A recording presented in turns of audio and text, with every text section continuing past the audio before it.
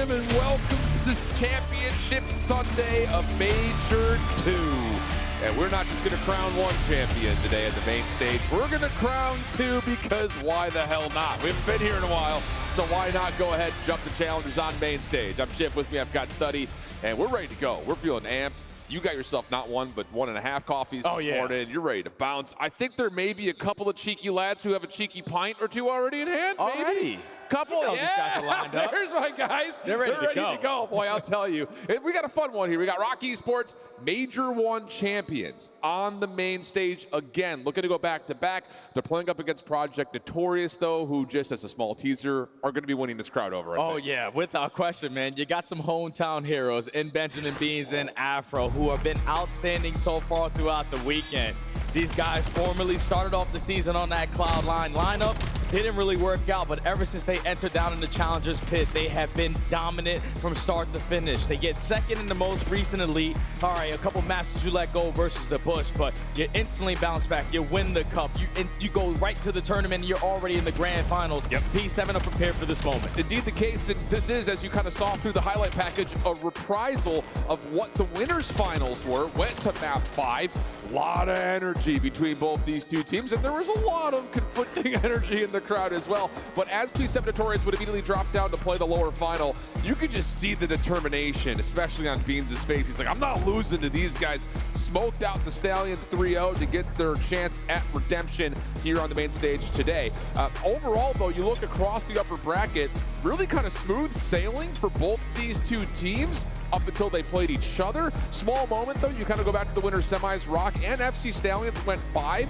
But this ROK Esports team is getting the job done in Search, man, I'll tell you. Oh, yeah, and I feel like that's been the story of ROK Esports all season long. Game 5, they are the most comfortable they can ever be, man, because they have players who are not afraid to make plays. When you think about what the Saudi guys have done all throughout their careers, it's been through Search and Destroy. So you've got Daham, you've got Kix, Daham X, and Rixel.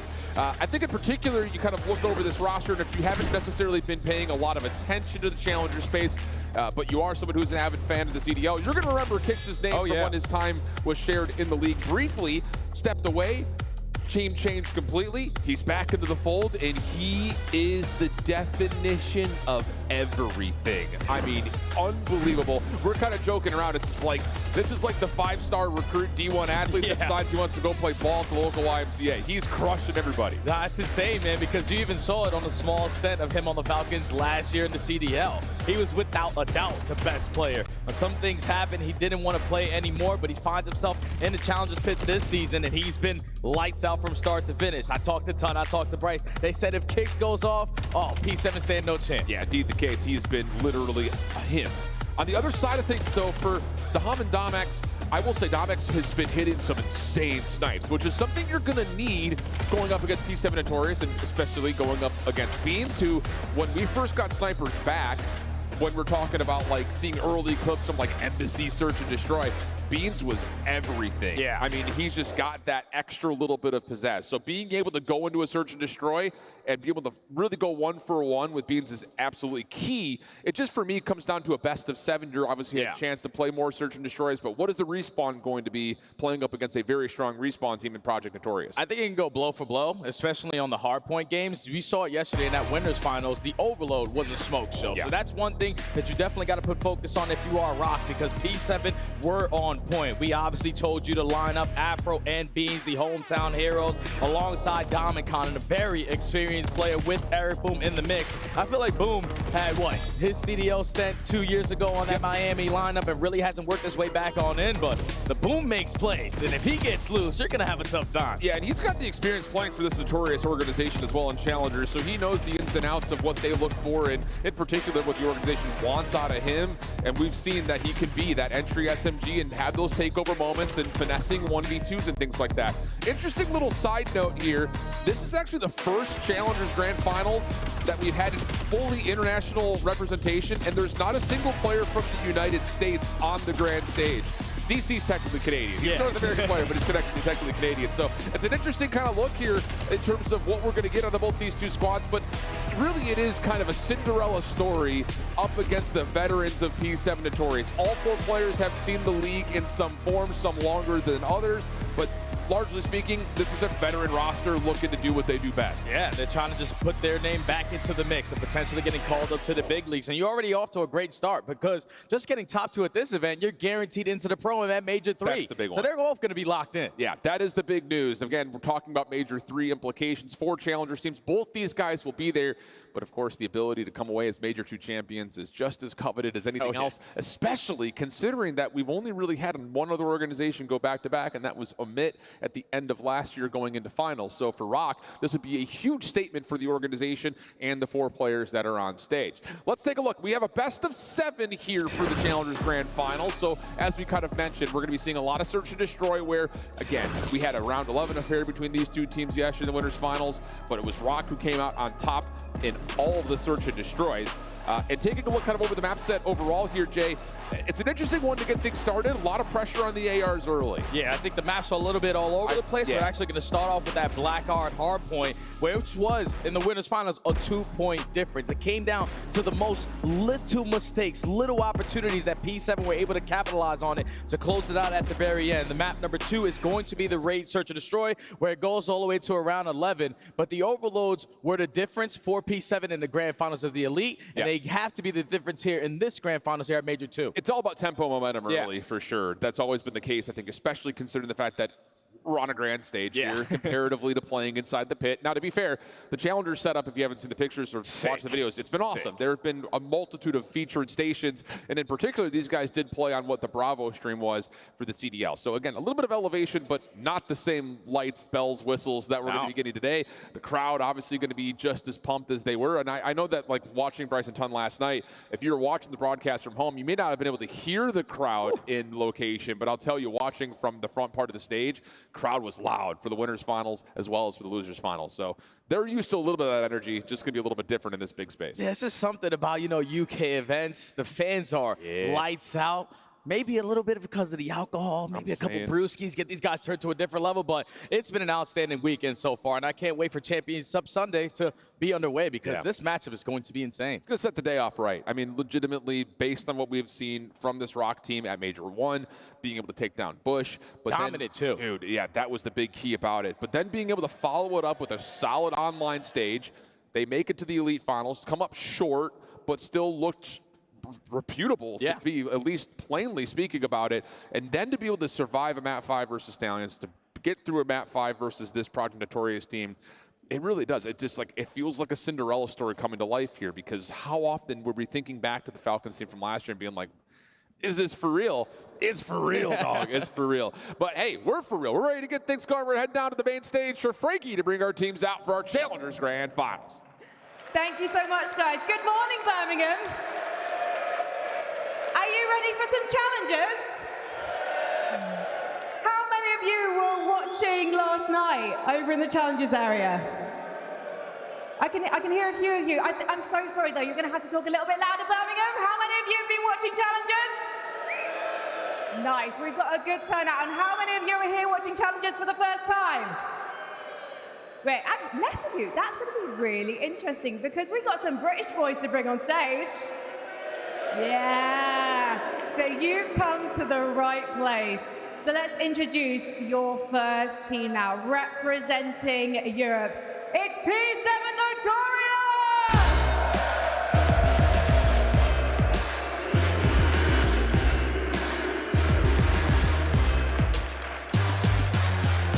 We've got Diamond Khan, Eric Boone, and representing the United Kingdom, we've got Afro, and we've got Boone! All right, boys, take your places, because this challenge is not going to be easy. Their opponents from Saudi Arabia are the reigning Challengers Land Champions from back in Texas. Please, Birmingham, give them some noise at least. It's Rock!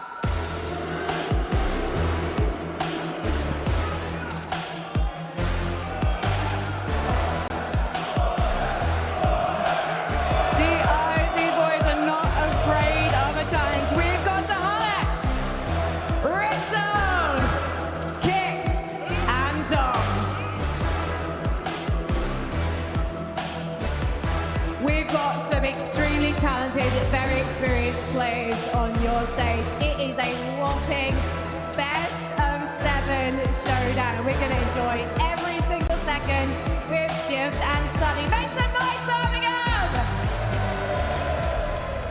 appreciate that, Frankie. And I heard you guys in Birmingham. But one player you should know now, Coach Steve Vortex, coaching this ROK Esports team.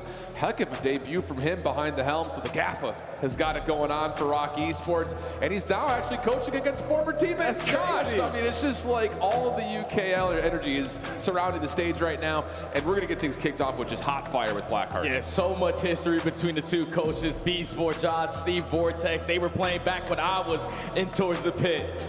But now you're coaching two teams on that main stage for championship. Blackheart is going to be the first map to start it off. You're instantly going to be put into the mix. It was a 2-point difference in the winners finals. They even got John Exotic up there. Big shout out to John. Love that, love that. So I'll say this is one of those matchups that may not necessarily ring the same bells as last year, but it feels like we're starting to get some, I would say, solid looks at what is coming out of Saudi Arabia. I think you watch some of the watch parties who have been tuning into the Challengers teams, whether it be in Europe, but especially North America. You're looking at how much improvement players like Roxas and King Abadi have been able to find. New players like Nox and Gentle. And then you've got this group of 4 with the helm being ran by Kicks to bring in 3 guys that are finding immediate success while playing not just in EU Challengers, but most impressively, it's not about the ping differentiation, which was such a battle early. These guys are doing it on land. And if they were to go back-to-back, what a statement that would make for the region. Oh, yeah, that'll only open up the eyes for everybody in the pro scene. Like, we might have to take a chance on these guys. The only thing potentially holding them back is their Call of Duty English. Like, these guys are so comfortable playing alongside each other. We know that it takes time to learn the lingo to be at the top level, but if you're going to consistently be winning down here in the pit, you got to be willing to take your shot up top to see what you truly stack up against the best in the world. Talk to me, though, about main stage experience, because you've got a lot of that. Oh, yeah. E7 Notorious. I mean, oodles of it at this point in time, let alone the fact that running through long days and challenges is also kind of kicked because they've done it for so long. What does that veterancy give you when you're playing on a stage that looks like this comparatively to ROK, who haven't seen this before? Oh, it gives you one hell of an edge because you understand what it's like to be in this moment on the main stage with the bright lights on you. Players like Afro, players like Beans, who have been in multiple situations like this, they know that it's all about one map at a time, one moment at a time, one round at a time, and just being calm, cool, and collected. Because sometimes you might get a little bit overzealous, a little bit overconfident, start challenges that you don't normally find yourself doing. But the team with the experience that knows how to lock down those situations always walks out on top. So without a question, P7 are more prepared for this matchup. Absolutely, and I think it's just really interesting to kind of keep that in the back of our minds, because you're going to see pop-offs after every single moment from both of these two teams. There's no shortage of energy between the 8 players that we have on stage. And so I think there is a level of, can you keep yourself level set, knowing it's a long best of 7? Oh, yeah. The obvious chances of it going the distance feels high comparatively to the fact that this was a full best of 5 that went 5. So yeah, I think that is a lot of just like, don't come out and you get your first 3-4 dead, you're just already screaming your head off. You have to measure that adrenaline as you get through this series. And just to end out Major 2 on a high note, we know we have a couple weeks before Major 3 starts off. Both these teams are guaranteed on the Pro-Am of making it to the event, but you might not be on a Challengers team participating there, depending on your results or what you're able to show here on the main stage. Everyone wants to be a pro. Everyone wants to work their way back on up. And when you take a look at the Master Mode, finally put in sync. Blackheart started off, Raid Search and Destroy at number 2. Both of those were 3-point differences combined between each other. Then the Overloads are truly where ROK Esports need to show some fight yesterday, because the one time that I tuned in for the Challengers broadcast wasn't at Winners Finals, and P7 beat them 6-0 on a map that's actually not in this one. So they do their homework. They said, nah, we're not going to play that Den Overload. We're going to play Exposure and Scar. So it's going to be a battle. Yeah, it definitely feels like Overload has been kind of the thorn in the side for ROK Esports. Kind of looking at what they were showing against just Project 7 when they were playing in EU Challengers Finals, coming up runner-ups. But then you go back to when they were playing in Elite 1, they finished 3rd there. Just doesn't really feel like they have a full handle on the mode as of yet, comparatively to the other top veteran teams. And that's something we talked about a lot in the Challengers broadcast is, you know, Stage 1 was a movie. We had so many new names, a lot of eye-opening experiences to players that are either brand new to Elite experience or are finding a lot of value in this title in particular. But as we start to get deeper into the Challenger season, that's where you see the veterans really kind of taking control. And okay, now we're going to play structured Call of Duty. We know what it looks like to kind of be the eye-popping POV and what that means, but playing good fundamental COD is where you find success. And that's something that for Rock, you need to start finding immediately in the Overload. Yeah, because I feel like those are the teams that always find success towards the later half of the year. It's very good in the beginning where everyone's trying to figure out the game. All right, you might be able to get the edge on them. Some could be saying that that's exactly what happened to Paris Gentlemates for that Major 1, but once everyone starts to lock it on in, start to have similar strategies and then expand on that, that's what allows teams to be more comfortable. So you saw the fist bumps going out. Coaches giving the final comms were most likely about to load into the black card. And I promise you, for everyone in the crowd, right now you're going to be sitting, but with the players that are on that stage and the pace that they set, you're going to be nonstop yelling in this map 1. Oh, yeah. And I think there is going to be, based on how the winners finals went and the emotions that were shared across the stage to one another, it will not take long for those sentiments to be brought into the mix here today. So we'll find out if there's going to be that extra little bit of heat and passion that fuels this matchup, or will it be that cooler heads will prevail? Feels like it's only a matter of time. No more yapping, Birmingham. Let's get locked in. If you've got a pint, I want to see the bottom of that thing up to the sky right now. Let's get this energy going the right way. Blackheart Hardpoint, ready to get us kicked off fast and furiously with Rock Esports and Project Notorious, a rematch of the winners finals that had nothing but drama and nearly fisticuffs at certain levels. It was a 2-point game in that winners finals. You're desperately looking to make one slight change if you're either one of these teams to either make it easier to close it out. But Rock Esports, every time I think about their hardpoint game, it's usually through the ARs, but a black card, everyone with the SMG's got to be mixed. And how about Kick starts us off with 3? So are we going to get a back-to-back repeat champion, or will the duo of the UK come out and find the extra favor for Project 7 Notorious? Let's get it on here with Rock kicking things off solidly. P7 on the P2 side of the map, trying to work their way over, and how about the Hop able to find himself too, and that shuts down the secondary push for P7. Yeah, they're locking this down. They're not willing to flip those spawns instantly over towards the P2, but you keep on slaying your way out now. Those spawns are automatically going to flip. P7 not the start that you wanted to have. You're going to go for a 2-2 split here. 2 players to the wall run. Apple finds the opening kill. Beans tries to keep him alive, but at least for now, you're getting some kind of time off of P1. Yeah, and you're able to actually get a nice little moment here where you could potentially influence one of the spawns to be out, and that is indeed the case.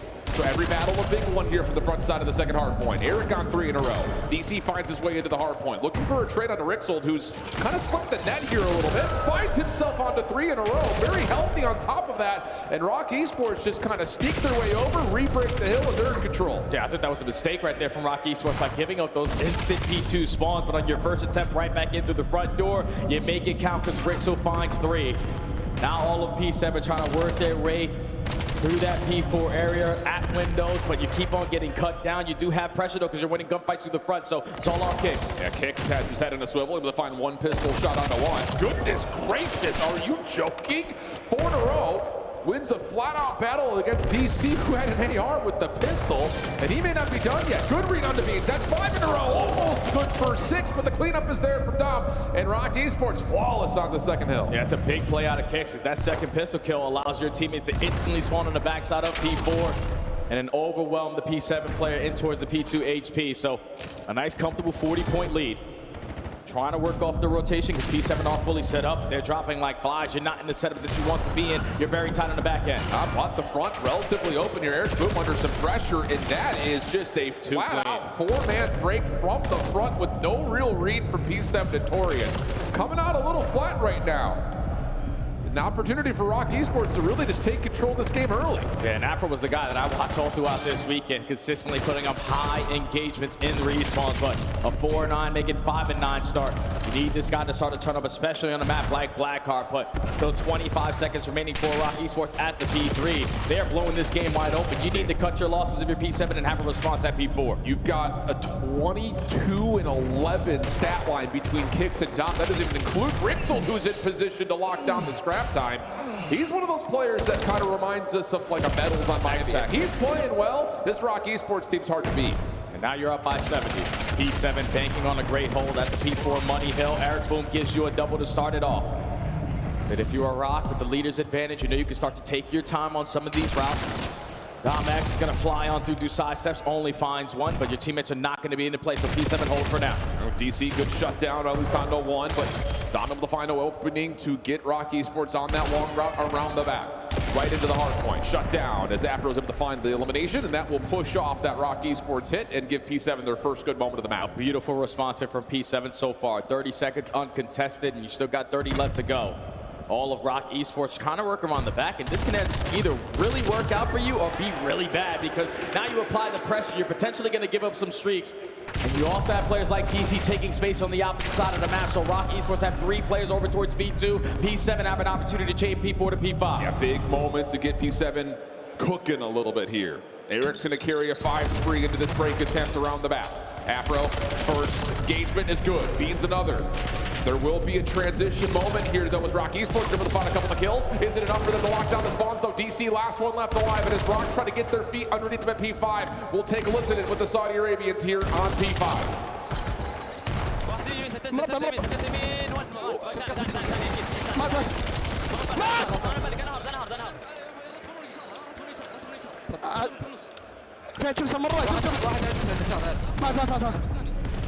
لا لا لا لا فكروش ها انا ضاغط يمين انا هاخذ الحين بس مات شرف النص ها نص ارك نص ارك بس لا ارك يسار لوك يسار ما نص يا مصر ما جاء غطها. طيب الفكه من النقطه زين ابو ركز هات يمين حالك زين واحد يمين مره ما يمين انا غادي ود الثاني طيب الدور الثاني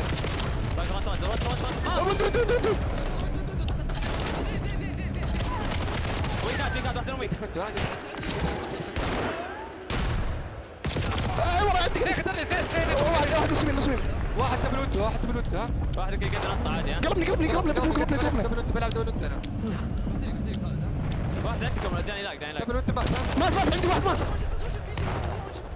ضربات مات انا مبلك بلو انا مبلك انا اشوف ابلس اشوف يسار مره علي دبل علي ان شاء الله اشوف Telling you, man, these guys are for real. They survived through the Hellstorm being dropped onto the 5th hardpoint without much problem at all. And now as you rotate over to 2, Rock Esports have the upper hand as they got the early rotation, but P7 aware of that, finding a couple of kills to 50-50 chow the next hardpoint. Yeah, I don't understand a word that they were saying, but they got me ready to run through a wall with the energy that they are putting on the main stage.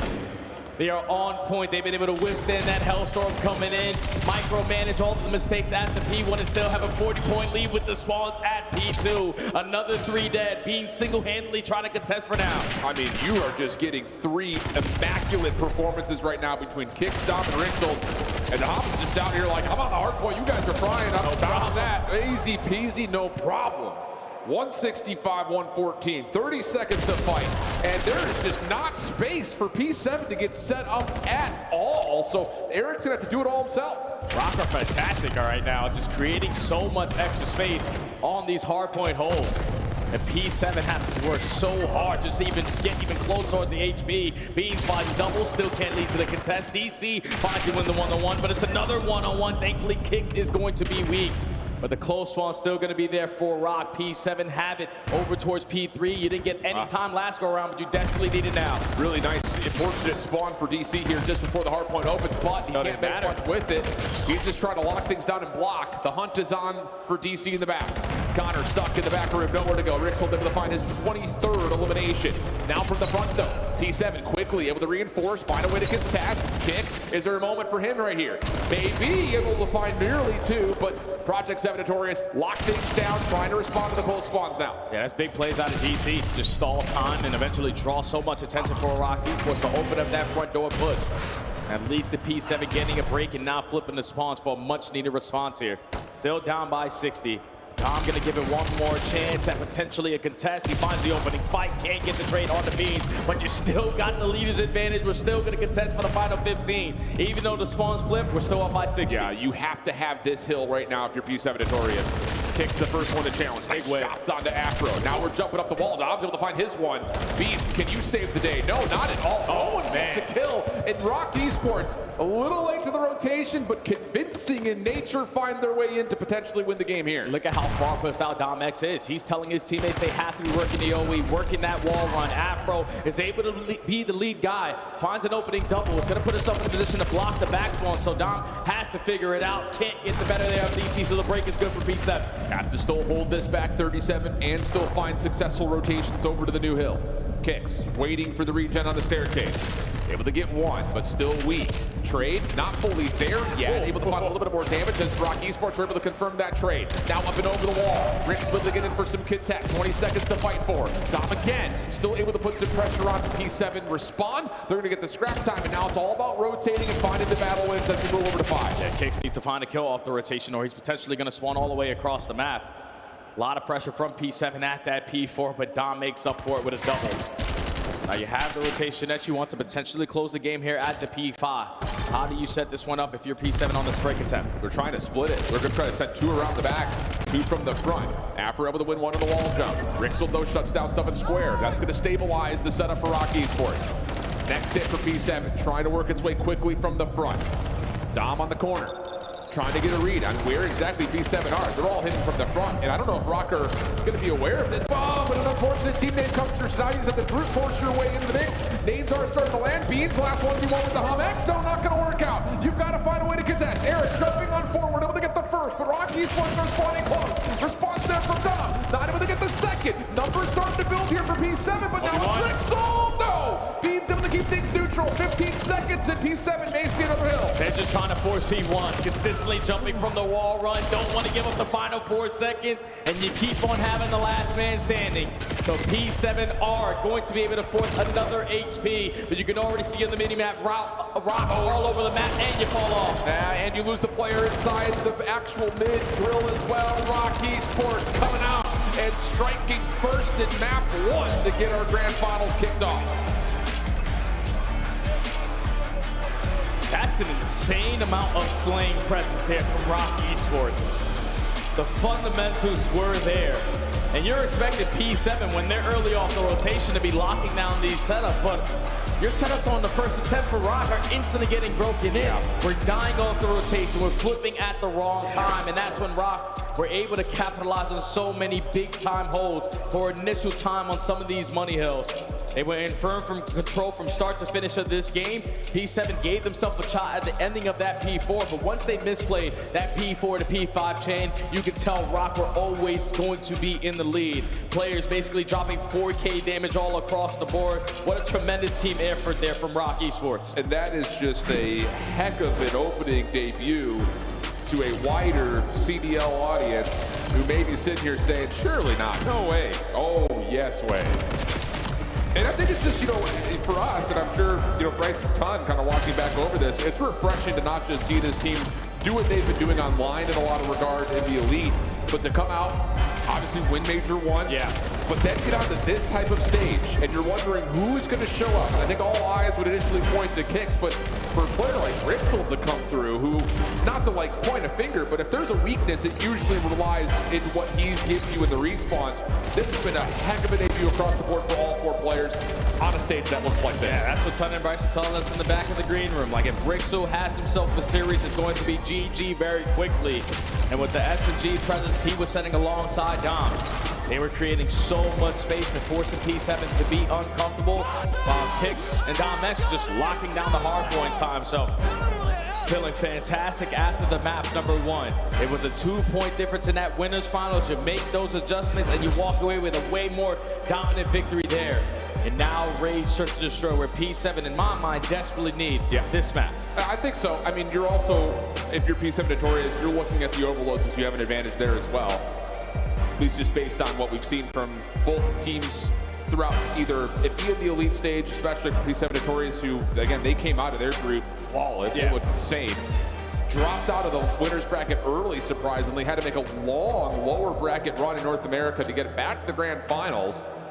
Made a bit of a show of it, but that's just a long run. And we had never seen that before. A team that goes from loser's bracket round 1 all the way back to the grand finals. But it is one of those things that you look at a best of 7, you don't want to start down 0-2. Yeah. Because then you're starting to build towards if we can actually catch momentum on an overload, and you start to second guess and you get in your head. Yeah, but the good thing is, the experience, this is where that's going to play a part. You know that, like you said, it's a best of 7. It's not going to be done until someone gets 4. So falling short on the map, number 1. We're in as hot as we want it to be. Not prepared for the Blackheart aggressiveness, but Raid, Search and Destroy, everything is going to slow down. We see it so many times, especially in that Elite Grand Final versus Bush. P7 love to take a lot of risks. Like you see the way that Afro likes to play. He loves to take so much space alongside Eric Boom. When they have success, the game is super easy for them, but they're either getting blooded or getting the first blood. It needs to be going your way instead of the opposite. And it's not even just off of the aggression that could be happening from the sub battle. Like we were talking about in the frame up, snipe versus snipe. Expect to see that possibly play a major impact as well, because for Beans, you know what you're gonna get. But if you are not familiar with what Dom X has brought to the table, he had popped off yesterday and had a couple of snipes in the winners finals. I was just like, dude, what are we talking about? Looked absolutely insane. So it does feel like, to a certain regard, you know, you can kind of see it during the walkout. Beans is like on the stage, like getting all these cheers from the crowd. It's just like, whoa, this feels a little different. But you got to be able to produce that energy. And so far, it's been all controlled by what ROK Esports has done. Got to show out in front of the hometown team. What a hometown crowd if you are Beans and Afro. A slow start to the series, but you can instantly bounce back with an S&D victory here. Beans' sniper needs to be felt. You know what he does on the map. He's not afraid to put himself in very aggressive angles to take those first couple of shots because of the confidence that is within him whenever he's walking around with the snipe. And when he's playing like that, it only opens up lanes for Afro and Eric Boom. So Beans, X Factor, no doubt. Dom X on the other side needs to shut him down. I hear that. So we'll see what we get here for the Raid Search and Destroy. A repeat from when these two teams have played. It's tight. Round 11. Yep. Last I checked, it doesn't get much closer than that.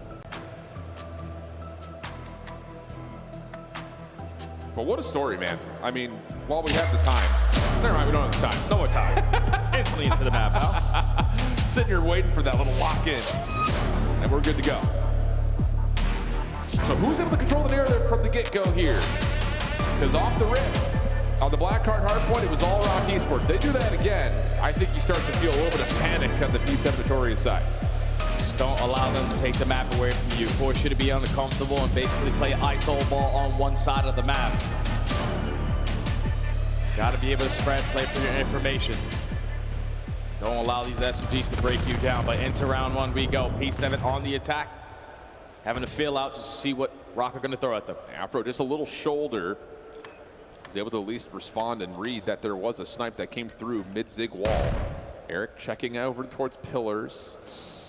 And instead is able to find Kix, who's pushed up a little bit too far. So first blood confirmed. P7 Notorious now playing with their numbers. But Rixel, the quick response through Tiki, has things at a bit of a pause. And whoa, hey there. Dom able to run right through, find another follow-up kill, and now it's numbers to ROK. Don't have the information that the bomb is going to be down, though, so Afro and Beans trying to clutch on up here. Every single player from ROK is scouting for some information. Dom X cannot commit on this gunfight.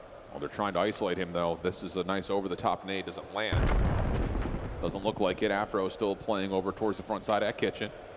Up and over, Beans sees the shoulder. There's the chow from Afro. They get the isolation that they want, but now time's becoming an issue here with 20 seconds in the 2v2. Got to recover the bomb and get it down.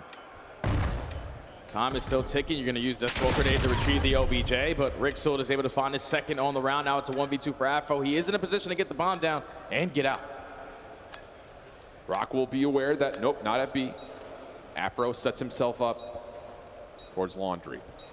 And for ROK Esports, you would assume that there would be an opportunity to double up and just try to brute force him out, especially considering that Afro has the sub. 15 seconds already gone, and they still have yet to spot him. This is taking a lot of time. Now here comes the commitment for the retake. Rixel playing on top of the bomb. Dom trying to guard. He's cleared Laundry. Afro, there's the read, gets the first.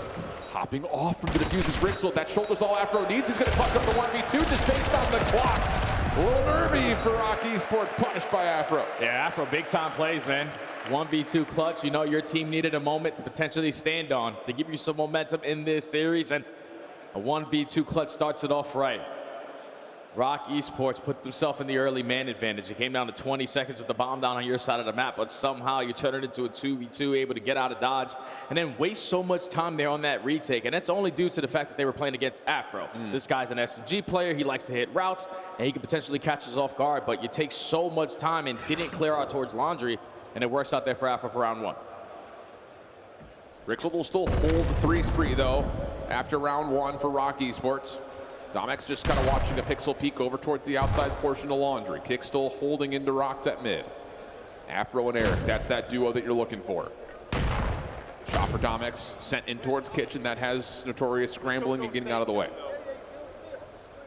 They do have mid-map control. You potentially get this bomb down over towards A, but you have given up that presence at that B site. P7 have taken water steps and kicks. You better choose the right time to stand up. Yeah.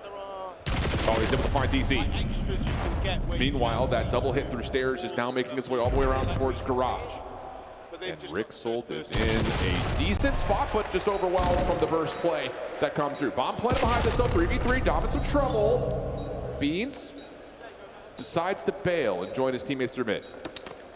15 seconds already gone. Kicks gets a lot of information. They're all attacking through mid pillars. He's able to find one, 2v2. Beans was close towards the bomb, but not going to commit for the defuse. Smoke will dissipate. Beans able to find a rifle, turn that into 1. Dom able to shut down the first, looking for the 1v2. Up and over, back into Laundry. Oh, but Eric's right there to meet him. Good read there for P7 Notorious. Another 1v1 clutch comes through, and that's going to be a 2-0 edge. And that's just all done off that round, the way that they figure out where Rixel is. It's a 2 players working on that deep pinch, and I thought he put himself in the perfect spot to at least guarantee 1, but great heads up play there from P7 to read the guy watching the late pinch. At that point, you put Rock Esports in a very difficult situation. They are trapped over towards Laundry, couldn't really choose the right direction to look. They were overwhelmed with the pressure through mid pillars. P7 2-0. It's a great start. But in this first blood battle, hasn't been as convincing as maybe the scoreboard would lead you to believe. Afro looking to at least get something going early here for P7, and that's just an overwhelming force for P7, and they're going to actually take down Dom, who was looking for secondary information in the kitchen. So a 4v2 should lead to a quick plan, and Diamond gone, that's an easy one. Rixel just jumps on out, and Domex is now being chased down. Yeah, 1v4, bomb down at A. Good luck, my friend. Try to hit some quick scopes. This is a guaranteed P7 round. Yeah. There's absolutely no way. But maybe a chance to get a little bit of a hot hand cooked up here. That is what we're talking about. I'm telling you, this guy's got it. Well, don't give him too much. And yeah, the flank from behind. But a small sample size of what you might need to worry about with Domex on this night. Yeah, right now, Rock Esports needs to make some adjustments, man, because they're single-handedly just sending kicks out to middle by himself. Yes. Like, someone needs to watch over him. You do it on the offense, at least with Domex and the sniper, but you can't single-handedly try to hold down mid-map with so many angles to watch. They give up the first blood. Someone tries to get the trade. You instantly fall as well. 4v2. Not in a position there. You're getting picked off early. So P7 playing flawless S&D so far. That was by far their cleanest round, though. Yeah. So, does feel like for Rock Esports, time to make an adjustment. Trophy system down, looking for some aggression. Domex looking for that opening peek through kitchen. And it's just a little bit of a push through as, yeah, you've got a read here for P7 Notorious. They've got 3 defenders in place towards B. Dom's still going to commit for the plant. Eric cannot fully see him, but can you get him on the exit? Beans catches 1 deep. Dom has no exit, and a 4v2 early has Rixel sweating, but he's able to find the first. Smoke down, though, so you can't see it from low bedroom. Someone eventually has to peek the bomb because P7 have the numbers. You could potentially be thinking about the objective, but they're actually playing it perfect. Afro trying to push forward, taking some damage. Pistol out, Rixel to find himself a second, but Beans able to find the counter snipe. Now it's just down to can Domex play off the clock. 1v2 situation. Beans able to find at least an angle, but not able to connect. It's DC top bedroom to finish things off, and it's P7 Notorious still flawless 4-0 up. It's just so easy. when you're gathering information 5-10 seconds into the round. Rock Esports, they try to take mid-map away with the sniper watching over to get towards water steps, to get over towards the B site. But as soon as he gives up the angle, Eric Boom crosses in towards money. Now Beans finds that opening kill. Eric Boom in a position to get the bomb planter. You're put into a 4v2 immediately as soon as that goes down. So in a man down to get all 4 players when they know you're going to be over towards bedroom.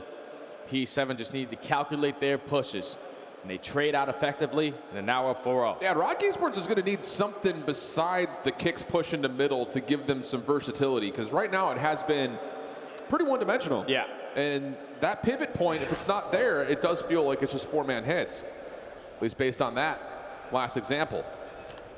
Kicks once again, though, playing in towards mid, not playing as far forward, but Beans, I believe, did just see Dom pushing through onto the A site, and that's enough for P7 Notorious to say, let's try to feel off the other parts of the map first before we commit to gunfights. Let's just back up and wait potentially for them to run right into us, because Kicks, again, taking so much space single-handedly by himself.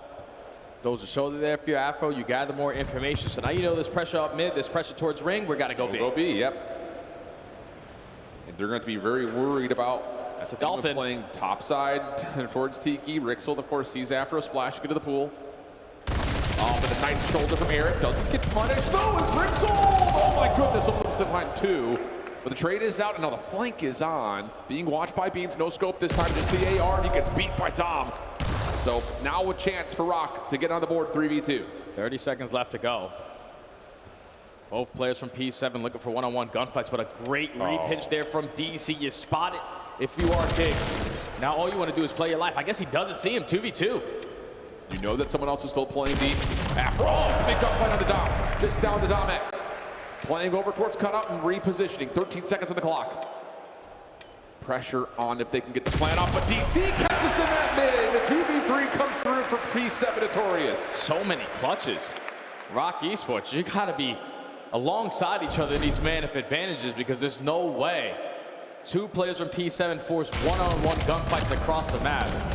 You're throwing away a bunch of these rounds. You started off this game in a 3v2 loss, and now you're losing this one to be down 5-0. Yeah. Getting outclassed right now by P7 and S&D. A 1v2, a 1v1, a 2v3. P7 just doing the dirty work in the mid-round. And what a statement in response this would be for P7 Notorious. To come out in 6-0 Rock Esports, who have been so good at search and destroy. And they just cannot find anything at all. Double push on the way. Talked about it. Eric Boom and Afro working together, but Dom X shuts that down. First blood comes by way of the scope, and Rock Esports in the 4v3. On the 4v3, you already have presence on the backside of Laundry. Let's not waste any time on getting this objective down. Make them come to us. So Rixel's just gonna put it down at A. Dom X finds another one with the snipe on the flank. 4v2. This should be a lockup round. Should be.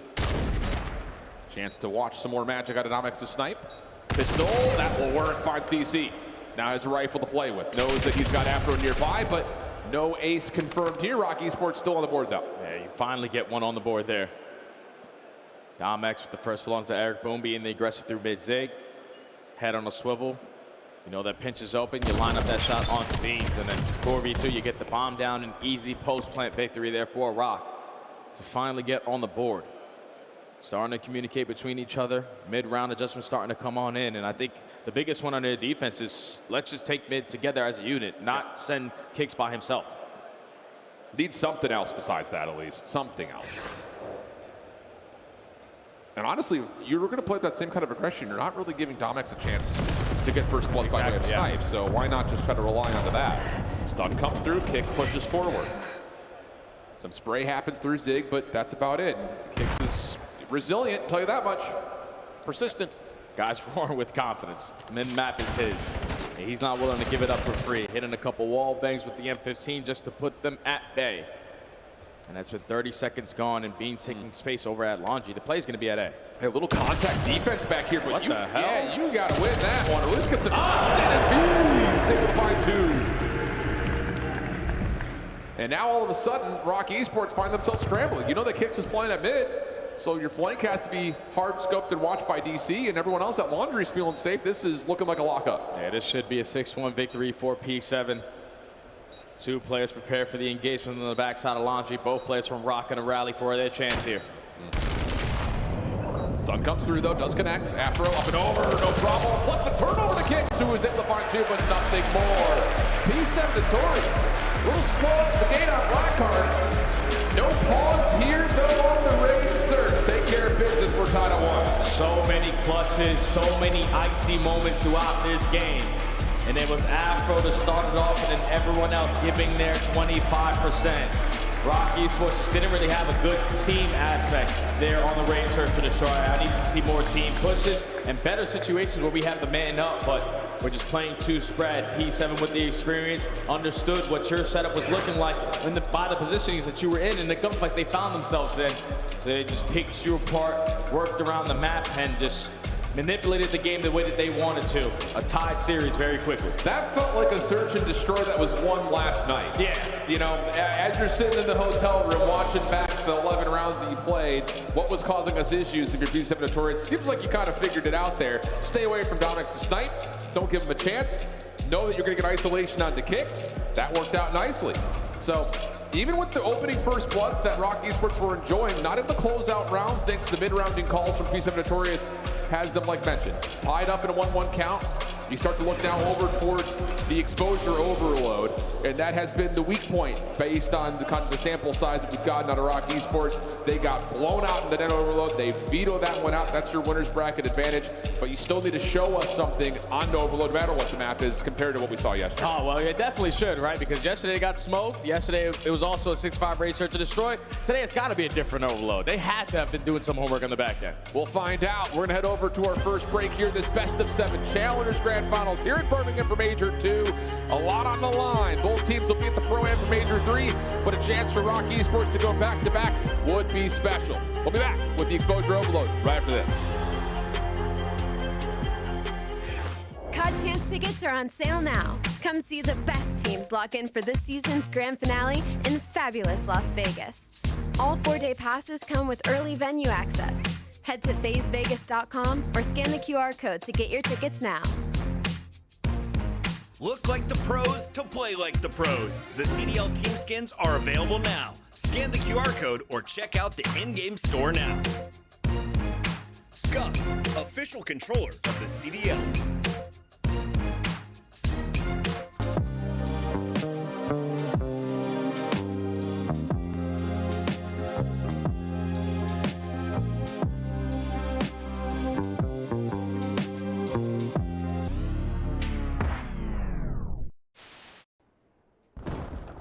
Cutting through with our boy through Dojo. What a rotate. What a rotate. Oh my god. Take notes, everybody. Behind. Yep, box. Oh my god. Oh my god.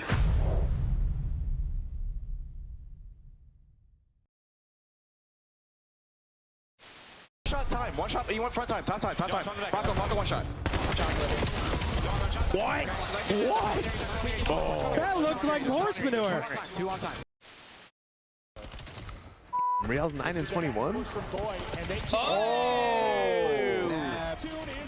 my God! We're getting a top 5 play early today. Massive moment. Oh my God! Oh! This is over. This is over. Oh! Holy he's still going! He's still going! Is anyone gonna shoot him? This is over. Oh, Nice. Come on. Hey, we got orange challenge, bro. Go. Let's go. Holy shit. Let's go clutch up there.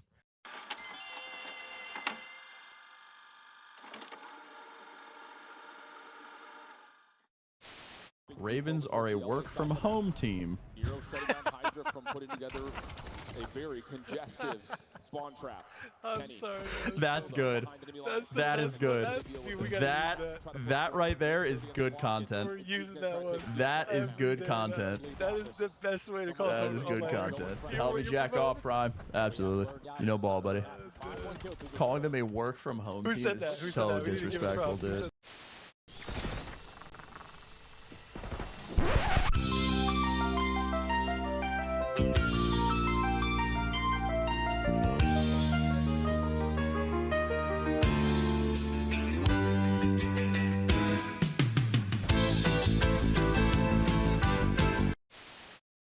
Here come the Thieves. They cannot allow this to slip now.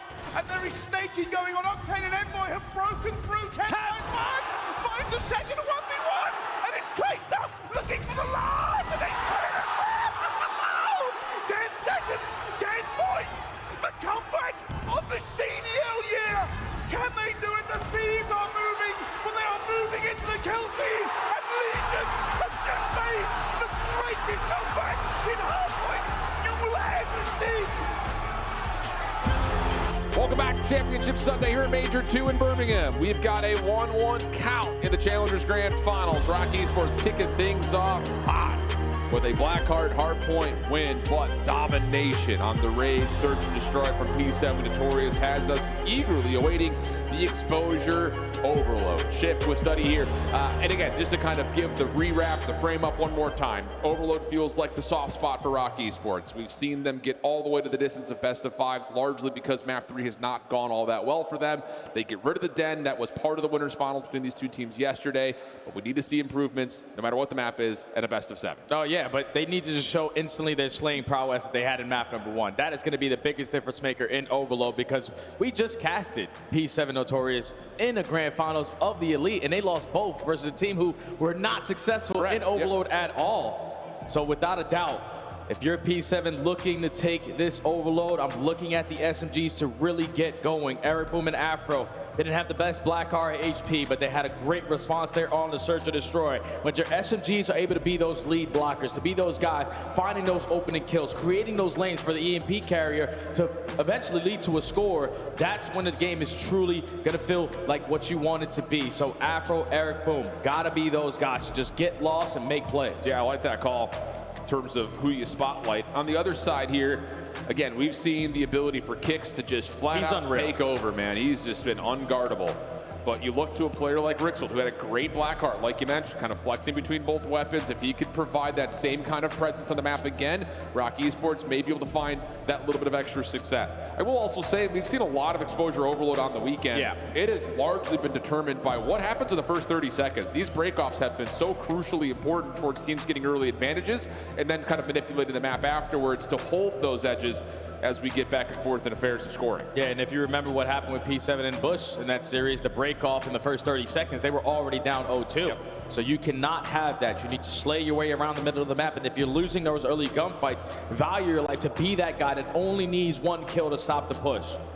So without a doubt, we know the pace is going to be set by Afro and Eric Boom. But DC, the fundamental guy who I look at this team to just be in the right spots, always at the right time. He's got to be able to lock it down with the AR. Yeah, I mean, especially as kind of floating back and forth between both sides of the map, you need to have head on a swivel, but you also need to know what space is available that you need to try to block out and guard. Okay. It's all about macro gameplay, it feels like, in a lot of ways here for this exposure overload. For Rock Esports, it's just about, again, can you keep that momentum and tempo that you built so quickly in the Blackheart on a more structured mode like Overload, where, again, you have to pick and choose your moments in the blink of an eye. Here we go. Right off the reset, 1-1 count, exposure Overload. Who's got the edge early? And also, who's going to have the better teamwork here? Rixel already finding an opening frag over the top, but a lot of the presence from P7 through low dirt. You go 2-2 splits to the battle for mid-map. Traded out though, Domex able to find one. DC, this is what we're talking about. Can he fill that gap? Able to find the first clean lead, but doesn't find the double. Afro keeps mid-map contested. Nice shots over the top as Afro finds 2. And now it's just down to finding one more before possibly just grabbing and going, and almost able to connect onto its top ring was Afro, but that gets shut down and we'll stay in this battle for mid. Yeah, but P7, at least for now, feeling a lot more comfortable around that mid-map pressure because you still have presence over towards ring, and you're also finding kills in sync. The 2v2 battle, DC trying to create that lane.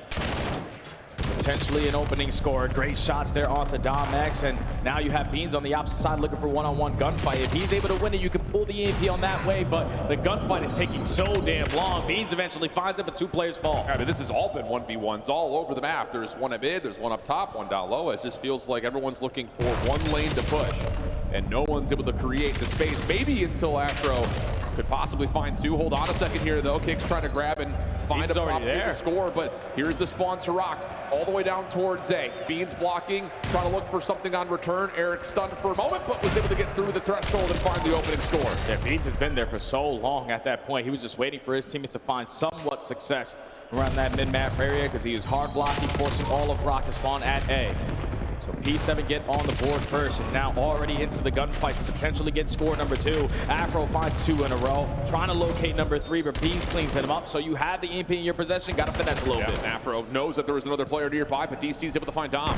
But Beans showing a rotation to A, but needs help from his team. They're trying to re-wrap back over through mid, and now a chance to set themselves up for a potential other B score. Afro on 3 in a row. The first one blocking. Pistol shots able to get some damage in, but Domex is low, not low enough though. Was able to shut down the EMP carrier, and Rock will hold. Oh, they traded there.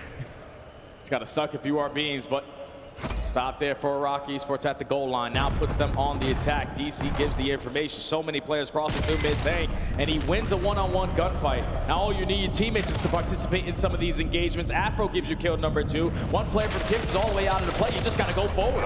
But Beans looking for the trade, able to get one. Problem is, Rock Esports did spawn up towards B, so the defense once again able to hold. A little bit of a sloppy moment there for P7 Notorious. Had the ability to set themselves up, but rushed the effort just a touch. And we're gonna go to the 2-minute mark here in the first half. Rock Esports not elected to grab the EMP though, so it will reset back over to Tank. Yeah, and they have 2 players around that mid-map area. You need gunfights to go your way. DC wins another big one-on-one. Now the only one here is gonna be Kicks, but one gunfight is all you need to slow down the push. If you get one extra, even better. But now on the opposite side, players coming off the respawn. Beans, your lead blocker over towards A. This is looking like a gap. Yeah, Domex falling at mid is critical. Beans able to find one more up top of the platform. Big shot. Get 2, and that's gonna lead to a second score for P7 Notorious. And they've got the bottom side of the map locked down for the next spawn point. This could be a quick exchange for a possible relay. They got them trapped, man. Already 2 dead in the feed. You got one player in Domex just trying to keep it alive from top window, but now you're the only player from Rock Esports trying to hold down mid-map. Thankfully, he gives you one at the right time. 1 minute and 20 left to go on the Gamecock, but P7, they are finding the kills when they need to, and you already have Eric Boom taking a lot of space to ring. Needs to find the information on the player top ring, and that's it. Now knows that Rixel is up top. EMP rotating around the pivot man of Eric Boom. Able to catch one with the nade out, but just gets a little bit caught right there. And then Domex able to shut down the EMP carrier. DC trying to get it done himself, but too many members to deal with, leaving Beans just to try to play a little bit of cleanup. Finds the first, knows he's got a second one nearby, and lots of damage out, but Domex able to find the win, and Rock Esports can reset. And this is where you need to push up towards B. You already found 2 kills, but we're playing it super patient, and no one retrieves the EMP. So now you're on the wrong side of the map. We got to work all the way towards dirt. 40 seconds remaining. Eric Boom trying to work on a pinch route. You know that all of Rock have to be over towards the lower side, and you're hoping your teammates can stall time for you to get into play. They try to, and that doesn't lead to anything. Rock finally get one on the board. Yeah, finally. I mean, again, it just looked like it was getting a little bit too cute for a moment there for Rock Esports, but they punished. EMP gonna go back over to mid. Rock Esports have a full hold on the middle of the map. Domex is gonna grab and see if he can try to run this thing, and he very well may be able to if a kill comes through, but instead it's Eric Boom from behind that stops the play. 8 seconds. Rixel thinking about it, but he is caught between a rock and a hard place. It's going to be P7 Notorious able to collect the EMP before it resets for a chance at overtime here in the first half. Lead blocker already falls though at this 8 point, so now you're looking at B to hit the route over towards that B side, or you're just going to commit over towards A. One player's got a pistol, one's got a Dravnik. Afro needs to try to clutch on up, but you fly on with the wall bounce, and you get the stop at the goal line. P7, without a doubt, on that opening half, we're controlling a lot more of the map. A couple missed opportunities there, only give them a 1-score lead, but Rock, on the one attempt that they finally got the EMP past that 50-yard line, they get the score. You just can't consistently be in your spawn trying to win an overload. Yeah, absolutely the case. And it just felt like as soon as they started to lose control over mid, again, panic started to set in a little bit. You're forced to a lot of 1v1 gold. Really, it wasn't even 1v1s, it was like 1v2 gunfights. And you do get a couple of heroic stands defensively, but not enough, I would say, in terms of showing us what they could do offensively. So lucky to be down 1, to be sure, but we need to see something different from Rock here in the second half. Yeah, a lot quicker in pacing and understanding of what you need to do. We get 2 kills. We need to be going because we have the numbers advantage to potentially get a score, but we keep on trying to look for even more. And Just allowing that time to keep on ticking down. Respawns to come on in. P7 consistently are always into the play, but off the break of this one, 3 go down in favor of Rock. Your EMP carry doesn't have a lead blocker, so Kicks just give up his life for free. Yeah, he was just looking for space. I don't think he anticipated that Beans was going to be that closely and that quickly over towards P2. Beans trying to find some space through panel, shut down. Kicks, got just DC trying to collect the EMP. Now you've got numbers for Rock.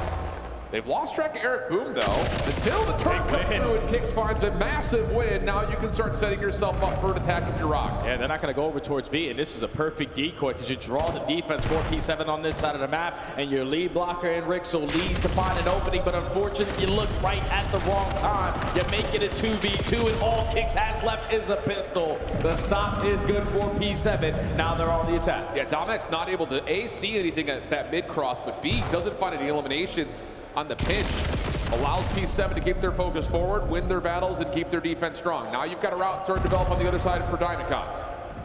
Rock Esports try to chase him. It looks like Kicks is aware of this potential play, but he's just sneaking in the smallest bush you've ever seen, and now DC, the lead blocker, looking for kills, not quite able to. Being stunned up, naded, nowhere to go after the last one left, gets himself to 5 in a row. The pistol whip not gonna work, and Rock can recontrol. You see the time of possession is heavily favored in favor of P7, but doesn't even matter when you're only down by 1. You just need one opportunity if you are Rock and EMP in your possession, but you are in your spawn, so you gotta make calculated plays here. Eric Boom already taking a lot of space through low window. He's trying to find an opening, but Rock's bottom. He's making some noise here at mid window for sure. Finally comes back to find Domex. Chance to possibly line up forward, but Kicks shuts down the play. After on the other side, contesting panels. Sees the shadow, surely. And that's not going to matter. DC beats him to the punch. So, chance here for P7. EMP's forward towards B, but the kills are starting to turn up in favor of the Rock defense. That's big plays out of Domex to find that double. Now you're forcing Beans to hit the rotation to his teammates who are alive around that mid-map area. But it's 2 minutes and 30 seconds left to go. You cannot allow P7 to continuously just be finessing with the EMP. You got to take care of him. It's Dom that finds the opening. Yeah, long route though from Eric Boom. Trying to support this play through mid. Keeps the EMP on the ground. Should reset in a moment, but Eric Boom connects and finds it before it does. So now the battle continues to rage on over towards P2. DC finds a forward kill though through windows, but you can't rotate it back over. You can't wait for the pinch. And now it's time to get you in the battle from the front. And that's enough, maybe. One more spawner somewhat close. Can you get there in time for Beans? He's on the hustle. Afro right there trying to guard, and that will be enough for Beans to finalize the score. 3-1 up on P7. Big time plays out of P7. Now a 2-score lead. A minute 40 left to go. Reset over towards Take side as well. And they're also getting every single kill off the rotation. Thankfully, Domex wins one gunfight and doesn't allow that score to just get away from you.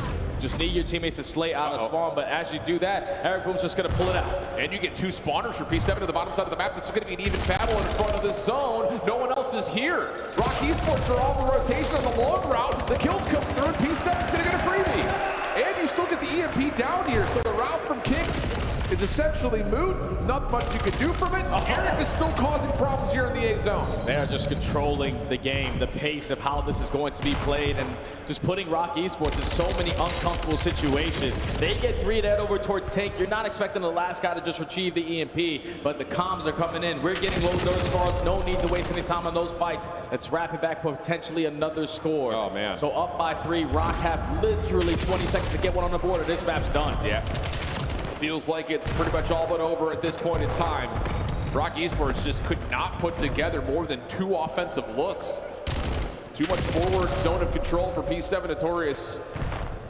So it's do or die time. It doesn't feel like it's not really mathematically possible unless you score right here and you get a quick pickup to score again to maybe force an overtime, but feels very desperate in nature. Dom in some trouble.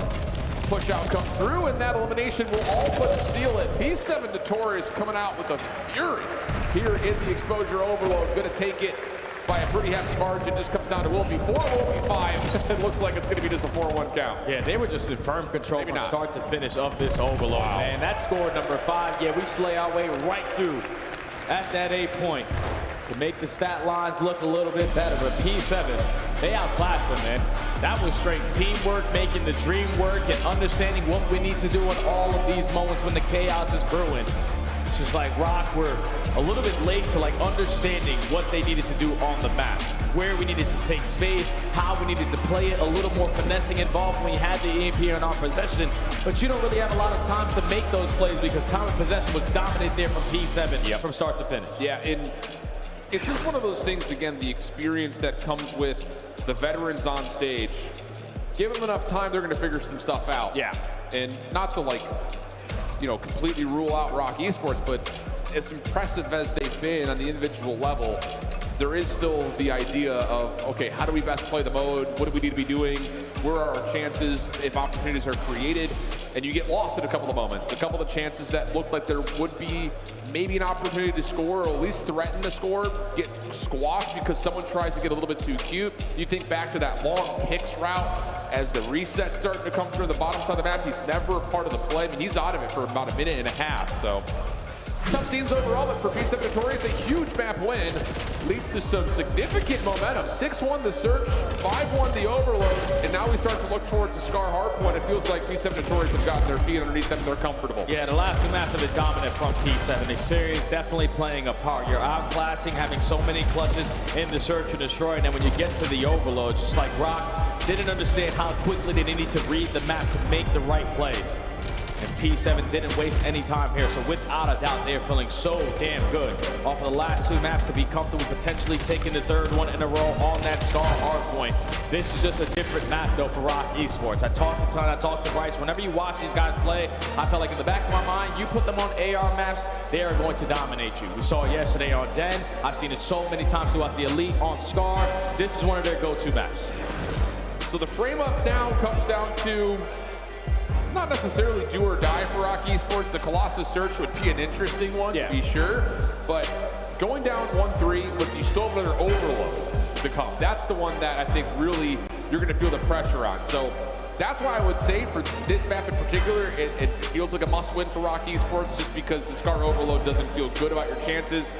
So win this one, you have to come out, win the Colossus Search, then hope you do it in 7. Seems like kind of the idea. Oh, that's what these guys been doing all season long. Now they go to a game 5, they basically don't lose it. They'd love to see series go all the way to distance, but in order to get there, you got to win some of the maps in the middle, and this one is desperately needed for them because, like you said, you still got an Overload you got to think about, and it's not like P7 have yet to waken up. They have dominated these last two maps, and you need to start right here, right now, getting yourself back into it. And getting onto a more 4AR setup type of map. Exactly, again, I keep the focus back over to Rixold again, just kind of on the weaker side of things. But if you want to speak more positive storyline, this is where Kix could be the spark plug for this team.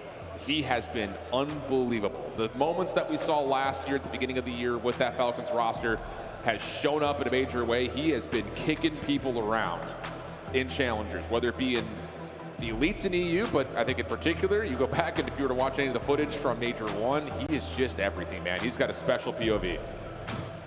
And we got a slight glimpse of him last year in the CDL. He was, without a doubt, the best one that passed the eye test on that Falcons original lineup. And now he's sitting here on Rock Esports still putting on a show.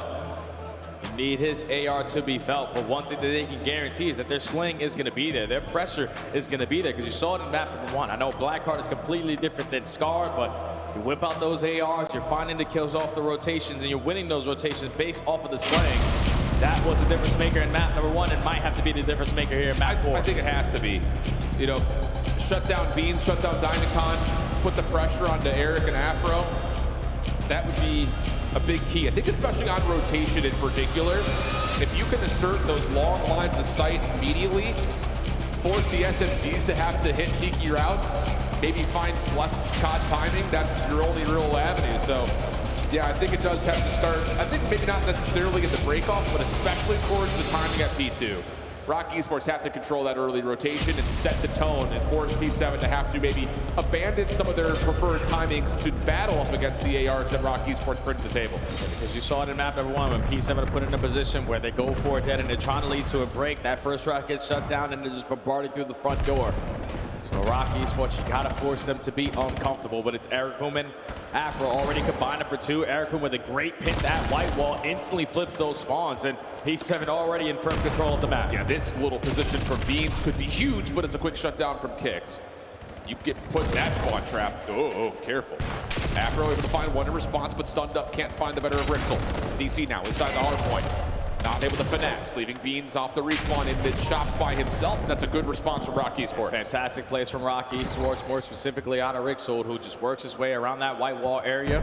Flips the spawns over towards blue, and now you have a chance potentially to take the lead going in towards P2, but 3 kills in sync for P7 off the rotation. They're going to be crystal clear at the next setup. A little bit of a question mark, though, for P7 Notorious on where Rock Esports have spawned. You can see everyone just kind of watching everything, and in that moment, a bit of a snowball starts to occur here as Rixel's able to find himself a couple. Kicks through mid-map, keeping the focus split. P7 won the rotation, but they haven't gotten into time. Exactly, Jay. And now you've got Rock Esports with the numbers. Quick spawns for P7 will allow them to contest, but a missed moment for sure for P7 Notorious. Without question, man, and it all comes back to just the comms of not knowing where those spawns are going to come on in. You had Afro pushed out towards blue side. You had another player blocking back green, so you had no indication on where the pressure was going to be coming from. And that allows Rock Esports to not give up any time right here at the P2 and now take a nice little lead with till 20 seconds to go. Yeah, look at Kicks already up forward, trying to guard the rotation for P7's next break attempt. 15 seconds on the clock. You need to win some gunfights here if you're P7 Notorious, and Afro gives you 2.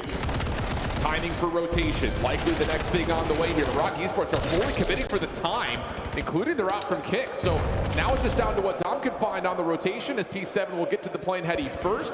Eric in a position to win the first gunfight, and that's going to be big for P7 Notorious with the setup round 3. And they also have the blue spawns as well. So now if you are Rock, someone has to hit one of these long routes, and it's going to be none other than Kicks, who does get picked off by Afro. So now this is a lockdown setup. You need stuns and nades to lead to an opening here at the P3 because there's no trophy systems in play. Well, patience from the front here from Rock. Wow, Kicks is taking the Giga route, brother. 30 seconds on the hill, and he's looking for P4 spawns right now. Big win from Domex in the middle of the map. Now the full pinch from Kicks can come into play.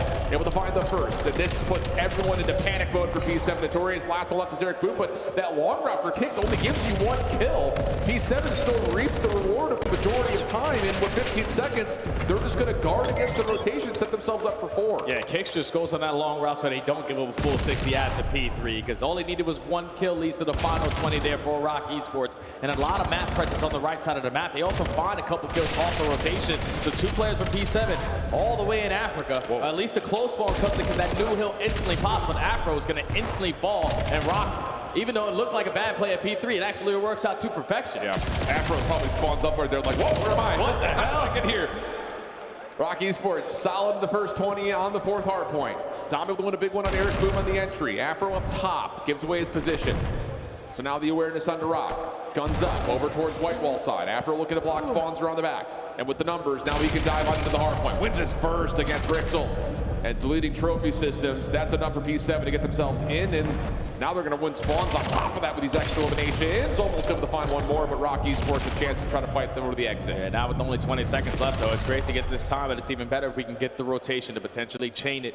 So we have to take some space around the middle of the map. Every kill you find by the old hard point is still up. You can potentially swarm them behind you, but great shots out of Tom X all the way across the back onto Boom. Allows Rock Esports to win the rotation over towards P5. Now P7 looking for a break.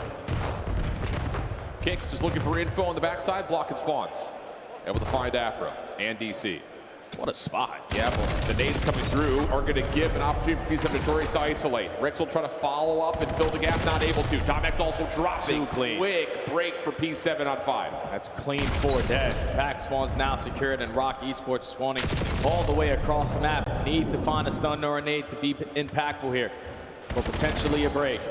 Domex, though, is able to sneak his way through mid-cut. The lead right now is going to go in favor of P7. They are lining up the kill feed. Let's listen to the Brits over there on P7. We're listening. Here, start standing on the backside. Stand on the backside. Okay, I hear you. I'm rich out. I do. Be cut. On the front side of time. Not bad. Nice, good. I think be cut at the back. Play the left. Let's go. Watch out left. 2, they spawn wing. Nice. One spawn wing. Oh, there's 2 going gate right now. Under the time. Under the gate. And shot, first shot. Nice. Under the gate. He's in time. Good. Nice. There's a time. Nice. Get. I'll get time. One more time. I want you to try. I'm telling you left side. I want you to wait. I want you to wait. I'm flanking. They're gonna spawn. I have all my top blue. I I have all my top blue. I have my top blue, Joe. Ready? I have my top blue. Yeah. Top blue. I have my top blue, Joe. Get my shot. You get my shot. Shot me.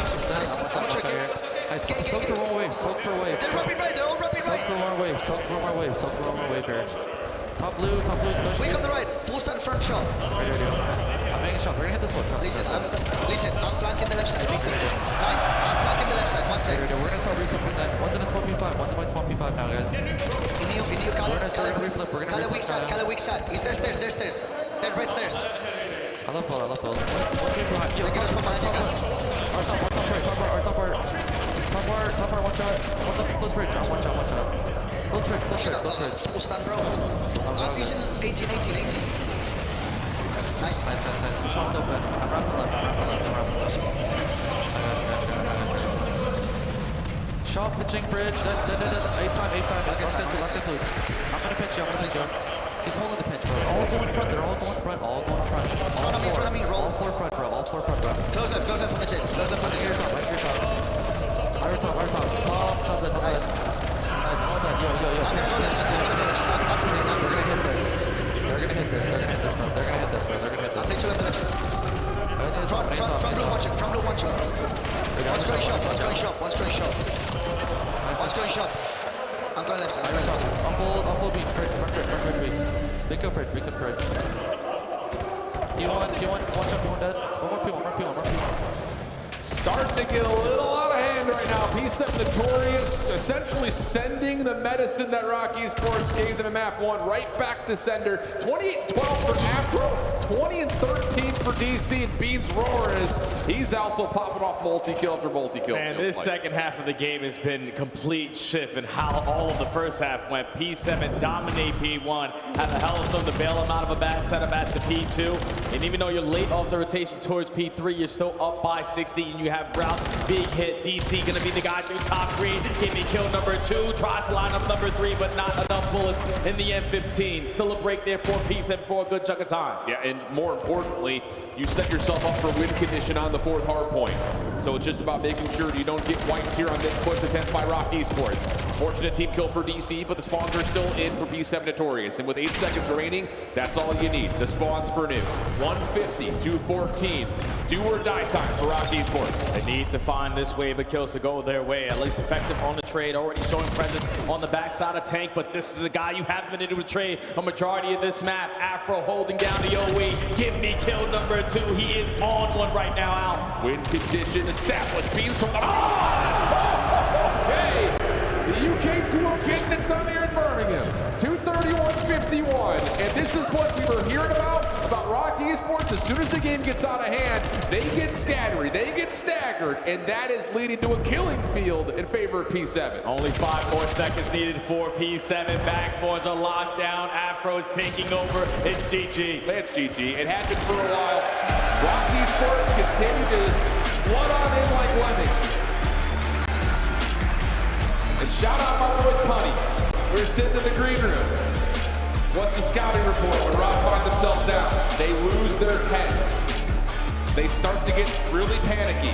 And that was the case immediately following that second center rotation. Just like when you put a team in an uncomfortable situation, you usually find yourself in scrims making up for that. But on the main stage, if your first rule isn't working on those long routes for early break attempts, you're now head bashing that in front of the hard point. And that's never gonna be good because there's no way with blue spawns on the second half of the game, you should get full 60 at the P1. We were just so scattered around the map, trying to run right up through white wall, getting pre-aimed by ARs on the side of P7. Okay, we trying to take Delhi. Afro's locking it down with an SMG or an AR. You couldn't find any space on the map because P7 was slaying you to bits. 26 non-traded, almost 3,700 damage there out of Afro. That's the guy that I saw all weekend long, and I'm happy he finally showed. Yeah, man, absolutely. And it's to that point, you know, just to kind of speak to Afro a little more, we saw that all last year in Challengers as well. Unfortunate situations kind of starting into the beginning of this year, but kind of thinking back over that Scar Hardpoint, I kind of want to say that like this whole map changes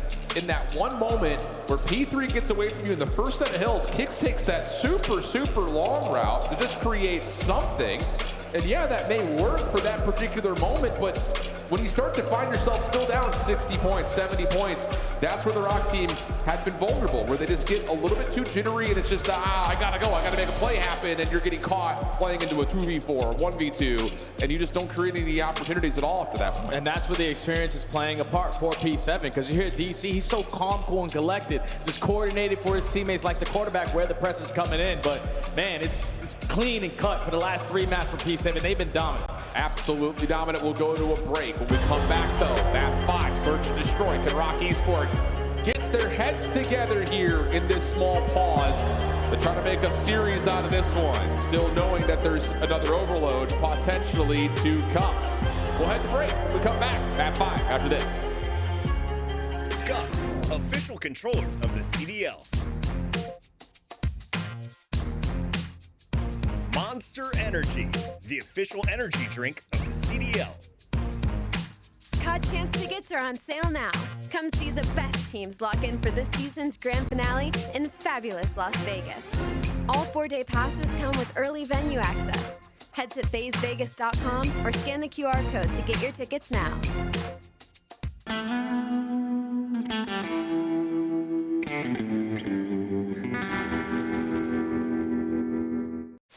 Can you walk us through what kind of y'all situation? Yeah, what's the setup you got going? Apartment? So we have a kind of like a penthouse apartment and a whole bunch of setups in here. Do you guys all live together in this penthouse? Who's cooking? Who's whipping up the meals after a win? So Brian gets the penthouse. We're all staying at a different apartment. Okay. Still pretty nice, not quite a penthouse, but you know, we spend every day here. It's Brian Saints living in a penthouse? Call of Duty can make dreams come true, children. You heard it here first. All right. White truck. One enemy left. Okay, Boozer, sniper. Oh, you got this. Watch this. He has no idea. He's gonna This is such a good play. I'm going cross-eyed. Look. You see him. I'm so much better. You can't teach that. You can't teach, guys. That's what you call 200 IQ right there. That's what you call 200 IQ. Only a veteran would make that play. Only a veteran, baby. Good play. Can't win it on the point. Scrap and the boys get it done. Back on the f***ing desk, play. Back on the f***ing desk. You're f***ing dog kid. Oh no, I'm dead. No way. You buy self-revive? Nope. Honestly, it works out. I'm starving.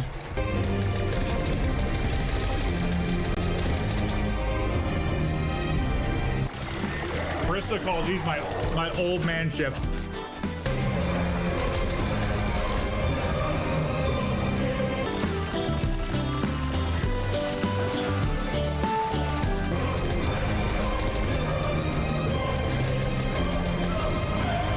Go out and Joe, I eat a bunch of tacos.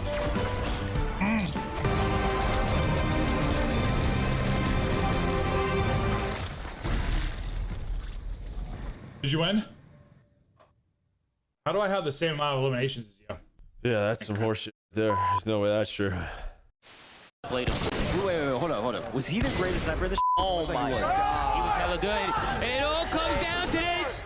Nation running it down. He's trying to no-scope him. Ricky trying to no-scope. Oh my God. Oh no. Oh my God. Didn't even hit him. Oh. GG. God, he got f***ing slayed. And it's face bakes. Oh my God.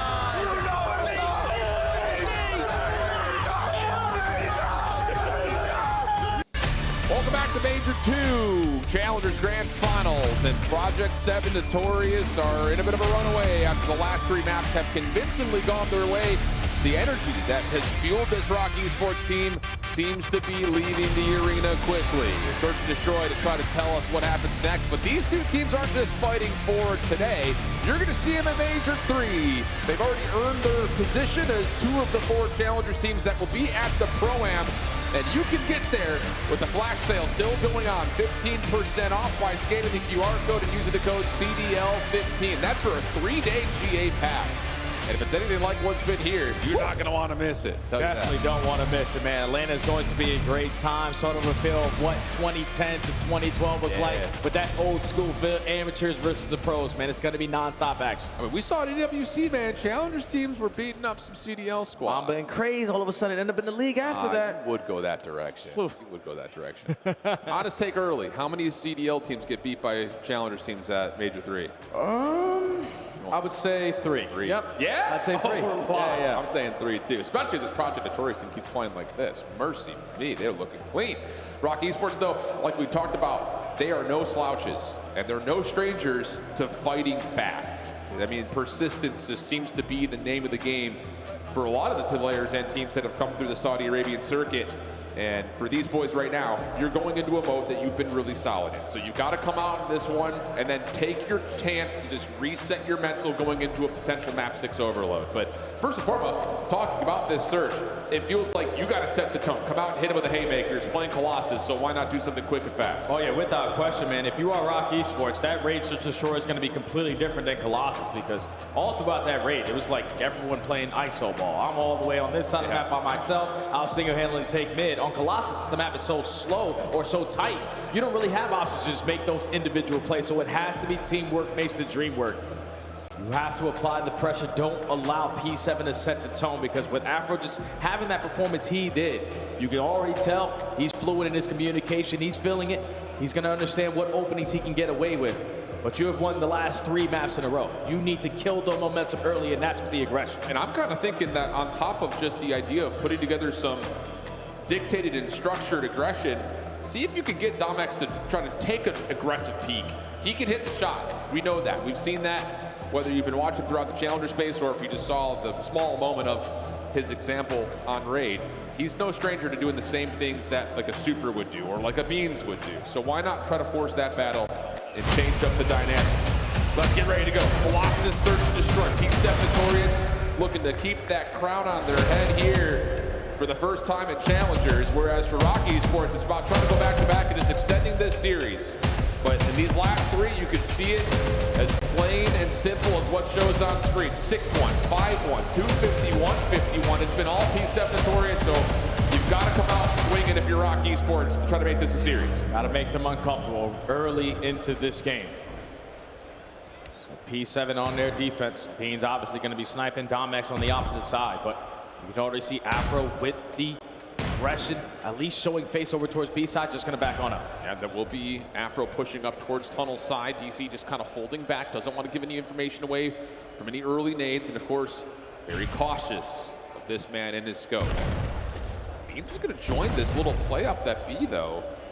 So if you're P7 Notorious, yeah, you can try to bully them out at mid, but Eric Boom will fall. First blood good for Rock, looking for more. Afro following, not able to find the first trade. Does he want to try to force a second? No, Domex will shut them down. Beans to the pistol, able to get one, but no ammunition for anything more, and Rock will get the first. Even with P7 taking so much map control away, when that first engagement goes down, goes in favor of Rock. You get that first blood, instantly find a trade onto Afro, because you have everyone in the same exact part of the map. Exactly what you need to do on a map like Colossus. Rock, get the opening round. Yeah. And really, it's just, you don't show much towards the A site. You're waiting for the defense to move around what your setup is, and it works out. Mostly off of the thanks for the first blood at mid, because otherwise, I think P7's read was correct. DC doesn't want to give away his position, stays back, stays safe behind P2, but that first blood battle was everything. So now it's time for P7 on the attack.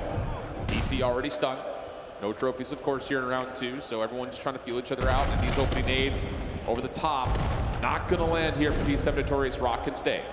Yeah, but you backed them down from that positioning for now, so if you're the bomb carrying Eric Boom, have you been able to sneak to potentially get the bomb down at A? It looks like he was scouted through the mini-map. Beans trying to hold down this B site. With the sniper already 35 seconds gone. It looked like Kix's nade may have hit off the top of that P3 window. So it doesn't really get all the way behind the sub. Rock, no information, are gonna have to give away this plant. Domex up and over, DC giving him a little bit of a workout. A little worse for Aware, but off the reset. Afro up top. Now it's down to can you defend this post plant, because Domex is already going to find the first. Timing here through mid is not ideal. Eric can really get the response, but trying to keep his life. Sneaks away, but who's gonna watch the bomb? Beans in trouble unpunished. Eric for the 1v3 would have to get back over to defend against the defuse. He sees one. He's trying to find the diffuser. He's able to get it. Now down to the 1v2. 12 seconds. All he's got to do is kill the clock. Rock Esports taking their time. Here's the push-up. Shots are out. Oh, the headshot are out. Eric Boone's going to confirm the 1v3. Big-time players making big-time plays. Eric Boone with the trigger, discipline in a 1v3. Just said, okay, you're good. You can walk right by me. Time has started ticking. Most likely one of you are on the defuse. Wins the first gunfight for free. Understand time is going to be my best friend in this point. And all it comes down to, information on the guy not defusing. He drops on down, and it has the angle for the diffuser onto Dom. Big play out of Eric Boone to tie the game up. Oh, man. Kicks is sitting there like, what just happened? Lack of understanding, though, for Rock on that post plant, knowing where that bomb was positioned. So 1-1 the count. Domex looking for an early angle. Beans other side. Hopping, but can't find much. And that's a little shoulder from Afro, which should have confirmed that. Yep, Domex is over here on the B side of the map. And he gives the info to Beans. Doesn't decide to potentially go for the one-on-one chow, but they are committing with their push to A. They know that Rock have yet to leave their spawn, but they have so much space on the map now. Yeah, this is big. Huge early commitment for P7 Notorious. Oh, Pop a little bit locked. Look the long way. Beans makes up for it with 2 on the response, though. Domex not able to connect. That's just enough info from DC to say, we're good. We'll keep this 3v2. Bomb down, but Kicks creating a route. Uncovered right now. And he's just getting picked if you are Domex. Information gathered. Oh, this guy has a sniper pistol. Everyone run at him. Now it's a 1v3 for Kicks. Don't know if DC was going to be able to spot him, but only 30 seconds left. Palm down that statue. Good luck. Yeah, I don't think DC saw him, but like you mentioned, it may not matter. Kicks. Nope. Beans right there. 3 in the round. And the initial setup, again, great read from Project 7 Notorious, able to kind of, okay, Sniper's over this way. He's probably not by himself. Full flood deck through statue. They don't necessarily get in the right spot at the right time, but Beans is right there. And he gets 3 in total. And that's just the teamwork making the dream work, man. The communication on point for P7. Afro, big time plays, even though he doesn't find a kill on the round, just throwing a shoulder, gaining the info. Domex has a sniper. You saw Beans trying to hit the jump spot, but once he sees him in that position, all right, I'm going to switch back to the M15. Let's instantly take the A site, because we have the guns to be prepared for the engagements. Big plays again from P7. 1 round lead, back on offense. How about this? Early aggressive nades coming out from P7 over towards the B side of the map. Couple do tag, but those extra shots, once again, revealing that there are defensive members present and forward. Has this re-wrap back over to A. And this is just aggression on both sides of the map here for Rock Esports. They're getting punished for it. Beans, Eric, first 2 kills come through, and the plant's going to come in behind it. Instant 4v2, bomb going down, and you somewhat have information that Rixel is going to be towards bottom tunnel, but he's able to get one and almost get out of dodge, and that's quickly going to be the round. P7, once they gather information of what your setup is looking like, they're not wasting any time on taking that space away and capitalizing on the moment. They did it on that Rage Search and Destroy. It was a dominant victory, 6-1. They're looking like they're going to do the same thing here with these rounds. Yeah, dude, the mental warfare right now for P7 Notorious is just not allowing Rock Esports to breathe. And with the current scoreline where it is, if you're Rock Esports, you need to hit back hard in this round. Otherwise, we may be talking about a championship here for P7 Notorious, because they are looking on their heels at the moment. It's 3 rounds in a row for P7. Beans on 5 in a row. Could potentially earn himself a Hellstorm that can guarantee you at least 1 round. Back on defense they go. Domex committed with the sniper in hand to try to be the guy to potentially lead to the first blood, but trophy systems down. You know that they're camping on the backside of P2, which is looking for the time to get bombed down. That's unbelievable. Again, you get the read. Where's Domex? Let's hit him with some nades. Dom trying to follow up, though. We'll find 2. Rixel holds back P7 Notorious, and now it's Kicks on the flank. DC's been scouted. 1v1 forced, and that's more like a great counter nades for P7 Notorious, but good response, good help behind the play for Rock Esports to punish. Yeah, they don't leave Domex stranded over towards statue side. So even when he instantly gets naded, you read the pressure. You have presence through top mid and bottom tunnel. And Domex is able to walk away with a couple. Kicks closes out the round with great movement on the late pitch, so able to stop the bleeding. Down 3-2. But it's just these defensive rounds You have to play off of what P7 are giving you. They are playing off of what you're throwing at them. Let's just slow it down a little bit if you are Rock Esports. I agree. I mean, that round right there for Rock Esports was, okay, we're getting pushed around, let's push back a little bit. Can you hit back on your own terms, not just play reactionary? Be a heck of a time to do it right here, right now. They are going to hold back. What a shot! Unreal. I mean, DC's barely showing anything. Domex still able to connect Afro, lucky to be alive after taking 2 nades to the chest. And P7 are going to try to rewrap this thing, maybe to try to force action at B. Kix has been seen, but he's got enough space to get a little bit further away and keep him at arm's length. Yeah, no need to force any engagements when you still have the man up. Wait for P7 to think about the objective play. Trophy going down, smoke grenade at A, but they're not going to be thinking about the twin plant. They're trying to go through with the gunny 3v3. That's enough to create some space behind this. Beans able to watch the rotation through mid. And wow, we're still looking for kills here. Not playing for the plant at all. Sniper. You know he's got a sniper out there. Eric's going to force the battle. What a response from Afro and P7 Notorious in a 3v4. They keep on playing on their own terms. Al, you're thinking if you're Rock Esports, we get the first blood. All right, smoke grenade down. They're probably going to be thinking about the objective. And you only have 2 players on the backside of P2 trying to lock it down, but the smoke grenade helps the SMG players. You hit the high wall bounces. You're able to make the 3v3, but this is an insane shot from Domex. It still doesn't lead to a round win. That was such a disrespectful round for P7 Notorious. That is us saying we're just better than these guys. 3v4, don't care. Domex hitting super jump snipes, don't care. 4-2 the count. Rock Esports still feel like they need to hit back. Can they find some aggression to try to get an early plant at A? Eric Boom going to support DC this time. Haven't really seen this setup early for P7 as of yet. Beans the sole man over towards B.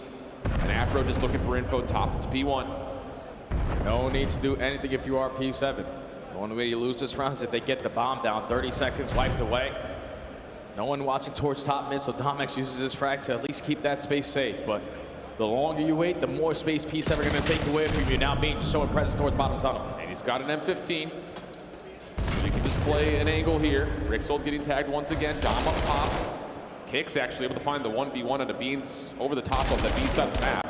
Dom keeping presence at top P1. You need to plant behind this. Rixold's finally going to come in. I think DC gives the information to Eric Boom, so he's slowly going to crawl his way on up. Cannot find the kill on the exit and is forced to now back on down. Dom takes care of Afro. Domex takes care of DC, and it's all 4 up, all 4 down. Rock Esports get this 3rd round on the map. That's essentially just a big first blood from Kix onto Beans in the first place. Forces P7 Notorious, who are looking to try to keep Rock away from mid. To have to play through P2 doesn't really work out for them at all. And Kix again, I mean, it's been quiet for everyone on Rock Esports because of what the scores have looked like, but he's 7-3, still doing his thing. Just keeping themselves in the fight. Potentially on the break of going home not champions. P7 need 2 more rounds to be crowned. But you gotta continue to fight if you are Rock Esports, round by round, moment by moment. For the first blood is gonna be Beans, can't find it. Yeah, Kix has to back off though. Domex, typically sniping, is over towards P2. DC's nade comes up maybe a little bit short from finding any information. P7 Notorious are going to get up top towards P1. They're going to try to get Afro in that position, and then Eric's going to go for the plant, you would think. And Afro just looking for the timing through bottom tunnel. Beans does give a comm that Kix potentially was trying to work the late pinch. Those guys have been in a one-on-one battle on the OE all game. Beans this round is committed with the snipe in hand. Yeah, that's all they need to know, that they're going to go towards B here, see if they can force the defense to rotate through DiamondCon. Plan on the way. This is wide open, but DC's in some trouble, and he's not going to get out of there. So now Beans, he's the next one up. Again, he's sniping through mid-tunnel. He would have to hit a shot to him around the back. Also sniping. And Rock, they need to make a decision here. Are we going to try to flush them out of the back, or are we going to go through tunnel? They're caught. They're losing a lot of time on this. We're not using our numbers, Al. Finally, Domex is able to find one with the snipe towards the backside. So 4v2, 25 seconds. We got to get a move on it. Rixold's able to locate Eric Boom, and Dom on the pinch gets the final kill. Another very clean round, even though it didn't look like it was about to be. Because numbers advantage, you got to always put yourself in a position to have that advantage. You take your sweet time. Thankfully, it still works out. All tied up now. Yeah, I mean, you just get a little worried that you're going to take 2 different 2v1s And all it takes is one shot out of Beans to kill time and one kill out of Eric Boom to kill time, but they get the kills they need, so it looks a little odd, but still a flawless round nonetheless. We find ourselves in a tight search and destroy, but it just still feels like narratively that P7 Notorious are still playing out of their playbook, forcing Rock to have to respond. If you're putting yourself in the early numbers advantage, even with time ticking down, you're going to walk away victorious. Everyone 2 streaks. On the side of Rock. Dom X is still hitting shot after shot. First one on Eric Boom. That's big. Stops the aggression for P7 Notorious. Dom X trying to see if he can find info on the DC, who will not give him a chance. So how do you set this up for P7 Notorious? Right now, you just need to play contact and respond. You don't need to do anything crazy. And if you're Rock, you just need to gather some information and continue to use your numbers to bail you out. Time is starting to tick. 2 players from P7 scouting over towards that A site. I'm pretty sure I heard a sniper go off from Beans, so Smoking A is going to get invested, and that's just a decoy. This is a big battle here at top mid. DC steps up. DC only able to find one, though. Dom in some trouble. Beans with a pistol around the back to upon the win. Kicks looking for the chase. Beans gets some separation, but he doesn't know he's being hunted. Kicks clears his back. And that will set things up for the win. Just down to Afro for the 1v2. He is on the defense, and the bomb is currently down. And Afro's going to go for the around the world wrap. Cannot continue to waste time if you are Rock. The longer you wait, the more ground. Afro's already covering 10 seconds. You got to get OBJ down. And Kicks is the one who's going to try to plant, and Afro's going to find it for free. That's just too simple. Another one that just the clock. You thought was going to win the round, but you hit a sniper again before he can get through the side door. Afro's thinking he's P2. There's no way I'm going to win this round. Oh, what a shot out of Dom. That would have been the tournament. Afro gets out. You don't have time to get the objective down. But Dom X starts off the round with a great shot and ends it with an even better one.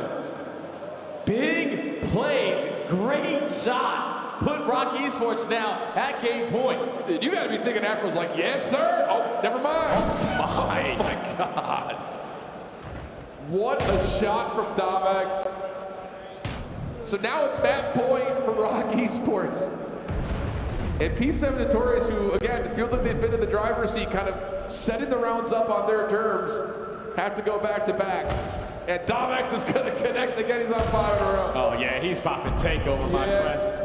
You hit shots like that, you can do no wrong. First blood for Rock. Eric Boom potentially gonna try to sneak this bomb plant in, but Beans on the opposite side is just waiting for Kicks to peek because you know he's on this side of the map. Eric was hoping that smoke would trigger a challenge from Rock through the P2 side of the map. Afro holding over at mid. Beans, what do you have for us? Oh, he's in trouble! Or is he? Yeah, that'll work. You know Kicks with the first 4 shots and is thinking, I got this guy. Not the case. Now Eric, good damage in. Trying to find the chase down. Not quite able to confirm. He's got to go back to plant. Got to get it down. Yeah. The longer you wait, the quicker Rock are going to be able to respond. Showing a lot of the presence through top mid is going to be on Afro to try to back them down. You get the information and you get one to get out. Dom X, though, up top, he's still alive. And now he's got a sub to play with. And Rick Sold around the back through the 4th hard point is able to get this to a 2v2. 33 seconds on the clock. Question marks on where the rest of this post plan is. Afro, I don't know if Dom X saw him. His eyes may have been moving away from where we were all looking. Scope up. No shots there. 23 seconds on the clock. Yeah, they don't know Afro's playing in tunnel right now. Beans will drop it. Where's Afro? They still don't know. 15 seconds on the clock. Afro to get the first. The 1v1. Dom X, can he do it again? Shots are evenly exchanged. And Afro with the 1v2 has this going to 11. He said, I'm not running away from the gunfight this time. We're going to round 11. The game is yet to be finished. I'm not gonna give you my backside if you are Dom X. For you to potentially line up a sniper, I'm gonna be ready and waiting with the Dravik. And I don't know, it's always Afro in these clutch rounds. He's 2 for 1 in that category, and now we're in the round 11. There we go. What do you call here? If you're Rock Esports, you're looking at the guy with the scope. Dom X has been unbelievable. Afro just trying to get a look over towards mid. Dom X, island player towards B. Beans in the vicinity. And Rixel just looking for jump peaks to get info. No nades have revealed much. This is just a straight up 4v4. Who sees who first? Domex is changing up all of his spots, and the last couple of rounds for P7 have led to a lot of success when they gather early information on the snot, but his kicks onto Eric for the first blood. DC tries to make up for it, 4v2. Yeah, really good call right there for Rock Esports to force the engagement off of what was an intended trade for P7 Notorious, the 4v2. Beans and Afro, the UK duo, trying to get it done right here, right now. Looking for a kill.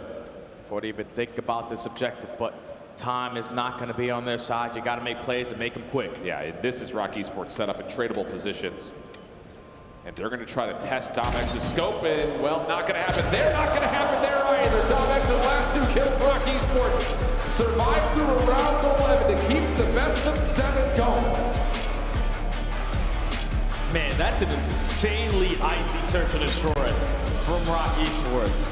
Because it looked like in the middle of that game where P7 were up 4-2, can do no wrong, we're finding so much success in the clutch column, and then Eric Boom also 1v3s you.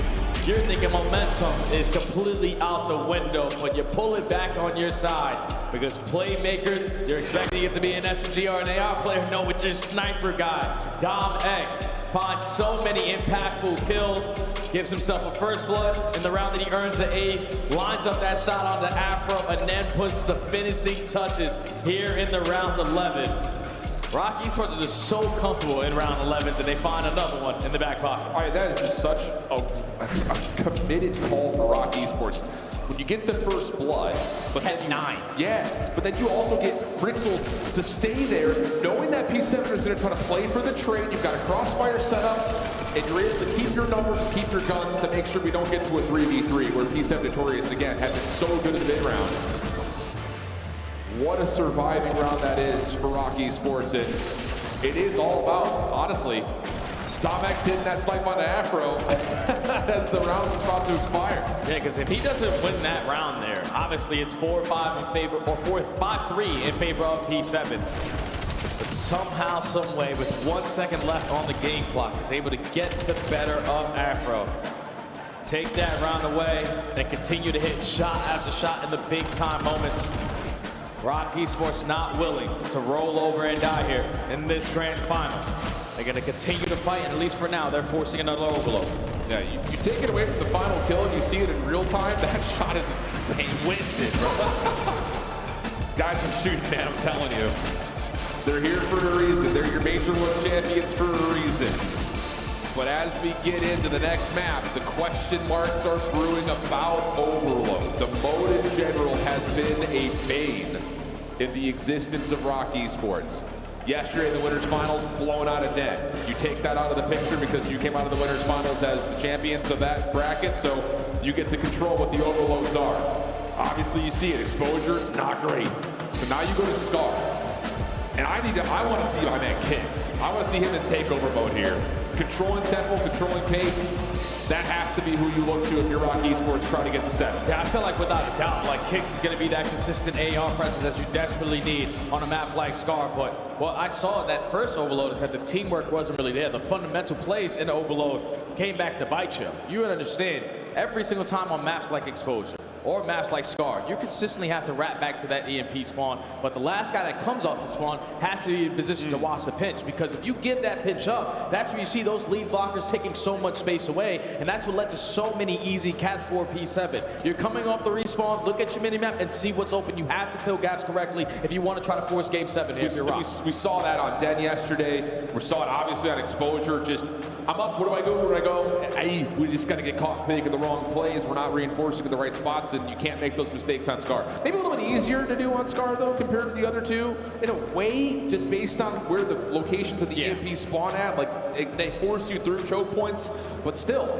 you can't get caught being spawn trapped. And we know for a fact that P7 Notorious have their heads up when it comes to knowing where in the map they need to be and how you can force Rock in the worst position possible. Yeah, it's definitely easier on this map compared to everyone else because you can get to positions very quickly on a map like Scar to hit those cutoff lanes, but it's also a lot more punishing if you're not finding those skills because you can get put in those spawn traps. When you're spawning towards back green, it's very difficult to get out when you don't have any presence towards top green or no presence around that middle of the map. So you got to be calculated on your pushes, calculated on your attempts, and when you need to buy your life and when you need to drop. Because sometimes even dying in overload is a great play. Yeah, you're going off the respawn in a position to play defense. So got to make quick decisions if you're Rock trying to force game 7. Love that call. Can they find a way to get through the Scar overload and send us to another search? Birmingham is starting to get packed. Crowds are showing up and they're getting hydrated. I see a couple of pints in hand. What an appetizer this one has been thus far, though. But if you're Rock, again, I just hate to keep saying the same thing over and over again. You got to come out with something immediately to play on your terms. We just have not seen them do that much since Blackheart. And overload, you're the team that gets that first score.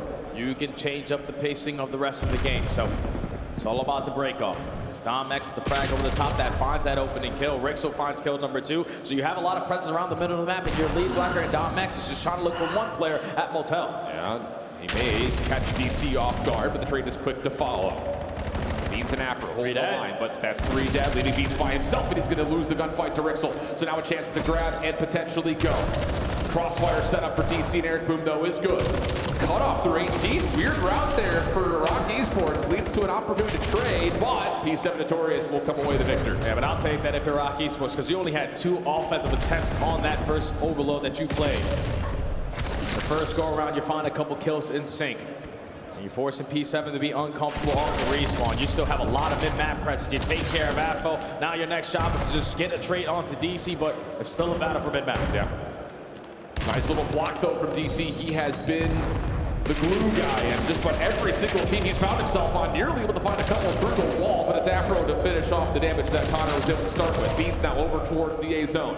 Gets one, pistol out. Afro just looking to sprint forward, but that's enough for the defense to come back over quickly, get the retreat, and now a chance to move on their own. You usually want to take that EMP right up the middle of the map because those spawns do come in for P7 at green. So now they have plane presence. They already are in your spawn. This should lead to a cap as long as DC finds an opening, but he doesn't. Yeah, stunned up, naded up. Eric Boom pushed back. Trades, though, still favoring P7 Notorious. Kicks, trying to hold the line. Able to get a little bit of damage onto the last one of Eric Boom, and he's able to find the double to once again save a score for Rock. Yeah, that's the guy you want in that moment. Kicks has been your most consistent player. Having a great goal line stop there. 2 minutes have already been wiped off the game clock, but back to the situation where Rock, a majority of this time, have been fighting out of their spawn. You need to gather some map control. You need to slay your way out of your base, and it's Afro and DC kind of finding the first 2, but a good 2 in response out of Rock. Yeah, Kicks able to hold the line from the front. Nice shots, though, from Afro. Eric on the round, able to open up some space to potentially get this reset back in the hand for P7 Notorious. Dom X also falling. Now it's just up to can he find the kills from the spawn. Kicks will drop. Just down the Dom, able to find one, looking for the EMP carrier. Doesn't track it, and it's Beans for the opening score. There's so much pressure on the map for P7. Rock don't have any breathing room off of the respawn. Even when you're getting killed, P7 have one player just clutching up for one gunfight, forcing you to slow down. And that's exactly what Afro just did. Now finds kill number 2. Already going to take a lot of space over towards plane side with the EMP in their possession. It's a good opportunity here for P7. Afro off to a wonderful start, 13-8. But Rock Esports, good response here. Get some presence through green. EMP in hand. Eric and Afro combining for kill. Rixel able to find a double will lead to immediate counter capture. Huge response for Rock Esports. They have 3 players in the backside of green, so you need to slay away. You know exactly where those spawns are going to be coming from P7 over towards Motel. The guy who's coming off the respawn and Dom X gives you a double, so that's all 4 dead. Kick still slaying in their spawn. Rock Esports have come alive. Beans, though, man, threaded the needle. He thought maybe an opportunity, but Dom X with the response now to try to find the score, and the relay is good. 2 on the count. Exit trying to get away from the zone, maybe a little bit tiring, but Kicks is on 6. He's got a Hellstorm, and the double from Rixel behind this could lead to an immediate relay again. That's all 4 dead again. Kicks is locking it down. He's running out of ammo at this point for how long he's been alive, but you take care of him, and now you have some stability in your spawn, but you need to clutch up on the rest of these gunfights. That's already 3 dead. EMP is finessing its way all the way around the damn map, and Rock Esports 3 in a row up 2. And they still have the Hellstorm in the back pocket. 60 seconds left in the half. P7 just trying to get out of spawn, and they finally are able to manifest some map presence. Plane spawn for the EMP. Afro for 1. Dom trying to play cutoff, but he gets caught. And now they're just trying to save this from going 3-2. gonna work out for at least neutralizing the EMP, but P7 Notorious are trying to put together some spawn control, and Afro's still alive and kicking in blue, at least for a moment. Yeah, that's just a big-time Hellstorm to be called in for the defensive side. You know that 2 players with P7 when you're in your spawn, but as long as they don't have the EMP in their possession, we're gonna stand a chance at winning a 4v2 battle in towards blue. So 20 seconds remaining. Have a chance to potentially end out the half sooner rather than later because you can get that 4th score in. And you may get a Hellstorm back here from Rixel. Pistol out to Afro. Full challenge, but he's able to win it. Still a little short of the Hellstorm. An assist would do it, or just elimination. Forces it at minute, and DC shuts down the potential streak. So we'll exit the half at a 3-1 count. Rock Esports up. Man, what a moment there for Rock, though. To put 3 on the board very quickly. It's just once they got that set up in their spawn, 1 clean, 4 dead, everyone off the respawns or in the positionings that they were consistently winning those one-on-one gunfights. We're forcing P7 to be uncomfortable off the respawn. You were able to earn yourself some Hellstorms, gain your confidence back, now have a lead going into the second half. But at least for Project Notorious on the other side, the Hellstorm's out of the pocket. So can you put yourself into a position to start running up the score in your own right? Especially considering that Afro's having a little bit of a takeover map right now. But Rock Esports look way more comfortable, I think this in particular, again, because of how Scar is formed. Everything's going to be in front of you, at least mostly. Yeah, there's no creddy routes that you have to be worried about, or some very bad spawns that you get. It's easy to just walk out there and gun your way out of situations. And you also have Beans and Eric Boom not really having the best start here. Beans' impact with his AR needs to be felt, and at least for now, you find 3 kills in sync might lead to an early score. It very well may, because Domex is not in a position to defend. It's going to be down to what Dom could do, and he's cut from that angle. So a quick score here for P7 Notorious, and they get the cleanup behind it. The only player to kind of sneak through positioning-wise is Kicks, but he's found by Beans, and hold on a second, you've got 2 players forward for Project Notorious. They're finding every single kill. After the one-off respawn will grab the device. Spawns are over towards red. Awareness is good for P7 Notorious, but the route from Kicks allows him a chance to shut things down. Maybe a chance for Rock to still get the defense in, but no. Connor able to pick things up, and now we're tied at 3. Quickly talked about that. First minute, you get 2 scores, and now the reset is going to be over towards Motel when you got players like Afro already set up, ready and waiting. Just need to make sure you're watching this pinch, and this Beans successful on that opening engagement. P7 in firm control of the EMP, but you're surrounded by Rock. Will be congested and overwhelmed. Diamondcon last one left up top at Art. No chance to get out of there. Eric with 1 consolation kill, but wow, nice shots from Kicks, shuts that down. Spawn is up for DC to try to block this bottom side point. Beans on the cross, able to get himself 2. Kicks just letting the trigger fly. But the reset comes out, Afro grabs it, gets it out of there. And now you're just gonna work it over towards playing, because that's where those spawns are gonna be coming in for P7. You get the train onto playing heady. You got 2 players from Rock not really in a position that they want to be, but that stuff might be able to slow down Afro or not. P7, 3 in a row, take the lead. Oh, that's just such a mistake from Rock Esports. You get essentially everything you could possibly need to neutralize the field, but both players who find the kills don't retreat back from blue. So now it's a 4-3 count, and Diamondcon earned a Hellstorm, and he's going to call it in here, seeing if you can try to grow a gap in the scoreboard. Kicks shut down through blue. Eric finding another on Rixel. And you know where this other player at red is. DC will drop, but Domex will also fall. Not a chance, though, for P7 to really grab and do too much with that Hellstorm, though, as Dom is on 4 in a row, looking for more, and how about it, 5 in a row for Dom? Really neutralizing the Hellstorm completely. Yeah, I think P7 calling that Hellstorm just for information. They had no idea where Rock were all over the map. And now you would love to have that Hellstorm potentially to get this stop here, because 3 go down in a row for Rock Esports, and they have a lot of presence around your tank area. They're looking to tie the game. All you need to do is just get by Eric Boom. But the problem about it is someone top of the window finds the EMP carrier, giving enough time for P7 Notorious to come off spawn and put together a response. 2 minutes on the clock. 2 minutes between P7 Notorious and a Major 2 championship. And with pinstripe kill feed, no convincing control for either team right now at this mid location. But that's 2 dead. So Rock Esports currently have the map control that they want. P7 have to iron up off the respawn over towards blue and just play the defense. Get your trophy system down and hold on to these routes, because Kicks is gonna make the big time play on this pinch. You gotta stay alive at plane. Afro looking to work a mini pinch of his own through the middle of the map. Finds the EMP carrier. Wins though, still coming through for Rock Esports. Bean's the last one left alive. His teammates all spawning right alongside with him. EMP trying to flip its way back over the bottom side of the map, but on a long route, or at least a long line of sight.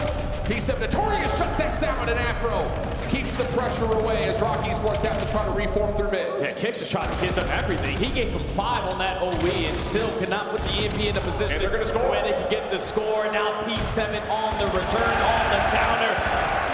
Now have a 2-score lead. Yeah, you can just see it. Rock Esports just continue to lose their minds. When they're in a position to score, you lose a couple of kills and you lose sight of the objective. 60 seconds underneath that. You gotta find a way to get this response, but Eric Bruce shuts down the EMP again, plus an extra. Oh my! He's got 2 more down low in front of him. Afro stepping up to keep the next defensive line in play. He's gonna come away with one. Afro for the double. That's 35 seconds. P7 Notorious can feel it. And they only have 15 seconds to score. This is gonna be P7 Notorious' championship, and they already have EMP in their possession. Rock are not in the play. They're finding kills, but they need to get it done now. You gotta just run this one forward if you're not. DC, no, not needed. It's Eric Boone to find the kill. P7 Notorious comes short on the elite in North America. Rock Esports coming to this event, looking to go back to back, but it will not happen here. P7 Notorious with the vote to crown your Major 2 championship.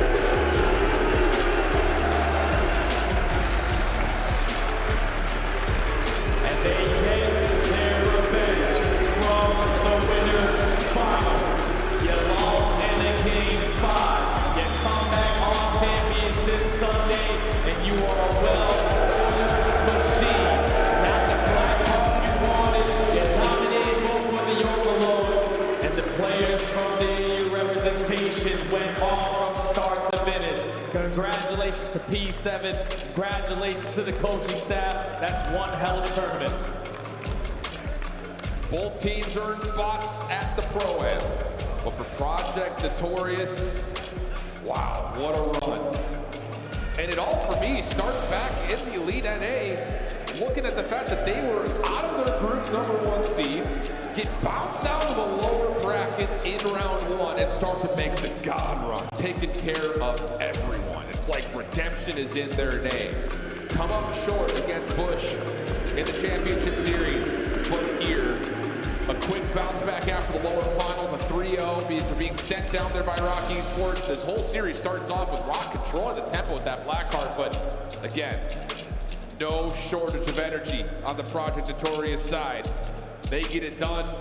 And Jay, we got some homeboys coming away with the championship. Oh yeah, that's fun, man, because if you think about Beans' Afro starts to this year, like on Cloud 9, couldn't really find a lot of success, go down in the Passions Pit, and now look like one of the best duos out there. Heard that. Potentially get picked up, man, so congratulations again to P7. That chip was yours. That's huge, absolutely massive. Both teams, as mentioned though, 2 of the 4 that will be at the Pro-Am, but all the focus staying with Project Notorious, your Major 2 champion, stopping what would have been one of only a few moments where an organization goes back-to-back on land. Rock Esports just a touch short from being able to do what it did at the end of last year. And that's just, again, one of those things, man, where the veterancy seems to have paid off nicely, but we've got Frankie Ward down on the main stage with our Major 2 Challengers champions, Project Notorious. Thank you so much. Yes, please, guys, give up a piece of Notorious. Hearing the UK proud Beans. Last time we saw you on a CDL stage, you were playing for Cloud9. Now you've got your boys here with you. What does this mean to win? I mean, it's unbelievable. The crowd's unbelievable. It's a surreal feeling, honestly, unreal. Did you imagine that you would be back on the CDL stage so soon? Oh, I mean, all 4 of us should be in the CDL right now. I mean, we're all unbelievable. The way we play is unbelievable. Some people in the CDL are shit. We need to be there. It is a little bit of a comeback because you did lose the winners' final versus Rock yesterday. How sweet is this revenge? Yeah, it feels good. Obviously, they were good, just not good enough. And yeah, we were on it today. I said to the boys yesterday, there is no world we're losing tomorrow. No world. So what happened when you lost the first map? We were just warming up, honestly. It's one of them. We weren't really warm. They caught us lacking a little bit, but yeah, we cleaned up. You weren't warm on the second loss either? What's that? You weren't warm on the second map you lost either? Yeah. I mean, our search has been a bit dodgy overall, but when it comes to finals, those guys shit themselves, and we win. Well, here's the thing. You're going to Atlanta to play in the Pro-Am against some of your ex-enemies. They're going to become your enemies again. You'll be proving yourselves against them. You can't have mistakes there. Do you think there are teams specifically you know you can already take down? I mean, there's a lot of CDL teams that I think we could deal with pretty easily. We're unbelievable as a team, and I'm excited to play against them. Yeah, we're excited to see it. I'm just going to come around, actually, because also, we've got, oh, thank you very much. I forget we get 2 microphones in CDL, no expense spared. Afro, what's this crowd been like to play in front of?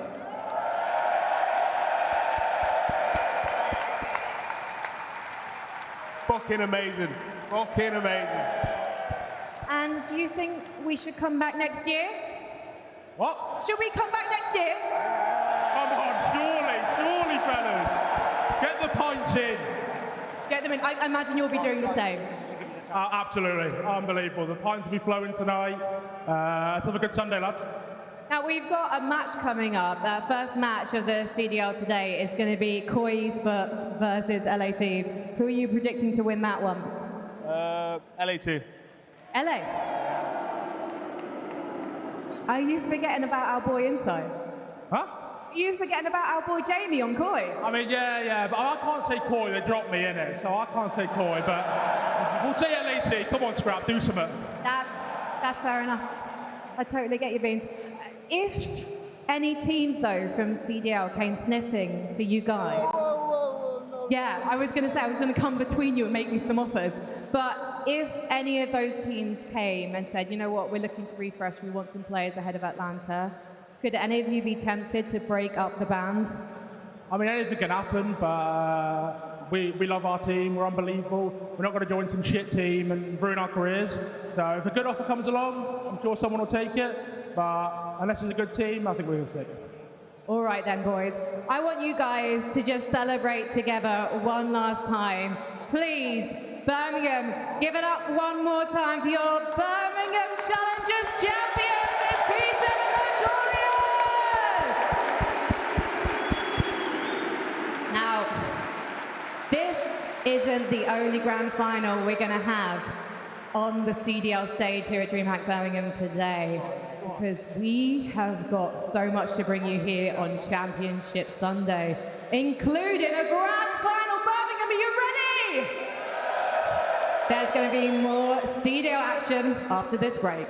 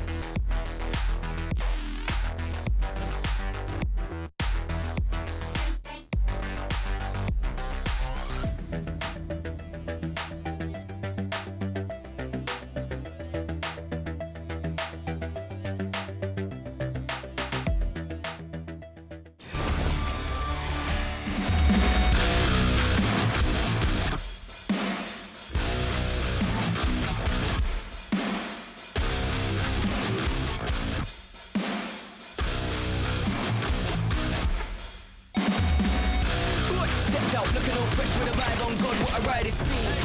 Grateful that I feel blessed in life with the hardest times I've seen. New outlook full of this motion, when I move 180 degrees.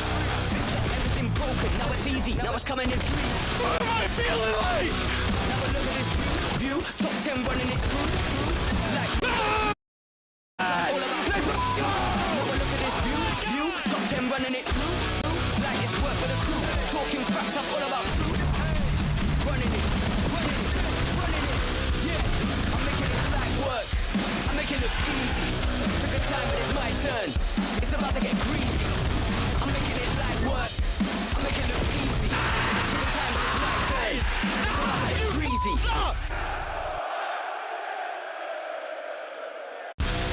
Lethal labyrinth into the maze, I go for the wildest sound. Get stored on side, turn this around as I watch it almost burn to the ground. Now I'm gonna play this loud. Now I speak out for the crowd. Grinning I bear with the fact that everything I had got lost and found. Running in the west, I'm running in the east. Left to the right, man, killing it with ease. Holding driveway, bigger than a dream. I feel it in my heart as I'm coming with the beat. Come for the head of this beast. Knocking in right, just cut it off me. SK said, what you mean? Now it's RECIP to the E. Top plans, it's like work. New goals, it's like work. Big moves, it's my turn. It's like. Ice! Come on, man! These kids can't kill me.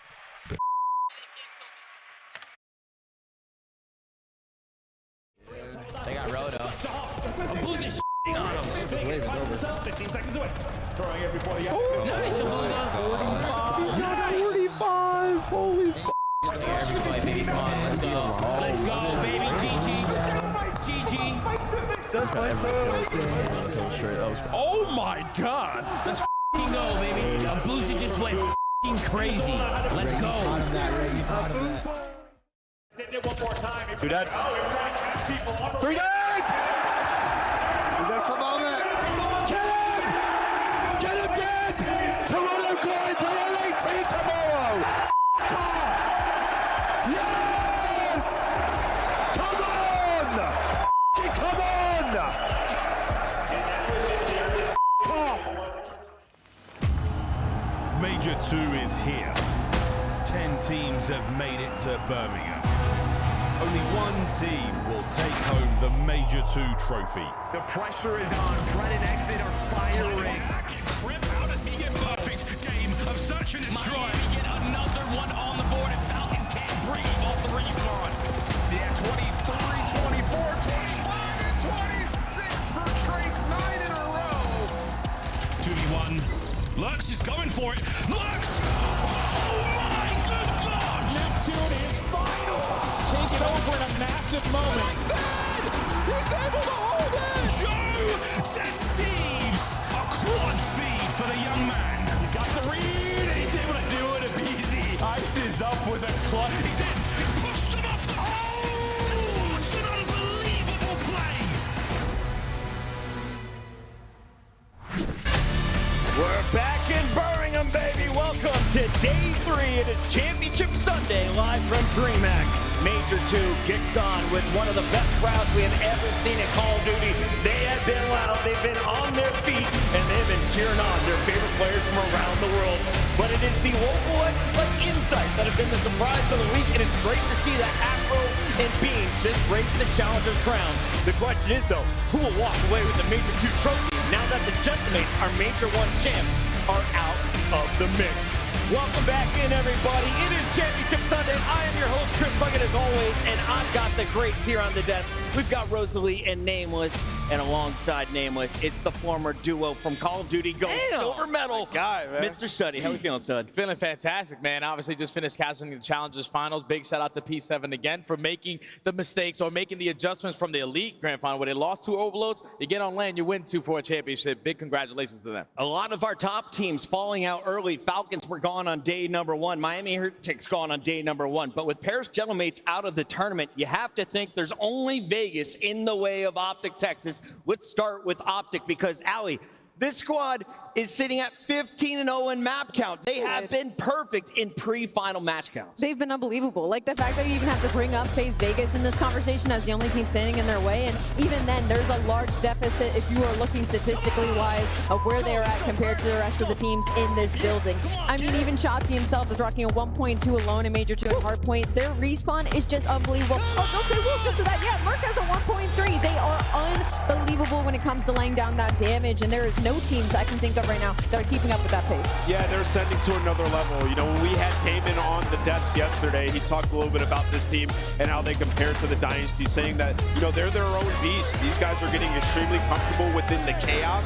It's something that they've talked about. The full, calm, collected communication is something that has benefited them greatly. Every time we go to a listening, it's just calm in the chaos, and I believe that's why they thrive there. And the thing that's crazy about Optic is, like, they didn't start off the tournament, even though it was a 3-0 on some dominant form. Like, it went a lot of close match versus Toronto. But then you wake up the next day versus G2, and all those little mistakes, you instantly fix them, and you absolutely world star G2 in that series. So Optic are just getting better as the tournament goes on. And now on Championship Sunday, they're in Final Four. Can we rewind the clock, though? When is the last time you saw a team go 15-0 throughout winners brackets? A wild ride for Optic. If you look at the big picture here, Allie.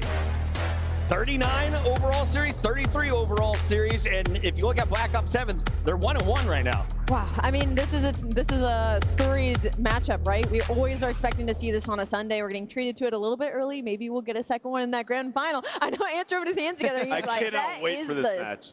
Was there ever a situation where you were doubting Chris Lair before this Optic roster was put together? Nope, never. I mean, listen, Chris Lair, aka Simp, is unbelievable. I think so far he has an argument for MVP on the season and a huge opportunity here to beat Optic.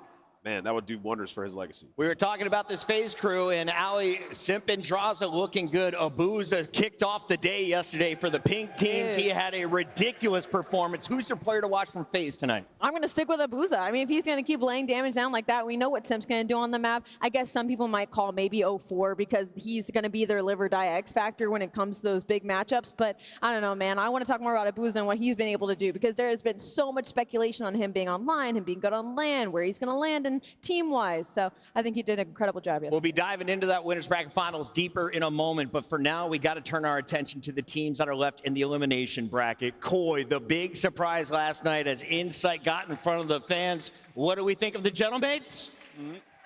Yeah. They're out of the tournament, so they're cheering. And of course, Koi is going to be a good team to watch, but LA Thieves is the secret threat in this tournament because they bombed out at Major 1, Jay. Yeah, it's crazy to see like the form that they found themselves in at this tournament, man, because they are lights out right now in Respawn. You saw what they did versus G2. Every single map was a smoke show. The only thing you really need to fix going into Championship Sunday is your Search and Destroy. S&D wins you chips. You get it done on the day, it might be yours to hold at the end. I think the scariest part is the confidence. You heard from Scrap. He used up all of our F-bombs in this post-game interview.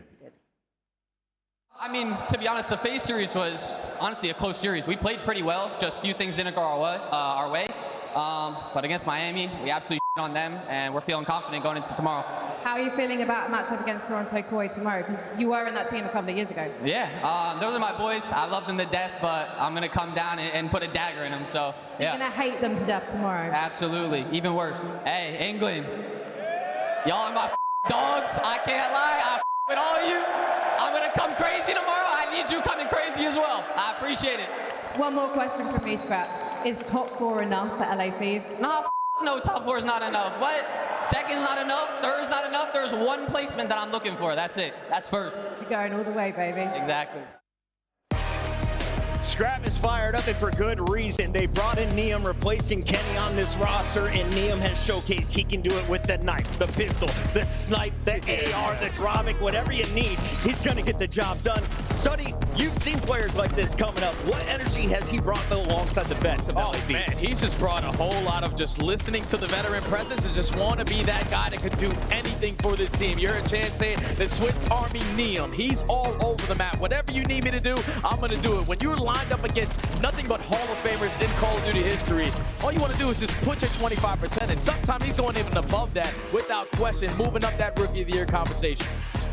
Yeah, you know, for Neum, he's just got to be a reliable player for this team, and that's what he's done. You know, he's answered a lot of questions for them in Search and Destroy. They needed a sniper. He's like, you know what? I'll pull a sniper out for you guys. Finds his picks in Overload. He's given them a definitive edge. I mean, yesterday, the Overload, he just took over. He was He's been doing that throughout this stage, Allie. Nah, he was straight hooping. I think LA Thieves are reaching a point where they're at their scariest, and the fact that they are dominant in Respawn right now, they've really hit a new level when it comes to hardpoint especially, and they're going to need that if they're going to have to face a team like Optic. Like you guys already brought up though, the S&D is going to be pivotal here, and what's going to be fun is seeing these two rookies go head to head in that specific category. Neum leading with that 1.05, but don't let that pull you out too much, because Kips have been putting on some serious montages on that main stage to get Toronto to the If we throw away Kip's first series, these numbers look totally different. Yeah. And he has been a totally different player after that first series. So look for that man on the right side of your screen to be bringing some energy of his own.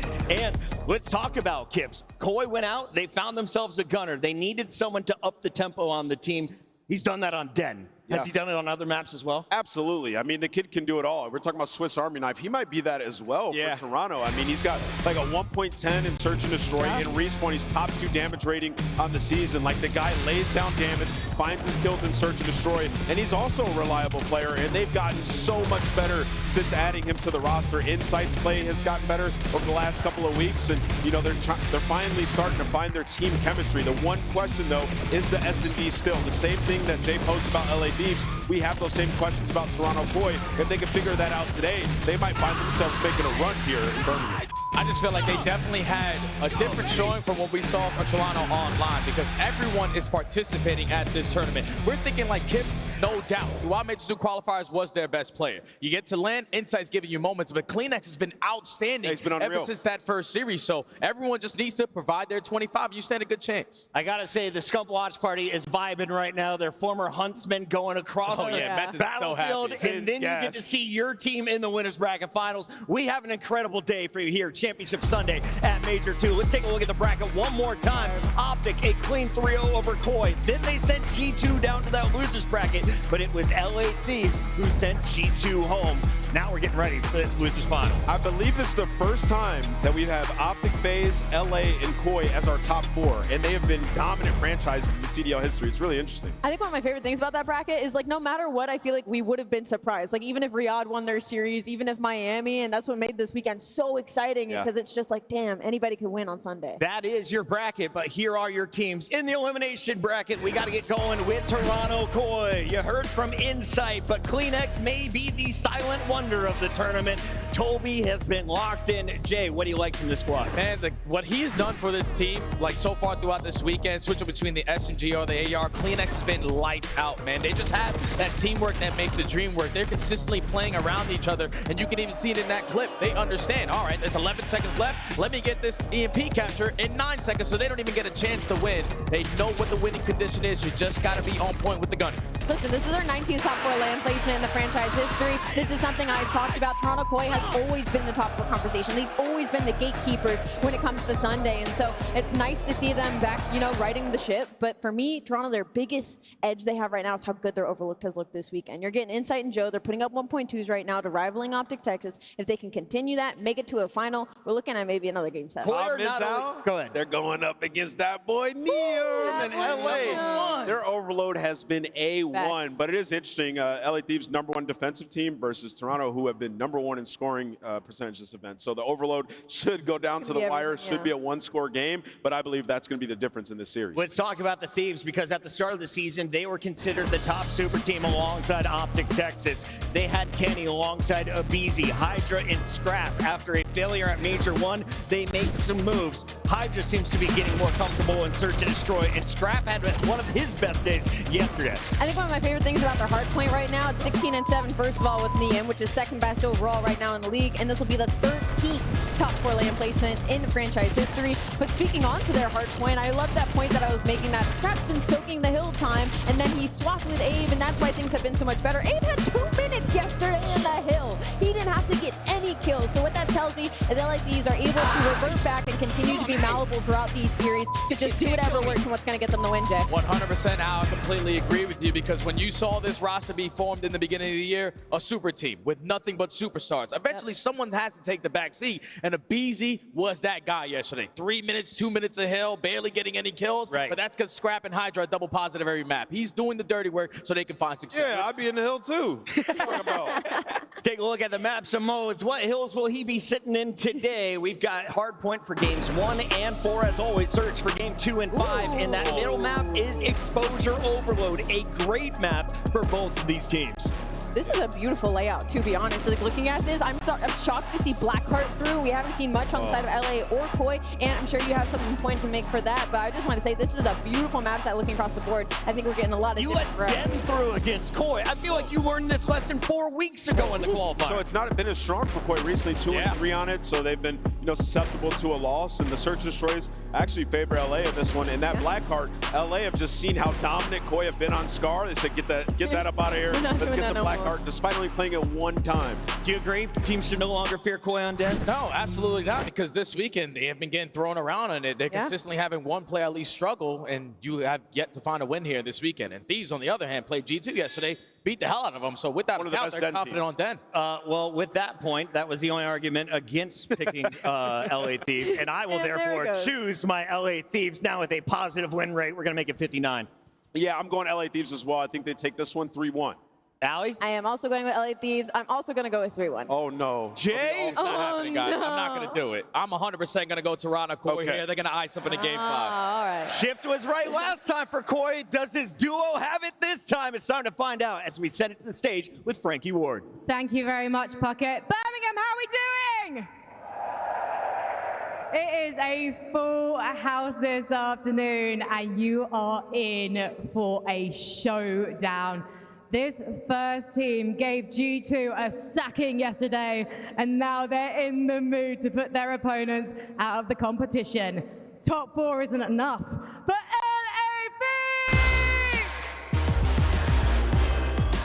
They finally find themselves on a championship Sunday, ready to make this run. Scrap was fired up yesterday after their big win.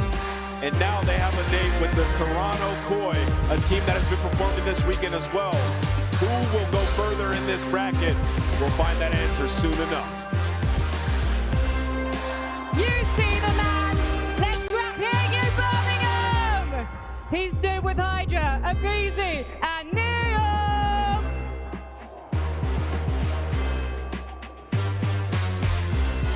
And they have an incredible opponent to get up against.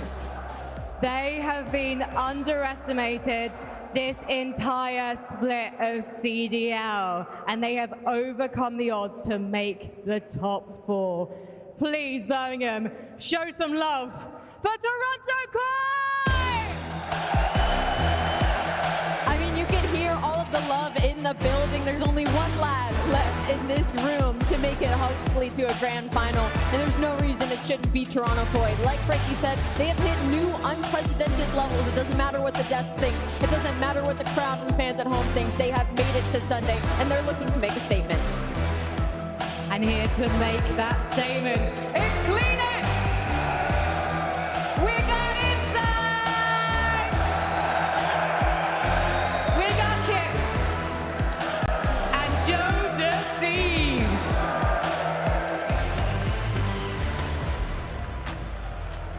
I'm heartbroken to say that one of these teams is not going to play on this stage again after this match.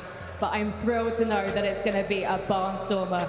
We have got ex-teammates Neom and Kix going up against each other in the ultimate rookie showdown. And casting it is Merc and Maven. Hello, everybody. Time to get it rocking. Yeah, listen, I want to see Koi make this run. The crowd wants to see Koi make this run. Yes, there were doubters throughout the course of this qualifier and even this weekend, but they keep going. Oh, we have to talk about the glasses. Listen, Ant told me to put them on. I've been told I look like an 80s porn star. I've been told I look like I sell drugs at a high school, and I've been told I look like a Bond villain all in the past 10 minutes. Yeah, I mean, I'm kind of going with option number 2. Okay. I'd definitely buy them. With it. Yeah. I'll probably take them off at some point, but what are your thoughts on this particular matchup? I mean, honestly, just sort of both teams are trending in the right direction, right? I mean, they've been able to, honestly, Drews, after their first round losses, I mean, Thieves would love to be in the winners bracket final, but they bounced back right away after getting reverse swept by FaZe. Now, on the other side for Koi, you had a tough matchup in winners round 1 versus Optic. You lose a couple of close respawns since then. You've been playing great.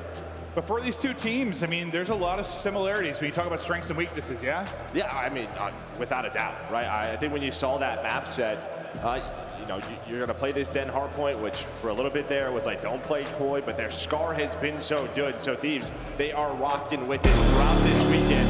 They have been fantastic on exposure overload, and that is what we are getting again in map 3. Had a ton of exposure overload, and yeah, the trend will continue. Scrap, absolutely demonic. Maybe no straighter shooter in the league. His damage numbers historical. What this guy is able to output, he's going to need every ounce of that. They're going to make a run on a Sunday.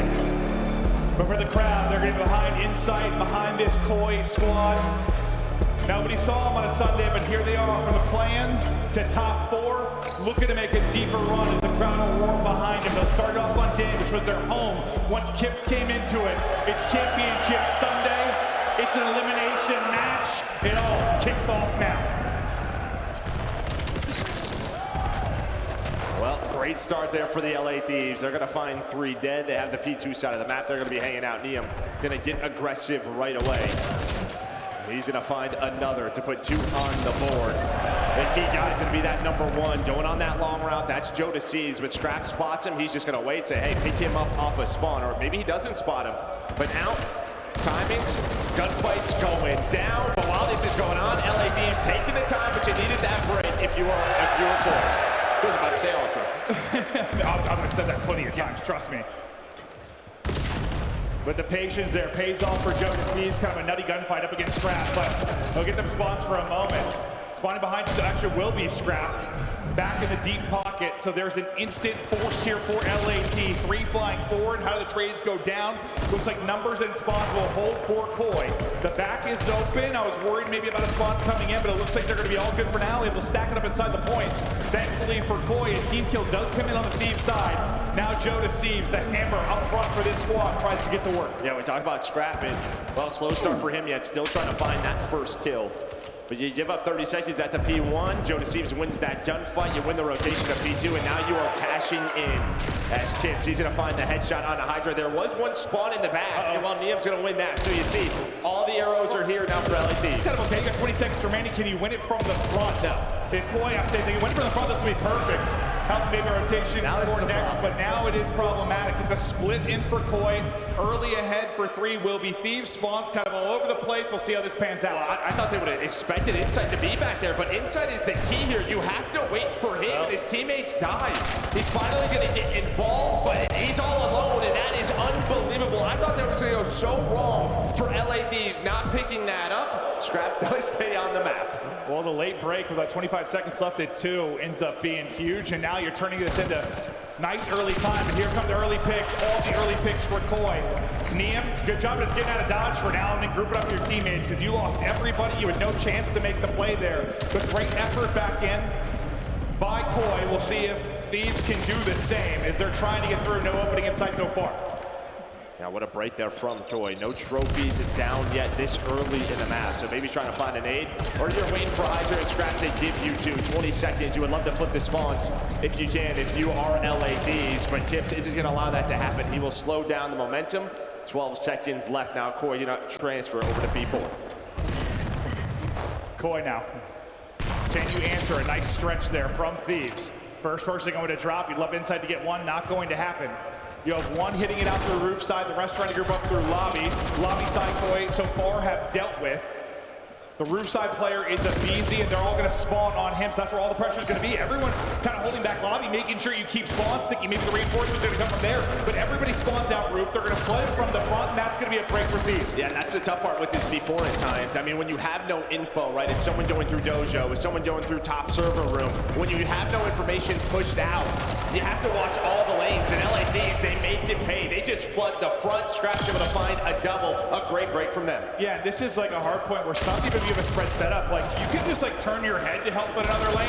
That's not the case here for no, not at all. It's like a 20-yard trek to really get into a gunfight with the opposite side push. So spawn roof side pays off. They bully their way in. Thieves now approaching a 50-point advantage. It's Championship Sunday. We're about to get rowdy. Let's hear the comms from Thieves. Yo, Kleenex I'm taking another left route. I'm taking another left route. Yo, Kleenex is mid cut. Let's go top blue here. I'm gonna jump out. You ready? 3, 2. I'm jumping out. I'll see the middle left. I'll see. Jump up on me. Deep left. Alright, let's see what's Low right. What's Game Teddy? I'm taking a right route. Yeah, I'm taking a right route. You guys go left. Nice. Go time, man. I'm playing it. Last guy, all right. One shot. Nice. Try to push up if you can. I'm Try to push up if you can. I only have mid-cut. I need him mid-cut. Under mid-cut. He's one shot. Under mid-cut. Nice. Yeah, we're spawning here. Yo, this takes, yo, Two accounts showing new. On new. Yo, in-couch. Back garage, Jamie. He's got He's chop. in P2. He did chop me.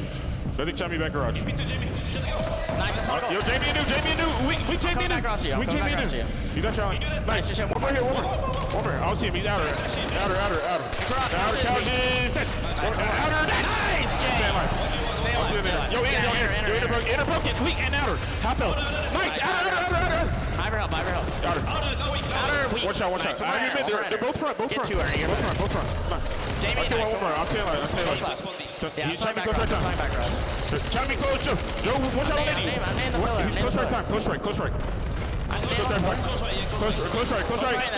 James. There's two there. Two. I got two. Nice, stay alive. Nice, two more. Stay alive here. Wait for Pop. I got naded. I spawned out, guys. They spawned Jamie, shit on. Yo, enter, clean like that. Yep. I'm black. They're all in the back. Back garage, one shot at a time. Good comms from Neem. Just letting we know he spawns out, heads turn, and now they try to hold it from the front, drop down the back. Neem is able to get 2 after that as well. Solid listed in. You can hear the energy is there.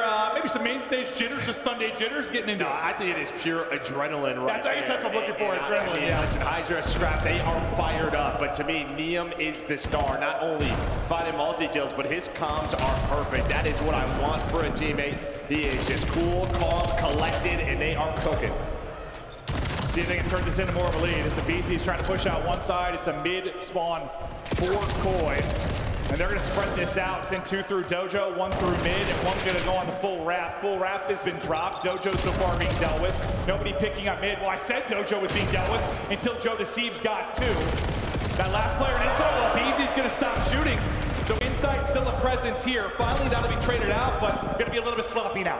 Yeah, I think this game is potentially a blowout. If you get a cleaner hold at any of these P3s, if you are LA Thieves, when Koi have done enough to break on through, break up some of this time, and they're going to have another chance at this P4. Well, that was the conversation with them yesterday in their match.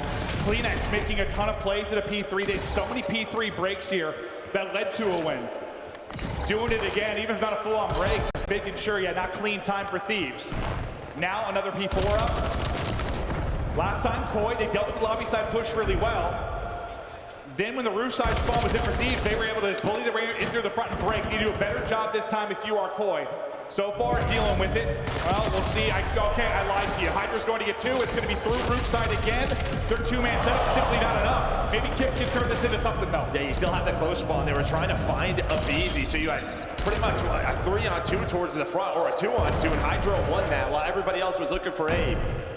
But almost to a tied game. A much better P4 hold here for Koi. You had the close spawns. You're turning it into time. Insight continues to put up insane numbers in the UK. 26 in 16, 90 seconds. My man is doing it all. I don't know the number of tweets I've seen talking about dropping this guy over the years, but he's had some dangers, but he hasn't here. But he's shutting people up right now, absolutely putting on, and Kip's gonna get done with sub in hand.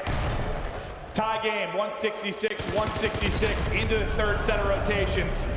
Away we go, but these guys are battling it. Yeah, it just comes out of probably Thieves. When can they get that full hold? When can they stop Koi from maybe getting a break? Same conversation kind of being said on the other side.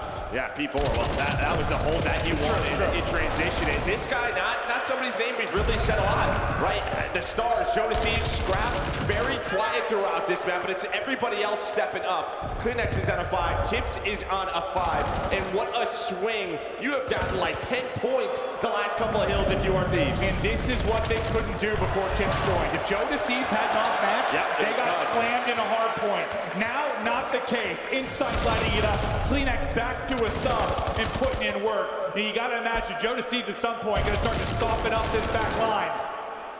As we know how talented he can be, as now he finds a double.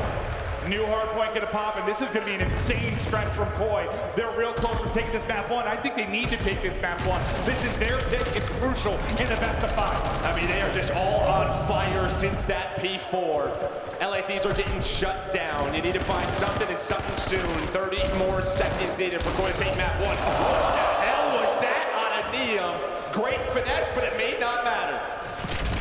At the end, it will. They'll get in. The BC will be off, but there's still a good 35 seconds here, and honestly, you just needed some kind of time if you were Thieves. That was an ugly, ugly stretch. You have a Hellstorm in the back pocket of Kleenex. We'll see if that comes in on the rotation to third. They only need 25 more points, can't win it here, but they can get damn close. You've got to fight for this if you're Thieves. You got to win rotation as well. Not quite required direction, but it's going to need to be close. But what a double there from Jodeci. Let's focus now on rotation. Kips there first. And I was going to say, when is the Hellstorm going to come in? And well, Abizi, that is the second time he has fallen off the map. And his last couple alive, they're on the hill. You have to go now. Kleenex is at old, his teammates are on new. 7 more seconds. You don't connect with anything. Well, Hydra makes you pay. Yeah, Abizi quite literally throwing his body off the map, and it seems that the team, I thought was stepping it up, but they get some kills, and then they get shut down. That hold should do it. 5 more for the dub. It's a 10, it's a win. Take that one.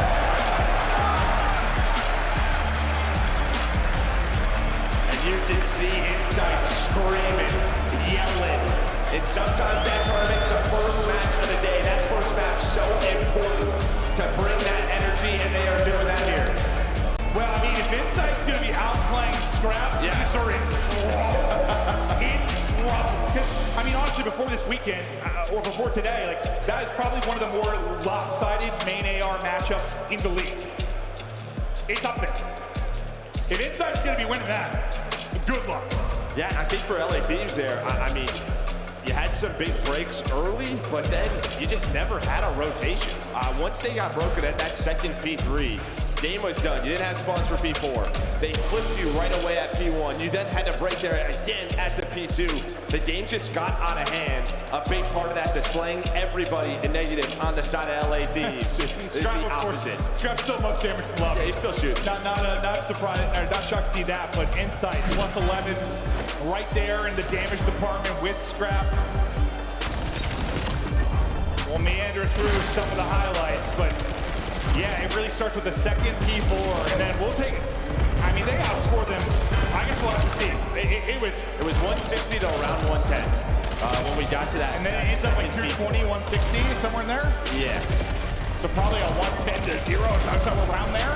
It was a lot to a little. Yeah. And this has been part of the criticism for LA Thieves.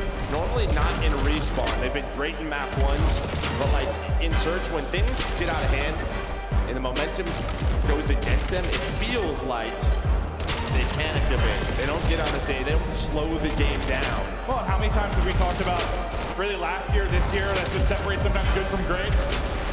A lot of teams, when you're doing well and in good spots and things are flowing, the game's very easy. When the game gets hard, how do you make it easy again? Yeah, they just were not able to do that. Well, the other one, a couple of those, yeah. Couple of those. But yeah, so what is it, 110 you said, so like 140 to 30, somewhere in that ballpark? Since that P4. Completely outclass them down the stretch. Fans are fired up as Koi. Get the map 1 dub. All right, that's their map pick. I'm not necessarily saying they were expected to win it, but they needed to win it. Part one done, but it's going to get harder from here. Yeah, that's it. Yeah, absolutely needed it. Now, their search has been getting better, but you're going to a Colossus or Destroy, which you haven't played a lot. Now, we did see that they picked it versus Riyadh Falcons, so maybe practice has been going well, but 2, 3, and 4, so strong here for LA Thieves. Yeah, I think, with the 4 teams remaining, if you talk Optic and FaZe right now, they seem to be both very well-rounded, strength across modes. For these 2 teams, it's a simple conversation. If they can just get hot on search today, they've got a shot to make a run. Yeah. If that can happen. And well, search has been hot for LA Thieves, particularly Scrap and Hydra. They are number 1 and number 2 in opening dual win percentage at this tournament, so playing with a lot of confidence, finding those opening picks. But when we talk about Colossus, a lot of times it's at Sniper, so we'll see who's going to have it for both of these teams. I swear to God, there's so many Colossus I've watched for Thieves. It's around 10, it's around 11. It's going to go down to some insane moment, but you're talking about Hydra, the number he's been putting up in Search and Destroy. We're going to take a look at him finding his groove. Online, not so much. On LAN, it's starting to happen in Search and that. Well, listen, I said that several times at the beginning of Stage 2. Yeah. Over the years, yes. Stage 1, not always the best when it comes to Search. By Stage 2, he's typically the best Search player in the game, or up there. Didn't happen right away, and I was kind of surprised, but it's starting to click for him and starting to click at the right time. I mean, 88% opening win duel percentage. That is unbelievable numbers. Yeah. Usually our highest is around 60%. Yeah, no, it's insane. So we'll keep an eye on him in some of the early rounds. And there you see the opening duels. aBeZy still having his struggles, but the rest of the squad finding a ton of success, especially Scrap and Hydra, as you mentioned. And that's been something they've probably been trying to figure out, that dynamic of who's going to maybe play that way between aBeZy and Hydra. And maybe it's just like, Hydra, you do your thing. Yeah, aBeZy can have an definitely some adjustments. Yeah. With this roster. Sometimes too much talent, too similar of styles in certain ways, and someone's got to make a change. But map 2 underway as Thieves try to strike back. Niam will have the big stick out, holding the B line of sight. Is not able to connect on the first. Koi, often content to just play the retake over here at A, as we were discussing yesterday.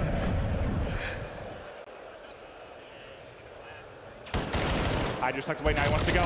Trying to catch 1 or 2, able to get 1. aBeZy following it up, it's a little bit staggered. Beautiful shot though onto the back line. Now can he stay up or at least get back to his teammates? But the problem is going to be losing Niam. You've got Scrap and aBeZy, Jodeci's and Kips, 2v2, and heads are about to collide. 1v1. aBeZy, Jodeci, and Joe puts it down for the round 1 win. And well, aBeZy not having that sub hurts him right there. Loves the M15 in this title, and maybe a situation where you don't want him to have in a slow map 1. Well, not a slow map 1, but just a very average map 1 for Jodeci's, but 3 in that round. And slow by his standards, I guess 24 and 22 is slow by his standards. You get into a 3 versus 2, and then we sort of talk about maybe just going 1 step too quick there for Niam. He's got the pistol in his hand, maybe just wants to go, but they do not follow him up. Well, that's what we saw a bit from them yesterday on this map. Just, it was like either too quick or too slow or disjointed, like just never felt like they were all on the same page. And you heard Scrap talk about it in the interview. We'll be continuing to look to get that dialed in, but it is Koi on the board first, and the hot hand from map 1 was Insight. Trying to turn those monster map 1 numbers into some flicks, but not able to hit on the first. Oh, and Scrap will just put him in a grave. Yeah, he's like, you have the sniper, I'm gonna keep my AR. aBeZy's gonna follow that up with a second, so maybe nothing, and Scrap is just gonna continue to take statue control away from Koi. Gets another one in the round. Well, clean there from LA Thieves. Yeah, no, I think he likes that lane. I know a couple headies you're gonna peek, and I'm not gonna miss a bullet. Well, and it's also why we said, like, yeah, it's great. He's great with the sniper, but probably the best AR in the game, or one of them. Yeah, his AR kills should have this. Not as fast as a sniper. Yeah, he should have this in his hand. But yeah, they'll even it up with a very clean round. No opening for Koi to get anything going. And often they'll, be content to kind of, especially a lot of teams this map, you'll play behind a snipe pick for a little while. You'll spend 30 seconds sometimes just seeing if you can find one. You lose your sniper right away, and well, I mean, the game plan shifts instantly. And the job becomes a whole hell of a lot harder.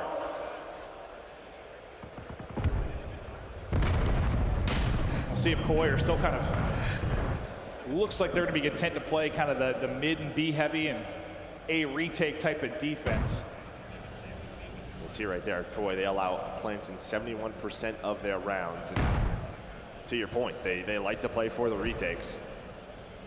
So gonna play safe, gonna play for the info. Some info found, now you're gonna group up. aBeZy's gonna try to slide to this bomb. I think CleanX just sees him. No trophies yet, so yeah, aBeZy's gotta be careful. Good job, because you just saw the explosion. He was going to be blown to smithereens, but as they back off on it, Insight's going to get a little bit of revenge. aBeZy sub in hand again will find his kill to give them odds. CleanX, did he find a timing? Well, maybe Joe Deceives does. Can't snap onto the second. CleanX looking to get back involved. Insight a little way. Yeah, CleanX like got right. He found insane timing right between enemy lines. When he hit tunnel, I was like, no. You've got freebies. Insane window for Neum. Another 1 versus 1. Insight tagged off. Neum chasing. Insight though has got it. In front of the home crowd, he's putting him down. Yeah, he's gonna have what, plus 10% damage apparently. Buff here. So he is just so confident, almost gets caught with the pistol in hand, switches quickly to the M15. Neum goes for the chow and just a little bit outside. I mean, I guess for Thieves, you're like, okay, we're all right. Well, their losses have been 2 1 versus 1s. You lost the one to Joe Deceives, you lost the one to Insight. I guess you gotta hope we're gonna win some of those if they continue to go down, but some insane rounds. Yeah, and a lot of that time it was on Hydra. He just didn't want to peek that push over towards A. And he was the player laying his statue? Yeah, he was just sitting there. Yeah, that's like CleanX. When he just ran through, I was like, oh god. 2-1 for Koi now as CleanX and company get tagged up by utility and start to work this push. Kim's gonna be out of the play for now. Maybe trying to work his way up through tunnels slowly. Maybe got eyes on Neum as he wrapped back, couldn't quite tell, but I think he might have got the eyes on his wrap back to bring it to B. Bring bomb over to B. Insight's gonna be isolated though. Great job by Thieves just taking him out. Bomb site will be wide open. They're gonna get this down quickly. Well, you see the corner that Scrap is in. He knows he's by himself. So CleanX gonna go hunting while he stays patient, finds a kill. Still doable, 2 versus 3. Well, it's on this guy again to play his life. And he takes a couple of shots in the boat, but his teammates aren't there yet. Yeah, it's gotta be frustrating. Uh-oh. Things might be falling apart, looking like a 2v4 clutch here for the Koi side. Joe Deceives and Kips now up against aBeZy. Can aBeZy bring it back? Boss one, another 1 versus 1. So far, they've all gone to Koi. He's just gonna hop it here. Gotta go ahead and check it. He'll check it, he'll finish it. All 1v1s the way of Koi. There's magic in the air for their search and destroy right now. And Trout, I'm very proud of you. Way to stay disciplined there. I mean, it was only halfway through, but... Yeah, I just saw some whispering. I was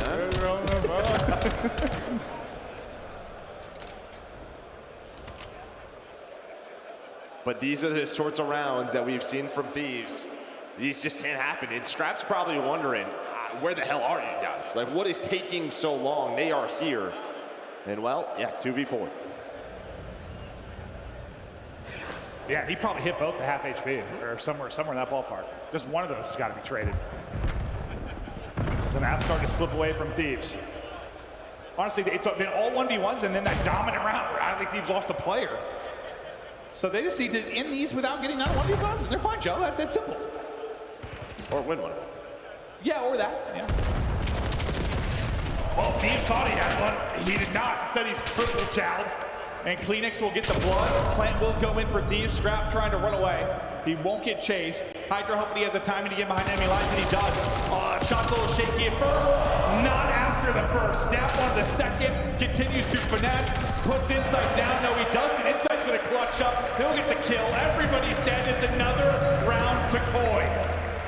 And well, you lose the first player in Neum, you get the bomb down, and it's just sort of desperation time of, hey, Hydra, I have to make you play, right? If you are him. And as soon as he hits that route, he just misses the one player who's up top stairs. That player takes down Scrap. That was the second in his double. But just too many numbers for the side of Koi. They were all still there towards the lobby. Yeah, honestly, like in the craziness of that, like his snap, I didn't realize Scrap got picked, so I'm like, this is very winnable. Yeah, that's why that play was so weak. Yeah. That explains why he two-rolled him, right? Sometimes I can't tell the drop because people just get deleted. Why, was he weak? No, he was not. Kips, 4 straight.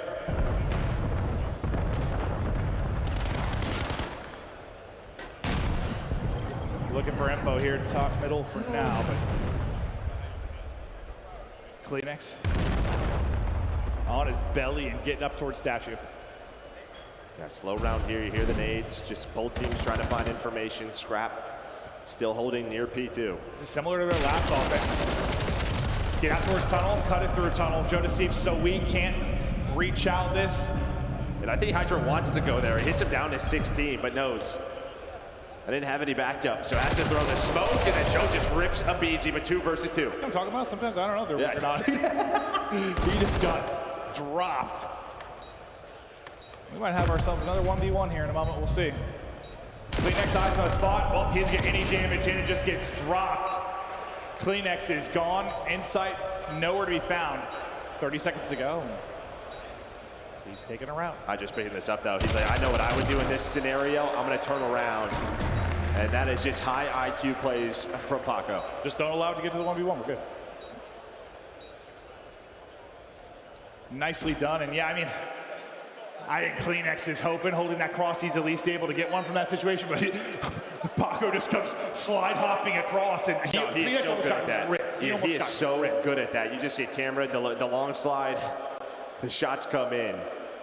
No, before Kleenex reacted, he was 40 HP. Yeah. Maybe if it was someone other than him. Probably has a chance. Yeah. A much needed one though for Thieves. And again, yeah, I mean, you're down 4-1, but it was all 1v1, so. You're thinking little moments, little mistakes. We could be leading this. Similar defensive setup for Koi. They've been doing pretty much the entire time. And Thieves, once again, just working their way up towards Statue. BZ top mid control, but he'll drop off. They're just sort of trusting your game plan right now if you're Koi. Giving up the bomb plans, playing the retakes. No trophies though, and that is an ankle, and that is a you get. And the person back is so weak, so weak. Beautiful nades, no trophy as you highlighted. Just mopping the floor with him in the back. Kips is gone. Joe Deceives last up. If he won that, got away, I'd say, hold up a second, it might get interesting, because I don't know if that one's getting traded, but Scrap wins it. It starts with an age. You stay alive if you're LA Thieves. You work slowly up towards A. And yeah, there's no aggression from Koi throughout this map on defense so far. So you're not too worried about any, four-man pushes through tunnel or through P1. They haven't really shown that. So you're checking your corners, and nades are on point. You think maybe just time Koi needs to throw a little bit of a different defensive look at this? I think they might. Well, it may depend on the trophy scenario. Yeah. But yeah, maybe next defense they might go for it. Lull him to sleep and then pounce. Back-to-back rounds for Thieves. Now within 1. Kips just with a jump peek, nearly just beamed. But he's got to calm to his teammates. Tunnel wide open. There'll be Kleenex that'll pick that up. He's struggling in this map too. Him and Inside had really great map ones. Now it's the other two picking it up. Well, sometimes, that opens up tunnel, but Hydra backs all the way up. So now, similar to Koi, and just sort of playing the retake, you see how LA Thieves are stacked up in their lobby, just playing time, waiting for one another, waiting for Koi to make the play. 45 remaining, and eventually gonna have to execute. They went through P1 last time. They're gonna try to go for it again. There is no trade, and when you bait a BZ into you. And that's what they've been so good at really over the course of this weekend. Get teams to maybe get anxious, catch them trying to get moving, and then make them pay. Scrap 1 versus 3. Got through. Not able to win the first. Koi, stop the bleeding. And that's just a great adjustment, right? Let's get into our sort of plant setup. Show some info. The last time we did this, Thieves, they sent 3 through P1. So you set up a bit of a trap there, you played your life, you find the first 2. Yeah, I mean, the entire time I'm thinking eventually they're gonna take this tunnel B. They've done it a couple of times. Thieves maybe hoping they can catch them doing that exact thing, but not going to happen.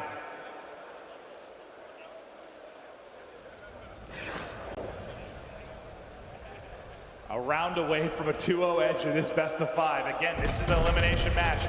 Winner moves into a loser's final. Loser, adios. Kleenex, not having a great one, but he's had a great one over these last 2 rounds. 3 straight, there's a blood. Hydra gonna be in trouble, needs 1, gets that, but Someone's going to have to pop two if they're going to bring this back. It's all on Scrap and Neum now. Well, that's good info. He sees them cross back, so speaking about popping two, it's not clean.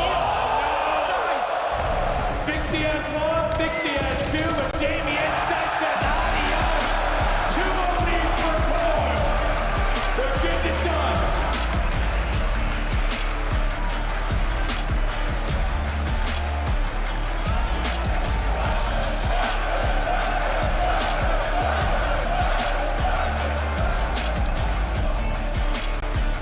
We thought it might come down to the search and destroys, considering the strengths and weaknesses for this team, for these teams. And it's a bunch of 1v1s in clutch situations, 3 different 1v1s that Koi are able to win.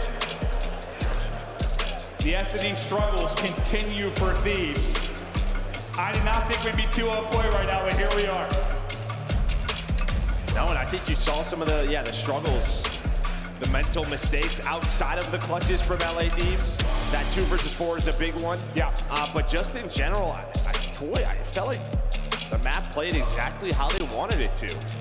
Let's play around the A-bomb site, play these sort of retakes, these timings, and the 4-on-4s were going their way.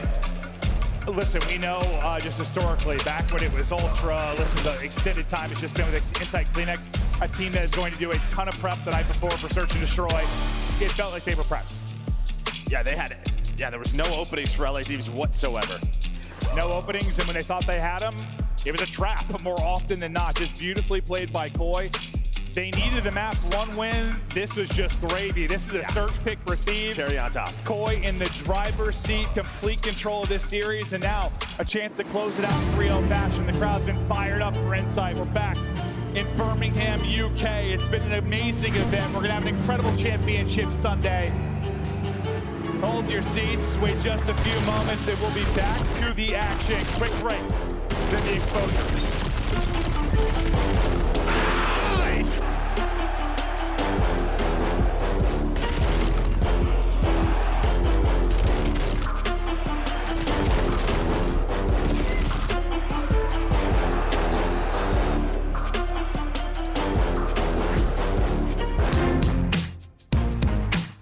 Black Ops 7 returns to the Esports World Cup in Riyadh this summer.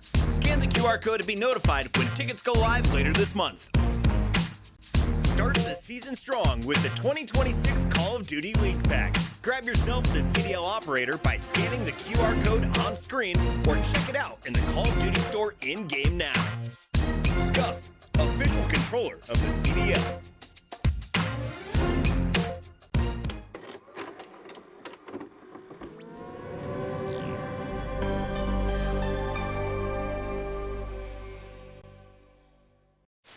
This is awful. I'm going with Toronto. I got Toronto winning this series. I think they get it done in 4. You're like a mix of George Washington and a Disney prince. What does that do? LAG!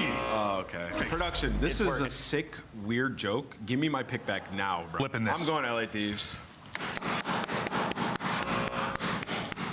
Got him! Oh, the crayons I broke the crayon box. Shotzi, I got Texas, baby. Wait, did you just baby right into swapping it? Trap, bro. Where did you pull that out from? What the hell is going on in Columbus?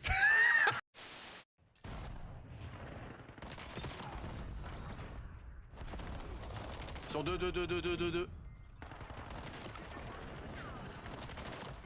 Encore, il est mort. Yes. Statue, ça spawn statue.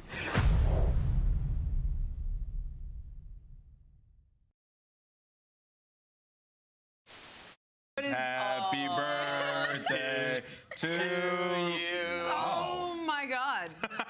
I didn't even get the vote out. And you both just died to it. It was awesome.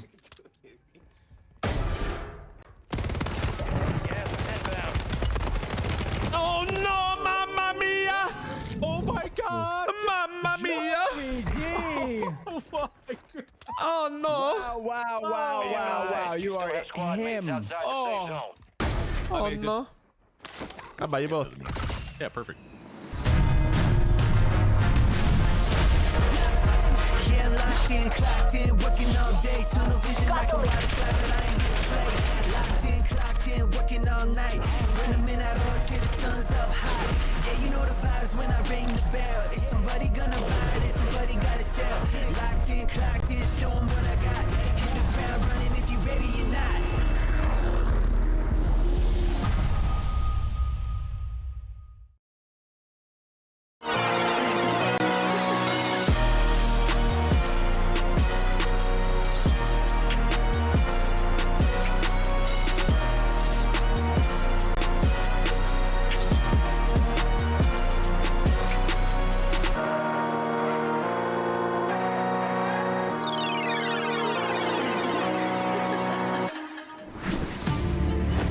your screen is a team that needs to rebound and rebound heavily. Listen, they're all too familiar with reverse sweeps. You go back to day one, they were in the driver's seat.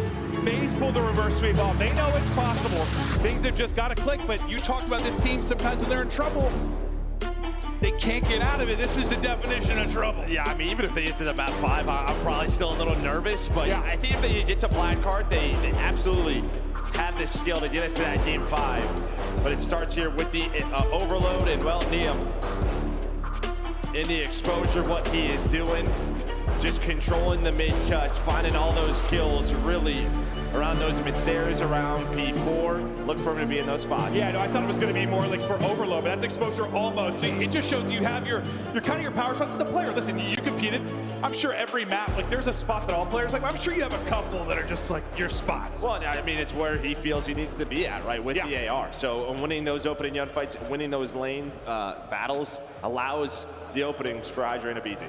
Well, Niam has been terrific in overload, and they're going to need every ounce of that. We're going to look at some Koi numbers, though, when it comes to overload. Insight and Joe Deceives, what they have done at Major 2. Listen, Joe Deceives has kind of been getting to work his normal day at the office. Insight's leveled up. He got promoted coming in this weekend. No, he's got the home crowd buff, no doubt about it. The magic is on his side. And while they have been putting up some big numbers. He's like, how do I get this crowd every time I play? in overload. But on the other side, it's been all about the defense for LA Thieves. They have been spectacular. Defending the zones, but scoring off the charts here for Koi. That's a double whammy, too. I mean, they're rooting for Koi, also the French player on Thieves. Like. Yeah. So far, so good. Better than good for Koi. Absolute command of the series. Now into the exposure overload. Thieves battle for their tournament lives, and well, they open things up nicely with a pair of nades hitting for aBeZy and Hydra. Well, I thought they were going to go a little bit quicker there behind aBeZy, but you do pick this up. And that is due to Hydra's position.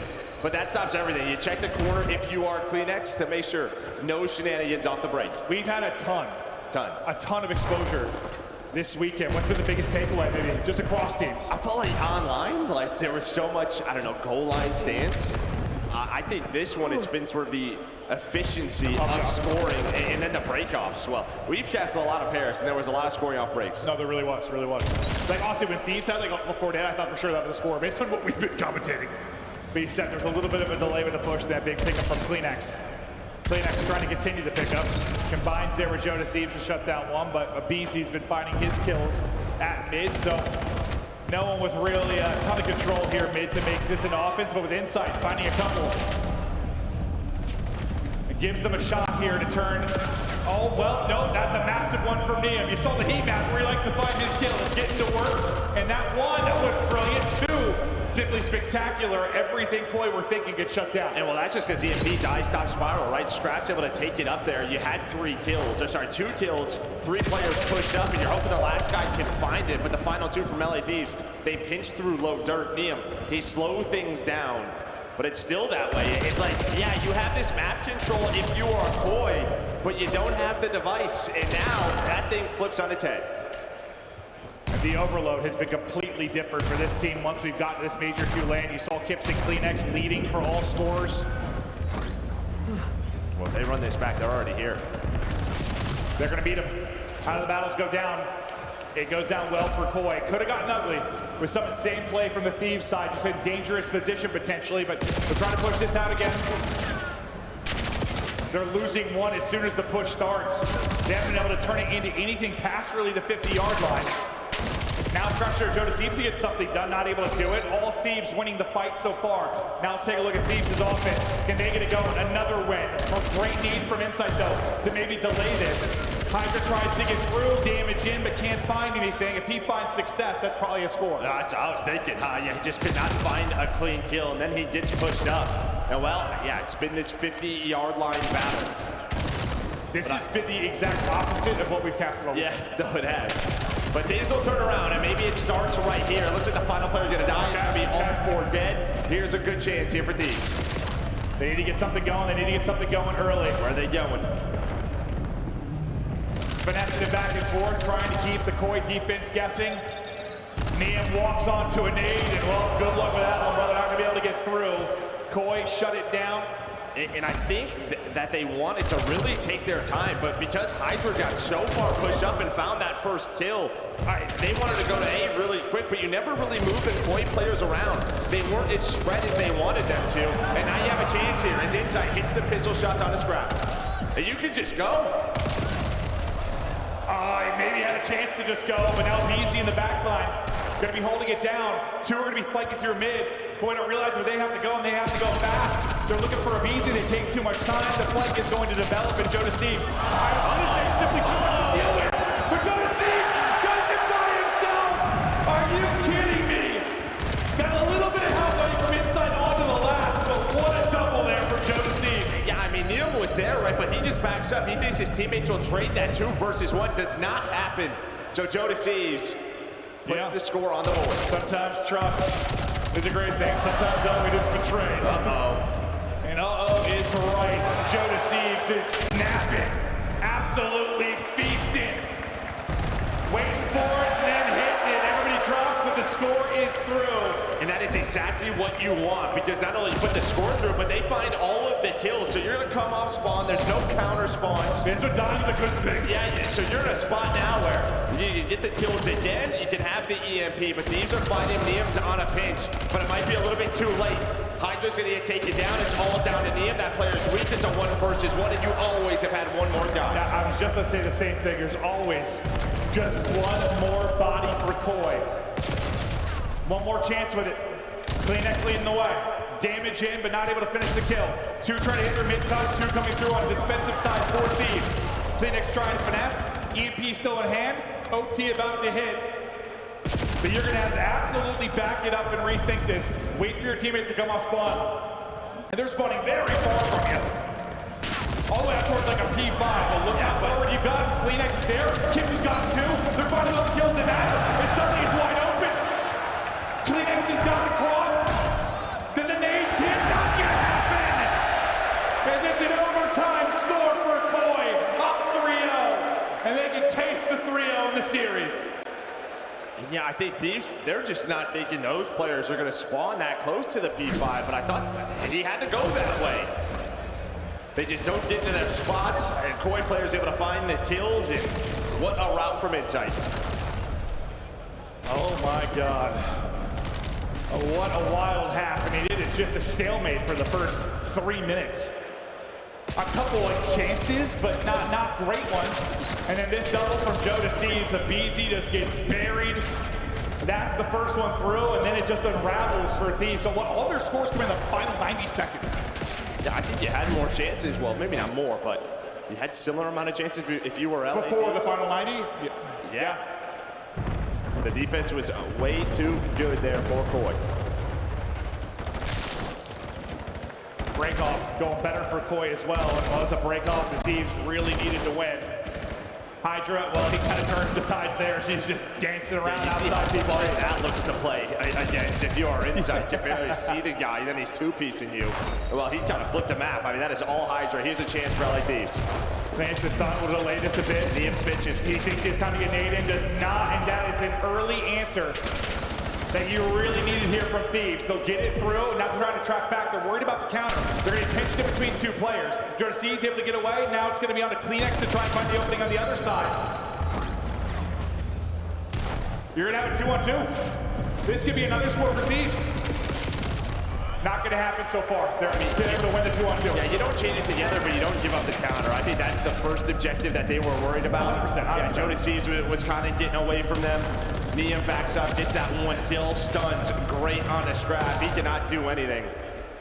But they needed an early score, and while inside, he's just going to say, hey, I'm going to call this Hellstorm in. Let's see if we can open this up. Missiles in. Well, they got to be careful here. They sure do. The missile maybe going to bail him out. He gets 1, and well, his teammates do the rest of the bail. It got a little bit sketchy there for a moment. But the final player from Thieves will be dropped in the top lane, open for now.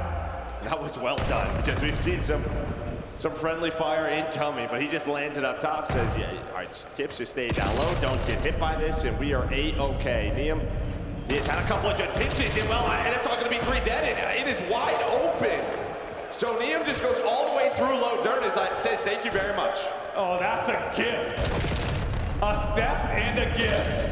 Beautifully done from Thieves, and now back within 1 with 3 to play. Starting to come alive. You still have Hydra. Well, you no longer have Hydra in your backline. That'll get dealt with. New EMP has popped. The one-on-one mid-map goes to Scrap. Yeah, BC just needs help, so he's trying to buy time. Hoping Scrap can get here, he does, but Chips is the difference maker as he finds that double. Yeah, he gets 2 right as Scrap gets there. Nice shot from Neum.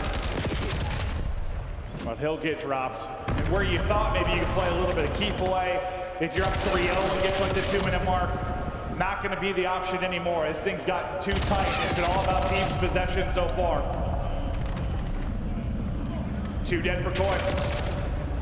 I don't know if Kleenex is there, though. He got pushed up into a great corner. He was able to find that. Turns it into a triple. You had Hydra pushed up, but he's the last one. And now Kleenex is doing my time. 5 in a row. Stunned. The Magician going off with 6 in a row. I don't know if you ever got back to full HP over that entire sequence. But he's killing everything. Now going to see it. Can't slip it through. You still got Lonnie's here. There's a massive goal with 2 to play. Kleenex, though, what a sequence, one of the better moments you're going to see this weekend. I mean, he just turns the map by himself. They had no idea that he was there. Thieves found the kills. He's hoping to get 1. Even better, he got 3. Then opens it up towards that A zone. Thieves out in his desperation time. 90 to go, and desperation is certainly the right word for it. Kleenex again, just barely staying alive. 2 HP in the drain, but he'll be able to back up and reinforce the defense. Really, this is all about nice shots. Okay, well, that's why Abizi's got the M15, but Neum has been so good on these pitches. He's doing it again. Here we go. It has been all about Neum on the flank, and as you said, here we go. I think it's topside spawn on top of that. Yeah, we're right back to top 10, so you have a chance here if you get these kills, if you're Thieves, to tie this game up. Scrap the last one there. You're hoping it goes cleaner. Maybe Hydra can scoop this, but it's going to be staggered for now. But you still have the pressure here. Can Hydra get a couple more for you? Not going to happen. And Kleenex, the patience again, the chance to make the play. Hello, enemy line, and that's going to be 2. Beautifully done by Kleenex again. They want to go. They just want to fly this thing through dirt. Stuns are going to that back go. If they put this one through, game over. They're going to back it up, though. There's just no part to bust. And they don't realize where the spawns are. You know, we've seen them spawn a lot of blood. We're thinking you can just get forward. But as Neum gets stabby, he looks to get in. Thankfully for Koi, they're able to hold the line for now. They win a couple of monster gunfights. 10 seconds to go. Up the first of the 3-0. No time to do it. This one is done. Koi 3-0. Thieves will seal it.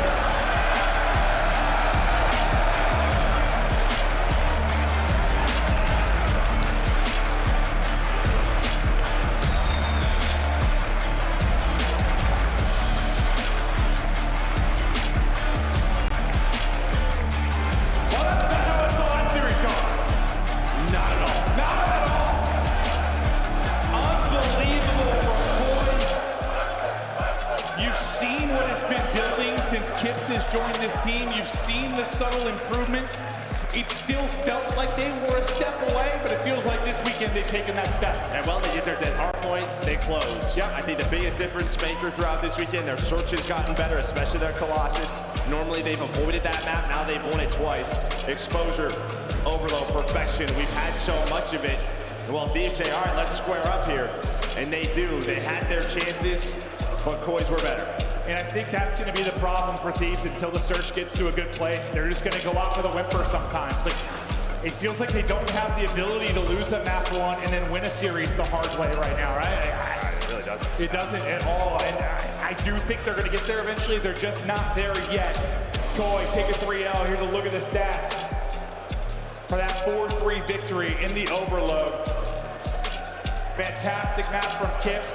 It's insane. Kleenex is 22 and 26, but he's the one that turned the game on its head late. Yeah, I mean, 7 objective kills from him. Yeah, he turns that pivotal moment into a score for them to put them up 4-3. How many times did he have little sneak play, like through the mid-cut or somewhere around like P5, where he has caught EMP carrier, slowed it down, stopped the push completely, found a corner, waited, played his timings perfectly. I mean, game is beautiful. And a very pedestrian series from Scrap, right? Normally we do not see that from him, but 18 and 25 there, damage wasn't even there, right? So, yeah, just not what we were used to seeing from him.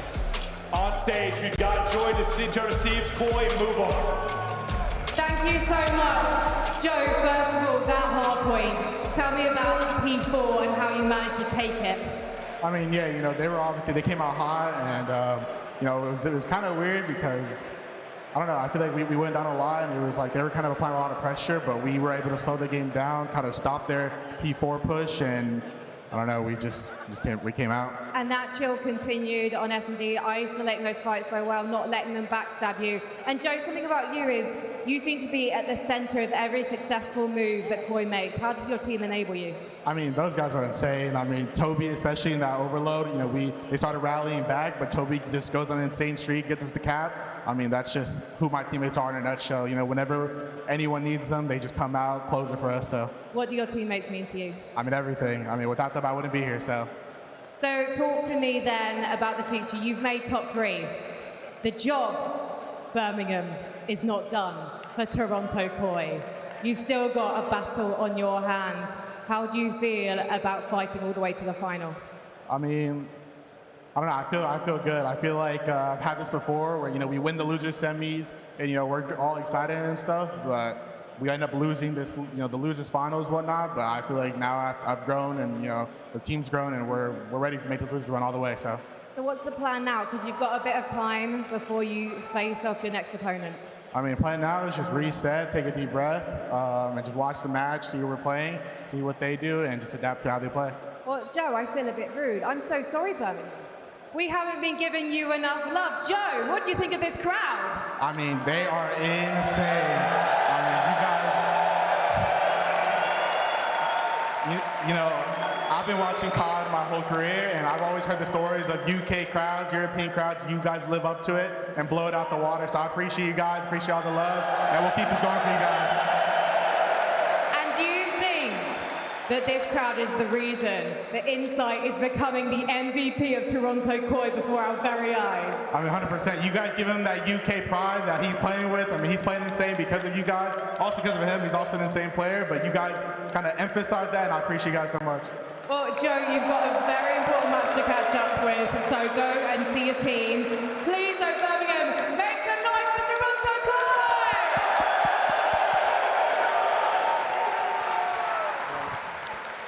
Incredible stuff from Joe Deceives, and it is amazing to see how this UK crowd has adopted Toronto as their local squad. Insight, the only UK legend in the CDL. Jeez. He is putting on a performance just when everyone thought he was at the end of his career. He's at least got 2 more majors after this one. I know, and he was the reason why they were able to keep in that fight on that dead hard point, single-handedly bailing them out of so many situations. And you heard Joe Deceives on the stage. All they needed was those adjustments on that P4. You chain it to the P1, everyone is streaking, Hellstorms are being earned. Koi just started off not on the best foot, but ended on such a high note. It's not just the Brit, though. Let's take a look at all the highlights here as both teams were chiming in with some high plays. Nameless, what did you see from Thieves? Why were they off to a slow start? Yeah, honestly, they're just getting overwhelmed by Toronto Koi. I mean, you know, going back to that first map, second rotation, almost every rotation won by Koi. And I guess that's the difference when you get participation from Kleenex and Insight. Like, they're having an amazing tournament, so much to deal with. On this overload, it was definitely Kleenex for me. Just kept getting behind enemy lines, killing the ball carrier, just blowing up their push. But yeah, Toronto Koi, I have to eat crow on this one. I did not think they could figure out their issues coming into this tournament. This is a completely different team than we saw in the qualifying stage. Completely echoing that what you just said, and I think the call out on Kleenex and Insight is huge because Toronto is historically a team that was known for their teamwork, and so now being able to see them put that damage up, you see the teamwork actually come to fruition, which maybe you weren't able to see in previous matches. I mean, it feels like Koi's hitting flow state right now. After that second set of rotations, like you said, that P4, it was like hell or high water. You could not stop those guys. The Koi jerseys are out here in Birmingham. The fans behind Insight, the local legends. But it's Kips, the rookie, who has been a pop-off story of this tournament for me. And alongside him is Joe Deceives, a player who got sent down to Challengers when he was on LA Thieves. Now got brought back up. He has been a star on Koi. A lot of people asking, is Joe going to go to a different squad? Adam Mouse says no. He ain't leaving Toronto for good reason. Here is Joe and Kips, the SMG duo, in our Scum play of the game. What do you see from this duo? I mean, just incredible stuff. We got to see them gel together and really play off each other incredibly well, and that's what makes it so special about these two young guys. They're always good for two when they're on one, right? When their foot's on the gas. And my favorite story about Joe is many majors ago, I remember him saying, I really want to win a chip for Inside. I really want to win one for this team. And you can see it in his gameplay and the work that he puts in every single year. Even before this, he was a little bit dragging them. When they did have success in S&D, it was Joe finding the first blood. When they have success in Hardpoint, it is Joe flying out and finding the kills you need him to find. So he has absolutely been a star for this Toronto team. I like that call out. Nameless, as we wrap up this series, we got to give a big shout out to Koi. We were all wrong here on the analyst desk. Not me. Except for this guy.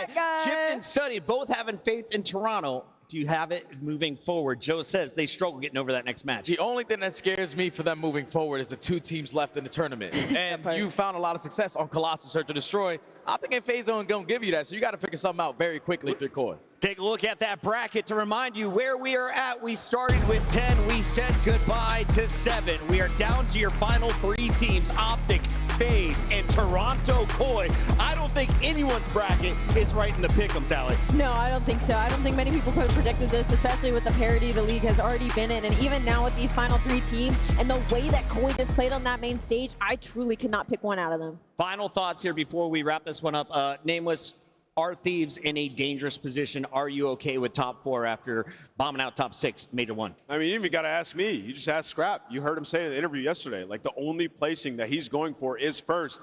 And the biggest thing from that series is Scrap underperformed. Yeah. Like, this is a guy who's the best AR in the game at times, so he needs to perform, but I think they keep this roster and continue to work. They shut down Scrap in a game 3. They steal the Overload, and they take the series 3-0. Toronto waits to find out who do they play next, because we go to the winners bracket. It is Optic, unbeaten, taking on FaZe Vegas. Lock in. This is the CDL.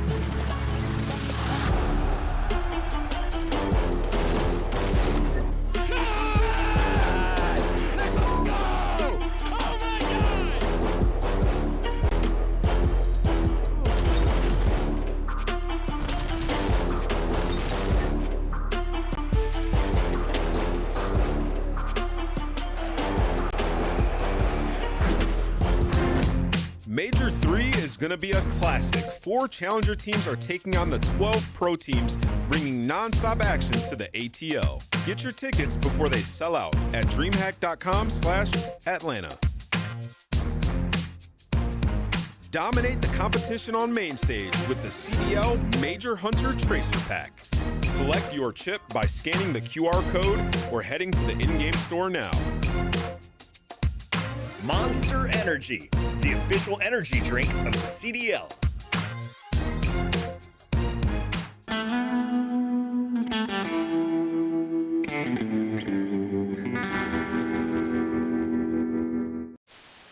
Big GG. The guild took the hard point.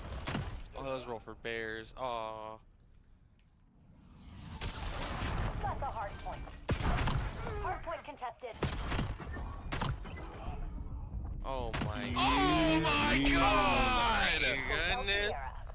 Oh no. Hello? Are we good? Hello? Show me the play again. Watch it again. You play that. It's in red. It's in red. It's red everywhere. It's red everywhere. Oh my god. Running. We're just running at him. Oh, wait, so they were here facing, we were here in GT? Good grenade. Oh, he just ice skated on him.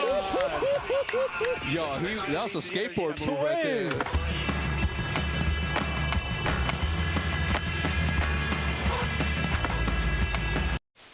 Try and work someone on the flank. He's able to find but Criminelli, the Kriegs, they're able to get 2 headshots. They know that Formal is gone. Vivid. Ooh, I think that's a bit of an over challenge. Envoy, he goes to the defensive side. Nobody able to check the bomb. Crim ready for it. Nice shots. Or Criminelli now going to find all 4 kills. This is Formal for the ace. 3rd, 4. Illy wraps back and it's Formal with the ace. They needed me out. One low. Bottom's egg. He's timing there. He's timing there. Bottom's egg. Bottom's egg. Bottom's egg. Oh shit, my bad. Oh, yo, hold up. Kobe. Go to Marcus. One low dirt. Yeah, low dirt. I just trolled the bomb. He's far right. Backing up. Yeah, he backed up. Bombs out because I'm pushing B card right now. Oh! Last one push our dirt.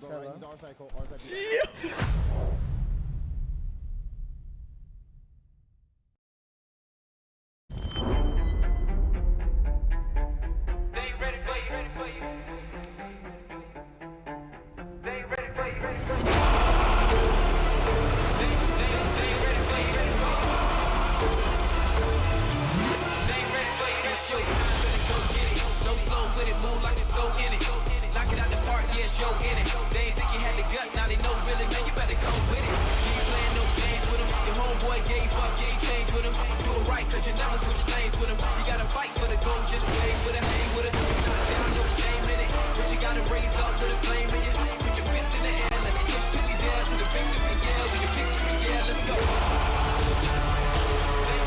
They ain't ready for you.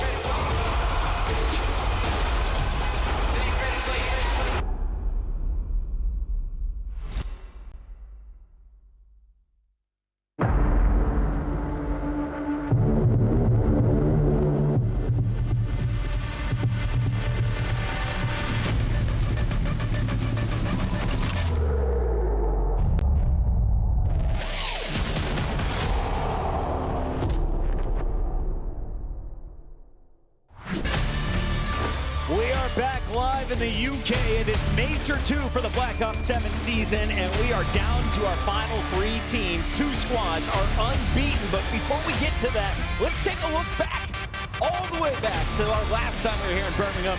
Octane, #1 for Luminosity. Method's doing his own watch party, was 3rd on Rise Nation, and Skunks Optic Gaming finished 4th that event. Yeah, it was an awesome event, you know, coming over across the pond. Unfortunately, it was my last event, so, you know, watching these guys fry. But yeah, I mean, Birmingham's always great. And there is a look at the struggle bus. Nameless finishing top 20 alongside Eggs. Eggs booted from the team after that. This picture we're using here. And look at Study at the very bottom of the barrel. Yeah. Top 28 with complexity. We retired that year. It was a tough one, but hey, listen. We're in good graces here in Birmingham. It's a great time, and I'm enjoying it this time around. You're not the only Americans to struggle here in the UK. True. We just saw what happened to LA Thieves. They're now out of it, but the 2 squads left have showed very little weaknesses. Let's start with the team that is the best in the game right now. If you're looking at the numbers, Optic is on a 15-map run through the winners brackets, Rosalie. They were 9-0 back at Major 1. They are 6-0 coming into this winners final. And somehow it gets worse. They come into this major and they're all putting up ridiculous numbers. We're talking across the board. You've got Dashy and Merc, the AR duo for this Optic Texas squad, putting up insane 1.2s, 1.3s, 2.6s in SMDs. They've got 12-1 record on stage 2 alone. We already knew that coming into this. They were going to be the heaviest hitters in the building, but the problem is they have leveled up since hitting that main stage. Yeah, you know, for Optic, going into this one, it's like, can you smother FaZe like you do all the other teams? Right? That's the question that needs answered, because when Optic was tested by Riyadh, you saw just super fast pace out of Riyadh, trying to, you know, pin them in the back of their base. And when Optic gets uncomfortable, you know, that's the only way that you can really beat them. So FaZe have to play absolutely perfect in order to take down Optic in this one. Here we are in the UK with one of the big content creators. You know him as Tactical Rab. You follow him on Breaking Point as well. And Rab, it is great to have you here in the venue. The fans love you. What has this been like for you watching Optic perform? It's so good to be back in the UK. 8 years ago was my first ever Call of Duty event in these very halls. I was volunteering in the Challengers Pit. I was sleeping on the floor in Hall 4, and here we are all these years later, and we've got so many fans in this building. It's been wonderful to be here. The reception's been mega, and we need to get back in next year. Absolutely, maybe champs. I need to know, is this the largest audience we've ever had at CDL? It sure feels like it. At least it is the loudest. We got to keep this moving though, Ali, because the other team is ready to be talked about. They're wearing pink, sometimes black. Do you think it's the black and white jerseys for Vegas FaZe tonight? Absolutely, it's stripped out. Remember, we got a full 360 out of Simp and Chris Slayer. Honestly, I'm disappointed with the crowd because it felt like we had a little bit of some FaZe fans in the building, and they didn't do the Chris Slayer chant just yet. So I'm hoping for it still. Should they have another match after this? You gotta go start it, Allie. You gotta go out there. That part, you're so right. But I mean, FaZe's story is kind of similar to Optic right now, at least as far as the main stage goes. They've hit a new level. The AR duo in this, Drazna and Abuza, have been playing incredibly well, and specifically Simp and 04 in Search and Destroy has been pivotal, and that's going to be scary for a team like Optic Texas. Yeah, Drazna and Simp in this tournament are top 2 in respawn. Simp is averaging 30 kills per 10 in hardpoint. He's actually been unbelievable on the map, and the biggest turnaround for them, though, is on a 5-win streak in Overload. Overload. That is their win condition. When they're winning Overloads, they're winning series. But they're going up against the best Overload team in the game. As fun as statistics are, I want to dig into the drama with Rab. Is there any bad blood on this stage between these players? Because they've been on a number of rosters facing off now for the first time. Oh, absolutely. I mean, look, Sim versus these Optic guys is always going to be a good time. I mean, like, last year we had plenty of matchups. Abuza and 04 against those Optic boys. They had a couple of finals that they lost when maybe they shouldn't have done. This is a chance for revenge today on the main stage. But it's not so clear cut. Out of all the videos you put up, how you ain't mentioned the CEO? Look, the CEO, he's the man of the hour, potentially on the main stage. He's had a fantastic tournament, but Mercules is on the other side, and you got to forget, this guy cannot be stopped. Do you think against Optic we hear the love you draws a chant today? I doubt it. Okay, okay. Immediate answer. I think the FaZe boys are ready for that. We've got about 4 more minutes before the players are ready, just so everyone at home can grab a snack, get your water bottle ready, crack that monster, and let's get into it. But Rosalie, talk to me about Vegas's opportunity here, because everyone is looking at the numbers. Statistically, they are the underdog in a fight against Optic that throttled them during the online qualifier. It's tough because when you look out to Texas, you don't really see any glaring weaknesses. Maybe you go for the search and destroy because FaZe Vegas has kind of been in their bag in that game mode recently. I think what they need to do in this series is they need to keep putting up the big numbers they have. Looking at Draza, he's got a 1.2 in hard point, 1.6 in search and destroy. The rest of his teammates are close behind. They're going to need those high engagements because that's really what sets Optic apart from the rest of the league right now. Is Draza the top performer right now on the team statistically? And Respawn. Well, I mean, it depends on how you look. Are you asking? There's a lot of stats to dig through. Sorry. I mean, it gets a little nitty gritty. The way I look at this is you go back to the FaZe series against Gentlemates, and they made them uncomfortable, winning all the rotations on that exposure, which you're going to have here once again, map 1. You have to make Optic uncomfortable. When they have control and they're able to just snowball that back to back, you're going to get fried. So you have to play technical, structured COD, and that's what we saw out of FaZe. Draza pushed up on the cuts. Abuza, last line of defense in the hill, drops 45 kills. You have to emulate that, the same exact performance here on that stage. The one thing that gives me a little bit of hope for FaZe is the way they bounced back against LA Thieves on that first day. They were in an 0-2 hole, had to win 3 games straight just to get to their winter semifinals. That takes a little bit of mental fortitude, Rab. It does, but let's not forget what happened at the last major when they were up against the Gentlemates and they bottled the 5-2. And that's what can happen to FaZe on the Sundays. Their record on Sunday has not been great historically. This tournament, they're going to need to turn it around.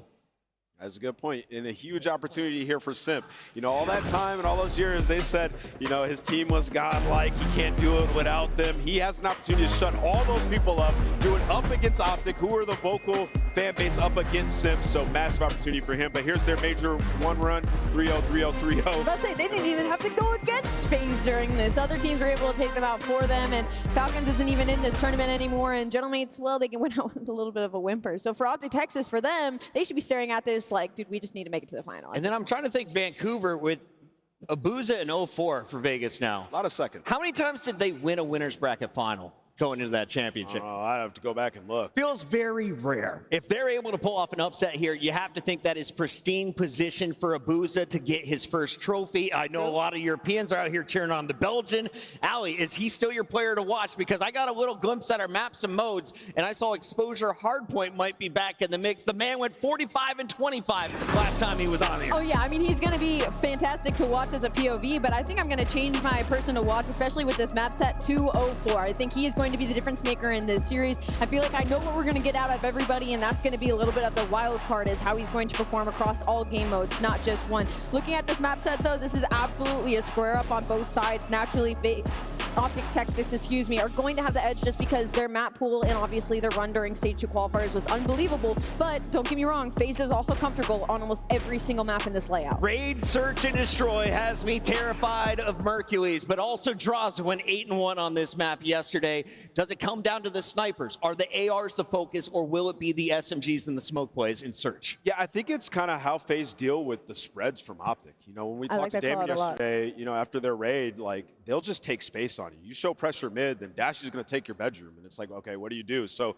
yeah, hopefully they've watched their VOD, but it's hard to root against Optic here in Search and Destroy. They've been unreal. And Rab, you've been watching competitive COD since you were 3 feet tall. You're now 6'7". Let's talk a little bit about Optic and their game mode Overload, because Overload is the new game type here for Black Ops 7. Do they have the edge over FaZe, or do you think FaZe has an opportunity to take that game 3? I think arguably it's going to be a competitive one, but the thing that Optic have is they're just dominant in every single mode. Even back in the Dynasty days, they would not win as many Search and Destroys as this team tends to. They're like 70% win rate in every single game mode. I'm looking at that Scar Hardpoint though, that game 4, because it's a map that Optic have been super comfortable on in the online domain. Yeah. Could be a different story here, but FaZe have squared up against them. That's true, but you're right. 3 and 4 are kind of nightmare maps looking at it, because Optic are undefeated on both those map and mode combos and Den and Scars. So FaZe definitely need to take at least 1 or 2 maps minimum in that early opening 2. Birmingham, the players are almost ready, which means it's time for predictions. Can you give us a little encouragement? They're awake. There we go. They're about to get louder, though, as we get these Wait till they picks see locked Shotzzy in. walk out. They'll be twisted. Do you agree with Tactical's Rab pick that Optic Texas 3-0. Ooh, 3-0. Rosalie, Nameless is right behind you by 3. It's okay, because I know he's going to go the same way as me. I'm going to go with Optic Texas in this one. 3-1. I'll get FaZe. I'll get FaZe in that. What you talking about? I'm going with Chris Lair. I got Simp. I got Vegas taking this one. And Optic will make it back to that final, but Vegas going to win this. You know, at the end of this weekend, I brought a Sharpie with me, and that's to get my Optic shoes signed. I got Optic moving into your grand finals 9-0, another 3-0. It's time to kick off your Major 2 winners final. Every inch you take, Optic know exactly where you are. These guys are just on a different level right now. Dashing, playing a different angle. Here's Shotzzy on the pitch, and he's going to find absolutely everything. It does not get better than this. Optic have not lost a rotation. This is the progression for the Green Wall. Oh, this is scary for the rest of the league, man. The Mighty is gone out of 2. You lose. You lose your life, and you might just lose this game. He's not strong. He's still going. Topside complete coverage. No way. 10. Can we get any more? A ridiculous number 11. It takes a lot of pace. Can he find the kill? He does. Oh, and Dashy, no problem throwing everybody out of this. Don't let it happen. A stack pull. That's 6. Season. He's out here.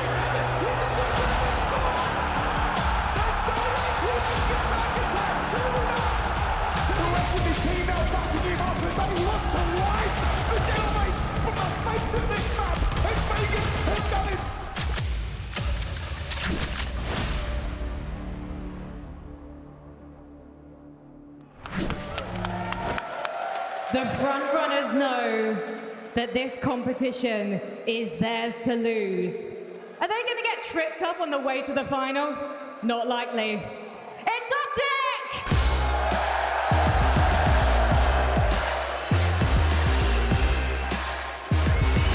You know, usually when a team performs this well, not only during a split, but even at a major, it feels like it is impending doom that somebody is going to step up to the challenge, that somebody is going to stop them.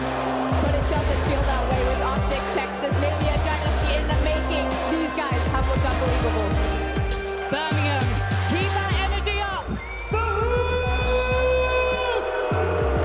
Shotzzy! Mercules!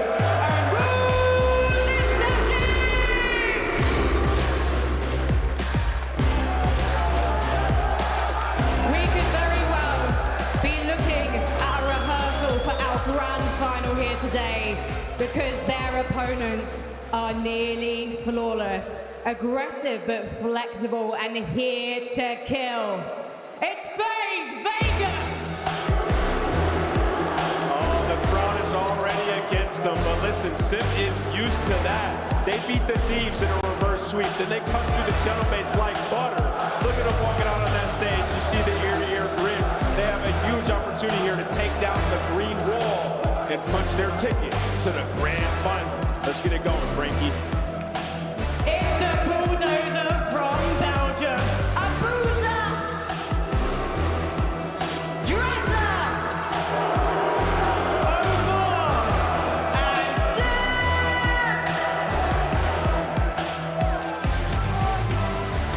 out, Optic, because I was just looking into the eyes of FaZe Vegas then, and they were loving the roars from the crowd, and we are gonna love what's going down now with Miles and Chance.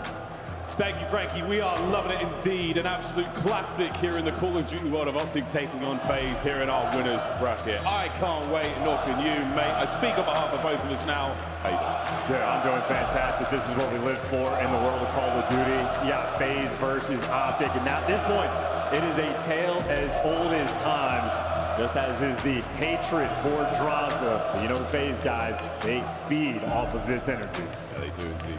What a tournament it has been for both of our squads. Fantastic runs, and for both of them as well. Excellent form coming into this one. Again, for Optic, it is a historic run and stratospheric performances. We are in the midst of history being made with this kind of roster. How far can they go? How far will they go this season? And this might just be another chapter in the book as they continue to write it. On the other side as well for FaZe, fantastic, fantastic team as well. But Mr. Do-It-All, Chance, the Messiah, if you will. I've seen the shirts, I've seen the flags, and frankly, I want one.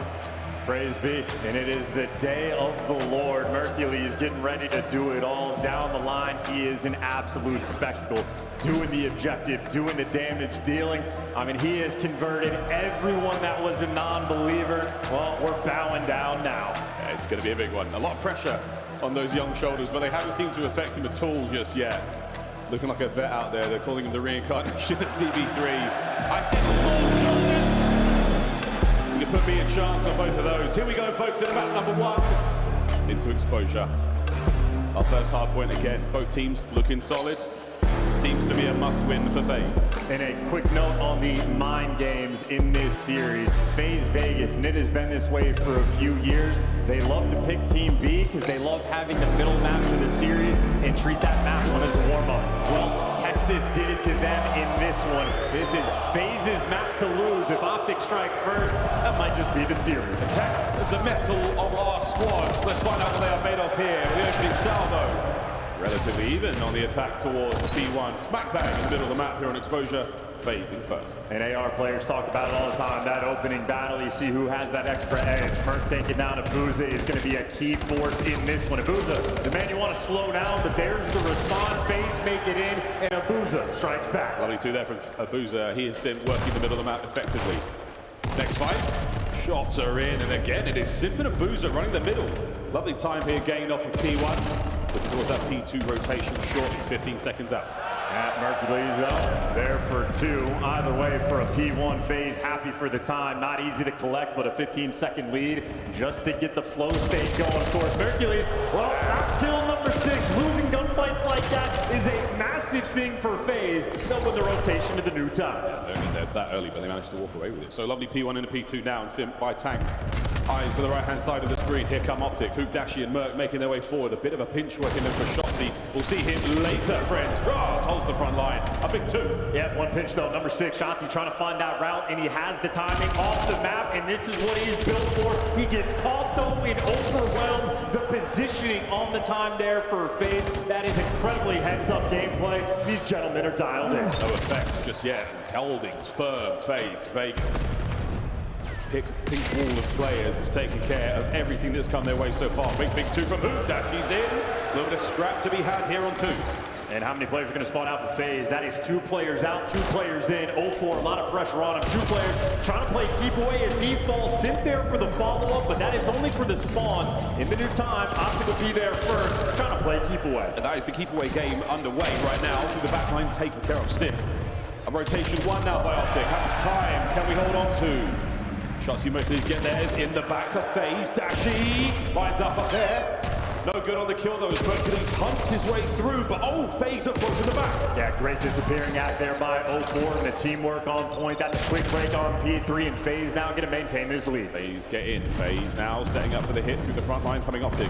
Draz cut down. First man in. Immediate trade. Oh, and there's another back-to-back. Simp and Shotzzy toe-to-toe. Yeah, trying to buy a little bit of time. He's going to be doing the fancy footwork up top. 0-4 there with the reads, and right now everybody going through the flood. Not what we want from Optic. Having to gun your way through the front is incredibly difficult. Hoop pitching low. Everything's being read in a scattered push right now from Optic. Teamwork's not quite there. Got a man in the back though. Somebody managed to sneak in front door first. Oh! Gets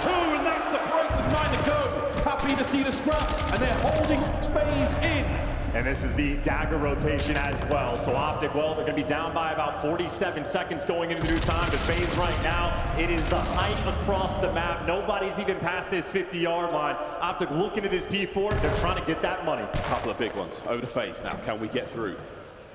Merc on the door. Trophies are gone. In come phase. Good for at least one, but the trade's now finished. On to Draz next. Dashi takes care of that. The line now set and Optic hold. Yeah, first push completely stuffed out. That is 20 seconds. Optic collecting again. They get bullied out on 3 hills. Now they are starting to thrive. The hill looking good. And we're getting close to a tied-up game. And look at how devastating these spawns are. Optic have this map under complete control. With that control being said, let's go for a quick listen in. Too dark. Another one went to the back, I think. He was dark. Make sure you row. Dark thing. Your draws are dead. Row there. Nice, I'm rowing there. Draws the spawns in the back. One's on me. I got one. Good. Your draws is low 18. You went top 18. Could be great. Our close dead. What team 18 dead? I got time. Block. You block him? You got pushed out there. I naded their side. I have dirt pushed out. You got my mid? We have this. I got naded. You got double naded on top. Wait. Watch out, absolutely. Other guys on the pillar. There's 2. Close right, draws. It's draws also on time. It's on the pillar. Okay. I don't see him. Each out time. He's dead. I got naded. Go, your side. Look it up. He's pushed out. Yeah.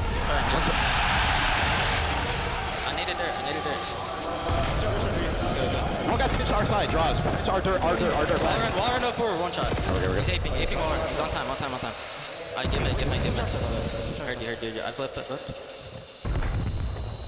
Maybe long. Could be, yeah. Watch our side, really. Heard you, still there. Shot there. Become dead. Alright, Jaws was pushed up our dirt.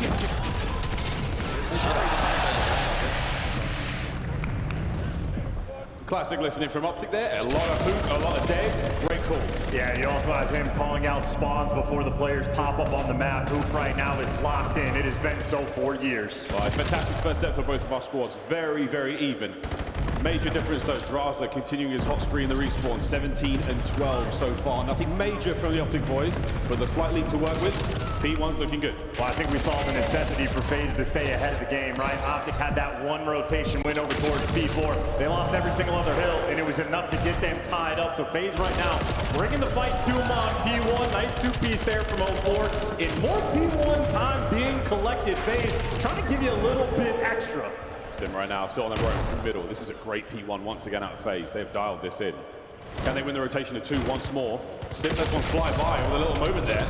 And that's a clean 3 for Optic in the feed. Again, scrap time their way and row. And they have everything they want. Right side spawns. Merc going to be blocking. 2 players roaming towards mid. And Shotzzy pushed up very aggressive right now. And Abuza searching for him. He knows he's around, but you can't find him. Shotzzy good for 1. Now he gets to dance. The longer he lives, the better. Is what he does the best. Yeah, he knows those steps. He's got out with his life. Big damage in Abuza. No way he's going to get close to that one this time. Optic on the hold by P2. Shotzzy's spree comes to a close. The rest of the boys find their respective kills. And now a pinch developing. 04 down. To the left flank we go. Simply the charge. Yeah, get a little bit too tunnel vision. This is a painful spot. Welcome to some nades. That's going to be a late trophy. Not when you want it down. And 3 players trying to flood in. They're looking for the contest. And now the team kills are rolling through. Optic, they are applying the pressure. Yeah, second team kill we've seen on this P2. 04 can't get close enough. Good damage, but not enough for any kills. Another way the FaZe players here looking for the late break. Oh, they might be able to overwhelm these players. And now the overextension to next. What a kill. Abuza finds a pair. He's doing what he can, but that's only for the final 15. Optic now going to win this rotation over towards P3. Abuza, though, is ripping and roaring. Trying to flood his way through the Zaza duo, pressuring out Dashi. He's going to get overwhelmed, and 2 players just slipping at time. FaZe playing with the quickness. They're going right in there, and they've also got 04 in the pink as well, so this is getting very dicey. Catface hold it. Big 2 for 04. As he gets a couple more and out of hoop on the entry. Oh my, walks away with 1. Still dancing. Next man in. It's a 1-by-1 attack here from the Optic boys, and it is not effective. Playing D-boy though. This is a 4 spree for 04. Extra damage on the men in the window. Sim trying to heal up, looking for the kill. First one in front, ready for the free fire. Can't quite get it done. It has been a trade fest, and Optic are in. 04 now battling alone. Oh, what a kill! Another. Hoop finds finds the trade, and still a close game on P3. And again, this rotation as well is going to matter. We are battling it out for the final 20. Optic, the more kills they get means FaZe are going to be tucked away in this spawn. It is P4 where Optic started running away with the game, and it is Deja Vu all over again. They're running it up. It's perfect rotations. This is what is going to win you the game right now. FaZe have to find an entry here. Lovely work to pressure Hook, suppressing behind the tank, get the kill. Now with an open lane to fly through, the attack is on. And if Dash is going to spawn out, you got to go fast. These FaZe heroes, they need to swarm immediately. They still find a player spawning in the back line, so now the trades are good. Abuza has to get inside, has to cause the damage, but Shotzzy finds it. It's all over Sim for FaZe on this side of the map. Holding him in bed, shots of defensive footwork, always on point. Sim now trying to pierce his way through. As the angle doesn't have the Reba. Hey, there's the drop. Good teamwork rolling through. Another front hit though. Shotzzy overwhelmed. Trade kicking off, and inside the time, FaZe have got the break. Great break there. 27 seconds to go here on a superb hard point. Merc through the front. Oh, kill again. They're teaming up well, and Shotzzy again on a massive trade. What a two-piece. Optic are back. P4 has been so sweet for him. FaZe made it a little bit mixy, but either way, they walk away with a 40, maybe 50-second lead going into the new time. This is FaZe map pick. Optic looking to make that first punch. This has to be a great hold.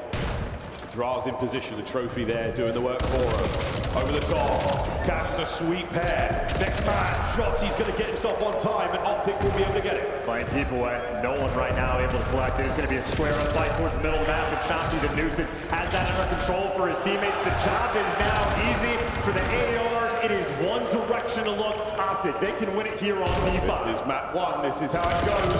Shotzzy trying to hold front, tries and does, 2 to his name, and now the remaining members of FaZe on the march towards the hard point through the dirty sands of exposure. They don't have much coverage from upstairs. Here we go, 0-4 in the B. Merc lines them up, and it's a big break from FaZe. Staving off the pressure, doing what you can, but last time we saw FaZe on it, Abuza was dropping 45. Now he's going against the likes of Merc and Dashy, and he is feeling that heat. You have to win this fight, you have to make your way towards mid as well. From FaZe, this is going to be a tough mountain to climb. Here we go.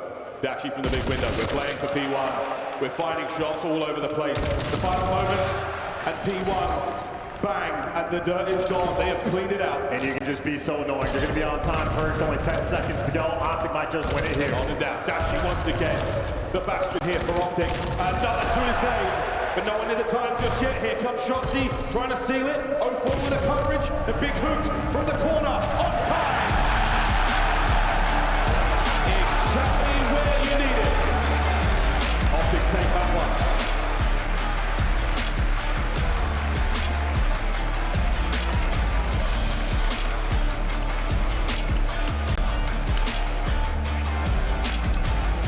And the reason FaZe, time and time again, pick the team B is that way they have the meat of the series. Optic take it from them. They've already won this first map. They're going to feel incredibly comfortable now in this series. Search and destroy in a moment, but yeah, back to that exposure. Strong start from FaZe, neck and neck. It was going to be a photo finish. Those P4s haunting FaZe Vegas, that tiny room. Little did we know it was a coffin for them. 250, 192, the first map in the books. And again, kudos there to the Zaza duo. Great work in the assist column, but across the board there, everyone on Optic bring the goods. Well, as stated from last year in Black Ops 6, Abuza in 0-4, no stranger to the finals. They meet up against Optic a few key times, but Abuza struggling there. 45 the last time he played on exposure, but this time negative. Dashy and Merc dealing out the damage the entire time. A remarkably efficient game. I think for Optic, outside of maybe the opening break, first two hills a bit of a struggle, but as you pointed out, that one rotation they win and they never look back. You get a good sort of 40-50 points off of that one. We'll see the game flow, but that really did bring them back into it. Outstanding stuff there from Optic Texas to pull this from the clutches of what could have been a very, very strong start for FaZe. You've taken that momentum now, you've got it now on your side. S&D on raid in a moment. But again, as far as the highlights go, exactly what you would expect. Huge plays. And again, in the listening, Hook, great work. Very much leading the boys from the front, calling the plays on those hard points. Yeah, he's calling out spawns 2 or 3 seconds in advance. Dashy was doing the same thing, calling out the players are dead before the gunfight even starts. These guys really, they are seeing the vision. They are ahead of the game, maybe ahead of life at this point. They're living in the future. These dying moments here. This last rotation of P1 again. Superb dominance there. A couple of dirty off angles there from Dash. He gets the kills, and Hook from a corner. There was actually a body on the map at that moment of time as well, though. So Texas playing that little bit nicer, hiding amongst the map. Yeah, the fans here in Birmingham roaring throughout the NEC. And then those P4s, man, that's just a clean jump. Gets Optic right back in there. Yeah, the jump and the spike, and of course, once they got the lead, it was a little bit of a battle, but on that second set of rotations, they simply never looked back. I'm thinking about this Optic team, how they looked in Major 1. They did not seem like they hit final form. They looked a little bit scattered. They didn't have the gameplay quite dialed in, ready to go, and they still won the Major. They have looked spectacular throughout this stage. They're working on the map pool. They've developed everything, and now these guys are ripping, roaring, ready to go. And Raid will be map number 2. Optic, happy to see it. It's their S&D map. Absolutely. And again, not a whole lot of weaknesses, not a whole lot of blunders so far in the tournament. FaZe obviously find themselves down a little bit to the Thieves. Miraculous reverse comeback that gets them this far. Going into Search and Destroy again, we show a lot of love there to the FaZe boys. A very, very strong team in the mode. We've seen non-stop goods. Abuza, again, snipers. I love it. I get to call it out all the time, but really has been an exceptional player. On the other side of the board, though, he's going to go toe-to-toe down the lens with Dashi.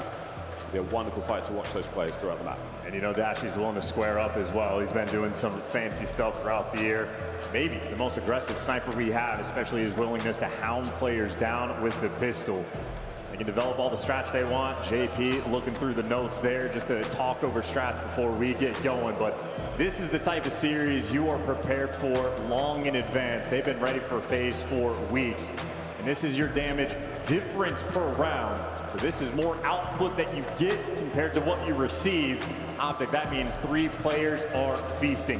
Difficult to shoot, and they will light you up. Merc is basically good for nearly a full kill over per round. Optic are ridiculous. That's a very, very strong statistic. Dashi, of course, joining that top 5. And Dashi's a man so accurate. They're doing the walkouts. Fizz pumping the fans. Doesn't miss a single one. Locked in at all times. Does not miss. Man doesn't miss a bump. Well, we'll see how this one goes.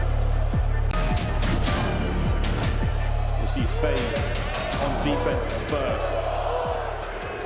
2-2 split here with a slight preference towards B, but no bomb to be found just yet. So Optic, that attacking probe first. We'll see what we can find. We find 04, exactly where you want him in the middle of the map, and this time it's a trade. That gets out. Interesting for Optic. That's actually bombed down back towards your own Zig, so you're going to have to retreat at some point to collect it. Trying to isolate Draza, but he's got the help from Simp, so all's even right now. And they're running forward. They're trying to work Kitchen, and you make that mistake. Abuza good for 1. Able to get out with his life as well. FaZe, they might have just collected this first round. Of course, with the Messiah alive, can't get him out yet. Slight moment of mercy from the Messiah there, not to chase down the kill. And he will pay for it. FaZe, first round. And Abuza starting out with the lethality of the snipe as well in towards Kitchen. Optic toying with the idea, and they simply get punished. An important round for FaZe is, well, to be able to get, try to build that confidence one map at a time. This is that snipe. Shots, he goes for the old backstep, jump forward towards mid, and miracle that Mercury's also didn't wind up in that highlight feed. It's a nice early pick there from Draza as well. So FaZe, very, very strong opening round. FaZe now will attack 04 with the bomb. Again for FaZe. Options for the bomb carriers. Well, straight toward B, and nobody's home. Faster you get this bomb down, the better. Hoop, only man nearby. Enough to be a distraction. Either way, though, 04, straight to the bomb, straight for the plant phase. This is exactly what you want in Simp, the island player. That's the man for FaZe that gets to calculate. It's a rapid response here from Optic now trying to retake the bomb site. Unfortunate hit there from 04 will be stunned up. He's trapped inside the ball. Wonderful work. Shotzzy, it's no trophy system, but his nade's gone thanks to that other frag. 30 seconds to go. And here comes the fight. Through the smoke we go. Mercules gets himself into a nice corner. Able to get the first. Now sending it forward under the coverage of Dashi and Shotzzy, and it's a perfect retake. It's down to Simp now by stairs. And he's got as well. A man on the bomb. And what an effective retake from Optic. That is devastating as well. The type of impact that is going to affect the rest of the game for FaZe's offensive decision-making. They get the bomb down as quick as you want. You have the intel on Hoop. The nades connect on Shotzzy over towards those full steps. Everything for FaZe going right, and they get eviscerated. The teamwork from Optic, a spectacle. That close smoke as well eliminates the players underneath bottom bed and takes care of the guy on the back pool side. So now Optic, they retake all that space by the bomb. The Tiki player gets individual handle, and after that, sleeping with the fishes. Yeah, first kill to last kill at light speed as well. And now Optic, this is going to be a quick hit over towards A. Nade still back them down. Maybe not Shotzzy into the clutches though. Utility backs off his teammates, and already it's going to be Hook and Dashy at 2v4. Draz gets into on one. No need for it. Sim's going to be good for, and now they know that it's Dashy alone. They know exactly where it might be. And what a battle! What a Jaeger! What a two-piece! And a worthy effort. You'll find that man in Valhalla after that one. The FaZe take the lead. That is the energy from FaZe that they're going to need. Make sure if that's the call, if we're challenged, you don't want to give them a lurks clip. You got to make sure that everybody is there straight away. We're going to make up for it. No four for the final kill. FaZe playing very aggressive. One of the final pistols in Call of Duty history. Yeah.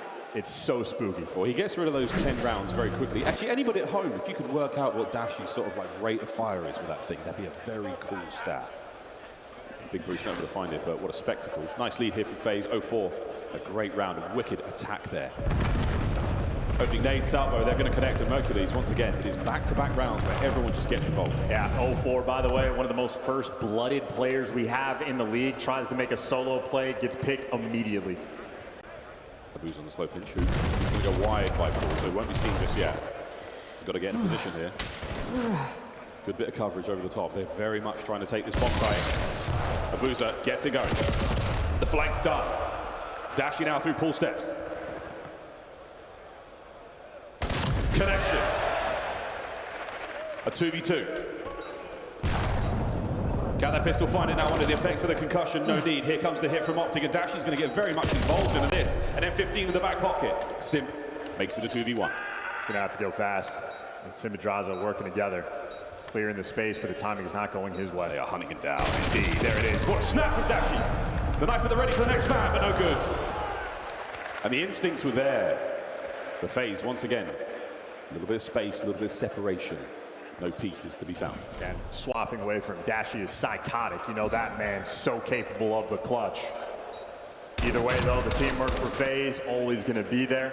Group up together, and that is a 3v4 clutch they're able to pull off. That is a massive pickup by Drazah on Shotzzy when he was working the pitch. The minimap, gorgeous there from Optic, but maybe a little bit too aggressive. FaZe also showing they're leaning towards that B side on the attack as well. That first round did not quell them. This is the round where, you know, maybe you go A. I'll say Optic will be, but again, 2-2 split here from FaZe on the defense. Might be a 3. Oh, brilliant work. Abuza's nade connects. And just enough information there. No problem with the bomb being dropped, though. Hook still keeps that moving. Wrong side of Laundry. There's the brilliant firing squad. Onto the side we now go. Hook's there, trades on point, and the last man sends it forward. And Drazah now with the 1v2. Oh, he works and lives for these moments. Bomb not planted yet. They're waiting for the intel to get there first. Well, they know where he is now. Dashy guns him immediately. As the advantage on the heady, and Dashy obviously a player, he does not miss. Yeah, shoulders like that, information passed over, one pump, done. From his POV, it will look exceptionally simple. Very hard work for Drazah to win that.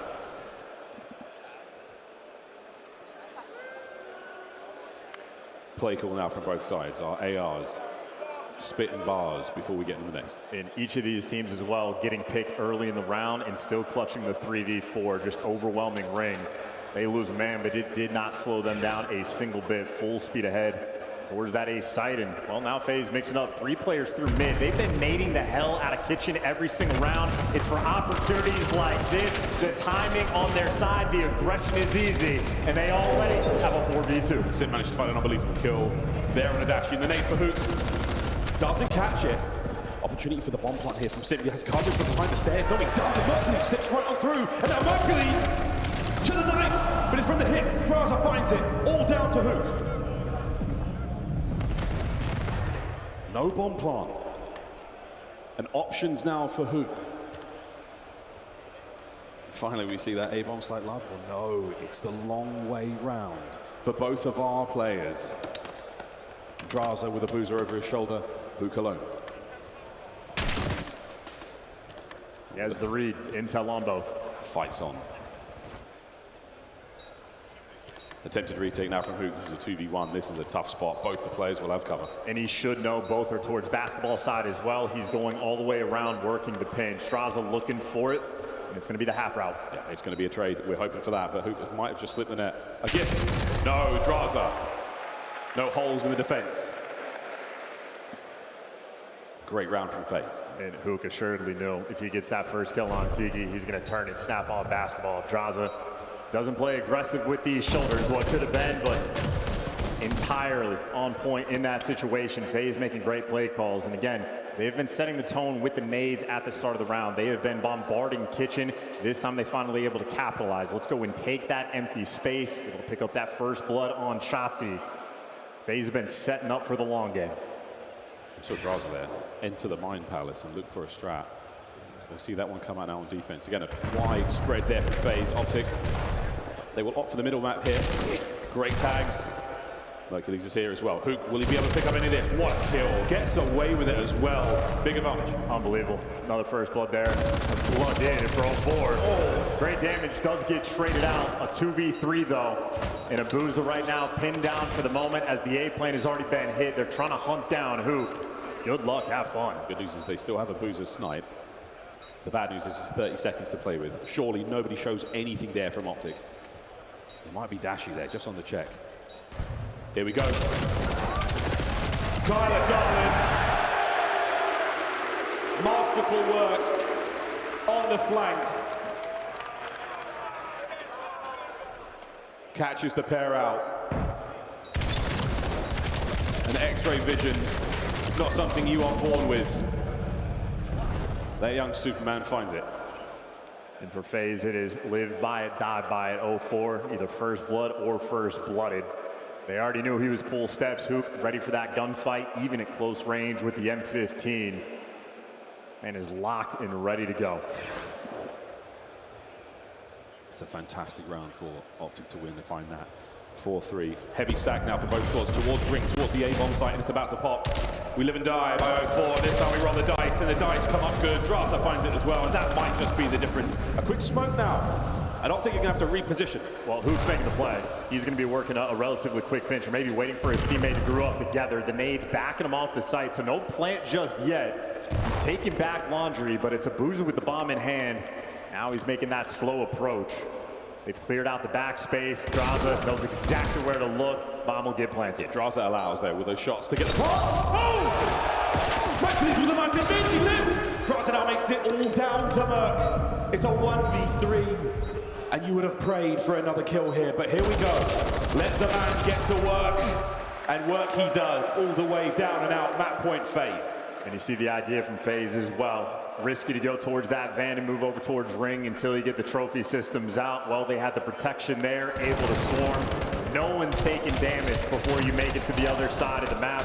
And they're just guns up, ready to go. I think it's the teamwork working with 04 for these Bloods as well. That's what FaZe are showing the goods. Yeah, you see the sort of mad mid-map plays with charges in.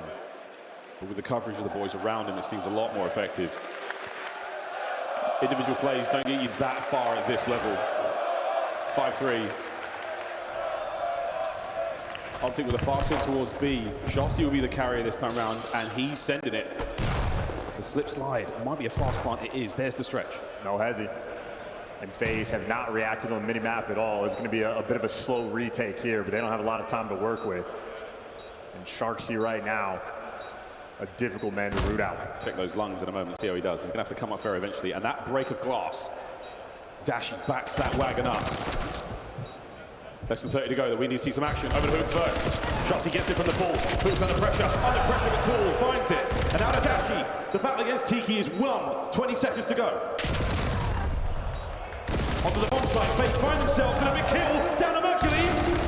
For 1v1. The time not on their side. Simp will not be able to make the defuse. 5-4. And that is Simp, a kill or a plant away from a Hellstorm. So Optic happy for the round. Lovely aggression from Shotzzy. 0 time wasted to get that plant, and time was the ultimate factor. That being said, now there's many things Optic have to be concerned about. Simp, the focal point in this round. Well, it might be a team effort. There are certain characters, certain pieces of this board that start to take on the importance, the responsibility. That mantle is theirs. The bomb in the hands of 04. It might not be a first blood this time round, but he's looking for the plant. You use your AR players to dominate the middle of the map. 04 safe for this plant. The bomb will, in fact, go down.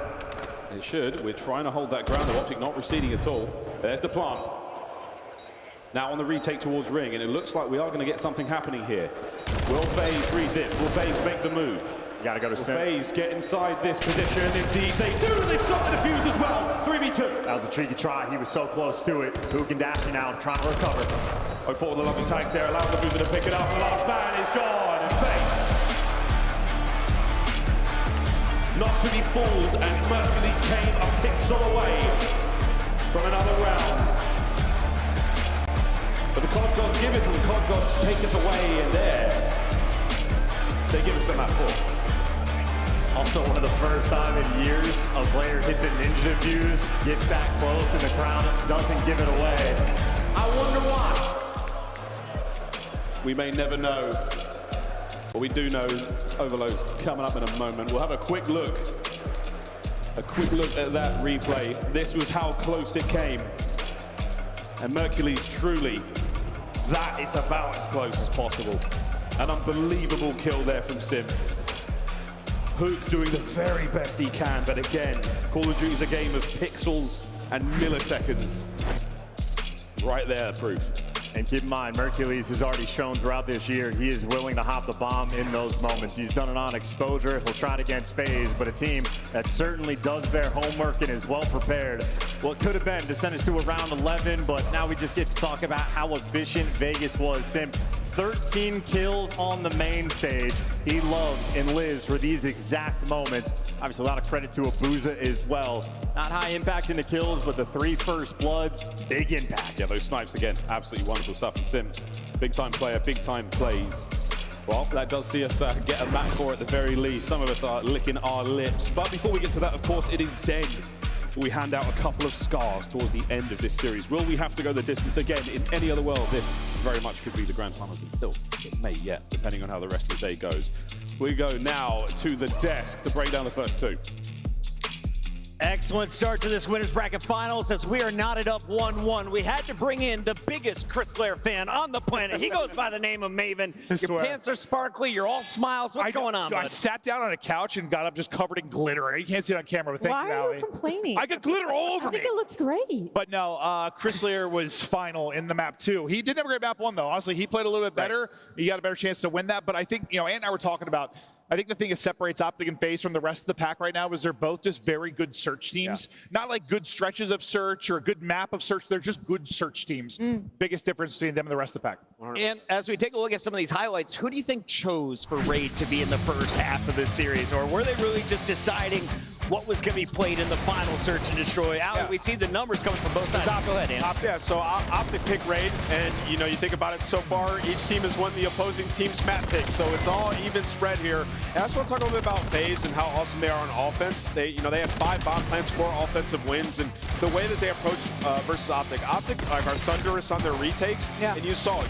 FaZe play hyper aggressive off the rip, maybe 04 gets a first blood, and then they slow down for about 15-20 seconds, dissect the situation. Okay, now we're gonna plant and then play from there. So I just thought it was a great approach going up against Optic that nobody's cracked the code yet. I'd like to open this up with these first 2 maps we've been treated. These were both absolute bangers across the board, and in this second one, I think that Drazek kill onto Shotzzy in that opening 4th round when he was trying to hit that flank back over onto that B site really set the pace, because Shotzzy then goes on to have 4 first deaths. They obviously were playing for those flanks. They did their homework. They knew how objectives were going to play. And then they started doing it to them themselves. Simp himself going on a 5 hit in the later rounds. Like, you know what, fine, I'll do it myself. Almost a heroic play for the round 11. Yeah, but it's Simp that's going to check that bomb. Those 4 kills didn't matter in the round 9, but if Simp won that was one of the nuttiest. Bro, I thought they had no shot that he gets the kill Tiki on Shotzzy and then just snapped it like a window. I was like, hold up. But there was like 12 seconds left. There's nothing to do. It's game 5. Mentality. When something like that happens too, though, like you have to think about it like, damn, Simp just hit a 4. Like this next round, that's what you're thinking going into it. We were vibing with Optic at the start of this series. Now that we see we're knotted up 1-1, if we get to a game 5,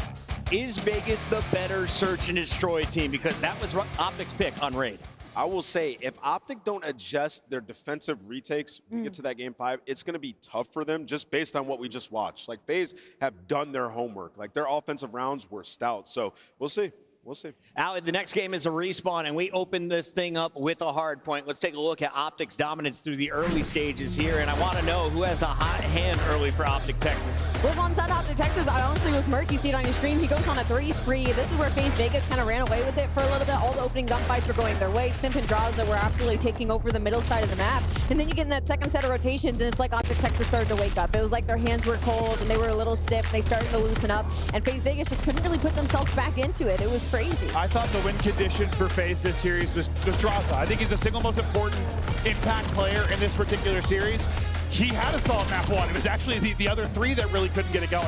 If Draza continues to play this and respawns, they're going to have a chance. I think Optic are still a better hardpoint team, a better overload team. Yeah. But if they've got a shot, I still think it's Draza that's the difference. Yeah, I mean, really, I don't think it's any individual player. I mean, I guess you could say Abuza, but he was just uncomfortable because P3 to P4, both times, this hill, they got pinned in the back and had to rotate across the map, and they never could get spawns. Optic too good on the P4. And to me, that was the separation. I mean, it was like a kind of a close game. Well, it comes down to both those hills. On that P3, there were like 3 different times you watched it. You were calling it out. We're in the green room. Yeah. FaZe needed a double. They needed a double. And the guy, like one SMG player to go forward, Simp would get one inside, and then Chow that window fight can never kill the second. They do that, that map goes differently. It does. 100%. Crazy first hard point. We saw exposure once in this series. As we take a look at the maps and modes one more time, Ali, do you have a change in your prediction? Do we see this one go into a game 5? We could go to a game 5. I'm just leaning so hard on the respawn for Optic Texas right now, especially the way that they came back in that first exposure hardpoint, and that wasn't even their map pick, and now they're heading into a Den overload that they are undefeated on. Now, I will say,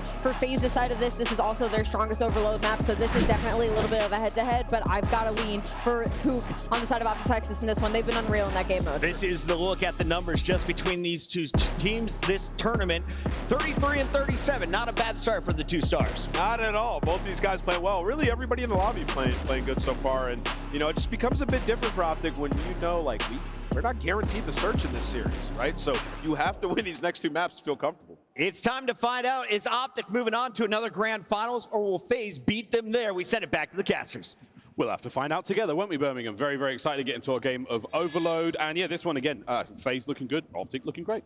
Yeah, it's going to be a fun time as well. Both these teams on Den Overload do an incredibly good job of controlling the rock. Both sides as well. They're able to make the plays. Their communication is always on point. This might be one of the highest level overloads we've seen all year. I can't wait. I bet you can't either, Birmingham. The NEC, you have been fantastic all weekend long. We thank you again. And for the folks watching at home, we hope you're having a nice time as well. It's a little different. Out here, pretty rowdy. We've thoroughly enjoyed ourselves in Birmingham, and I hope we come back. Optic Texas, FaZe Vegas, start at 1-1, going now into our half. And Overload. We've been no stranger to any magical moments in this game mode since it joined us here in Black Ops 7. Let's see if this Den has any more in store for us.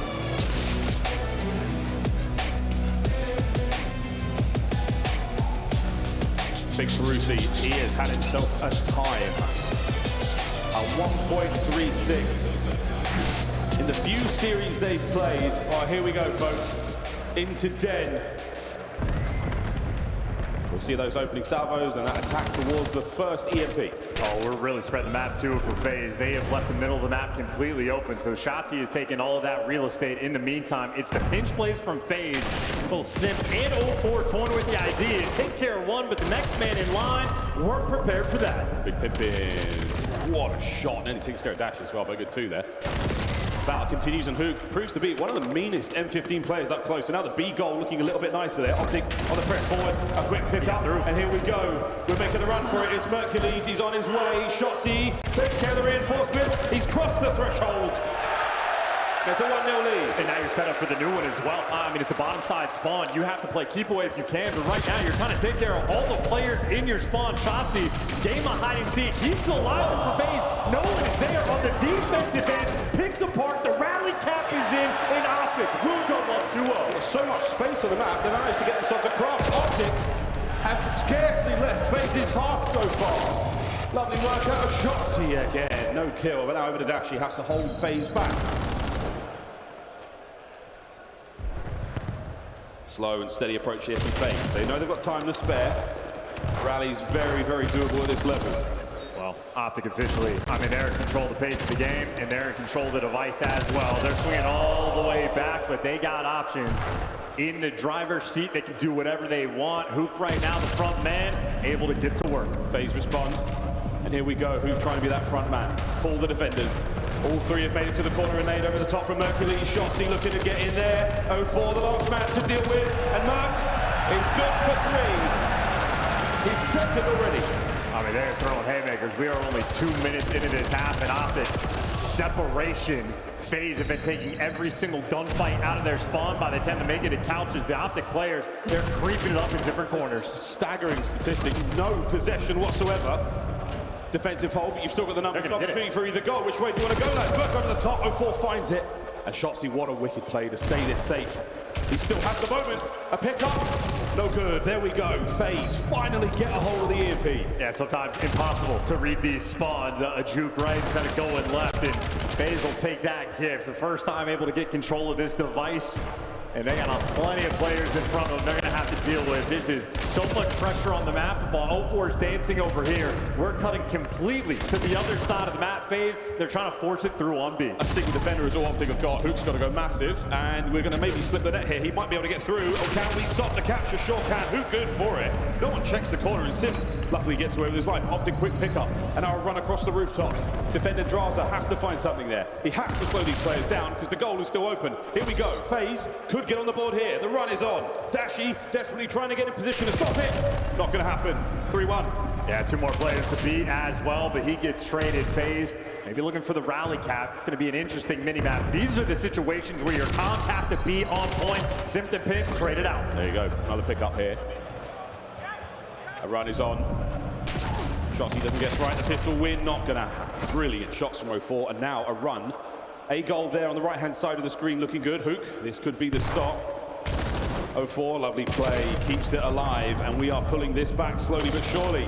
Still, numbers all over the dojo. Shotzzy holds, Assault is now on, and Shotzzy, can he find another? He can, a goal line stop, again! What a save from Brandon Hotel!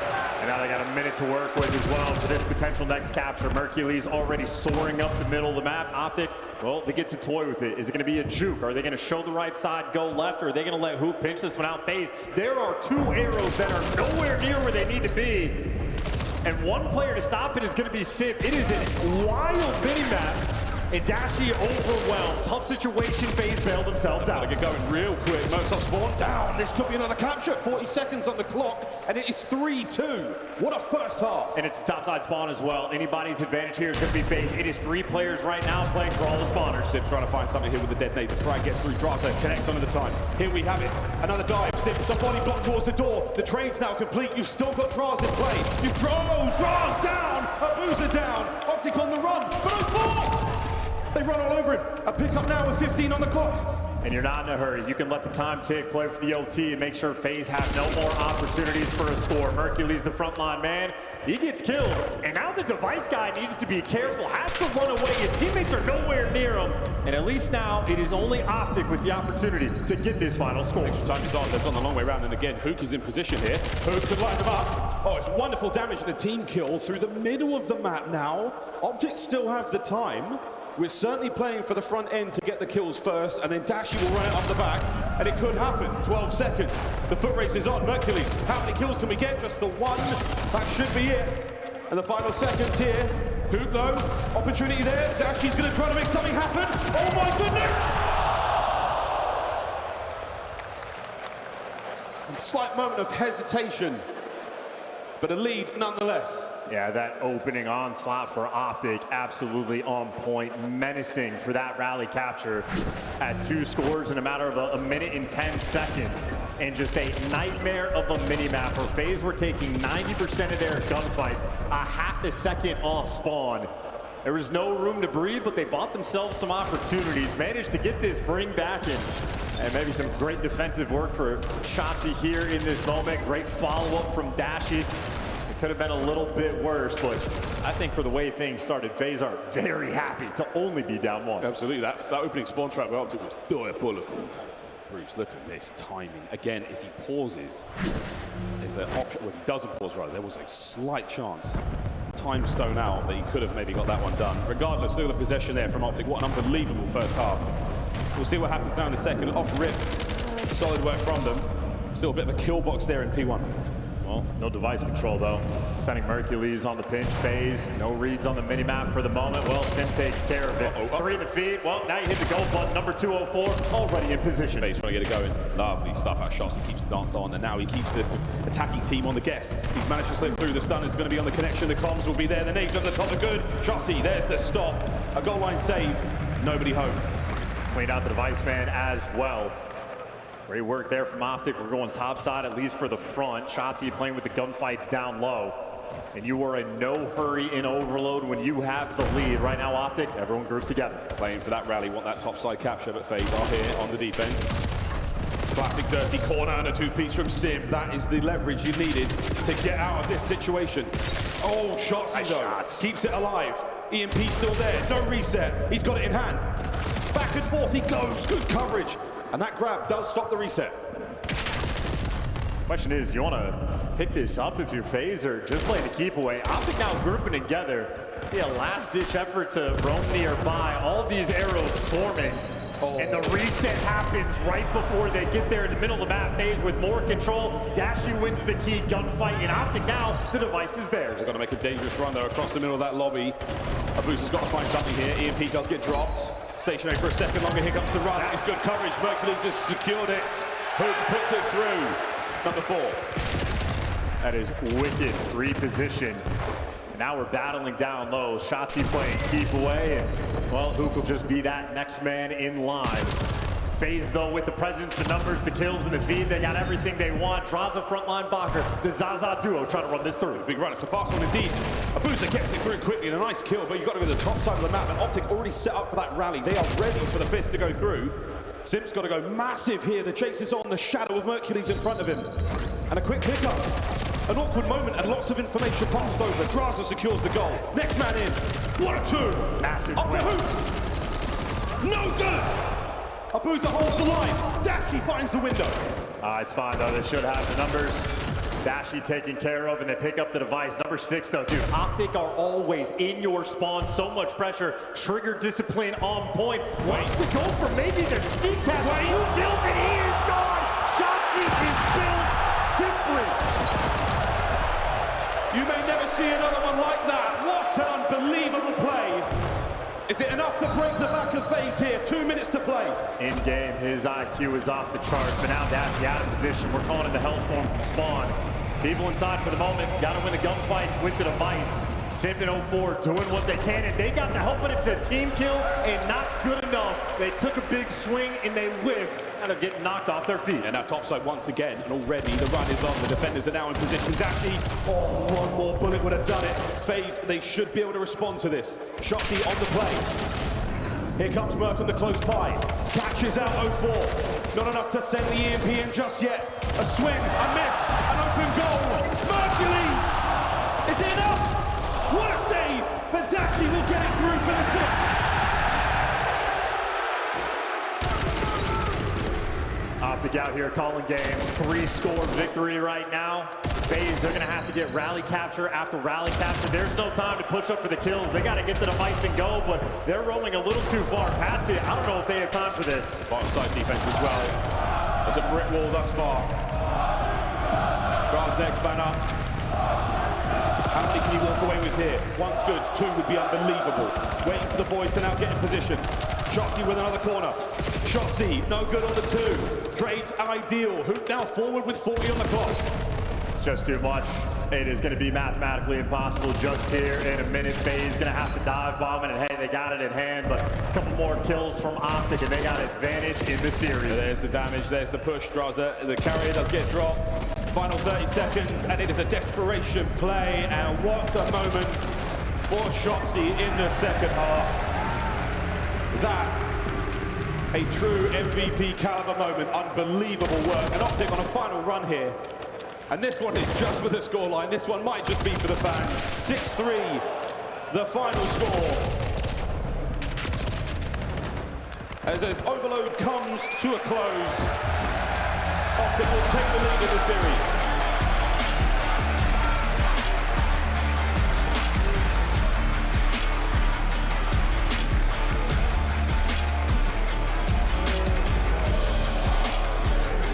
In a game full of lead blockers and spawn traps, Shotzzy rewrites the playbook and changes the game entirely. Check your corners. What a play that was. And Shotzzy built different as well. I saw the vision once he has the trigger discipline on the first guy, but in my mind, it's kill the device and sprint and try to get past it. He's so heads up, he kills the second. Shotzzy, one of the most aware players we have. Fantastic work for him. Hoop, the main damage dealer and kill leader there. But every single player on Optic able to contribute for the overload. That is incredible teamwork through and through. What a game of overload. 6-3. Cafano score highlights. And highlights they were. Opening start here from Optic. The first two goals were so clean. This spawn trap was a thing of beauty. And again, that perfect rally. The bottom side of the map all there. Top side was good, but again, FaZe start to get the defense going. They start to get a couple of caps in a row. And even for some of the moments as well, Optic getting very close, even for the way they played that first half OT. Nearly a miraculous push through there from Dashy. Optic clearly dialed in again. Best overload team in the game. That was the top two going after it, but Optic, they have achieved that separation. Crazy gunfight wins, and show me the goods. Show me the fancy Shotzzy cap. I want to see it again. I want to see it again. Here it is from the dojo. Another highlight moment from that position for him. He scores it through. With a minute 30 on the clock, that 5-3 feels so difficult. 4-3 would have been manageable there for FaZe, but they just had the soul suck clean out in there. That was a tough one. We say goodbye to Den. We say hello to Scar after this. And of course, if we can get to that game 5, staying on it.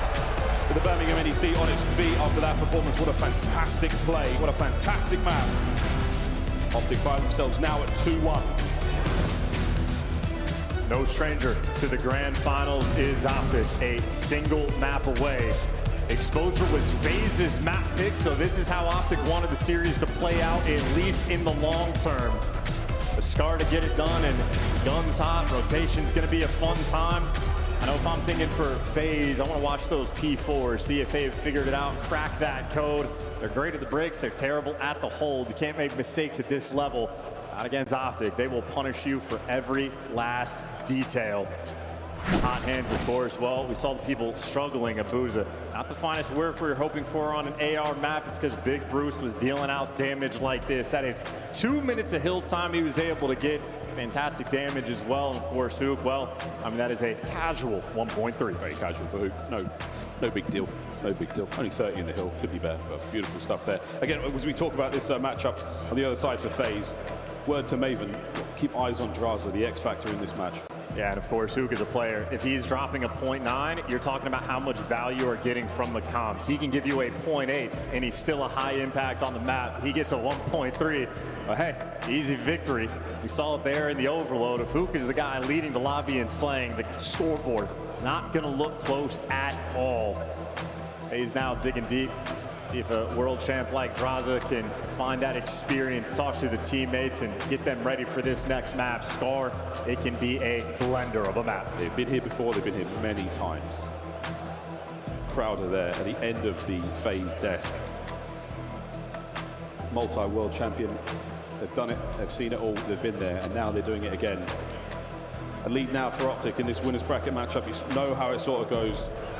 If they can find themselves in that grand finals later this afternoon, what a matchup it would be. Optic Texas, again, the clear-cut favorites coming into this match. The FaZe always show the resolve. They have shown that these gods can bleed. And if it bleeds, we should probably get it a plaster.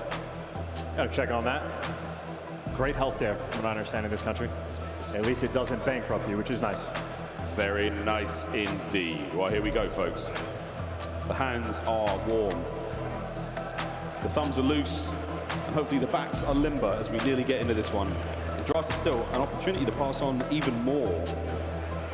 Calm focus there on the faces of the FaZe boys and the Optic players.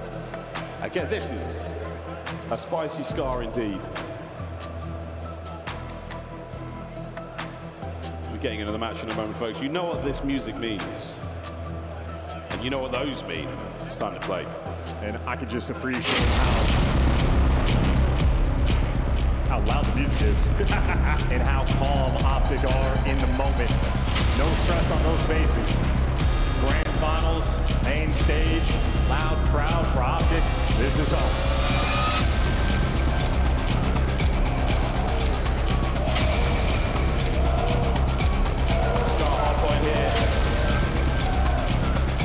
Sunday in Birmingham.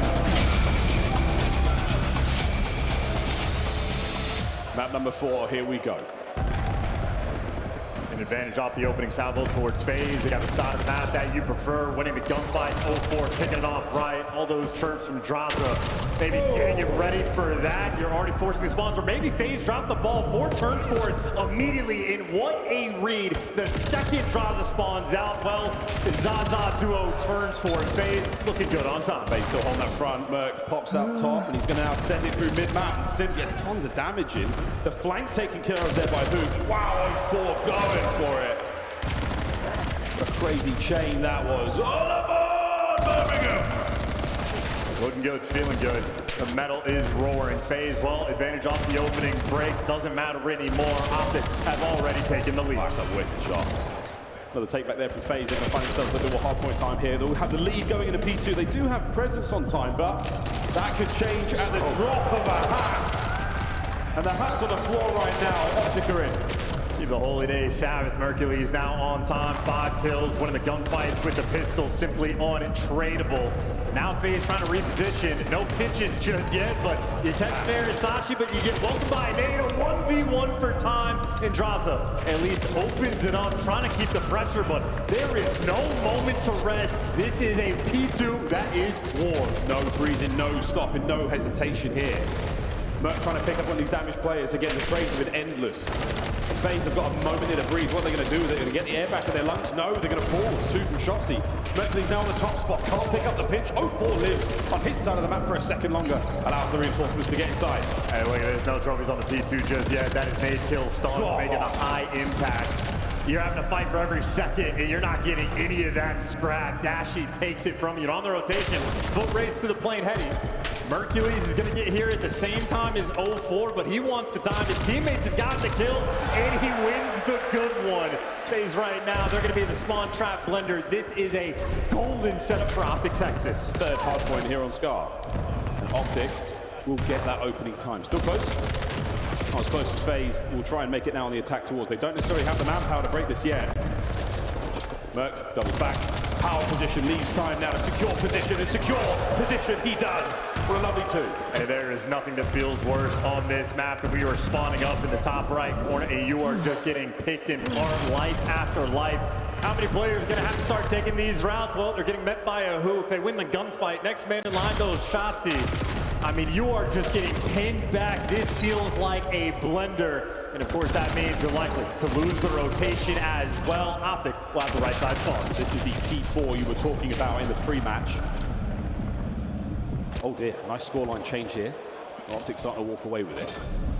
Rotations are on a FaZe. They've got a couple of numbers here. They do have a little bit of manpower closer to the hard point. Abuza does not finish his food. Finally takes care of that. And now a dance to deal with the backline. Shots, not going to let it happen. 0-4 through the front door. Traded immediately. And Optic should be over. Yeah, Mixie for a bit, but now Optic have stabilized. Haven't quite pushed out the front, but now you're losing the gunfights. FaZe, they need the breaks in these moments. They're not going to get it, at least not on the initial. Abuza waiting for his boys. They're making the final move. The Shotzzy tucked in a corner. It gets red. It doesn't matter. They're swarming for the back spawns, but this is towards the end of time, and Optic are watching everything. FaZe bullies back. P4 punishes again. That's an absolute knockout blow on P4. Say goodbye to that one. Last hard point in the set, top left-hand side of the minimap, the building we call green. You'll see why in a second, folks. And so far, FaZe are in position. Shotzzy can't open the back. Optic will vacate time, and unfortunately, Abuza does spawn there, so a funny minimap for now. Well, number 6 spawns at the back. Shotzzy has to die. 0-4 looking for the kill. Doesn't have the drop on him just yet. Everybody's weak. Everybody's one-shot. Shotzzy wins the gunfight, and he's buying so much time for his teammates. Easy cleanup kills for Hoop. Finishes the job, and they get the time. Optic handling the map to a T. That's a disgusting play. a few seconds purchased, and look at the scoreline. Optic still holding.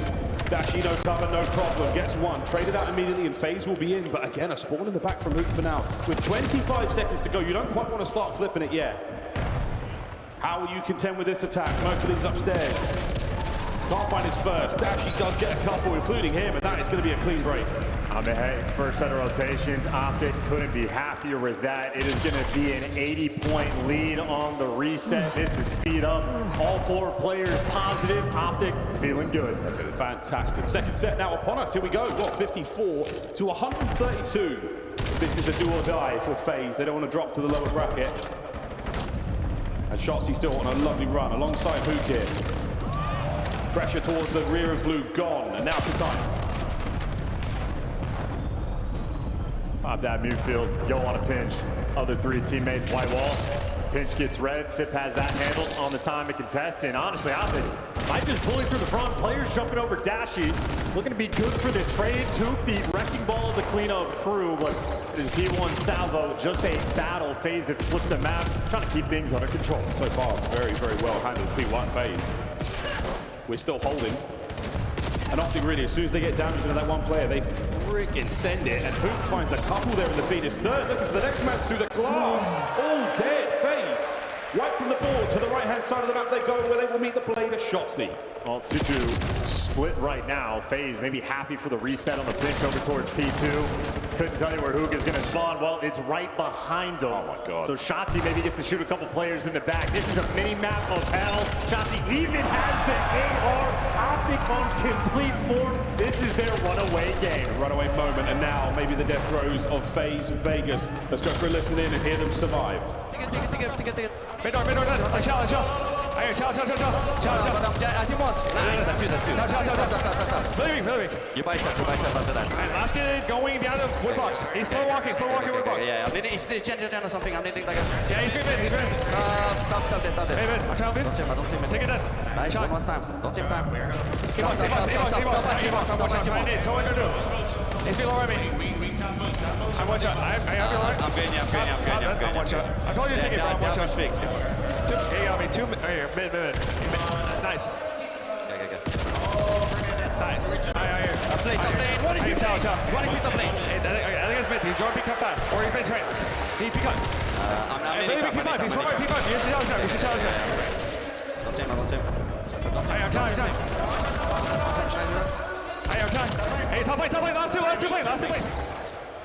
And this is just a suffocating performance every single time. FaZe have something good going for them while someone on Optic pops it too. Finally, though, you get the break, and this is the first clearance FaZe have had what feels like since P1 in the P3 time. 30 seconds left to go. Again, 30 to go. Holding as firm as we can, FaZe. We test their diamond hands. How well can they hold? And right now, it is slowly being picked apart. The flank from Mercury's is certainly going to hurt, and that is it. The 20 seconds of scrap time has Optic's name written all over it. However, this time, FaZe, they will get the preferred spawns over towards Blue. A chance. Redemption hour potentially on P4. Optico applying that pressure. It is the ARs, Merc and Dashy working together. Merc, twisted crack, doesn't miss a bullet. Last man standing gets traded out. P4 punishing again. Except for the back spawn, there's only one player in the back. Well, now make it 2, but who cares? Optic's in the top. Yeah, they're on time, and they managed to stun that player out, so they know at least one is there. Do not account for Draza. He was the original man on spawn, and he has to make a play now. Here we go, and he's been red. He's been dealt with. Sim, he's next. He's thrown in all of them, but they've found him, they've hounded him, they've brought him down. Shotzzy upstairs now, and Abuza, who flies through the window, desperately trying to find anything here in the final moments of this match. I mean, absolute dogs on their way to the grand final. This is Bully Ball Hoop, another monster performance as well. FaZe, finally recollect. Again, the P4 breaks on point, but Merc is here, Merc is there. He is every flippin' where, and his teammates are going to rotate to that new time. New time on, and Mercury's feeling about that dagger, thinking about taking care of the last few on their way out. You do not get to escape Blue without a bullet or two, and that is good damage. You're still going to have Hoop there to pick up those players towards pinch, and on the rotation again. We might be looking at it. All aboard, ladies and gentlemen. Hook, he's running a train. Another kill. The man through middle might be red. Symbol getting the last few players on time, and Optic are holding. Oh, they're gonna do it. 2:40, 10 more seconds to go. FaZe flow to the front. It's the kill line. Optic dominance before the final. That is game. That is Optic to the grand final.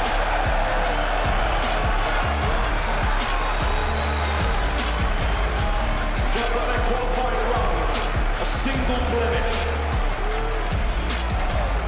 a single map loss. All they will have going into that grand final. Still, true belief in the team, in this system. For the fans at their back, a little bit of it just feels inevitable. FaZe will drop to the lower bracket with another chance to stay alive. Business in the front, party in the back in the grand finals. Looking good, looking clean. How many in a row will those gentlemen get? Trying to start things up again. And for FaZe, well, hard point, the only pain point, continues to be so. Birmingham loves Strata as well. Optic will shortly vacate the stage, get back there, enjoy the final matches before we get to that grand finals. What a brilliant, brilliant performance from the squad. A historic run through the qualification process here to Birmingham, and now through that winners bracket all the way to the grand finals. Optic have done it yet again. FaZe, they have shown us though, not without their faults, not without their weaknesses, and outside of some unbelievable plays in Overload, Optic still looking exceptionally strong there. I mean, they're playing nearly perfect Call of Duty. Just ridiculous stuff that these guys are bringing to the table. Another phenomenal performance there from Hoop. And that is tradition again. This guy could drop a .8 and he's still giving you good value. Instead, he's dropping 34, and that means it is scoreboards like this. Optic are electric. No real separation there. Not a whole lot out of FaZe on Scar. That's certainly a map that we might not be playing again. 3-1, our final score here in the winners bracket. Optic, of course, go to the grand final. And now I have the distinct pleasure of throwing it to an interview on stage with the Miracle Maker Mercules with the mullet and Frankie Wood. Birmingham, it's Mercules. We were just having a little chat while we got ready for the interview because Mercules S&D was a bit of a sore subject for Optic after Major 1. It's the reason we didn't see you lift the trophy. How would you rate it here in Birmingham compared to Texas? I'd say it's definitely better, but that S&D, we definitely trolled some rounds, so we're just gonna lock in and fix it for finals. Were you expecting FaZe to counter-strike you so hard? Yeah, honestly, we watched their raid. They play pretty similar to us. A lot of the same strats, so we knew it was gonna be a tough map. What was the conversation you had after S&D? How did you reset? We just knew we were going back to respawn. You know, Overload's our best game mode, so as long as we won the swing mode, and then Scar's our best hard point, so yeah. How on earth do Optic get away with all of those spawn traps? Honestly, I think all four of us are just in their face 24/7, and it makes it really hard for them to do anything. And playing with a 2000 IQ player like Shotzzy for over a year now, what have you learned? I've learned a lot. Everyone on this team's amazing. I'm playing with 3 of the GOATs. It makes my job easy. Birmingham, is Mercules one of the GOATs? They're standing up for you now, Mercules. One more and it's done. What would it mean to lift the trophy in front of this crowd here in the UK? It would mean everything. Our first major this year, so we're gonna do it. Any words for the fans? Yo, keep it loud. You guys are doing great. Thank you. And so are you, Mercules. Birmingham, give it up for Optic!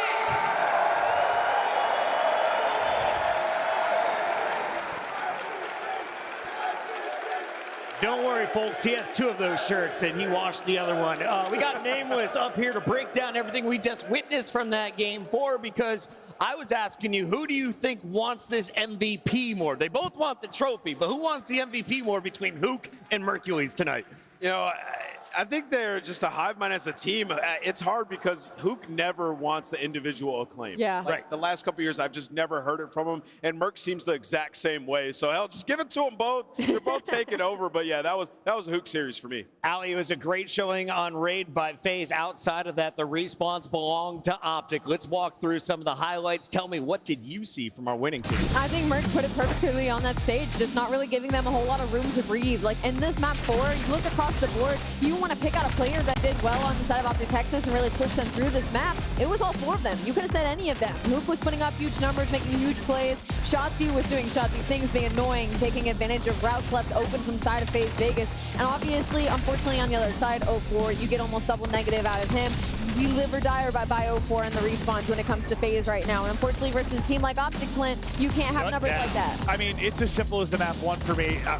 Optic is the better respawn team. When you're outclassed in respawn, the one thing you can try to control is winning your pick. Yeah. The second FaZe lost their hardpoint pick, the series was done. I had no doubt they can beat Optic and Search and Destroy. That's the one mode that's maybe a little 50-50 for me between these teams, but Optic are the better respawn team, there's no argument. Yeah, you give yourself 2 opportunities, right? You can win your map pick or you can win the swing mode in the overload. So if we go back to that overload, it's like you go down a couple of scores, you're trying to play catch up. At some point, Shotzi's gonna make a massive play. It's just gonna happen. And I think that's like what's similar between those 7 years of FaZe kind of winning the online league and like where Optic are now. They were the best map 3 team. Yeah. Map 3 is so big. You combine that with Solid Search and Destroy. Like, there's really no fault right now in this Optic team, and it's beautiful. They're in the exact same place they were last time, though, Ali, and they got upset in a grand final. Optic, are they showing any weaknesses, though, through 4 games? They struggled in the search. Anything that you saw in Overload or Hardpoint that one of these competitors could take advantage of in the next fight? No, I know it would literally take, I feel like, a player having a bad map for somebody to really capitalize on them. On the point that you said to the grand final and the Search and Destroy as being what made them fall short, the only team I feel iciest now in the building, I have to say Koi, just because they've been so icy in some of these series where we didn't expect them to do well. And I'm not saying that that's even like a close argument. I'm just saying if we're pulling anything out of the bag, if we're pulling anything out of the hat to say Optic has a weakness, I'd say maybe look out for the clutches on Toronto. It definitely wasn't their play in Overload. Let's take a look at your scuff play of the game from Shotzzy Maven. You love this guy. The crowd loves this guy. What is Andrew? This play was, well, I thought we were just going to show the play he had, the sneak play from the cap. That was insane. Unbelievable. But he had so many like triples on a defensive front to stop something. He had the absolute depth to put through a score. Like, his talent wasn't that crazy at the end of it, but it's one of those things where his kills were so impactful. That's always how it is for him. His kills are impactful. Multiple triples is going to set your team up for success, Damon. Yeah, and this is like the game-sealing play. Like, he starts the game off putting them in a spawn trap, and then here, that was the dagger. He knows like there's pressure on FaZe, right? So what am I going to do? Let me just camp this corner. They're going to make a mistake. Finds the 2 and just daggers them from there. It's so hard to play catch-up against a team like Optic. Yeah, I think like if FaZe get back to a final, there's a chance, but it's going to have to be the same way probably that Paris did it, win all the searches and maybe win your hard point. Yeah. Like, they have a better chance on Overload, probably not on Den, maybe one of the other 2, but this is Optic's tournament. There's no way around it. It's Optic's tournament. That is the vibe here in Birmingham. How are you guys feeling about that win? Half the crowd is using the restroom finally. While they do, take a look at this bracket. Nameless, we have kind of an expected top run from Optic. FaZe was a real surprise after coming back against LA Thieves. They also 3-0 Gentlemates. But now, after falling to Optic in our winners final, FaZe have one more fight before a grand final. They got to get through a surprise, Toronto Koi. Yep, and you know, they'll be up against the crowd once again. You look at this Koi team, all 4 players look extremely comfortable. Insight's having his best tournament so far, so it's going to be a tough one for FaZe. The better hardpoint team, that's for sure, right now at least. Ali, final thoughts before we send it to break here. What did you see in your winners bracket finals, and why should everyone stay tuned for the elimination match coming up next? I'm expecting Twin to come out frying in this Koi series. There is no way he's going out like that. Boom. There you have it, ladies and gentlemen. Thank you for locking in from around the world. We aren't done yet. Birmingham Major 2 continues on with the elimination final after this.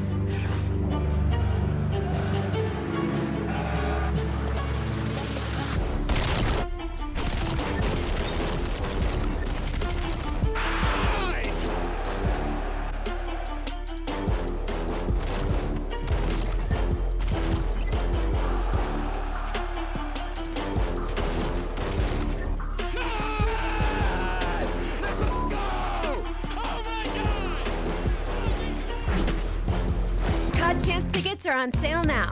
Come see the best teams lock in for this season's grand finale in fabulous Las Vegas.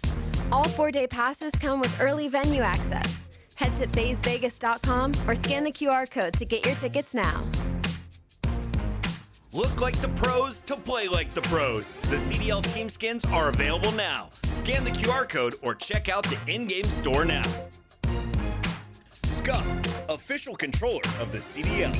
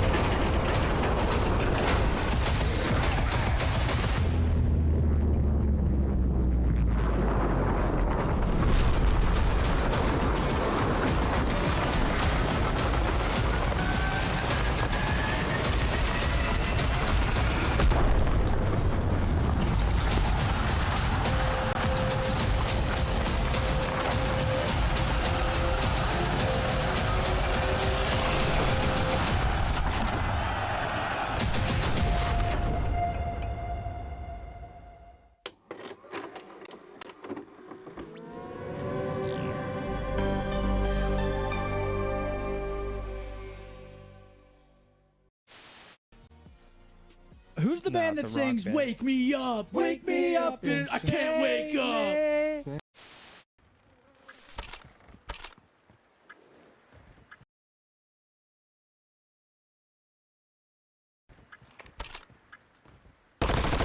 He just pushed you out, push you up. To your right, to your right. Oh my god. He jumped right in front of you, my boy. That was unlucky. He literally jumped on in front of you. That's him. Bro. They're trying to attack me mid. At their hill. Mid. Draws on mid, guys. Oh my god. Draws on mid. Him. It's your boy Shotzi, man, with the ace. Little ace, man. 4-3 in game 5. Oh no! 4v2. What the f is going on? What the f? Yeah, pathetic, bro. Yo, Caesar Sky is bueno. Bueno's putting his balls on the table, bro. Slammed them. Caesar Sky is bueno. Bueno's putting his f***ing balls on the table, bro. It's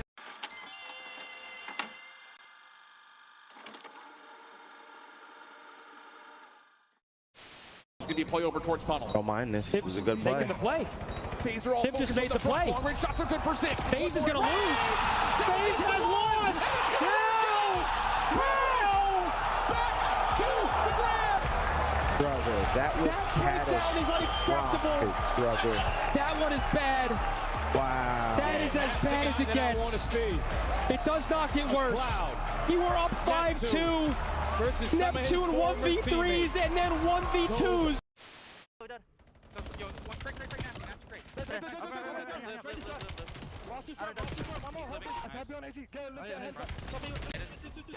I'm blocking. That's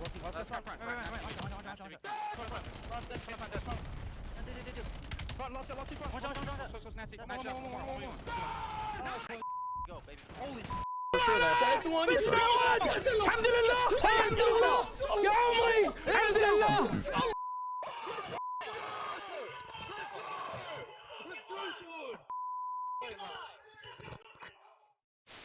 To make the play.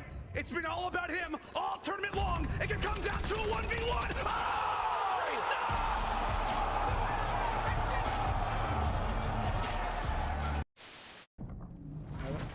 Upstairs, Ed. It's on him. On me. Downstairs, check out me. Ed. Right upstairs. That one goes right now. Short stairs, dead. Two back right me. Lobby as well. Oh my god, I'm on a mission right now. Lobby again dead. Holy f, I'm blacking. In a good way. One spot back right still. Some spot out. Couches, bro. How many D back? Oh my god. They're spawning out though. Dope ball.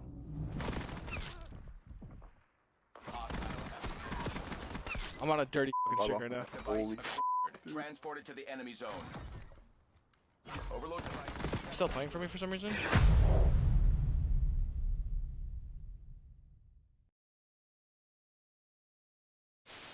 Nice, I'm in the game. Yo, CDL 2024. Yo, this is fire. This is fire. Oh. This fire, yo, Pete. Hold up. CDL champ and the shit.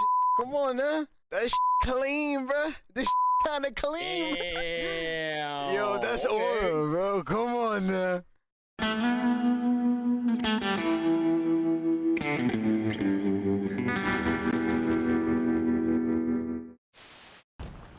On bridge, yeah, our bridge is shield. What's left? Hey, I'm cutting mid. I'm not sure if I'm getting old, but I swear to God, Joe, sometimes when Celium talks, all I hear is.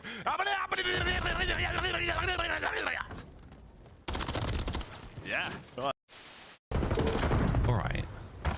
Well, I look at it, it's guaranteed. Well, actually, well, talk about things that are easy to do. If you're having a knife holding, that's unstoppable. And they all just run up. Bro, I'm getting wall banged. That's the most random shit ever. Hardpoint locked down. Oh, these guys are bots.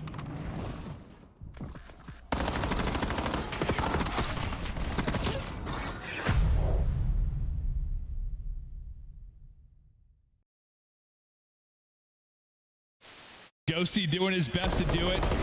Oh, here we go. 3 are going to drop. A chance to go. One person. It's Roz that's got to go clutch. From the position we saw Crip do it, he doesn't do it. Ghosty able to put him down. They get on the point. Everybody's up. That's not going to hit. Second bit of progress done. They got to surge on forward. A BZ with 1. Can't get through. Cell and Sim connect. But you win it if you're Crip.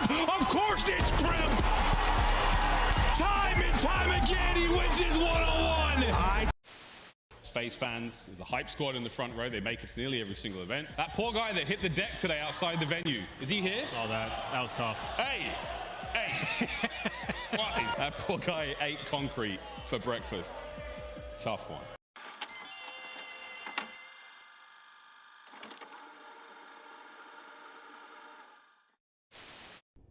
Still backside. One. I'm not seeing.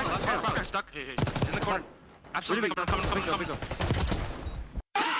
Coming. Holy shit. Let's go, boys. Come the on. I'll take that. Defuse. Look at the route that Shotzzy's taking, shutting down the entire. Oh my gosh, yeah, look at Ant on the minimap. Depending Guy's on what an the absolute timing butt of cheeks. this looks like. Mac gonna go for the waiting for the elevator. He's patient. We've got 3 different floors worth of areas to explore your Shotzzy, and now the time starts to tick against Optics defense. And I don't know if Sib got a sound cue that potentially someone's coming in the elevator. I guess not. Here he comes. Shotzzy on the pinch. He gets someone's playing towards top window, and unfortunately, Sib, you just were not ready. We gotta find him. You gotta get smokes. If you're a little weak. He's running outside. He's running outside. To your right. Close, right. Let's go, baby! Come on! Let's go! Let's go! Let's go!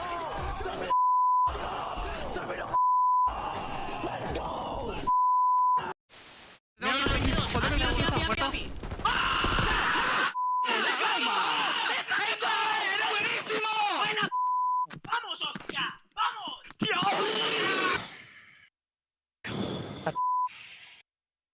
Yes.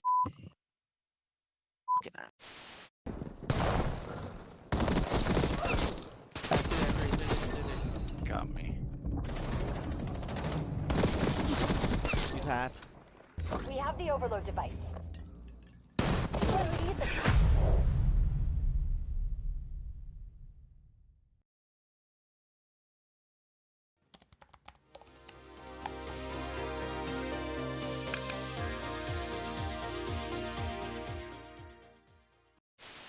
And Skies will just wait for about 8 seconds on the clock, go burst, check it with the pistol.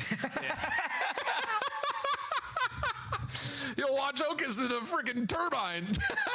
You said, bro, all you can do is try to stick this defuse, but hit him with some kind of movement. Let's bait that he tries to go for the sniper shot, but just too fast. Leads to Sky still finding a headshot. They just put Okus on tumble dry. Something was going wrong, apparently. Don't know who it was or where it was, but Linz is MIA. Linz has been, I'm not sure if you've seen Tron, the classic from the 80s, but he has been sucked inside the game. And now he has to play a series of games within Call of Duty to win his freedom. Oh my god. GG. Nah, this is GG, bro. It's not GG Toad GG. It's not GG Toad GG. It's not GG Toad GG, Bomb.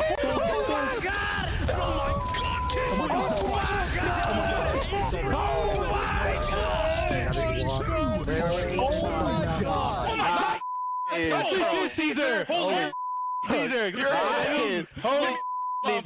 holy let's go. Holy shit. I just jinxed the Falcons. You just jinxed it, Bomb. I just jinxed the Falcons. I just jinxed them. Yeah,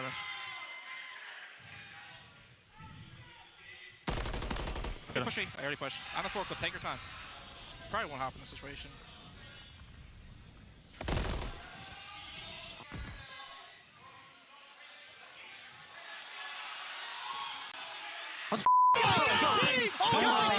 Come on.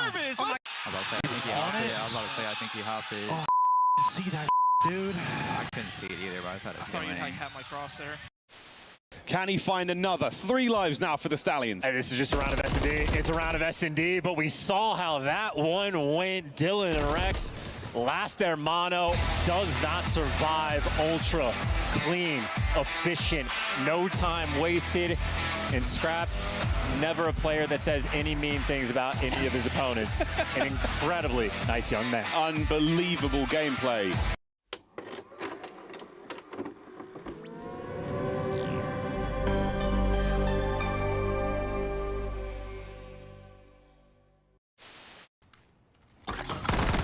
Nice Pickle was right by Jen. Pickle's like close to on you somewhere. He's on the door, Pickle's gonna be close. Yep. Alright. Oh my god, come on. Good foul game. You like that. That Dante takeover.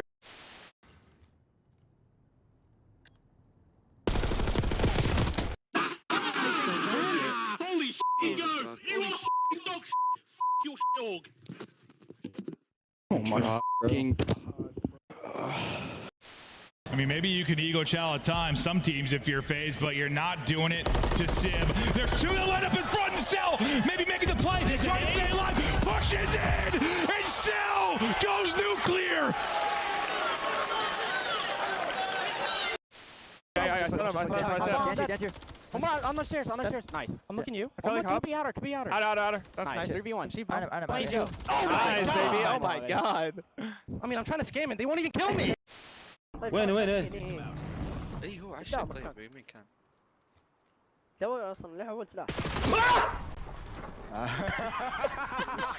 حلو خرع حلو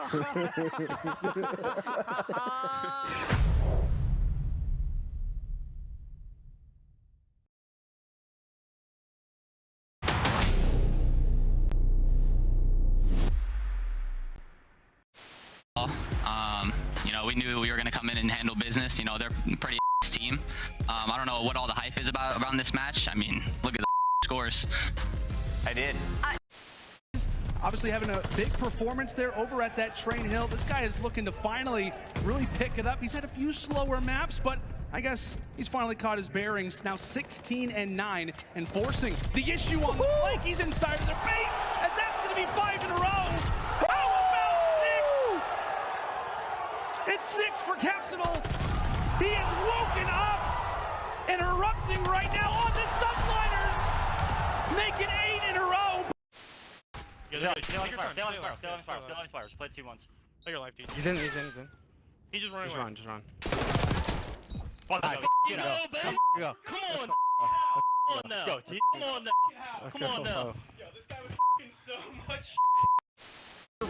Right, champs is solidified. Now it's about getting that championship.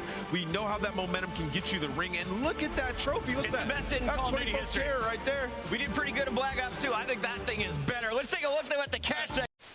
That's the problem. You gave them all the time in the world, and now Ultra have set themselves up perfectly for the barbershop hardpoint. the apartments, the alleyways, all the nooks and crannies are now full of Canadians. And you have a BZ at 9 and 22, and this is only a 20-point game. You're looking at big plays in the final moments, but Envoy takes down 2. Envoy the front line.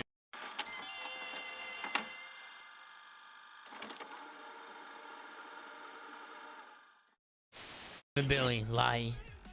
Bro, what the hell? What the hell is that? Wait, that guy's bowling. Wait, he's watching bowling. Look, look.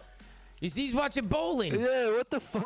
I gotta throw, bro. Wait, is he trolling? Wait, is he trolling? Wait, he has to be trolling. Wait, is he trolling? He's gotta be trolling, right? Wait, he's gotta be trolling, right? Nah. That's not right. That's an Easter egg from the CDL. Chow through. I'm bomb. One shot. I'm dead. Nice. Chow through. Nice. Could be a pinch. My bad. Yo, no, it's Misty. You have their side. You have their side. Okay. Yo, look him. He can't chop. Nice. That's what I'm talking about. What the f*** are you doing? I hope clowns know. I hope you clowns. You will never be in a finals ever again, you bum. Ken Sparrow. Sparrow, there's two bubbles. Nice. Around me. Last guy, Brett, he's low. Stay low. I'm 245 elsewhere. What do you want to say to the fans out there that's been supporting you guys? Fuck Optic, fuck the green wall. Vamos! And that's gonna do it for me and Vico here on the stage.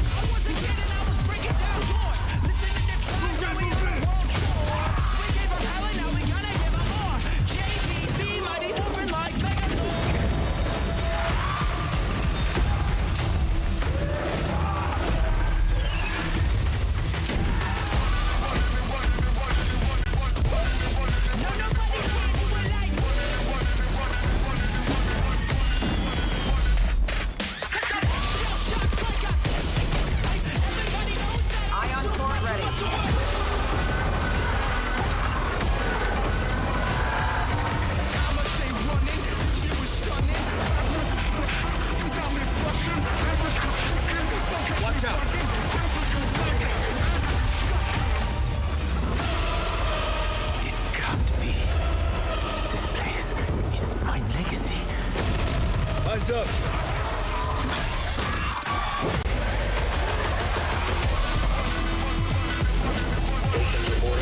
Ready for launch. Ignition sequence start. 10, 9, 8, 7, 6, 5, 4, 3,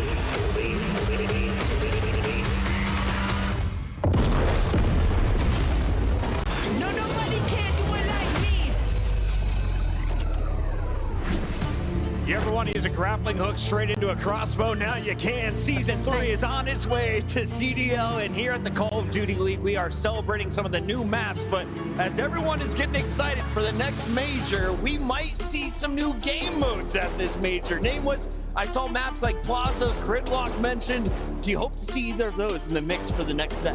Yeah, I sure hope so. You know, everybody back at the Call of Duty League trying to figure out what maps to add. I hope we have a change up in meta going into this next split. But yeah, we got a lot of new maps coming. Gridlock and OG, Plaza and OG map as well from Black Ops 2. So yeah, it should be exciting. Allie, let's take a look at these maps because Plaza goes all the way back to Black Ops 2, 2012. Wow. But we've got some new ones as well, and it's going to be fun to get a new set of games in our rank play. As soon as we went through this fly-through, I just started feeling the nostalgia get into it. Black Ops 2 was one of my first games. I used to grind hardcore pubs, and this would just be so fun. I know we all know these maps. We all love these maps, and also some new ones coming in. They look sick. There's a torpedo room. I would love to call that out. Imagine dropping like Kremp and Exton on this map. Oh my god.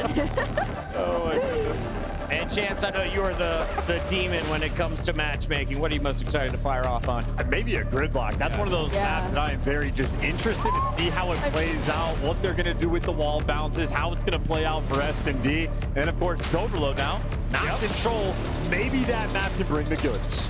Yeah, Gridlock is, one of my favorite maps that we've ever had. It was in VO4, and it was a fun time. And then now jumping over, this was this one Abyss. This is Plaza. Oh, this is Plaza. Yeah, this is where Skrillex plays. This map had the best. This had the best rush routes imaginable. And of course, we got some 20v20s coming your way as well, guys. Hop into matchmaking and enjoy the dockyard. Whole interior is going to be a party of bullets, and of course, we got the boat channel coming. Big shout out to everyone behind the scenes who got us this footage early. We get a chance to check it all out on April 2nd, and so do you with the free content update. I got some audio issues, but we're powering through it. Nameless, Rosalie, Chance, we are gearing up for our elimination battle. That is just on the other side of the break. Before we go to that break, though, what has you excited about this next wave? Season 3 is hitting us right at the start of April. Yeah, you just saw it. The maps for sure. I mean, we're due for a change, so we'll be grinding these maps, hopefully adding some to ranked and figuring out what will work best with the CDL. And of course, Rosalie, we are going to see Major 3 hosted at another DreamHack. If anyone hasn't been to a DreamHack, I feel like this weekend is a great example of why you need to get your tickets right now. Please do scan the QR code to use code CDL15 for 15% off of your 3-day GA. You don't want to miss a DreamHack. If you love COD, if you love video games in general, there's people cosplaying, there's other activations, there's merch booths. All of my family is coming to Atlanta as well, so you can come meet the Parkers if you're curious. So it's going to be a really fun event. Atlanta's going to be turned. Papa Cat's coming? Papa Cat is coming. We're going to have a monster ready for him to mix some things in. This is going to be a blast. It has been a fun time already in the UK. Chance, do you think more cider or IPAs are getting drank right now? They better be. I know we got an Englishman on the main stage getting ready to have a blast of a time. He has genuinely been getting the crowd buff. This is going to be a series to watch. This is the last call. Get in line and get your seat, because when we come back, it'll be Koi versus Vegas. Who moves on to play Optic in the grand final here at Major 2?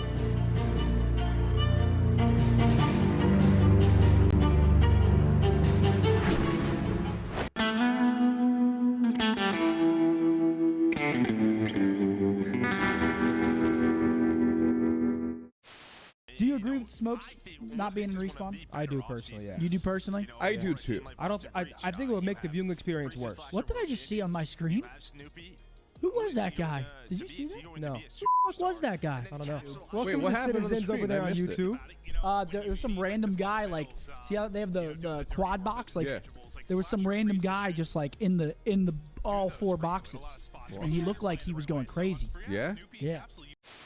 All right, hey, chat, watch this. All right, we got to go play the game. Let's take a look at this bad.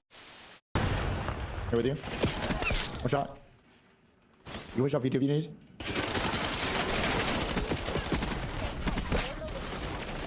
Or for you. Back to hurt, nice. On time. Balcony. Nice.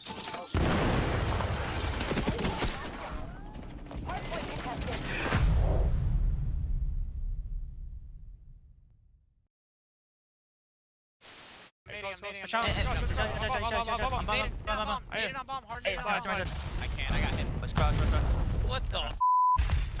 Nah, the trophy just f***ing sent me into a different world, bro. That's it.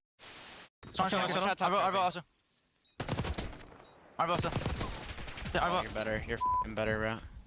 I went to like Vault Door, I think. I've seen this, bro. Oh my god. He's in Vault. You're so much better. Bomb. Oh my god! Holy shit. Hello? Let's go. You're the I'll just best. pull them real quick. Holy Yo! And, No, Yobi!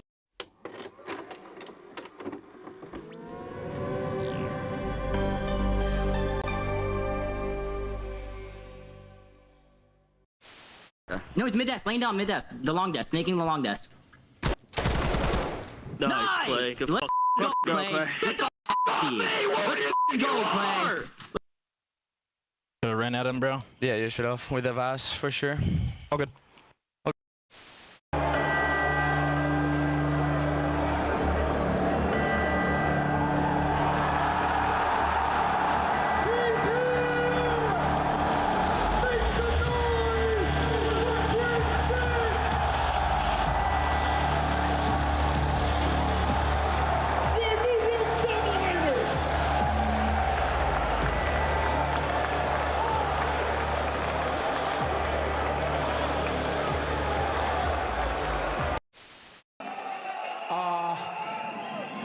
steroids, Hydra, please. Holy. What's up? Oh my god, he's so nervous. Oh my god, MC, you're better. Oh my god, you are so fucking good. Dante, don't tell that, bro. You fucking suck. Oh my. Leave him on the right somewhere for sure. So he's calling behind us. Back right, Office and outer, last guy outer. Last guy. Bomb, one shot. Yeah, my bad, bro. He's absolutely on me. He's running. He's running. I feel like Chris. I grabbed him. Yeah, you took me again, bro. He's weak to an 8 though. I don't see the game again. I don't see the game again. He's outer tower. What's the top light? Slide. Man. Nero dead. Estriel this time. No. Yeah, what was What the hell? Let go of me.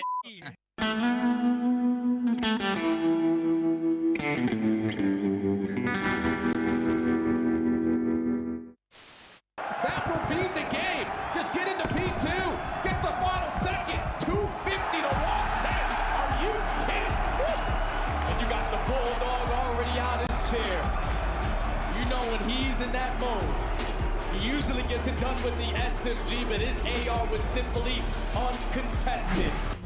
The second major of the 2026 season continues live in Birmingham. Welcome back as we are down to the final 3 teams. We're about to make it 2. We started with the 10 best squads from around the world. We flew them out here to the UK, and after 3 days of action, we have seen everything poured out on that stage. But we wonder, who has enough in the tank to give it one more round and to face off against Optic in the grand final to play for that trophy. Welcome in, everybody. We have Chance joining Rosalie and Nameless, and I want to start with you, Chance. We all expected Optic to make the run through the winner's bracket. Yep. Koi, though, has to be the surprise of this tournament, and for FaZe Vegas, you're looking to avoid a repeat of Major 1, where you were in this position and let another team make it to the grand final. Very much so, and for FaZe, that is going to be a very tough road ahead as well, because Toronto Koi really seem to be catching fire. Let's take a look here at our squads and introduce you to the rosters. Nameless, we've got some stellar talent on both sides of the ball. Who do you like wearing pink tonight? Yeah, Sip. I mean, the answer is going to remain the same. You know, for these guys, it just got out of hand in that overload. That was your opportunity. Yeah. Once we got to that scar, it was pretty much GG's. But don't get it twisted. So a lot of great things about FaZe. I thought the approach in the search and destroy, especially offensively, like, that was unbelievable. They're going to have to do that once again up against Toronto, who have struggled defensively in S&D throughout, you know, this entire year and somewhat into last year as well. So for them, I think they have the edge there. The respawn, the hard point definitely favors Toronto on this. And the S&Ds are incredible from FaZe Vegas right now. Drawdown has a 1.5 this weekend. Synth right behind them with a 1.4. And not only that, their opening duel win rates is above 10% of the rest of the league, sitting at about 75. So they're doing the heavy work there, but the problem obviously is in that respawn. They got to win at least one of them.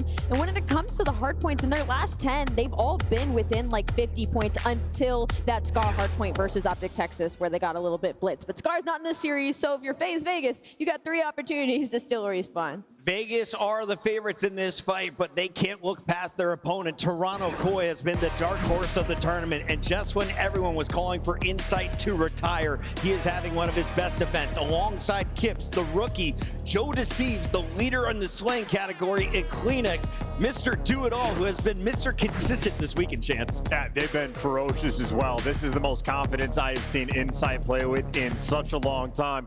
Balled out in the series today, the 1.2 KD throw-up.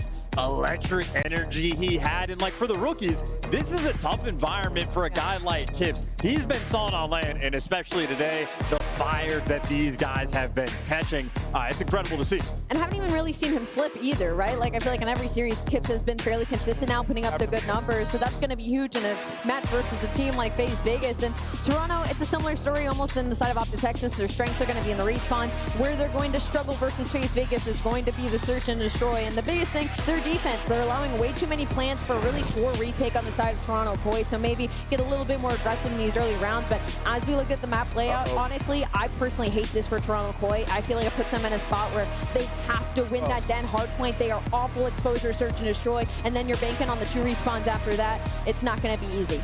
Yeah, I've given Koi exposure on Overload. I have learned that so far, Nameless, but outside of that one map, what do you like for Koi? Well, I was just going to point that out, that they've only played exposure Overload 5 straight matches. For them, obviously, they're very comfortable on the dens. They played a ton of it, especially the Game 5 den. They haven't got to play it in a while. because people just get rid of it. So, yeah, if you're Toronto, you're feeling good about 1-3-5. Final minute before the players walk out on stage, so let's lock in our Scuff Pick'ems. Chance, you've been on fire. Continue. If you asked me yesterday, I wouldn't have hesitated. I would have picked FaZe. Today, though, I'm picking Toronto. You're going Toronto Koi? Yes. 3-1, 3-2, 3-0. Game 5. Game 5, Toronto Koi. Chris Lair gets his bounce back here. I want Jamie to make it to the final, but I'd also love to just have him on the desk for a grand final. Yeah, I'm going to go with Vegas FaZe. I think they take this, but yeah, game 5 as well. There's a lot of booing out here, Allie. You better not say Vegas. I'm fighting demons with this AC sitting right here. I'm trying to look at my notepad. Listen, the maps made me hesitate just a little bit. I'm sticking with Toronto Koi, though. I'm loving the upset. I think they pull it to a grand final. Allie's making the crowd happy. Will Insight and the rest of Koi get them on their feet? It is time to find out, ladies and gentlemen. This is your elimination final to find out who moves on to champs. Birmingham, are you ready for some more Call of Duty? Because this is going to be a banger. They may just have suffered a defeat, but that was just a warm-up. It's FaZe Vegas! Look, this is a spot that none of these players are shy of. They've been here before, and their search and destroy is looking untouchable right now. You only got to steal one of those respawns, and we're looking at multiple rings on this roster.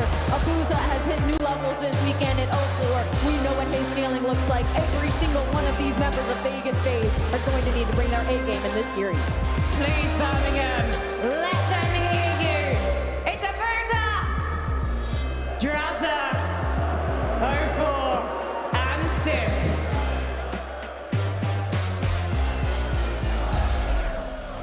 FaZe Vegas were probably expected to be here in this moment, but their opponents, they're on a miracle run, and they don't want it to stop here.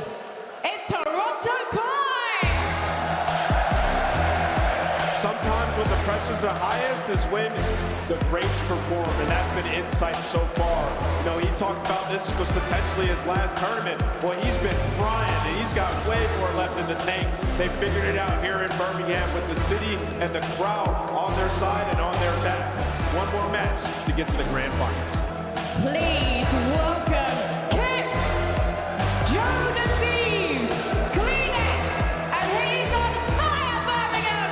It's Insight!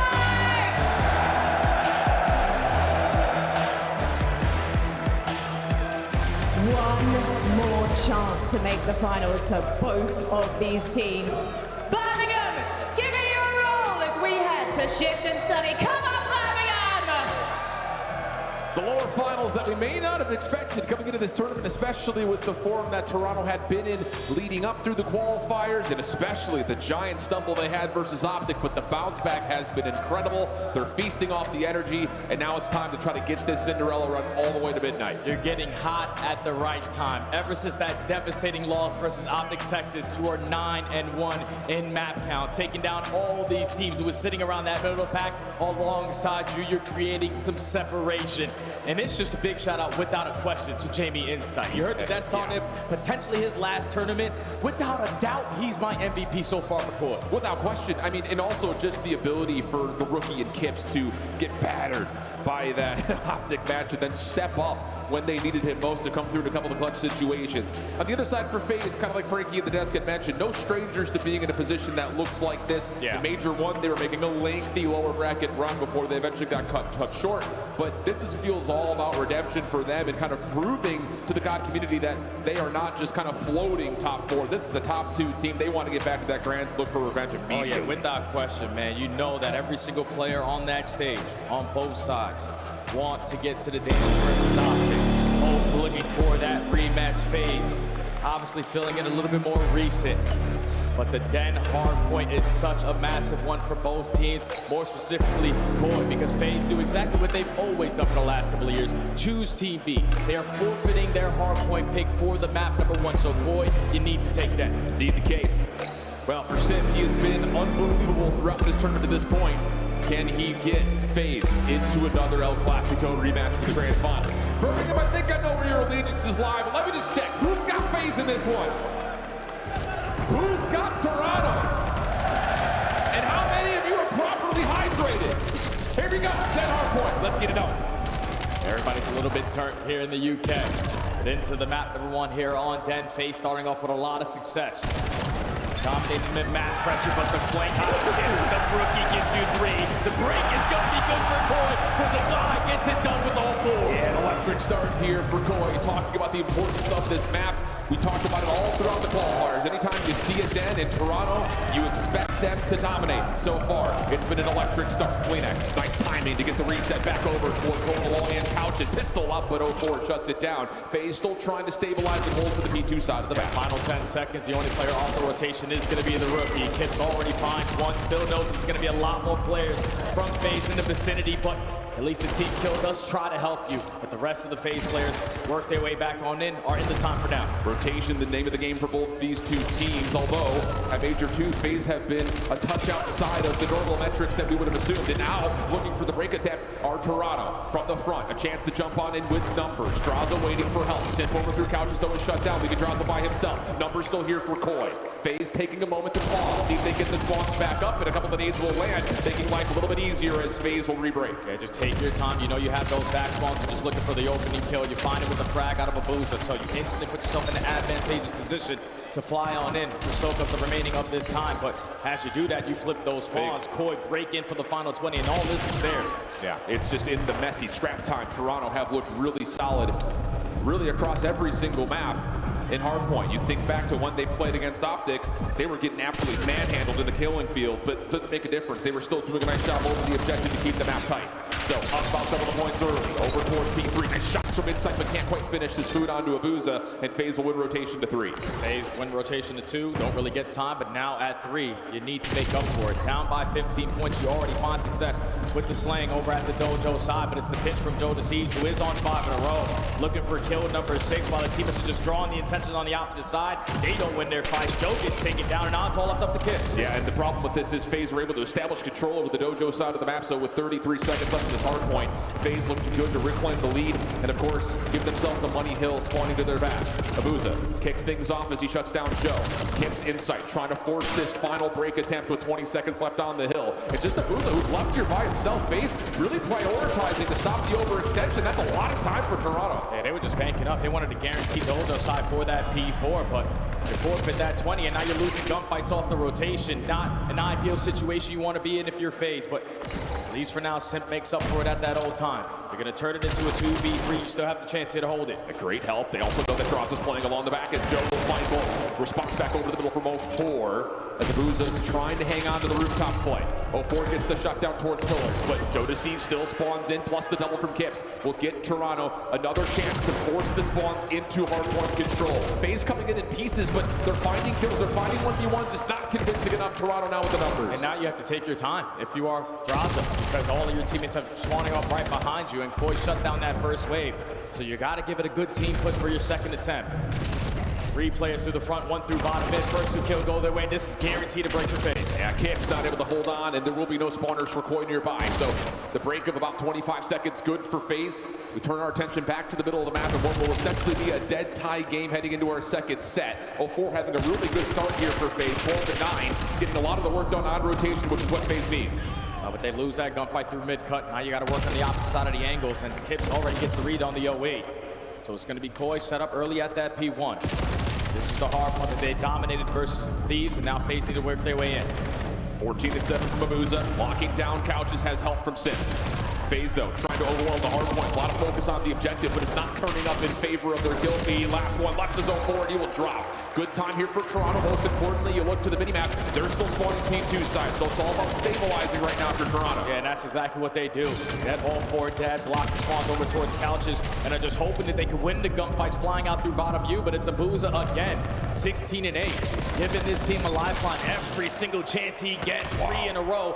FaZe are right back in. Yeah, absolutely the case. And Abuza, if he continues to shoot like this, you start to sweat just a little bit. But inside, top hole, able to find one and get away, most notably. Simp on the retreat, looking for some space to find this gunfight, but the troops are swarming. Simp now to resort to the pistol. That will not work. P2 not open yet. What happens with the spawns? Kips all the way out. What happens with Kleenex? Does he spawn in? No, he's also out. So a 2-2 split here for Toronto, trying to get a foothold on the hill. Yeah, FaZe have to look so many different directions. Thankfully, they find that opening kill.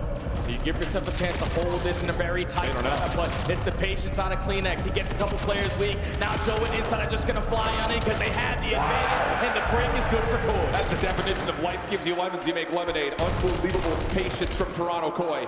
Now they will lock down the spawns and keep all their focus on the front.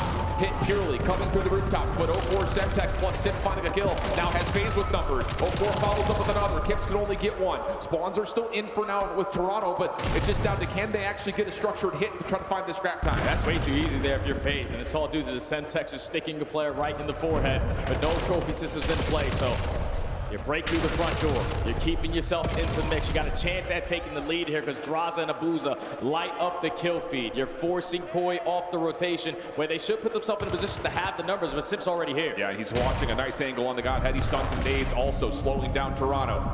Possible 1v1 at the middle of the map as Insight loses it versus Abuza, who continues to carry a lot of the weight for FaZe. The hold looking pretty solid. What? Oh, Kips almost able to get the lineup. Not fully, but like you mentioned, another scattery moment, but this time it's picked up beautifully by FaZe. Yeah, they quickly take care of the guy sitting at a cobble side, so those spawns come in for the rest of your teammates. Now you know to turn your focus over towards Dojo. Abuza get Blakey's on another spree. Just can't find that final kill to potentially earn himself the Hellstorm, but it's still the teammates hold it down. Now Sim get loose. But team kill comes through. Insight able to follow up onto one. Jodeci's into at worst contest the time, but Abuza, he is just not missing. 26 and 11, a minute 15 in the hard point, and FaZe up about 20 as we look over towards P4's rotation. Boy, you know, are not going to have the numbers in this situation because they have to be thinking about that next HP. Insight, massive one-on-one gunfight secured there from 04, but you forfeit the final 15 to FaZe.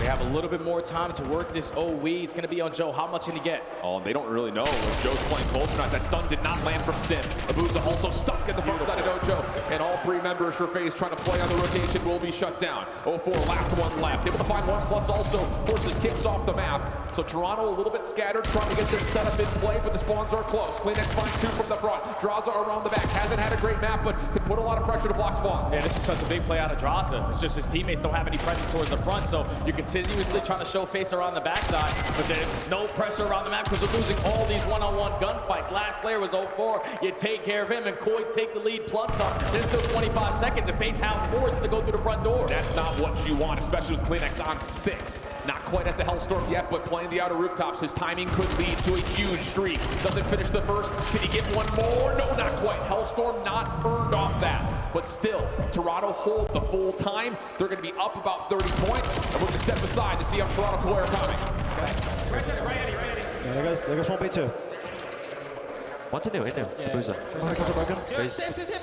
There's lobby side time. Behind the red. Mine's red 100%. Backed up. Still time. Shot. Okay, he's front lobby. Watch from red down. I'll stay red. Take your time. Yep. I'll come clear red, okay? All right, here. Could be here right side. I'm trying now. Who's up there? Standing low left. Try right here. Left, right, left. Dead, low left. I died. I got back. Low right. Right there, nice. On time. Nice, probably nice. One deep, by the way. Yeah, probably. What's the time there? Nice, good shit. Ivy left, by the way. Ivy left, deep guy. I need right side lobby. Still playing this? Yo, I'm taking the route left, okay? They could pinch. I'm taking the deep route, okay? Back lobby, absolute. Gone, back broken. Plant. Nice, that's it. Heard you. Lobby, Joe. Left side on time. In lobby. Okay, one. He's going left side lobby again. I'm in his Back to us, Joe. Joe, down. Come on deep. He's going to push over square, baby. No, he's still back to us in the door. No, I saw that front, by the way. We can start. One hit me dubs. Heard you. Stay alive. Dubs, steps, one's tools. Okay. Nice. Stay alive. One's deep. That's one deep. There goes one front. What's one square there? I'm pillar. Still pillar. I've native, bro. Weak. Absolutely. Better be close. Back. Right, sorry. Actually. Need your door push. Go for it. I'm trying to go lobby quick, okay? I'm dead. I'm absolute. Go for it as well. Don't see him. He's close. Two front. One front right. There two. 1 hour, one front. Kill that, Joe. Okay. I might try lobby out deep tools. Back right corner, okay. Could be on tools. That's one deep. Tools, yep. Stuck back tools. I'm in. Try to stay. Says. He's chilling back front. There's gonna be two here. I'm holding you out right now.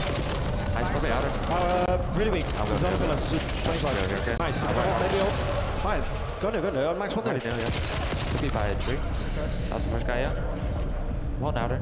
Life hold, weak. tough battle over P2, but Abuza continues to generate moments for FaZe. But on rotation to 3, Toronto here first, and they've got a hell of a setup to try to get a read on where FaZe are coming from. You see how Draza's playing is so patient over towards Dojo. He knows that me in this position is going to allow my teammates to set up those pitches and draw the attention from Koi to stay on this side of the map. Right now, Koi are still slaying them to bits. You're eventually finding all the trades. Flenex is looking for the last guy over towards Dojo. Team shots are good enough. Koi take the lead right on back. You can be as patient as you want, says Toronto. We're playing you on the outsides away from the hill. They get the reads, they get the kills. Now the lead swap. 30 seconds to fight. Flenex on 3 in a row. Slipping away, not able to find the better of Draza or Abuza. But Kips, the rookie who's been so good for Toronto, steps in for goal! It's Kips for 3! 20 seconds to fight. A little turn moment onto 04 works out. The time good for Toronto. We focus towards 4 once again. And now FaZe have to forfeit this time. Banking on a perfect setup off the rotation. You see the route there from Joe. He's going right back through P2. He's going to show some presence through the front because all your teammates are applying pressure from the back. You hold, you probably win if you're FaZe. First set of gunfights are good. The pressure could not be more extreme though. Only 10 seconds between Toronto and a win. But as the break attempt starts to develop from the front, it's on to Joe. Only able to find 1. Kips once again. No, can he get 2? No, it's sipping away. FaZe still spawning up, but Insight keeps the numbers restricted as Draza is able to find the trade. Trade after trade, it's still FaZe holding on to the time, holding on to the spawns, but Joe finds the double. You have the numbers through the front. You've got 04 and Abuza. How often has Abuza been able to pull them out of the depths of hell? This time in some trouble. Sip not able to stay alive. 235 to 240. Toronto waiting for all 4 numbers, but it gives a lifeline here for FaZe. Pistol out, lots of damage in. Contest is still alive and well.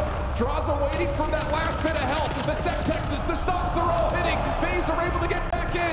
They can still win here. It's just down to can Insight clear the hard point. He already found 1, so that's job well done. Now the teammates are here. But Abuza's able to get them the first. Kips on the corner, nothing through Abuza. He's been everything, and he will be the final puck for FaZe to steal away map 1.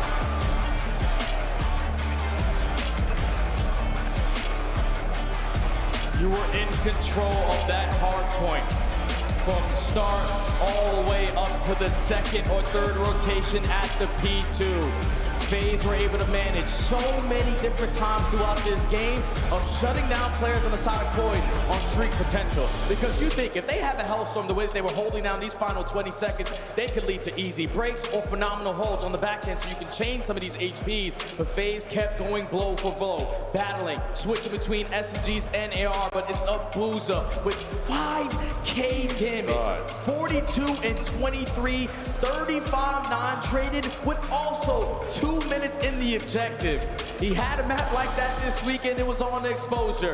But when that guy is in sync, when he is in flow state, oh man, he locks it down. Dude, it's just the same story that we saw so many times last year with Vancouver and a lot of times early in the season for FaZe.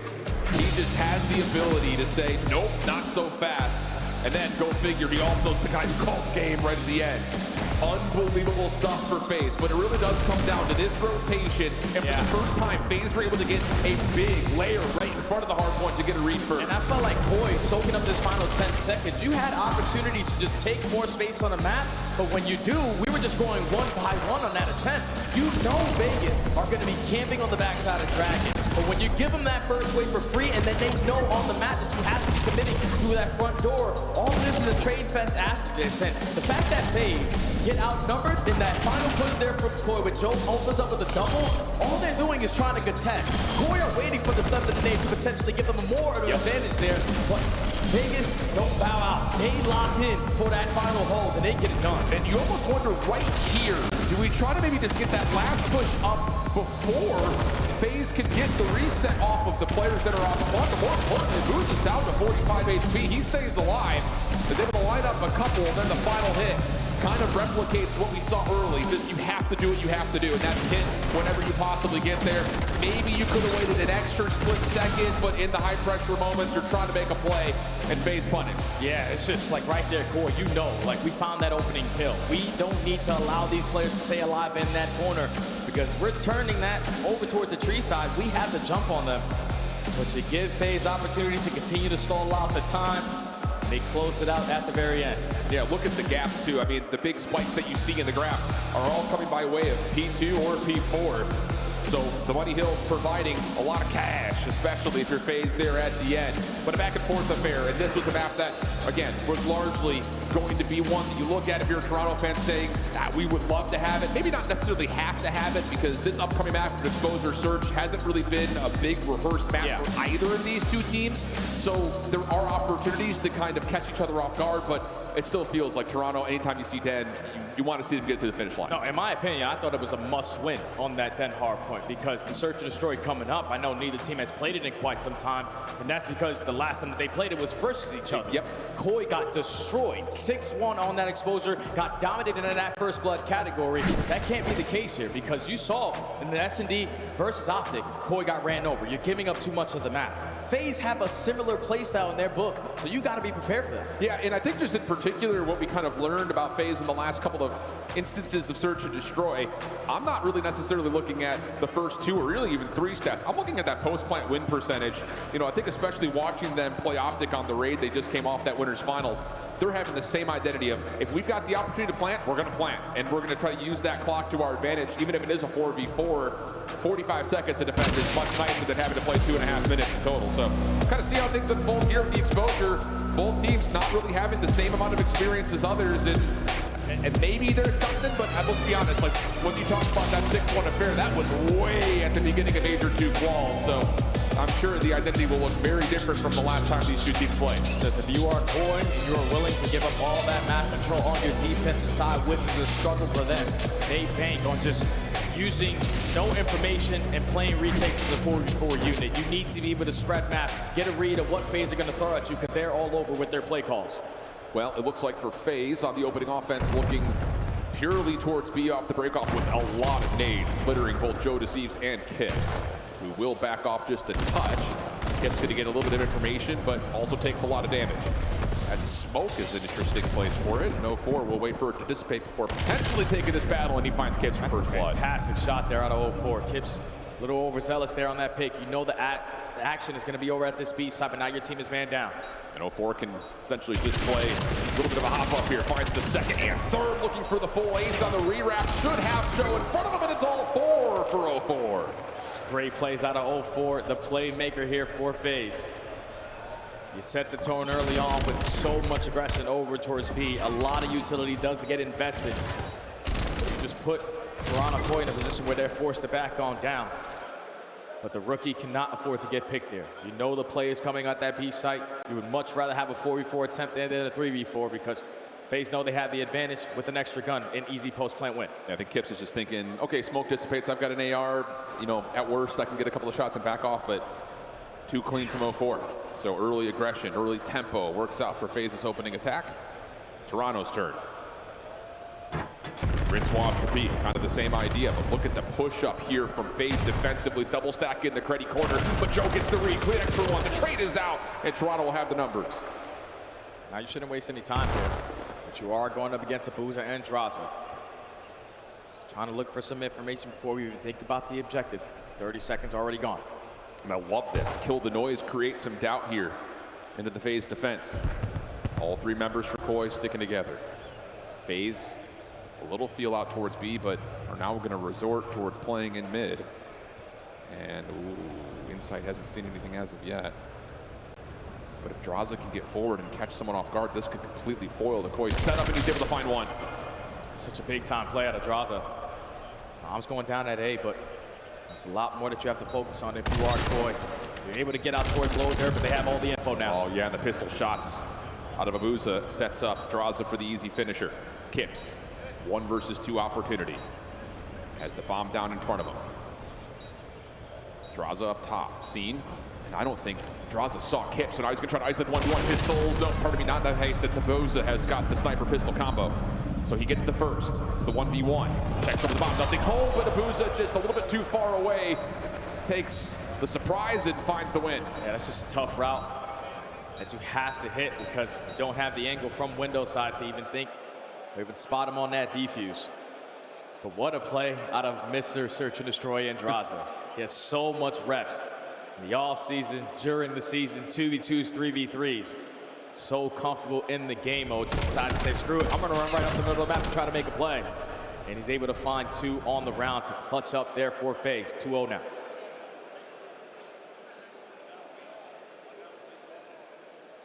will we still see that phase aggression coming into round 3 that we've seen often on their attacking rounds? Their post-plant win percentage has been nearly flawless. So that's the idea. Get the bomb down quick. Give ourselves the best chance possible at a round win. Nades this time up and through mid. Looking to put some pressure onto the A window, but largely speaking, Toronto going to stay pretty much away from that with this double stack down low. So now they'll take their chance to peek on out, and this defense is fully centered around this A site. Yeah, now that comm is coming into Abuza. Hey, wrap your way back over towards low dirt. You get this bomb down at A. We have all the map control that we want. But 04 throws a phenomenal shoulder there. Spots out Koi back, stacking up towards the backside of window. So you might want to be a little bit more patient on this plan. Smoke will come through. The hop at dirt will now unfold. Kips trying to be the first one out. Well, we've all been there. Aim assist is not quite able to find the outside portion of the smoke, but still Kips able to find first blood. Abuza still hanging. Finished off by Joe Deceives. Ignore your kill feed. It's not confusing at all. Follow-up from Simp is decent, though. Has to go 1 for 3 and not going to happen. Joe's got the last word in the first rounds on the board for Koi. Yeah, perfectly played there from Koi. You strike for the first blood. You had everyone in the vicinity prepared for an A plant. And even with Draza, like you said, my friend, holding the angle just in case you slide out through bottom window. The smoke grenade gives a little bit of assistance to the rookie for that opening gunfight. You trap the post laner, he can't get away. You just keep the numbers and the map control in favor of Toronto. And that's good for Toronto to be able to sit there and stop FaZe from getting away with what they want to with that 04 route. Also, I would say just generally, good awareness to know that we can't just all commit to staying on that long flank. They have to re-wrap back at some point. And the extra shots that never allow Abuza to leave the site work out nicely. Insight going to snipe this round towards bottom dirt. Going to get a chance possibly. Sees 04 in the cross. Anticipates the second member potentially, and that's enough for CleanX to also realize he could be in some trouble. Cooks up a nade. It tags, but Flak Jacket will keep 04 safe. You know that 04 is trying to work on this late pinch, but how committed are you to continuously trying to hold them in that position? We're just going to take the opposite side of the map away because 30 seconds already down. Yeah. We're going to work over towards B. Yeah, take your guns, take your numbers. B plant on the way. Simp has backed off completely. And now it's down to how do you set up your post plant if you're Toronto. You have to be a little bit cautious of the potential flank. But for FaZe, they're stacking back up over towards platform. Every single player here from FaZe ready for that early push. And Koi have 3 guns ready and waiting. And you can see for Insight, he's going to eventually be in a spot to come help out in this outer lane. Joe over the top of the site, no problems there. And it's just bunkered down, throw a smoke, get it messy. Toronto, feast, flawless round. It's good plays out of Koi, man. Completely disregard 04's presence on that late pinch. Get the 4v4 post plant down, and you have 3 players still holding it around that B site. Smoke grenade through top plat takes anyone from FaZe out of that position to potentially get an angle, and Kips is able to find that first blood through the smoke. Fantastic plays again there from the rookie. Koi tie it up. Yeah, I love the delay holding that smoke for what it's worth too. Again, like you mentioned, talking about the fact you saw 2 players towards bottom dirt, so we don't need it for the execute. We need it to pause the retake. 2-2. Who's going to go up top? Smoke will block out the line of sight from top window at A, and that's enough for 04 to hit the dirt route, jump up, get the plant. Yeah, Koi not going to be in the position though to instantly get rid of that bomb planter. So 40 seconds, 4v4 retake. Let's see. This is what they usually do throughout the season. This is how they get it done on defense. Do they have 35 seconds of a 4v4 play of a chance? It's all going to have to be through the top side of the map. And FaZe are not giving away any information whatsoever. Tough moment here for Kips. Able to find a little bit of damage. But 04, the first one to drop it. Team kill. Team kill that comes through thanks to Insight shots. But Simp up top keeps that post plant safe for a moment. Joe, though, 4 in a row. Able to find the kill. Where is Abuza? No one has seen him yet. And now about it, Kips will find him. Plenty of time for the defuse. It's Joe on 4 in a row. Koi with 3 rounds in a row. And that's 2 post plants at that A site where FaZe are basically almost undefeated, but they can't find that opening kill when they need to. Koi take their sweet time working through low dirt. You get information, 2 players on that side of the map. Both players put to half health, and unfortunately for Draza, you get taken down as you take care of your teammate. So a 4v2, instant numbers advantage for Koi. So only a couple more spots we have to eliminate. And last guy alive is Abuza. Oh, he's probably low dirt. 3 in a row there for Koi. And now things need to change a little bit for FaZe when we eventually get back to the attacking half. Because like you said, the A hits, as much as they found success on the plant, they have not confused Toronto on their retakes. Insight taking the same snipe route. Sees nothing. A couple of consolatory nades tossed by Toronto over towards B, but again, because you haven't seen anyone at dirt, let's just take the bomb back over to mid. A couple of stuns and nades do get invested from FaZe. Potentially get a read that they're going to be aggressive over through Solar. So not going to contest B site anymore. Trying to work your way up the middle of the map. Jodeci's on 4 in a row. Goes for the slide, has info. You're trying to set up the double chow, but Droz is just going to get out. Yeah, smart play, and that will enable the long flank to potentially come through. 40 seconds on the clock. Toronto looking to commit for the plant. Insight head on a swivel with the scope up. Joe's plant will come through. Nade will tag, but Joe stays alive. Just cannot exit immediately. Insight able to find the trade onto one, but the pinch is now fully in play. CleanX still gets one, can't get away. Abuz is right there for the trade. Joe has to kind of fight off 2 players at once. Shots coming out, but no. 4's got the final punch, and we'll stay tied as FaZe find the defuse. 3-3. Yeah, it's just Koi takes so long on that play call there. You obviously get a read early on that there was aggression over through Solar side. But then the slow and steady race to get that objective down at A creates the opening on the OE for Sim. He's able to find one and catch the timing there on the Insight. And then Jodeci's left in a 1v2 on the low side of dirt. Just catch them off guard. Insight was your guy watching the pinch, and unfortunate bad timing for him allows 2 players to slip on by. Yeah, it's so tough when you have to pull your scope all the way up towards inner like that, because you've got to watch the P2 stairs, you've got to watch behind you, you've got to help out a window. It's just everything comes down to timing. Trophy system down for FaZe, looking to get aggressive right to the middle of the map with some uncharacteristic tempo in this particular part of the map.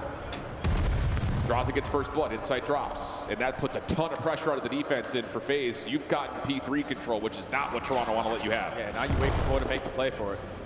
They probably think the play is going to be developing here at A as bomb is going down, but Quick one. Able to find one onto Draza. Wow. Koi finds another one, so 2 one-on-one gunfights make it another. The rookie makes it a 1v3. Unbelievable, they know where Draza is. You just run at it. Unbelievable. This A site has some bad juju around it right now for FaZe.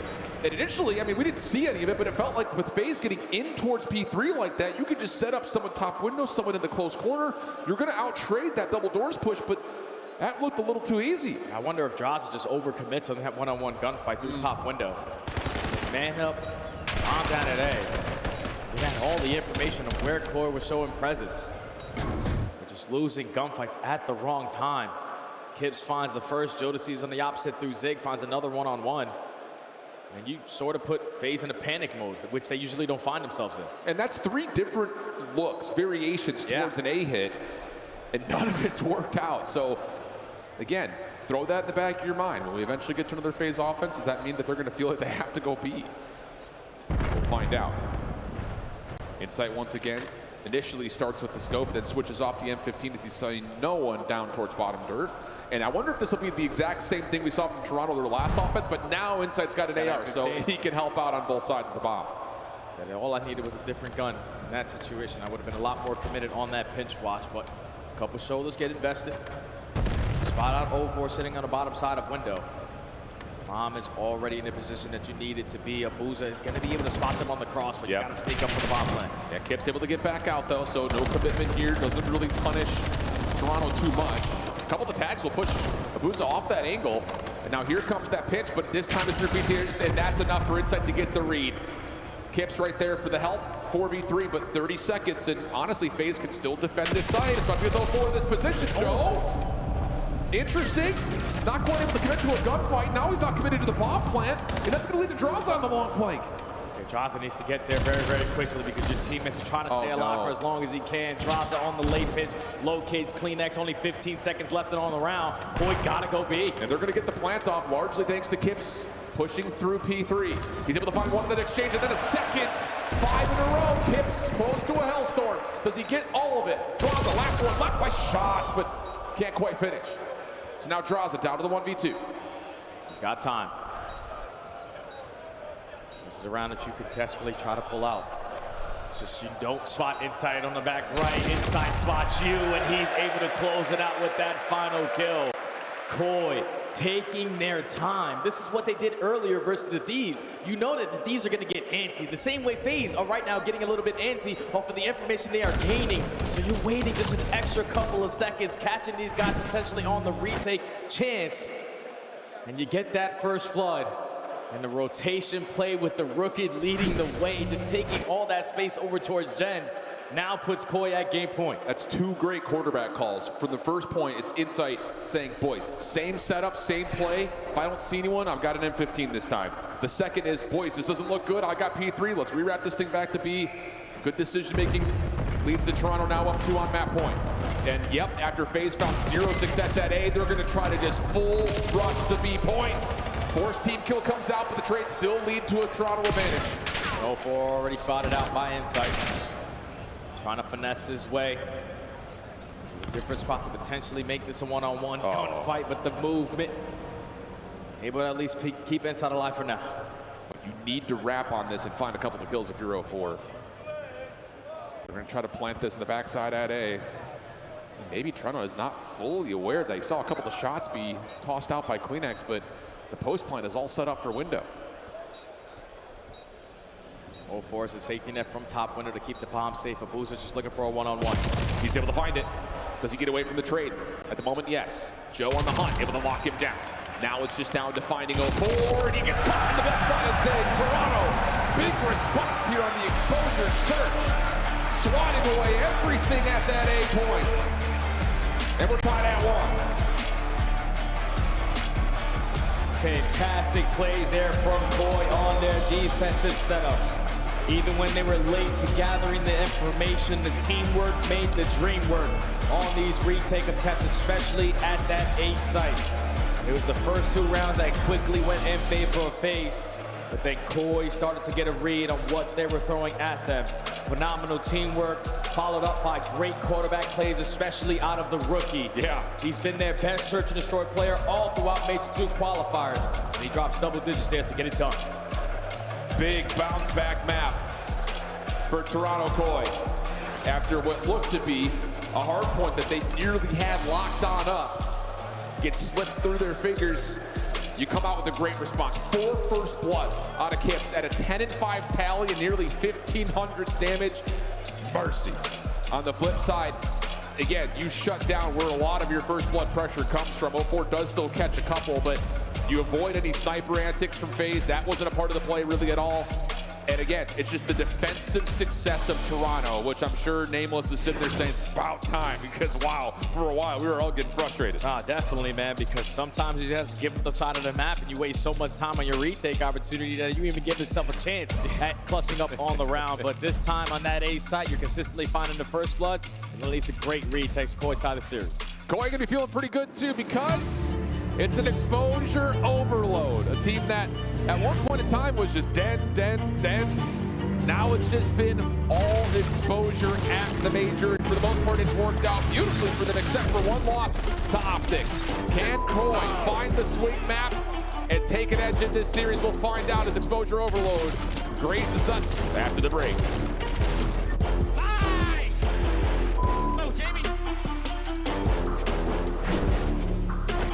Scuf, official controller of the CDL. Monster Energy, the official energy drink of the CDL. COD Champs tickets are on sale now. Come see the best teams lock in for this season's grand finale in fabulous Las Vegas. All 4-day passes come with early venue access.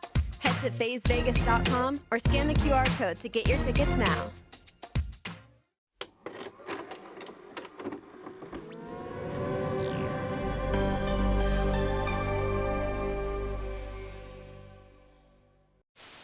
We're going to have some laughs during this match, Maven. I'm going to openly just ask, who will be the worst player we see in the All-Star game today? The worst player from all of these teams? Oh, this is hard, man. It's the All-Stars. Oh, I got to think about this. It's going to be Octane. You think it's going to be Octane? Yeah. He was a beast, so he was number 2 overall S&D KD. Yes, he has, but guess what? Octane's had 1 good event since like 2016. I'm going with Nameless, just because he can probably hear me right now. He's going to choke big time. Hello everybody, welcome to this week's show. This weekend we saw the top Call of Duty teams compete at the U.S. Championship held at Full Sail University. In a surprising turn of events, Strictly Business, the 9 seed, came out of nowhere to dominate the bracket, defeating 9-time champions Complexity twice to secure the #1 seed at the Call of Duty World Championship. One time. Dead. One more behind me. Time. That's that time. Nice. Just Yeah, we'll run him. I told you we'll run him, bro. Hands wide open. 4-3. 1, 2. No! Oh no. It's real. Oh no. Oh my God! It's over. That's a G. Definitely no Rocket League. G2 just cooked them. Oh my God. GG, man. Wow, bro. Wow. Look at him talking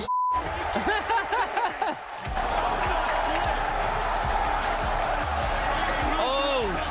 He said, I run you motherfuckers. That's it. Oh, God. Oh. That was a breakdown.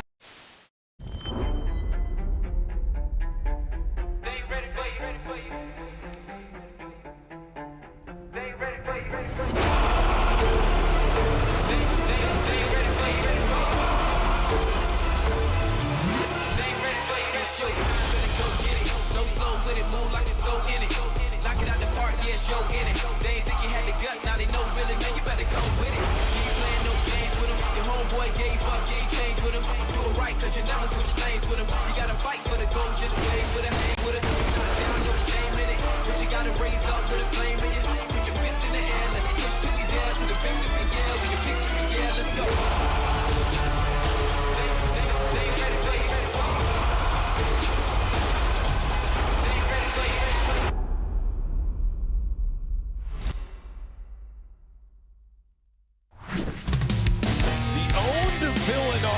That comes with playing for FaZe. Draza knows it well. Catching cheers and other hand gestures on his way back to the stage. PG stream right now. We're not going to say what kind of gestures they were, but use your imagination. For right now, Toronto, big response to the map #2, and most importantly, now Vibe and getting into the exposure overload, where they have not just provided 8-0 scores once, they've done it twice on this map on the season. Yeah, this is their go-to if you are Toronto Koi, and so far throughout this weekend, this has been their go-to every single series. The only loss they have on exposure is when Mercules grabbed the EMP and just got the hell out of Dodge there in overtime. Other than that, Koi have been picture perfect here on exposure. Absolutely the case, and here are your top goal scorers at Major 2. And again, because of the amount that Toronto are able to score on this map, they've got 3 players on this top 5. They have been undeniable. In particular, I think you look to see how the SMGs are creating the space first, allowing Insight or CleanX in particular to kind of just pick it up and run afterwards. Because largely speaking, Koi are going to run 3 AR throughout the majority of this map, especially as they're trying to control space against you. Yeah, and the thing about Koi is, like, you saw it in that series versus LAT. They were a little bit outslated in that game mode. But the difference is the impact kills that they find around the map. CleanX found so many clutch situations where he found those clutch doubles to alleviate that pressure off of the EMP and just forcing your teammates to have a chance off of the respawn. I think that's why Koi are like one of the best teams in Overload, because they don't really have to slay to get objective done. Yeah, I hear that. I mean, especially when you focus on just the den and just the exposure. Yeah. Both those game modes, they've been really, really good, or game maps rather, I should say. They've been really, really good on Overload. So, feels like an advantage, naturally, because of the recency bias, leans towards Toronto. But for FaZe, I will say, looking at them in the Winners Finals, they were able to at least put themselves into a couple of counter cap situations. For moments, at least keep that den Overload close. It just comes down to, I think, getting the full count of where that 4th guy is. That was the problem on Den, and that's probably why, obviously, you take it out of the picture and allow Toronto to go to exposure. Yeah, you lost track of players like Shotzzy. You saw all he needed was a double right behind you to instantly get a score and catch you off guard. So FaZe said, even though you got rid of Scar on the side of Toronto, we are not going to play Den again and have that potentially happen to us again. So we're going to go on exposure, where it's usually all about the break-off, man, because if you're the team that gets that first capture, you're most likely on the side of the map that gives you a chance at quickly #2. So both teams fantastic when you talk about playing the reset. At the team who starts off on the right foot with that first score and changes the pacing of the game is going to stand a pretty good chance. And that's where a player like Insight, again, we've spent a lot of focus talking about his impact across the season, and for a lot of people who have been Toronto fans across the last couple of seasons, and you're wondering, when is Jamie going to show up again? He has been electric, though, for Koi, especially in this game mode. And that's a lot of the reason why Toronto find themselves in, at worst, the top 3 position. Can he provide here on the breakoff? Nice shots onto Abuza, who's happy to take the gunfight, but maybe thinks about that differently as Insight finds the win. And there's an opportunity for more, but Simp gets the shutdown, and FaZe will control the EMP first. FaZe already have EMP control because they slayed their way through the middle of the map. 0-4 and Simp combined for 2 each. They already have a lot of pressure over through ring, so Koi are going to be ready for this push. But once Drazah finds that opening kill, you got to expect an audible. Thankfully, CleanX gives you 1, but you're still outnumbered. Yeah, absolutely the case. It's just down to Kid Insight find an angle on the EMP carrier. The answer, no. Kip's able to find 1 in response, and that will make Abuza force the score to come through. And now, again, like you mentioned, off the reset here, Toronto are going to get the top side of the map in their control first, and Joe's just going to grab and see if he can go. The kills on the backside are nice, and they don't necessarily know where CleanX is, but that shot there from 0-4 base slows things down, but no, Joe just pushes it forward, gets the pistol in, and we're tied. Beautiful counter cap there from Koi, and that's the only thing that FaZe wish they were there on the other side for this side. When you get that initial score, because you're all the way over towards dirt once that reset comes in. Koi able to slay their way out of the respawn to tie the game very, very quickly. And now, the backs against the wall in Spawn. They're still winning gunfight after gunfight. That's 3 dead. Last guy you're looking for is Simp. Where is Simp?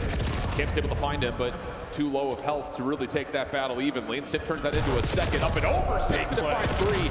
Middle of the map. Win for CleanX, but FaZe are now fully focused on the front. Kip's finally able to shut down Simp. That will push FaZe back just a touch, but with CleanX dropping at mid, there's a route here for 0-4 to get out of here. Yeah, 0-4's got to finesse a little bit. Your teammates are dropping all around you, and that's 3 dead in favor of Koi, so they are in control of the EMP. All you're looking for, again, is the playmaker in Simp. He lines up another double, slows down the aggression there from Toronto now. Dirt focus for Toronto. Route trying to be developed by CleanX, shut down. Oh, the reset. Reset, you just go out and Insight. Yeah, he's going to try to sprint for it, but instead joins his troops. That's Kips for 2. They can recut this back to the middle map and sit behind the play. Drops the EMP carrier, and Abuza makes safe the play onto the A zone. Now a chance for FaZe to respond. It's every time. Simp just lighting up the kill feed, double after double, already sitting at 10 and 6. And now you're hitting the audible. Simp dies all the way on the opposite side. We have 0-4 taking more space over towards B, so EMP on its way potentially for score number 2. You see time of possession is currently dominated by FaZe as they take a 1-score lead. Yeah, really nice route from 0-4, completely unnoticed by Toronto.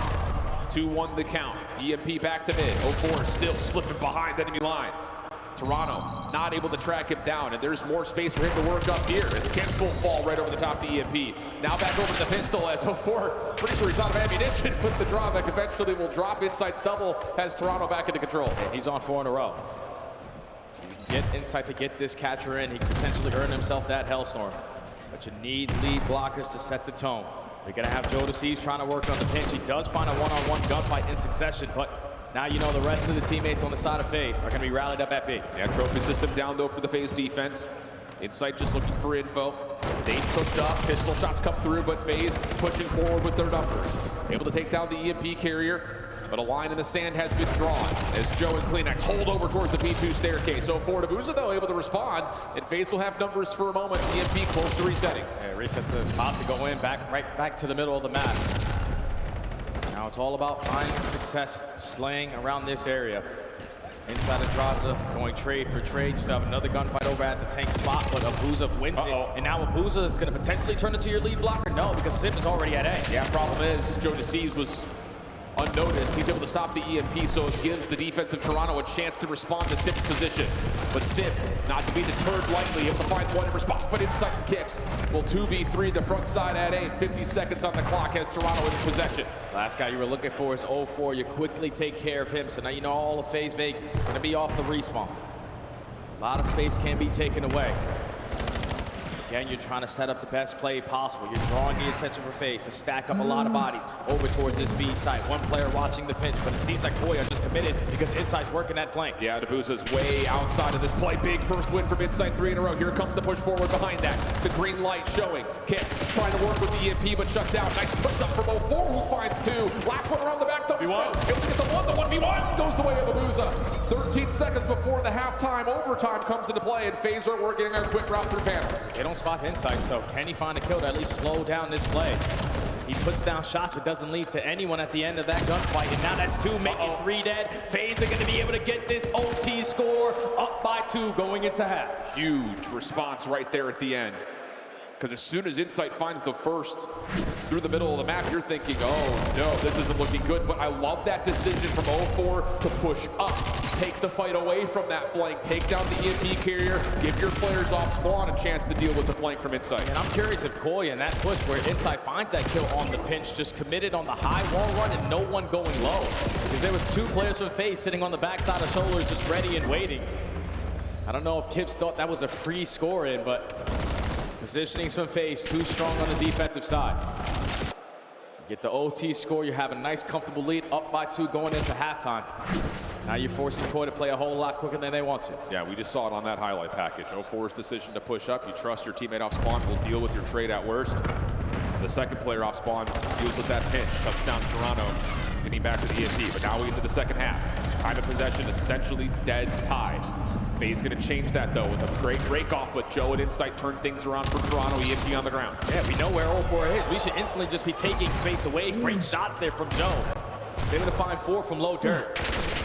Now again, you're drawing the attention from FaZe off the respawn because EMP is showing FaZe on this side of the map, but it's Kips and it's CleanX already showing presence at B. Yeah, 0-4 in trouble. Can really only cook up a nade. He's got help from Abuza, but he's playing a very passive angle. Nice shots from 0-4, keeps Insight down. But Toronto, not to be deterred, still forcing it forward. Kips the lead blocker, Insight right behind, no one else there to follow up, and Toronto will get the first score in the second half. Fantastic plays there from Koi. You shut down that mid push, you take the presence that you have over towards Solar. It's all off of Joe just going on a 5 spree and forcing FaZe to put a lot of focus on him at that 8 point, but now only down by 1, in a position to potentially chain it to tie the game on up. Wow. You need a couple more kills to go your way, and the rookie continues to shine. What an exit from Kips, and what a return as he finds a ton of damage. Softens up this defense for CleanX to try to clean things up, but the EMP is still back over towards Tank. And Toronto just gonna try to hold on to this ground right here. But as Abuza finds Insight, things will reset. We'll get a 50-50 battle right over the top of the EMP. Koi in the spot that they want to be. They're just looking for the kills to be started off in their kill feed. And it's Kips again, lines up a double. You have the man-up advantage. You're just gonna commit forward right towards B. He gives you a 1 more extra, 3 in a row for the young gun. Draw's able to find 1 cleanly though. Insight pistol out, finding some damage, but no. Toronto not quite able to find the final kill that they need. 3 minutes on the clock. FaZe still up 1. 0-4 trying to push forward. The route of Abuza. Yeah, I'll say he's got an opportunity to possibly open things up, but has to return back to mid-map to clean things up. He's got to get back into the fight. So teammates are dropping over towards Solar. So just keep your teammates alive around ring, but it's Kips again on the pinch. Wins a 1-on-1 gunfight. Droz is able to get the trade, and for now, FaZe is just playing keep away. Wrap it here, wrap it there. I just want the EMP in my possession. And you got to be careful here, I think, if you're Toronto, because we've seen this FaZe team on this map park the bus when they've got a narrow edge. It's been a while since they've shown that. Moment though. Here we go. 3 dead. 1 more to find.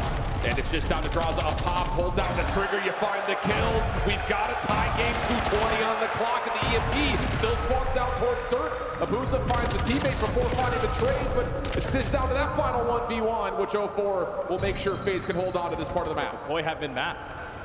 Just put yourself in a corner. Guarantee a 1-on-1 gunfight, and it's Kips again answering the call every single time. Timing for Joe Deceives could not be more important. Shots nearby. Oh, and he gets pushed back by Abuza. All 4 will drop, but because the EMP's down low, CleanX will be right off spawn in a position to try to defend. Big win from Sim. Does he have more to take? Just trying to push out, push forward. Abuza right behind him. Escorted in for a score, and it's FaZe up by 1. Yeah, if you are Toronto Core, you're just banking on CleanX to stall more time, but he instantly gets picked off out of a great peek out of Sim. So a 1-score lead right now for FaZe. Reset back to the middle of the map. But if you allow this guy to continue to slay and he earns a Hellstorm, GG. Yeah, but he's still a little bit further away from that. And there we go. Shutdowns in.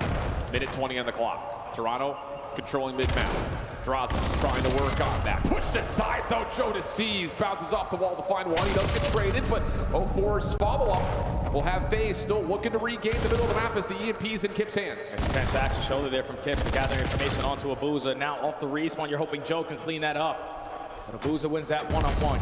Now Koi are trapped in the middle of the map, and all of FaZe are gonna send it with the aggression because they know the last guy up is with the pistol. All four coming off the respawn now. What can Joe do by himself front window? Not much.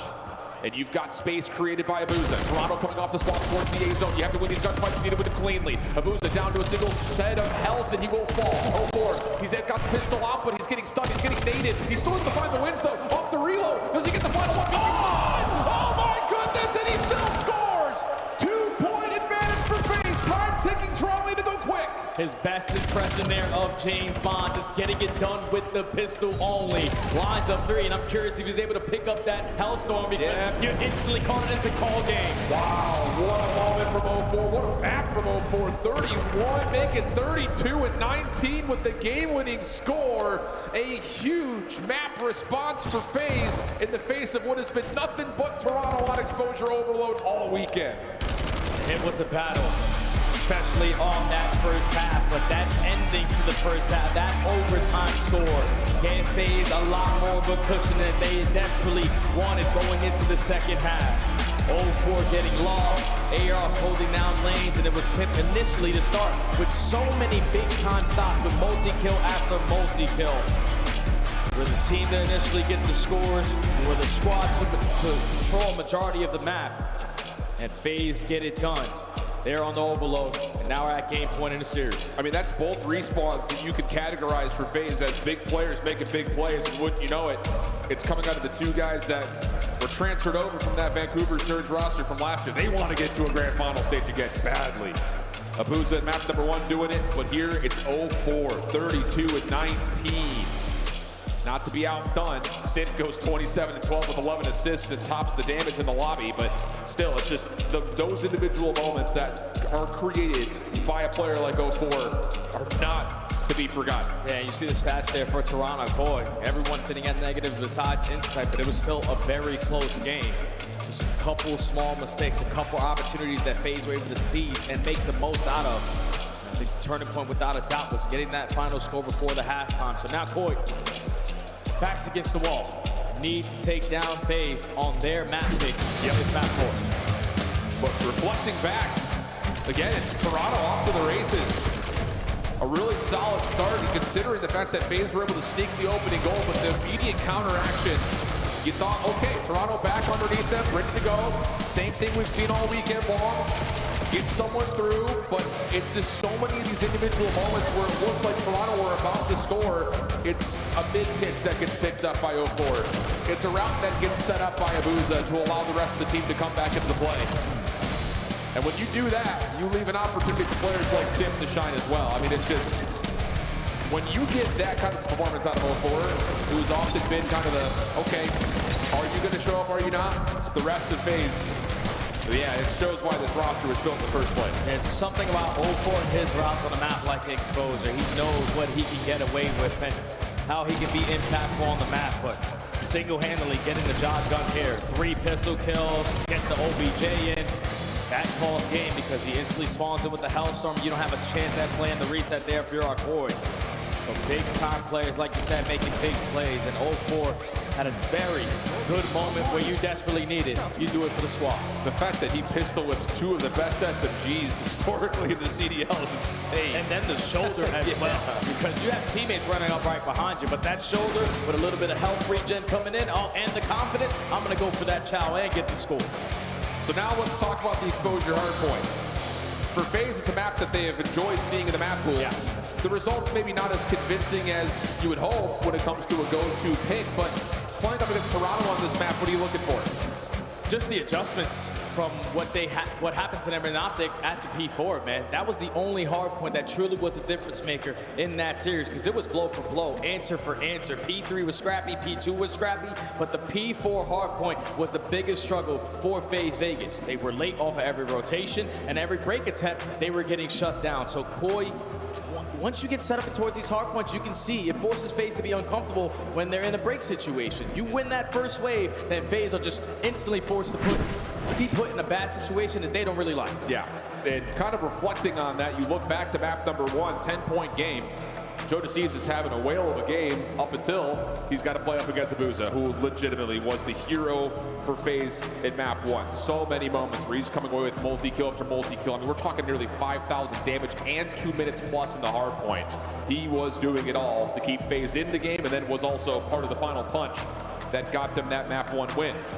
So, looking at a map that is largely going to be looked at towards the AR game, you got to find a shutdown for Abuza, because if he does what he did in match number 1, we're looking at a FaZe off the grand final. There's only one player I'm desperately looking at, and he's the hometown hero, Jamie Insight Kramer.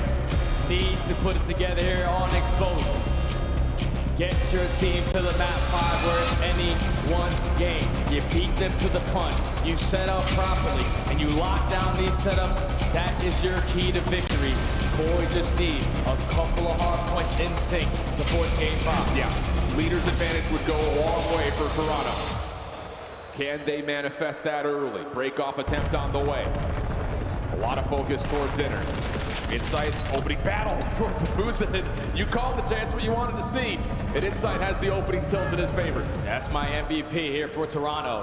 When he has a big time game, at least a very successful win. A very easy win at that, but at least for now, boy, soaking up early P one time. They just don't have any presence through low dirt, and it's Abuza off the respawn giving you 3. Yeah, that's huge, especially on that crossfire angle. Allows the SMGs to continue to just run rampant inside the interior of these turbines. 0-4 finding himself a couple now.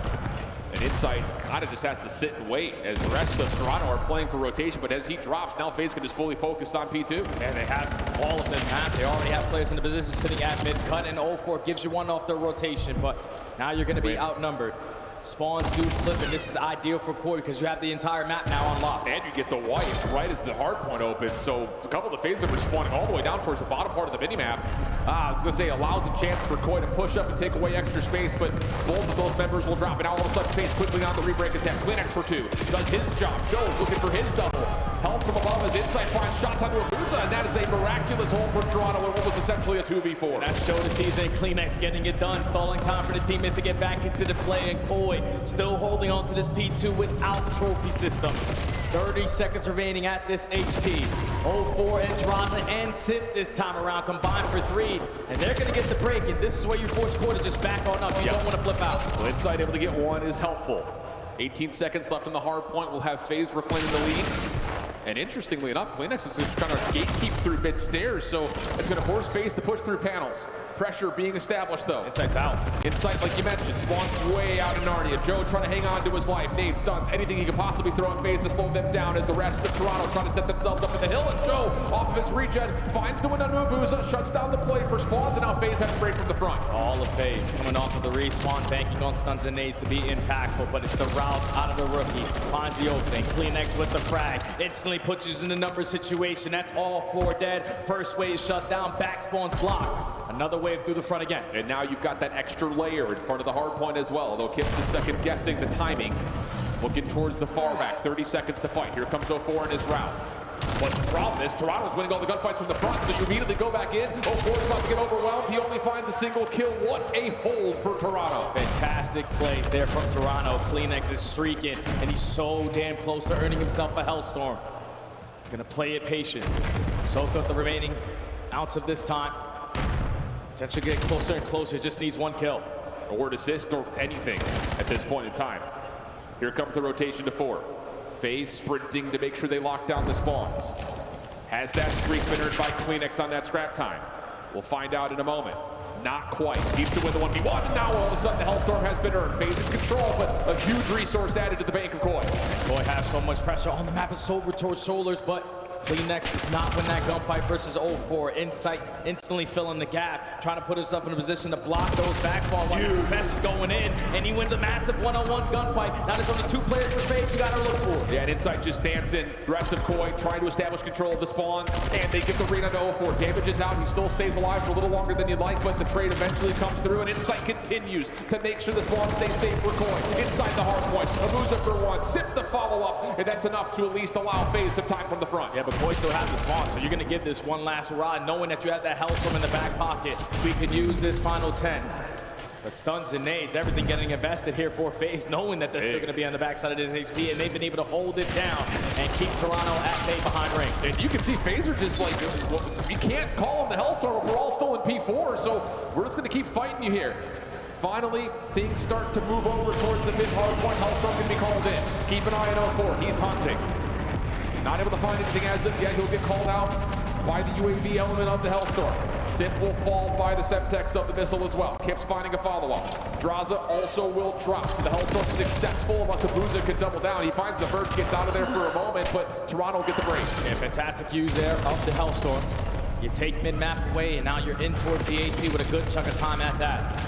25 seconds remaining. Draza wins a massive one-on-one to try to open up a lane for his teammates to not fully commit through low dirt, but every ounce of seconds that you take is the longer that Koi are going to continue to run up the score. Yeah, I mean, so far, you look at just how this first rotation has gone, major edge towards how Toronto have played the map to this point. And CleanX is furthering that point 16-8 as Joe Deceives is just finessing the scrap time, not quite able to find the final shot of the Draza, but CleanX is right there, willing and able. 134-91, back over to P1, and it's FaZe from the P3 side of the map trying to find some success over the hill. Yeah, you need to get Koi out, man.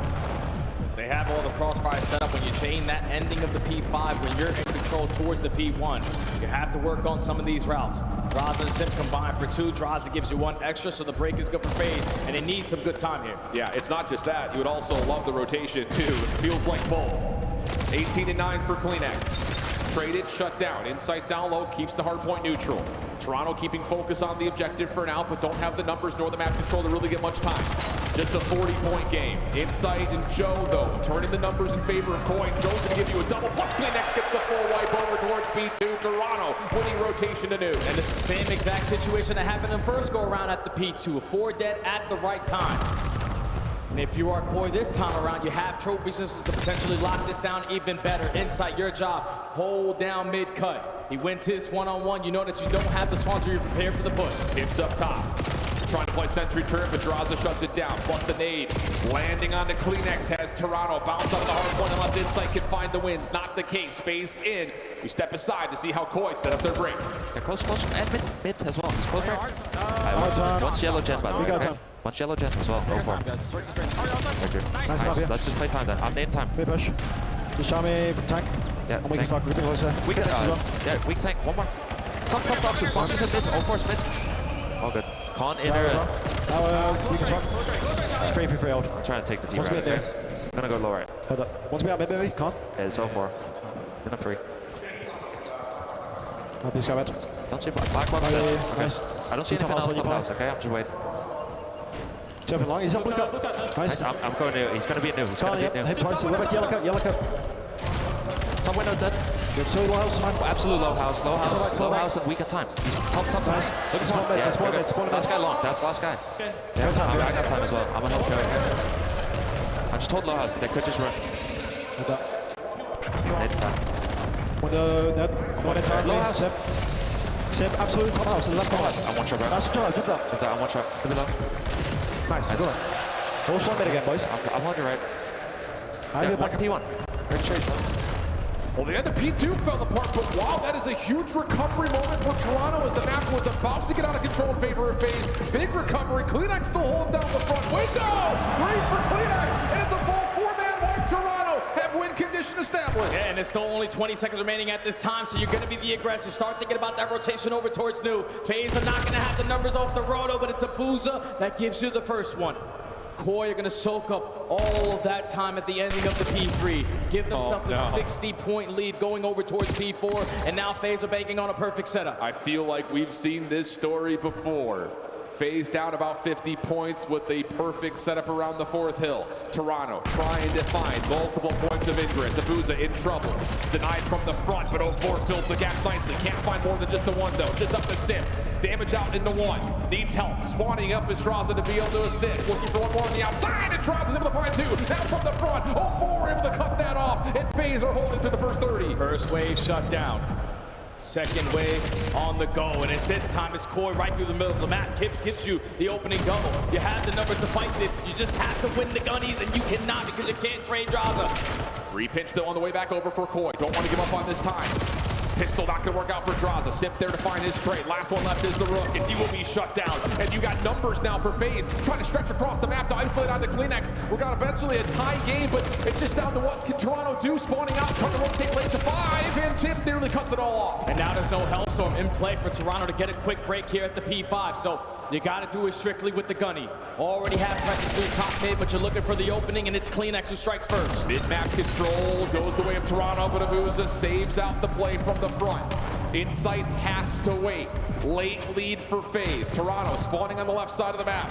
FaZe prepared for this. Can they win back mid-map, though? That's the big question for Toronto. They find the first on 0-4. Here comes the Swarm. Just down to Candy, get the players out of the hill cleanly. Abuza for 1. Follow-up from Draza. Trying to get it all done himself with 25 seconds left in the hill. He'll be put down and Toronto have time. The break is good, and the spawns now flip, because as soon as you hop into the objective, you see that Kip spawns over towards window. So now you need to reinforce back through top mid.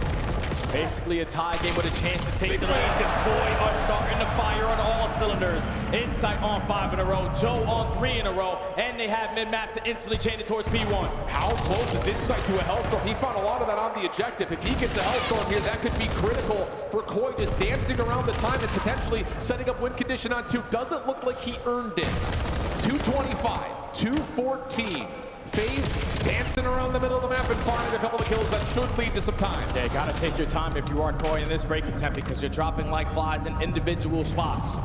We need a good team push. FaZe are going to be able to take the lead, and both teams have a win condition still here at the P1, but it's a mixed fest. It's a battle. It's a war around the mid-map, and it's Draza coming out on top. The Zaza duo for 3, 230 to 225. Kleenex not able to keep his life from the front. Now Toronto feeling the panic. You've got to get them out of the hill. You also have to win the rotation to do, and FaZe are winning every single gunfight. 242 to 225. Kill feed all in favor of FaZe. They want the rebuttal. They want the revenge. Toronto trying to hang with the whole crowd, but you've got to find a way to get past, get them out of the hill. 249, 250, clock just before the touch comes out. And El Clasico will join us once again for the Birmingham Grand Final. What a series here from FaZe in the hard points, to always keep themselves in it, to never give up until that final score says 250. They were tested, especially at the ending of both HP's games, but just bank on their teamwork and their lockdown setups. It was Toronto Koi the first go around. When you got to that P5, you had the Hellstorm to bail you out, and you would have desperately loved if Insight would have picked that up to potentially close a game at the very end. But FaZe, just like they did in map number 1, bank off the rotation, bank on the setup, bank on the teamwork, and they get it done in 4, and now have a rematch versus Op. What a pain point, though, for Toronto. 2 hard points that are well within your grip until you get to the late game. And that's where the experience and the veterancy that we've seen from all 4 players now through the last couple of years, in particular last year for Abuza at 04, is starting to show up on Sunday. 250, 225. And another map that you look over the course of the stats, and it's Abuza 28, 23, 23 non-traded, 4K damage, nearly a minute in the hill. When he wants to turn up, man, he does. It's just crazy how fast FaZe can make adjustments like that on exposure, because what was the hard point that cost them versus Optic? It was the P4. What's the hard point that wins this series versus Koi? It was the P4. The little mistakes quickly get adjusted. That's why these guys are always going to be championship ready. The crowd is letting Toronto Koi know that they put up one hell of a fight here with a top 3 finish. Yeah, for real. But it's FaZe getting the better of them today. That's just such a spark plug, though, for this Toronto roster, who just felt like they needed something. They needed a moment, because it felt like the pieces were all there. Just wasn't fully clicking all the way at all moments in time, especially in tight series. So, you know, lesson learned, but I think just inspiration gained here for Toronto in Birmingham, especially for Insight. Yeah, and that's fantastic to build up off of. Now going into Major 3, they're going to be ready for Major 3 whenever we get there. Without question. But on the flip side, let's turn the narrative to the team that won. FaZe, once again, proving that there is no such thing as an unwinnable situation at a tight hard point. They come through with 2 clutch moments, both one in the net and here again on the exposure. And now they have a chance to get themselves set up for a rematch in a lengthier best of 7 versus Optic. I don't know, man. That one's going to be nuts. It just feels like we're due for a hell of a grand final. I think it's got to be like the same way that Paris Gentlemen took down Optic. 3 Search and Destroys is still in the way of Respawn because Optic goes in final form. And let's be honest, they're probably not going to lose an overload. That's the way that goes. But with that in mind, we head back over to the desk to give us their thoughts as we finish up this lower final. Chance is so mad right now. He's like, they choked it. They choked it again. What happened to your Koi It's squad? okay, real. Yeah, no, that's true. Both those hard points, pretty painful. No disrespect to him. I'd say the Den one wasn't as much of a choke. That's just FaZe with a good final hold on that P4. Yeah. The exposure was a choke. Too big of a lead going into P4. They got some of the key kills, but never quite able to get through. And that P1, it was just a slaughter. And we got to give props to Vegas as well, especially Twin in that overload, taking over this series. What did you see from Vegas side? You were confident in their performance against Koi tonight. Yeah, late game heroics. I thought Simp also, like, he didn't light up the stat sheet, but he just had some huge plays down the stretch. Your chance. Talk about the P4 was him finding too early on rotation in the overload. Took flight in order to put them into the spawn trap. But yeah, Twin, I mean, statistically, most damage in the lobby in this series. Like, if he's playing like that, they're very difficult to beat Respawn. I mean, that's what we were talking about. It's kind of living and dying by 04, and if he's able to put up those numbers, and we saw it, the second that he starts going on a streak like that, you saw the pressure just fall off the rest of his team, and FaZe Vegas started flying. When I first saw this map set and the triple exposure in the middle, this was kind of my worry of what was going to happen. Was the team that wants the overload, you head into that next respawn, and you were just on fire, ready to rock and roll. Now, granted, Toronto Koi in the driver's seat a majority of this, but the P1 middle map control that FaZe Vegas is able to consistently get on this map is so difficult to go against. And 04 is also very calm and casual. If I called game the way he did on that overload, the triple kill with the pistol to hit that dagger final point, I would be up talking trash, doing Euro stats, flipping people off. I would have been crazy, but no. Kept it cool, kept it casual, rode the vibes into map 4, but yeah, 04 absolutely popping off. You just walk over with a Sharpie and start signing jerseys at that point? You drop a card like, oh, I got you. I got you. Impressive stuff out of FaZe Vegas as expected, but the real story, if you are a Toronto fan, is that you have jumped up the standings with our overall season schedule. You can see 12 and 14 is their overall match count. This puts them into the top 8. They were outside of that. You need to be in the top 8 if you want to get the champs out. They needed those points. They said earlier on the weekend, that's also a big focus for them, was just trying to make it past that line, and they were able to do it. And not only that, I mean, I feel like they got a lot of momentum with their current squad, with kids now on the roster, with being on LAN. I think this is a squad we're going to see for the rest of the year. And of course, with the Falcons and Heretics balling out, we saw, bombing out, I should say, Heretics are just 5 points ahead of them, and Falcons have the tiebreaker loss they're gonna get to weird Koi again. as of right now. It's already chaotic. I'm only halfway through the season, but we want you to join us all year long. And if you haven't already, hop on social media. We're on Twitter, we're on X, whatever you want to call it. And now we are on Discord. Join us, Call of Duty Black Ops 7 Discord. Simply scan that QR code. Enjoy the community today. Yeah, I'm going to join in there. Can we share clips in there? Because if so, I'm spamming clips. Everybody join up, check out, what Call of Duty has to offer, and stay up to date. And of course, Chance wants to see you in Atlanta. Chance, how do they get 15% off of their 3-day general admission? A QR code, Chris. Very fancy technology. It's like a barcode, but different. Yeah. And your phones work great for it. But yeah, no, come on down. Man, it's going to be a good time. Dream hacks are like, it's a little bit of oomph, a little something extra, more entertainment we have at these events. Listen, there's great food in Atlanta. It's a fun city to visit, and we're going at a good time. Late spring, early summer, it's going to be a great time, man. Come through. Birmingham, wash your hands, use that restroom break, because when we come back, we've got this match for you. Let's take a look at your bracket. Nameless, it is Optics making their way through the top. They only dropped one map the entire tournament so far. They're going up against FaZe Vegas, the rematch. Can FaZe draw more blood this time around in a best of 7? You remember Optic, they had the same exact tournament where they, at Major 1, where they went through, beat Channel Mates, and they were in the grand final, and then they lost in a game 7. So FaZe, in a best of 7, feel good. 3 S&Ds, they could take all 3 of those. Allie, player to watch on the other side of this break. What team? Both? Abuza. Abuza is the correct answer. Pick Abuza is the correct answer. We'll be back with Abuza and FaZe Vegas taking on Optic Texas live from Birmingham in the UK.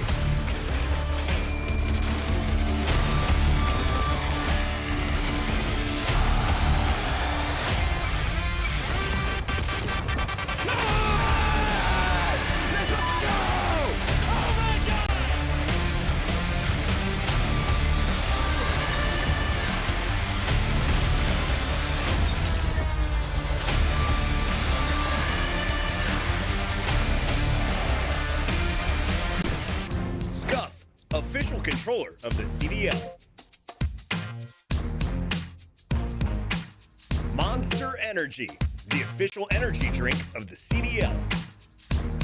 COD Champs tickets are on sale now.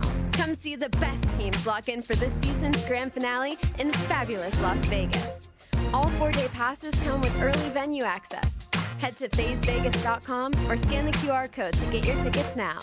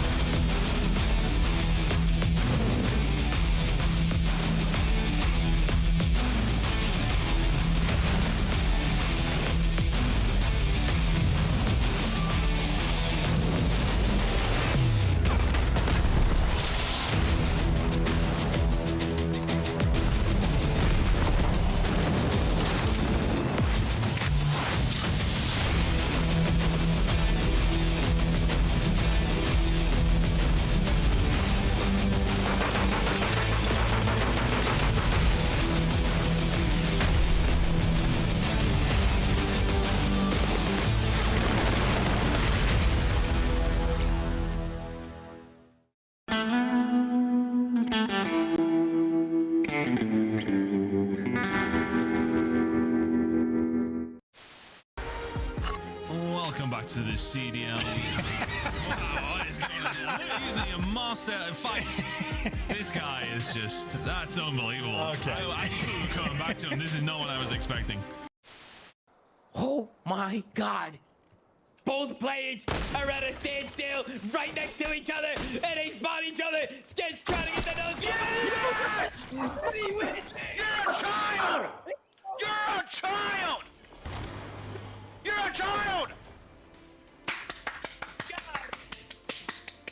You gotta be kidding me! Yes! W's in a tap for Sketch. W's. There's a check. Oh, I like it more. Spray me in the face. They're going for it, they're going to be in as well. It is not the Ravens. It is a Phoenix that has risen from the ashes here at the Major. They take flight. They break the curse. And London can finally weep tears of just joy and not despair. Here come the Falcons. Boo! Are we booing? You can hate them. Yeah, we're booing. How aggressive? Let's get a rip. All right, yeah, boo! Is that good? Yeah. Boo! Look at AG. He's smiling, taking it all in. Yeah, he's walking out like he's a Batman. Yo, AG is so funny, bro.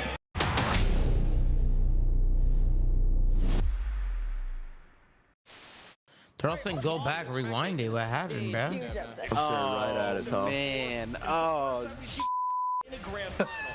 What the is going on? It has been a number of upsets in the opener in our winners bracket. After that, things started Oh, sorry, Puma. massive. The is that? Making that little. No, if you would really call it. Find me this guy, bro. I need I'm pretty sure it was. I'm pretty sure it was Cowboy. No. I need somebody to find me this guy. Whoever this guy is, whoever's at the venue right now, you find me this guy. Yeah, Tom's got a 10K reward. Oh my God. Go, go, go, go, go, go, go, go, go, go, go, go, go, go, go. Oh my God. Oh my God. Oh my God. Oh my God. Yeah! Oh my God. Oh my God. They're doing it. It's insanity. They got the ball though. Oh my God. It's around the net. Wait, we can score. We can score for free.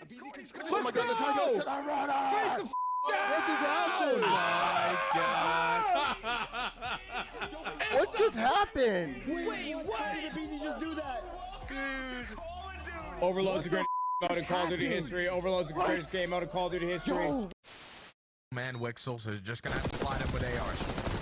Nice little deep shoulder coming through.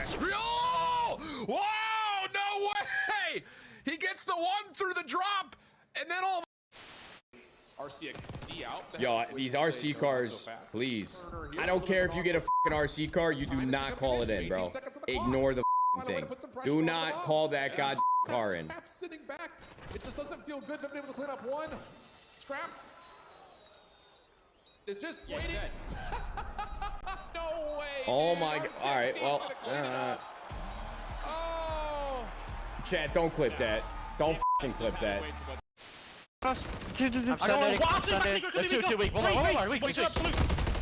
Get killed. Back out. There's two. You can refill your secret in a second. She's one more back door. I know your secret. Back door. One shot.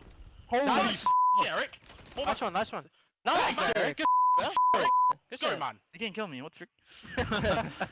What the f***ing I have a streak.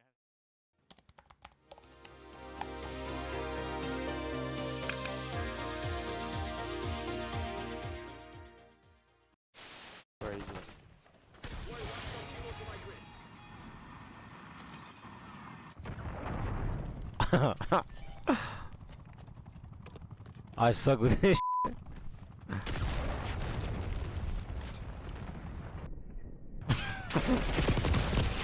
Bruh. I'm not using that shit ever again, dude. Shut up. But early in our 7th circle here, there's still 30 teams left. You don't have any resources.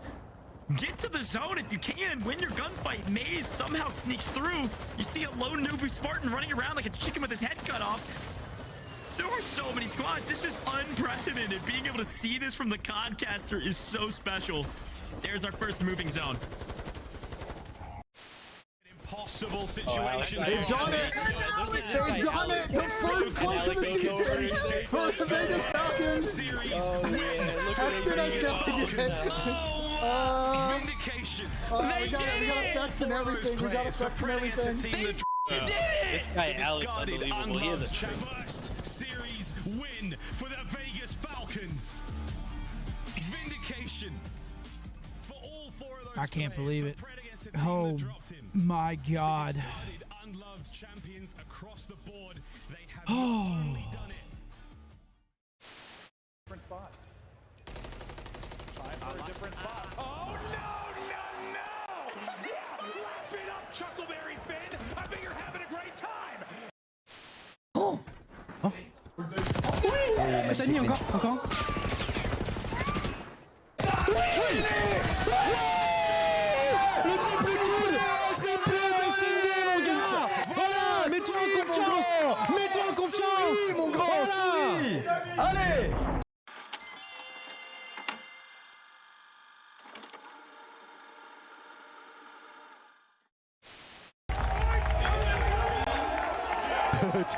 He's out of his mind. He's actually out of his mind.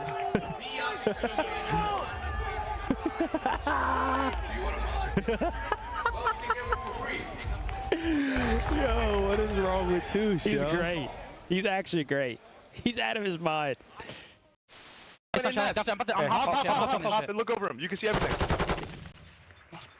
Are they planning for us? No. Back circle weak. We have something with that. Back circle. I'll get you. Back circle. 2 bullets bomb. I'm ready to move. So weak. No. Thomas, go. Oh my god. Let's go, man. Let's go. Oh my god. My bad, bro. Damn.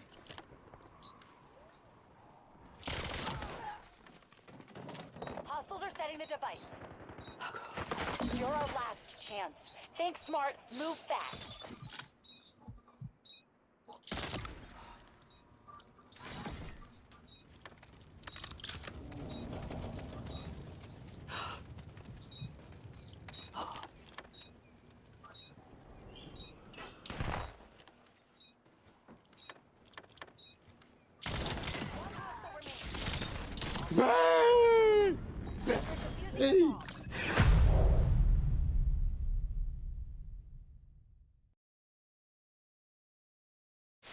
I'm down it. Back bomb. So what is happening, bro? I don't know what Where the f are you doing? These guys are horrible. I don't know. What is going on? What the f is going on? Why are they not hopping the bomb? These guys don't know how to plant. They don't know how to hop bomb. He's inner solar. I went left. Oh, Pitch left. You're good. Yeah, this one, dude. I'm waiting. Nice, 3-2. I'll try. Nice, go, go, go, go, go, go, go. Go! For the game. Boom. Holy what exposure. 8-0. It's not going to be 8-0, right? We're not going to lose 8-0, are we? Look at the pitch! Look at the pitch! Look at the pitch! It's 8-0! I promise you it's 8-0! I promise you it's 8-0! It's a world record overload! Golato! Goal, goal, goal, goal, goal, goal, goal! Have they played the game mode before?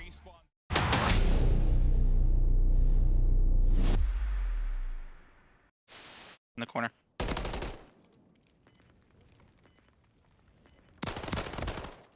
Nice. Bro, I would have killed him. I just f***ed ammo. This is ugly, bro. What are they doing on the map? What do you think of my shirt today?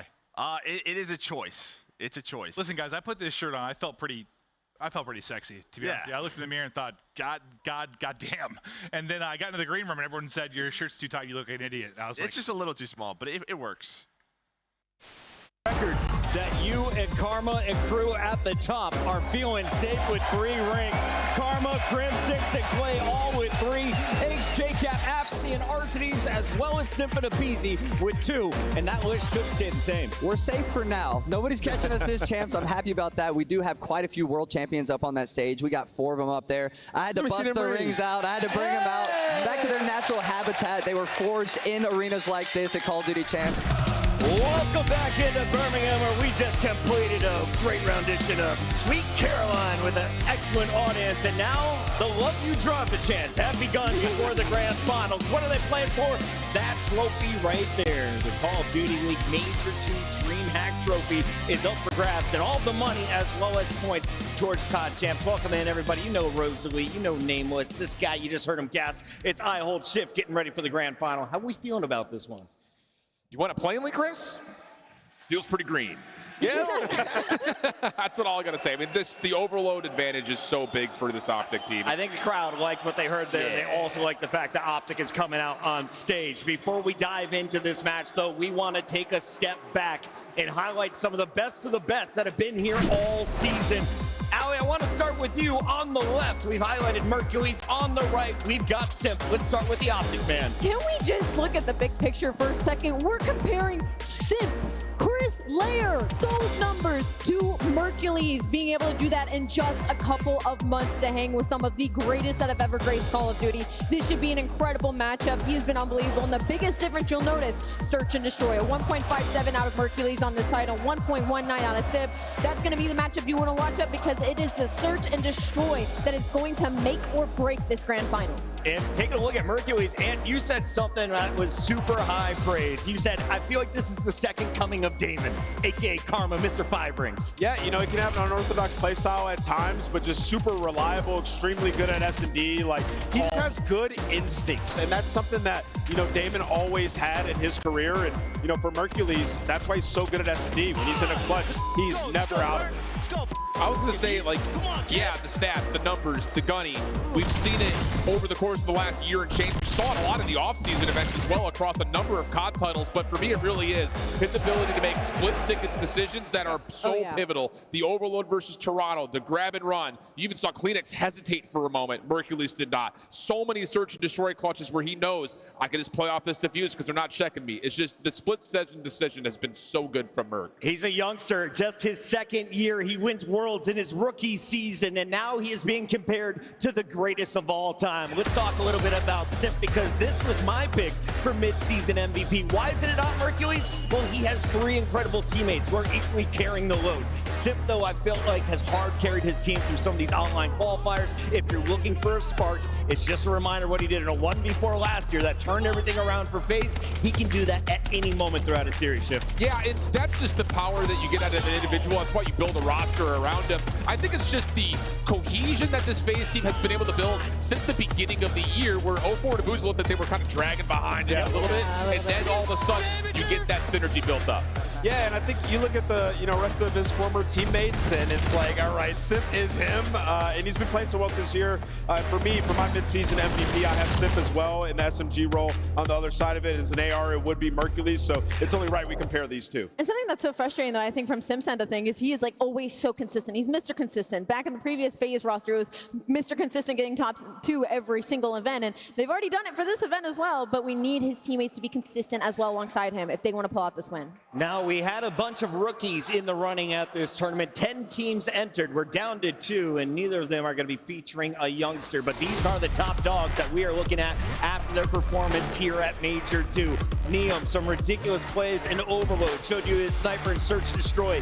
Kips, though, upping the aggression for Koi has made them a different team, a top 3 caliber squad, and Lurks is trying his best to carry Royal Ravens into the top 6. Let's start here with Lurks. Yeah, so before this event, Lurks was the lead runner, right? He was carrying this Carolina Royal Ravens teams, and he was doing it all across all game modes. A little bit of slow start from him, but it didn't matter how his teammates around him were performing. He was still putting up the same numbers. A 95 Slayer rating with a 1.06. He has just been Mr. Consistent in the past couple of months throughout Stage 2. It is too bad we did not get to see too much of Carolina this weekend, but I am excited to see how he develops as a player the rest of the season.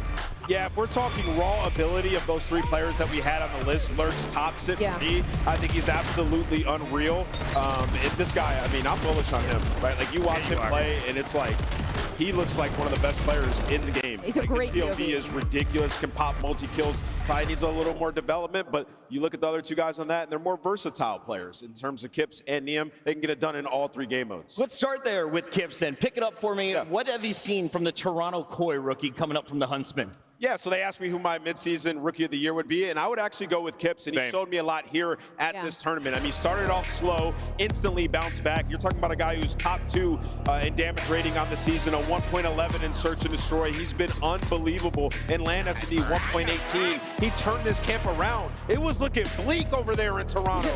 He comes in and he's laying down the damage. Everybody starts to step it up. And I think, for him, he can run a sub and an AR, and he's turned. Like, he can pick up multi-kills. How many times have you seen Kips pop in a 2 or 3? Yeah, he's been, I mean, his rise is meteoric. Last year, you probably never even heard of his name. He barely even broke past top 8 once it was a Pup Cup. Saw 1 elite, qualified for 3, and finished top 12. Yeah. So the fact that he's able to jump in and spark plug 3 insane veterans is unbelievable. I was waiting to see would Kips be able to show up on land with the same performances that he's had online. We were a little shaky with the Optic series, but he's definitely cemented himself right for me as Rookie of the Year at this moment. When they sent home Paris Gentleman's, I think I agreed with you instantly. But then that meant that I was going to get a chance to see Neum versus Kips. And I want to show some love to the youngster filling in for Kenny's role on LA Thieves.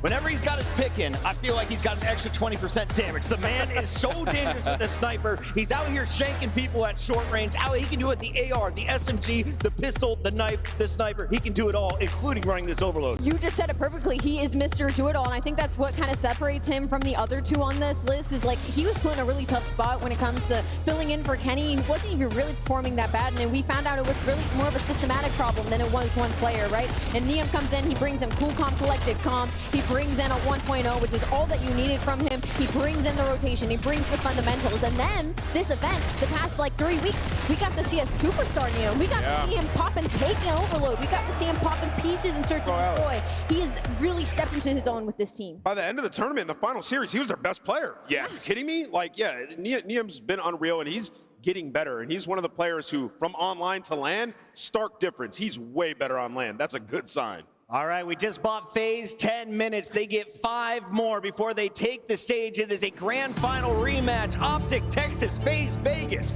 We go live with the grand finals after this.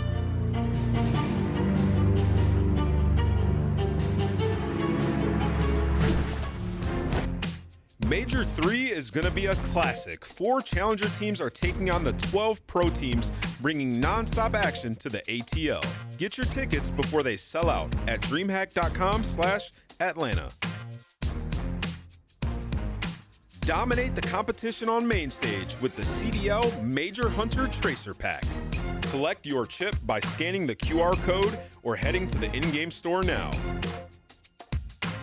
Monster Energy, the official energy drink of the CDL.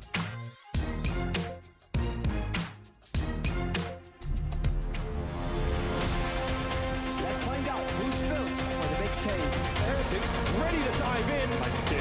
Four and Snoopy. Wipes them all. From Hydra with the switch impossible. He's making top room. So damn happy. It's Saints. Down a bruiser. Dominance. On the grandest stage.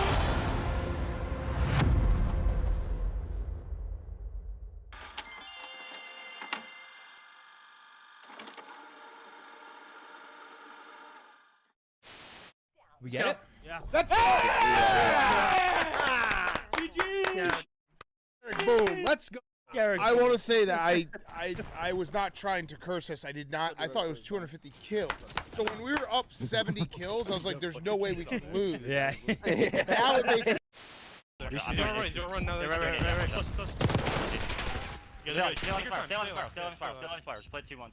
Play your life, dude. He's in. He just running away. Just run.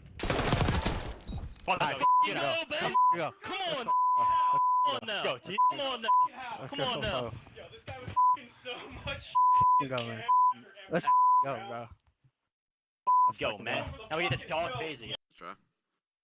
Damn. Me, man. Wow, bro. I'm not even trolling, dude. That one shot that I literally that 4. And this weekend, we will find out which team will take the largest portion of that $1 million prize pool and etch their names into Call of Duty history forever. Ladies and gentlemen, live from Las Vegas, the World Series of Warzone Global Final. Number 40. Yeah, brother. The first win for LA Thieves. God damn it, I love to be a Thieves fan right now, gentlemen. We just hit 10,000 viewers. The boys just got the first win of the 2024-2025 season. Holy shit.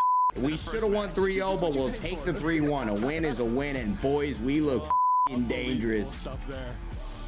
God, I love this shit.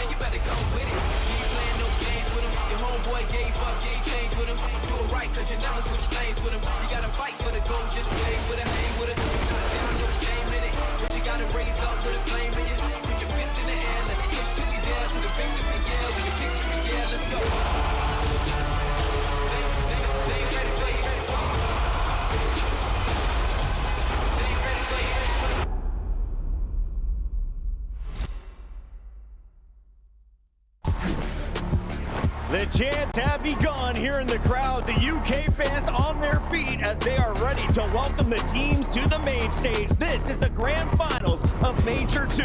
It's time to find out who is walking away with that trophy and all of the pride. Optic unbeaten through the winners bracket, but they're 0-1 in championship matches. On the other end, this is FaZe's first opportunity to score big. Let's start here with the Vegas squad that lost to Optic in the winners bracket finals, but just bounced back to earn a second chance. Yeah, you know, this is a FaZe team that's extremely dangerous, and even in that Optic series, we saw how dominant they can be in S&D, particularly on the offensive side. Hercules said they play really similar to us, and in a best of 7, there are 3 S&Ds, so you have to win your map pick. We've seen how good they can be on exposure hardpoint. They might get to run that back in this series. You gotta win your map pick this time around, and it's a different series. Yeah, I think on top of that, like the Search and Destroy takes a lot of focus because of the weight of a best of 7, but I've got my eyes on the Overload. You gotta keep in mind that for FaZe, they were on a 5 Overload map loss streak in the middle of the Major 2 qualifiers, and in that streak, they lost 4 of those 5 matches.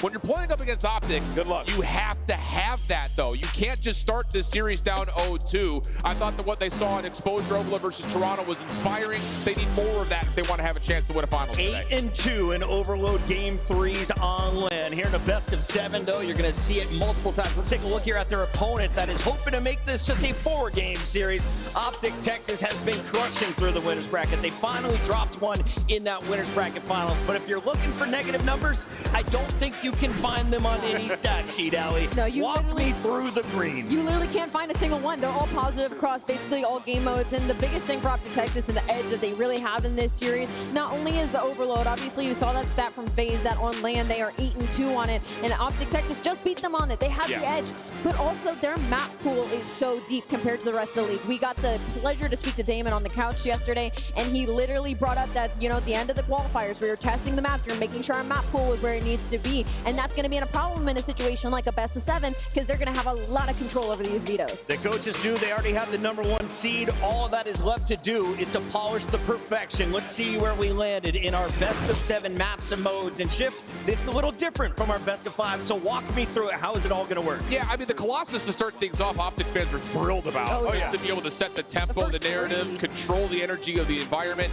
And then you go to a raid search and destroy. What we heard from Merc in the post-game interview, yeah, they play similar, but also, yeah, we know what we may have done wrong. I like Optic start in this best of 7. Yeah, for FaZe, I mean, they picked 2, 3, 4. So if you don't get 2 map wins in those first 4, chalk it up. We'll see you. Pick and raid S&D is crazy. Well, I don't know. They beat them on it. Beat on it. With that said, it is time to lock in the final prediction of the night. And I would like the crowd to make some noise when I say FaZe Vegas. Okay. I'm just kidding. I'm wearing the Optic shoes. I'm getting them signed. I'm going Optic. All right, go ahead, guys. All right, I'm up. Damn, that's good. Give me Optic. They already beat them. These guys look unbelievable. Like, they exude confidence. I think Optic get this one done. Want me to go Allen? Optic Texas for sure. Y'all don't even gotta wait for me. I'll go on green wall. Yeah, this is just going to be Schmink, Schmonk, Beat, Bonk, 4-0. I've got Optic wiping the floor. 4-0 is the final call from the experts up here. It is all green wall. Ladies and gentlemen, it's time for your Major 2 Grand Final. FaZe are going to set with the aggression. If they know the last guy up is with the pistol, all 4 coming off the race. Optic Texas can do no wrong. We love you guys. We just get this.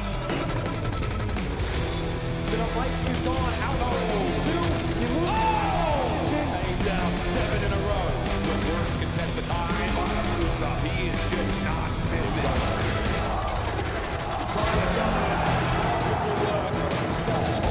He's in top pistol off, but he's getting stuck. He's getting baited. He's going to find the Winston off the reload. Does he get the final?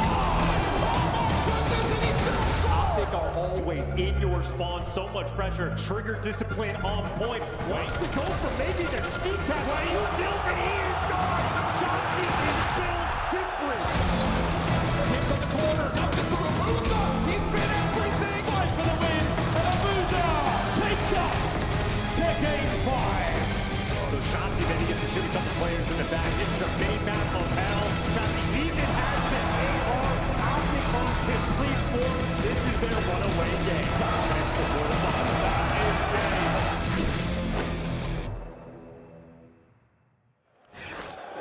6 years.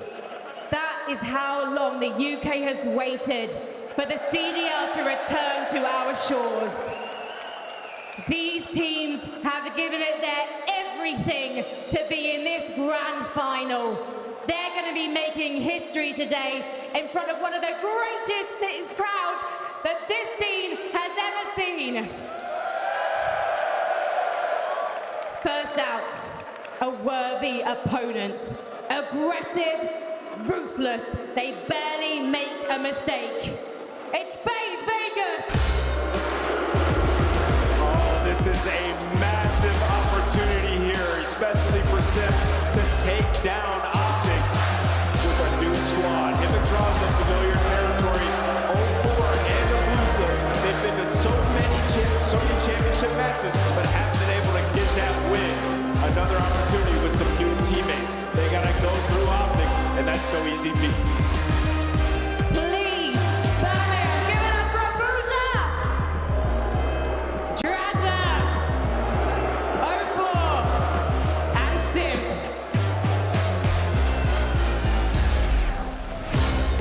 Their opponents need no introduction. They were just one map from taking the trophy in Texas. They've only lost one match this entire split. They are inevitable. It's Optic! Inevitable is the perfect word to use, Frankie, because nobody is shocked about Optic Texas making it to Sunday. But what we are shocked about is every single player on this roster has had their moments throughout the weekend. And now we get to watch them put it all together on that main stage for this grand final. They played this team before, but they know the beast that can come out. This should be a banger. Birmingham, make some noise for Shotzi, Hook, Mercules, and Dashi. Now, the Green Wall may be predicting a 3-0 for this one, but FaZe have been on stage 2 times before the split today. They are ready for this grand final, but are you, Merc and Maven? Optic versus FaZe is a tale as old as time, and we've talked about the greatest player of the CDL era. The conversation since the inaugural season has started with Shotzi, it has started with Simp. Those two have gone toe-to-toe over the years. They have faced off 6 times in the CDL. Each have won 3 times. This is the 7th match. We'll see who comes out on top, but this is out to be a banger. Yeah, shout out our guy Brian Stats for that one. But yeah, we're going to take a look at Optic and what they have done. It has been unbelievable when it comes to LAN. But Major 1, it was just until that final. They lost 1 respawn throughout the year. 16-1 when it comes to LAN. But it was map number 1. It was Colossus. That is where we are starting here. Yeah, I mean, I thought it was obvious, but I said when I was in the desk, like FaZe, they have to win a respawn. I have no doubt they're capable of winning 3 searches. Do I think they will? Probably not going to win all 3, but that's maybe their win condition. They got beat up in the winners final. There's no way around it, especially in that map. Ford is absolutely destroyed.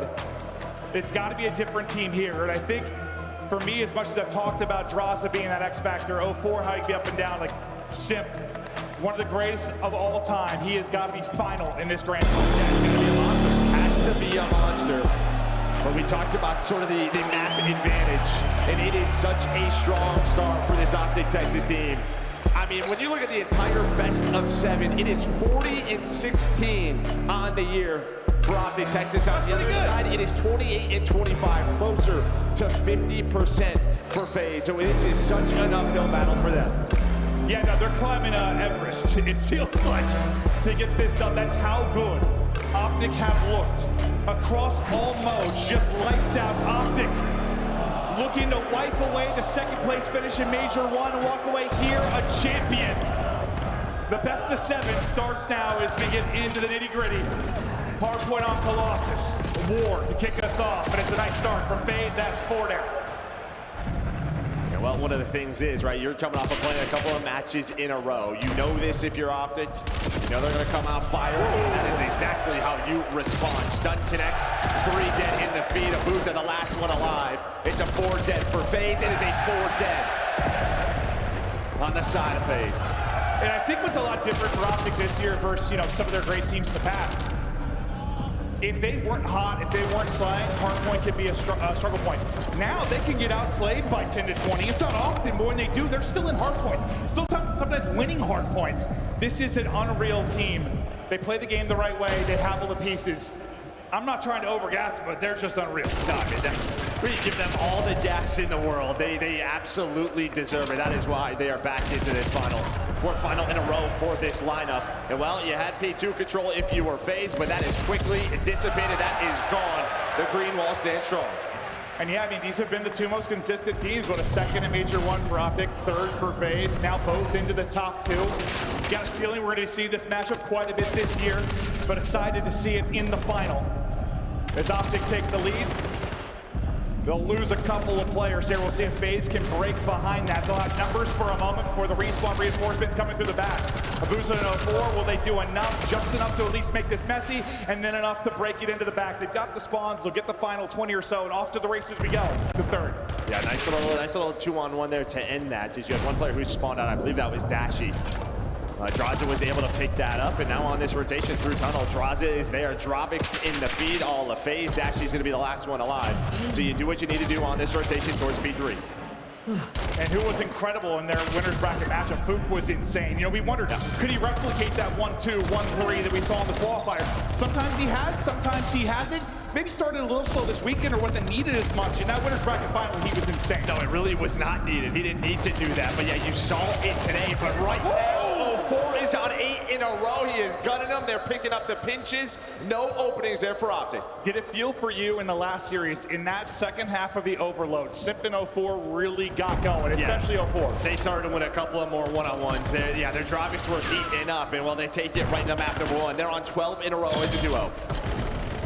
They can be so good, and they're going to need to be that good if they're going to walk away with an upset win here through the losers bracket. But the positioning, the team play, the shots, all over the place right now for FaZe. 10 straight now for 04, 13-4, domination, a perfect hold at P3. They're also winning this on Roto. FaZe are lights out here early. Yeah, that's really it. They won the rotation from P2 to the P3, and then they do it again. FaZe right now up 50. Let's go to a listening with FaZe. Settled in shot, side door. Complete Kyler on time. Right at her. Watch credit me. You're by yourself, on. Nice, on. All hit side door, you got shot back. Only one time. Yo, credit. Nice, Zach. Coming in. Inner.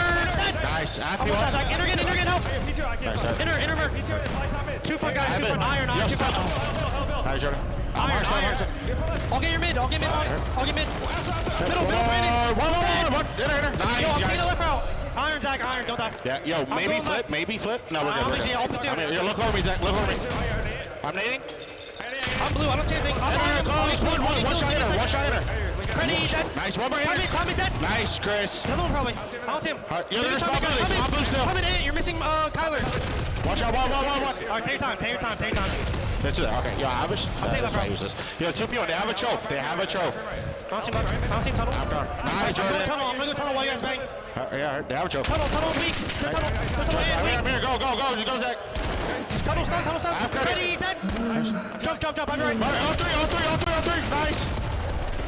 Comms are flowing. We're probably going to hear from both sides. Very different types of comms you'll hear from FaZe and Optic. One can seem so frantic. The energy, the passion flowing. Optic seem to be chilling on a Sunday afternoon. But for right now, it's working for FaZe. Back battling into the hard point. Still hold on to a pretty significant lead. Yeah, I think a big part of that listening as a player, you are just so fired up. You know you're dominating that game. 04 was on that 10 spree. You were doing what you needed to do, but if you are Optic, you're starting to fight back at this P1. Shotzzy's wasted up now 5 in a row, plus you have P2 spawns. Mercules, he's gonna make sure that nothing spawns on that side of the map. They secure it for P2. They're only down 40. You've dealt with this, can you hold on? No, I think this is an example of exactly what I was talking about. Like, even if they're getting outslayed, they're in games. Like, they're still in this. They very easily, if you just look at the scoreboard round from a slaying standpoint, could be getting blown out, but that is not the case. Dashy has 2, unfortunately for Optic. Drazah gets 3, stays alive, and the rest of the reinforcements will come in from the front, but it's still the back spawns here for Optic. 04 trying to disrupt those, trying to win some big fights, and he continues to win his one-on-ones. This is the best 04 we've seen all weekend. He is streaking once again. The finesse is through, dip and dive and dancing, getting back towards the hard point. The help is there. Yeah, well, Sim knows those spawns are going to be there, so the trades, they're going to be effective. Well, you have to trade this, man. Shotzzy finally does. But I think to take this final 15, if you can get it, if you are Optic. So FaZe just never able to flip those spawns out. You had one more player alive for Optic, but 04 just not slowing down. But this P3 is where things really started to get going for FaZe. They were unreal. 04 went on that spree. They're going to be in position ahead on rotation again. And that guy leading the way, pushing it out is 04, and he continues to win those opening fights to alleviate pressure on that first push. Another one-on-one for him. He wins it again. This man is not missing. Give him another. Just comes up a little bit short. A big double there from Shotzzy, and this is a big moment now for Optic. Yeah, there's a break, which they never really found in that first rotation. Now within striking distance, 40 seconds left. And, well, this is exactly what you want. Force him to have to use the streaks to break. Not easy to find kills with this, but Drazah and Sim, they're going to take them down with the Dravix. Dashy's going to at least make this tough for FaZe.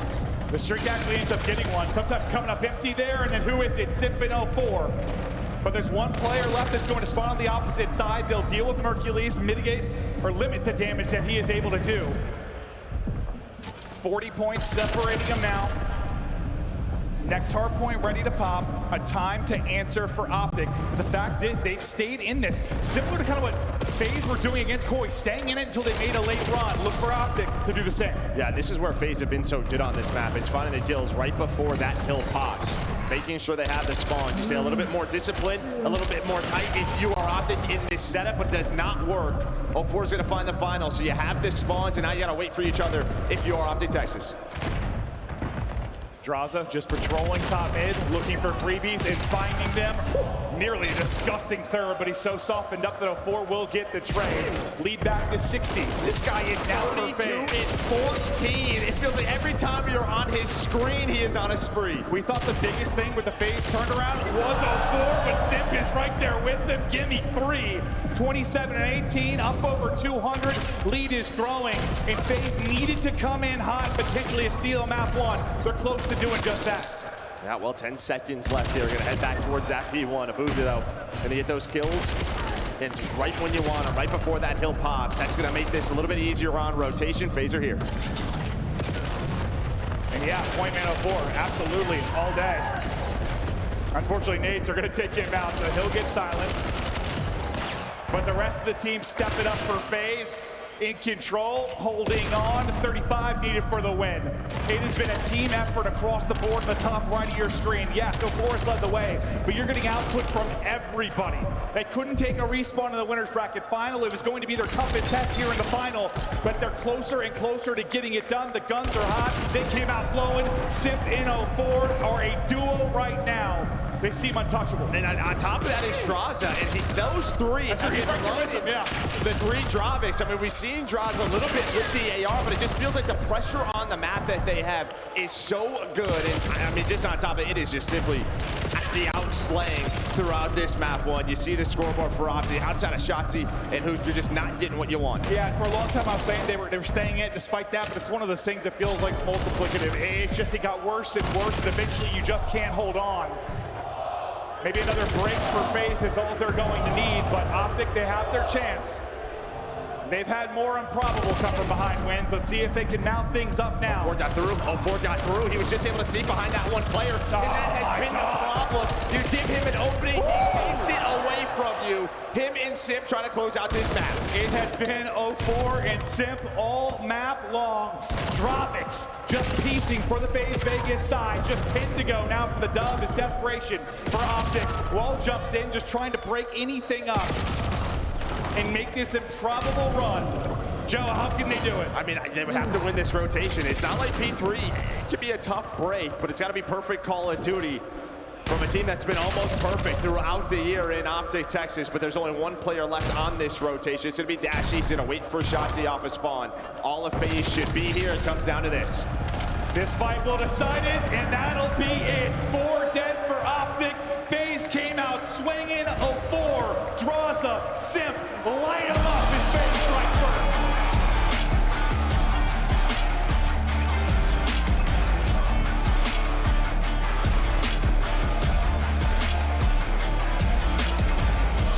And honestly, that was probably my biggest takeaway from that winner's bracket final. At least like against better competition sometimes early in the season when FaZe were struggling, Simp was putting in numbers, he was putting in damage, he was showing why he's arguably the best player in the world in this title. Didn't get that from in the winner's bracket final. Didn't get it maybe right away in this one. It was 04 going nuts, but once the 2 of them got going, but Dross in the mix as well, you got the Zaza brothers, the Bash brothers, whatever you want to call these pairs, but that's what you had to do. Now, listen, I was worried this series was going to be literally like a 4-0 Optic. We weren't going to be entertained and have a little bit of fun. Now it changes. FaZe getting that 1 respawn win, we're in for a series. And the exact same way, Major 1 final started right on this Colossus. Paris stole it away from Optic. This time it is FaZe Vegas. Well, just the outslaying, just so strong for FaZe. I mean, plus 16 from 04, plus 13 from Simp, 4,000 damage from 3 of them. They're what, 73 and 44? And it was still only a 65-point game.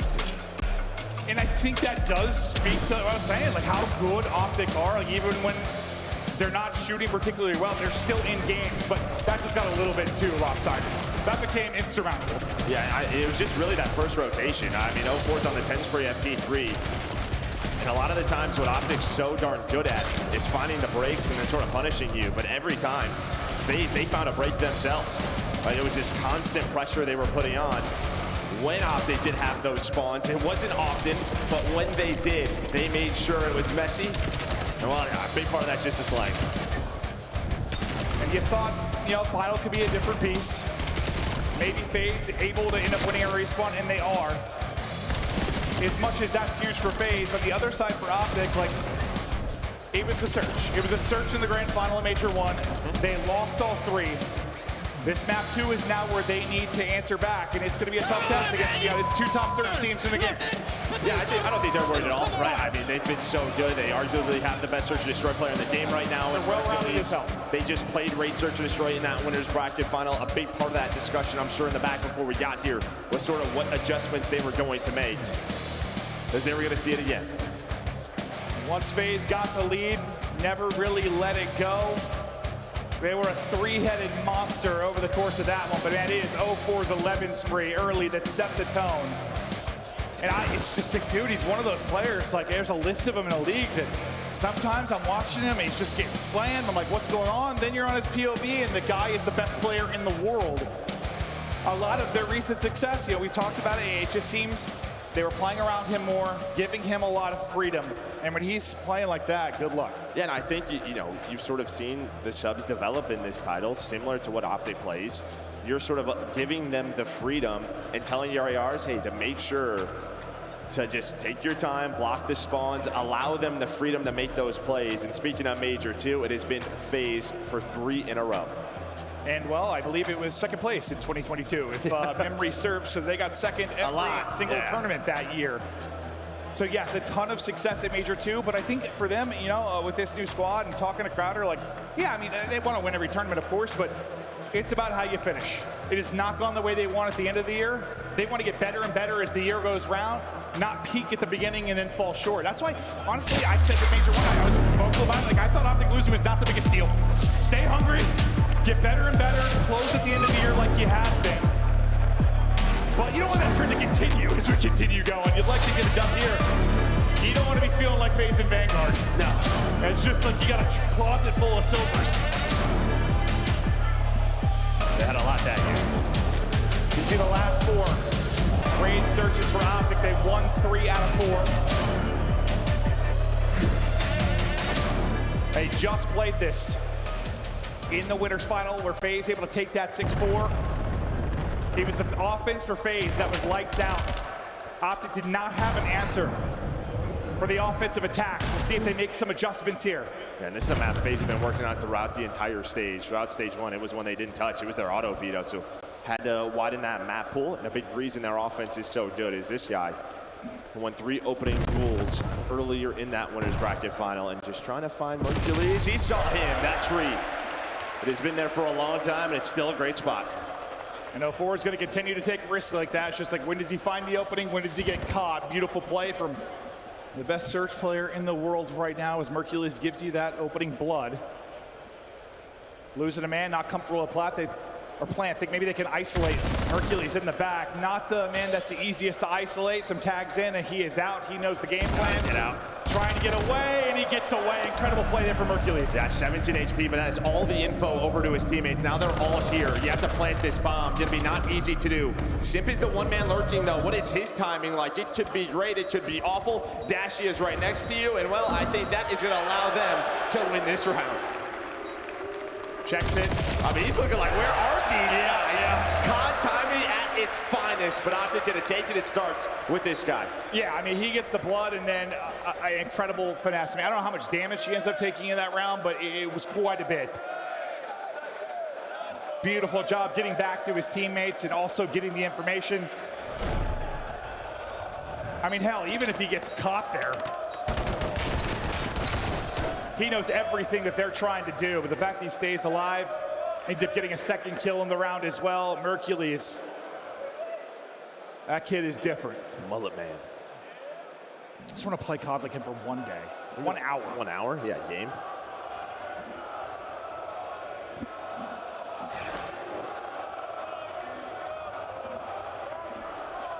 Sorry, it was 6-3 in the winners final. I thought it was 6-4. But Optic had time to think over adjustments, knowing this is going to be one they're going to see again. And yeah, it was the defense they struggled on. There you get a round 1 defensive win, so have to feel very good about that. Hercules in trouble again, and I was gonna say, if he stays alive again, oh, how does Drossa get a second? That's a big problem there. Even if that was a trade, his bomb would have been down, right? So Hercules, they were trying to set something up because you sent 2 through ring, but bomb was still Zig. Shotzi's left in a 1 versus 4. Is able to find Abuza with that headshot, but a lot more to do. Yeah, that's one way to put it, Joe. A whole hell of a lot to do. Gonna have to get this bomb back at some point. It's 6-4. They updated that for you. Oh, I was right. Hey, thank you, production team. I was thinking, I could have sworn it was. That memory's not that bad. It can be. It also can be photographic. I don't really understand my brain. Shotzzy, no room to work with. Defense hold for both teams so far. Drossa, the difference through Zig, turns 1 into 2, gets bomb down, wins the round, the opening 15. Yeah, I mean, you were kind of setting that up if you were Optic. Hercules knew right away he had to back up, and he got away with his life, but it was kind of the second player here. I thought someone was going to help him through Art, but they stayed out towards Van. That was Dashy with the sniper, but you're hoping Hoop can clean up, at least get 1, but they were still probably screwed because 0-4 was already through. Good aggression defensively. There from FaZe. Again, in the winners final, so much success for them offensively. Good first defense for Optic. Can they do it again? Both teams like to spread the map, trust in individuals to make plays. 0-4 got a little greedy and aggressive and got caught for the blood in the first round. We'll see how they play it this time, but just hoping maybe Abuza can find the angle and hit a snipe. He can be prolific here. There's no info given. No info given, and yeah, a little bait and switch.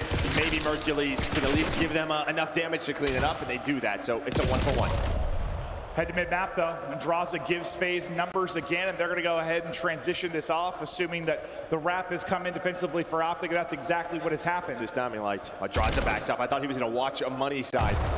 But Shotzi's gonna keep going. I mean, so you're on the bomb. It's on a 2 versus 1, plus the smoke. This is a winnable round. Abuza was out of the play during that sequence, but now everybody grouped up. Shotzzy spots 1. 30 seconds to go. They got to make plays. Taking it second story. How will the timing be? Able to win the fight. Shotzzy gets another one. 20 seconds to go. Pushing up. They know they need a 2-on-1 to go. Simp able to win 1. Wiggling away with his life. Just has to play with the clock. Dashy trying to chase him down. Around and around we go. The ring around the ropes. He continues. Not enough time. Simp has done enough. Round to FaZe. Well, that is 1 bullet away from an unbelievable round out of Shotzzy in the 3 versus 2. Finessed his life. I mean, breaking the windows, put all of the eyes on him. But it's Simp who was able to win that gunfight. Yeah, I might just flip this map on its head. He's got to be at 1 HP right here, right? Is he back all the way to 100? Oh, he's not all the way back to 100. That's why. But he even gets to like 50, 60, 60. Yeah, he might have needed like 2 more into Simp too.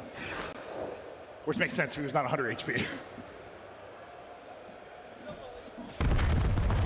Mid-map, it's a battle. Shotzzy continues to beam. Clean headies there with a team shot onto Abuza and give him the first blood. Instant plank going down over at B.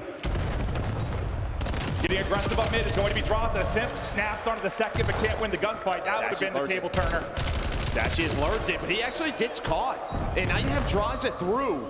They don't have any information on him, but it's okay because you take the 2-on-1, and while you're going to turn around, and there is Hoop. That got scary. It did. That got real scary. But you have like a 2-on-2, 3-on-3 scenario, top mid to go, and just who's going to get that opening pick. And I mean, I think 0-4 wants to keep the attention of the Optic players onto him. So Dross can go, but he gets caught. He made it through the smoke, doesn't expect that player to be where he is. But Hoop just gets the calm 3 in the round. No, yeah, I'd love to see how he got fried, yeah. Because 0-4 stays alive another second or 2, and that goes differently. Another second, probably. Fact is, he doesn't. I'm not sure who the beams was. It Dashy? No, Hercules, yeah. Hercules? Yeah, somebody laced him. Abuza still looking for his first. Oh, okay. Well, there's the blood for Abuza on the board. That happened quickly. Shotzzy, though, at range. This guy I swear, his drop looks like an AR. We're going to check this, right? We shall see. Nade out, we're not gonna check it. In turn 1, maybe into 2. Draws at least able to trade. The numbers are here. Sip gonna be tagged as well. And drop. Great round from Optic. Bring it back 3v4. How many times have we seen that online play just get checked? But you don't expect Mercury's there, right? He likes to play back tree on that rotation. So FaZe don't check that corner. It starts off as good as you want with Abuza getting the first night, but Shotzzy has been aggressive through mid these last 2 rounds. And I don't know if there's some miscoms there or what, but Abuza continued. He just thought nobody would already be through mid. He wasn't looking at that, and well, he gets caught early. And they got to find a way to deal with Mercules in the back line because he's found a lot of success there defensively. But yeah, Shotzzy lacing him with a sub. Midway, okay, well there's Abuza's second. As the clothesline comes in, Mercules, we'll see you later. Shotzzy is going to go ahead and get this down quickly. I mean, that is... Did you say, I don't see anything, so I'm going to plant this. Gives them a winning chance. Maybe the key play in this round is going to be Mook. Shotzi's been insane. Yeah, he's playing so aggressive, so confident, all over the map. But they do find Hook. 30 seconds to go. Shotzi's going to give you another one. 8 HP, somehow stays alive. Before Andraza trying to get it done. Dashy's tracking going to be a little bit better. Oh, Andraza trying to make the play. Can't get it done. It's another 3v4 for Optic. And that is maybe Abuza shouldn't get kills. World Championship duo in Shotzzy and Dashy getting going in the clutch. 10 and 3. And he's just doing whatever the hell he wants. Yeah, absolutely. Right down the middle of the map on defense. On offense, the only player on the map whose ringside plants the bomb. He is reading the map so well. Oh yeah, he put him on the table there. He's like, I'm just sticking this thing. And that's the win condition. Puts so much pressure, changes the round with him getting that instant plan in after losing a player.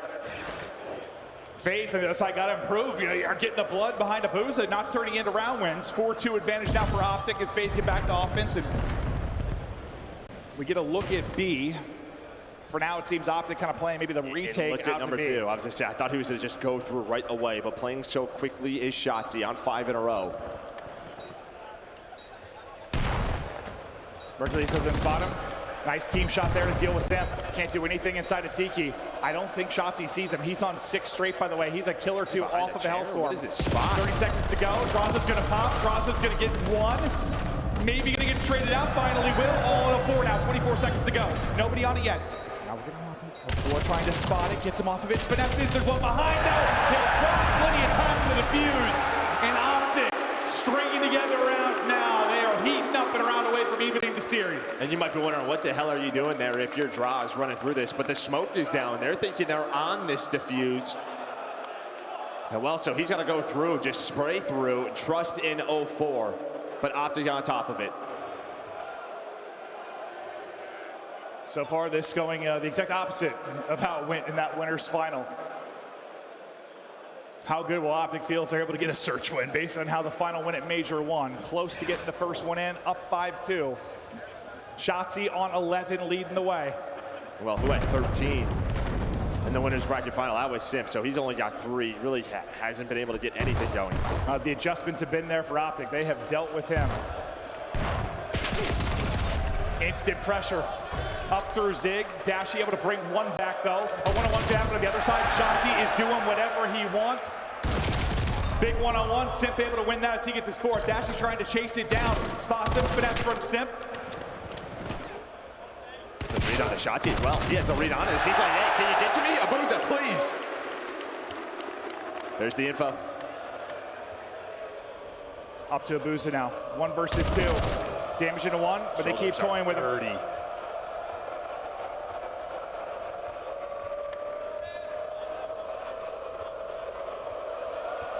No chance in hell. Optic takes the search. We're all square after 2. And well, you gotta check the water when you're playing Shotzzy. Andraza does not. He ends up getting caught on that rotation.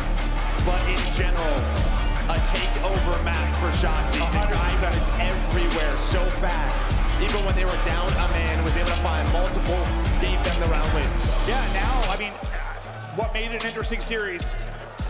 was that map one when you got to respawn for your phase, and the assumption that they could take the map 2 or take a search and destroy.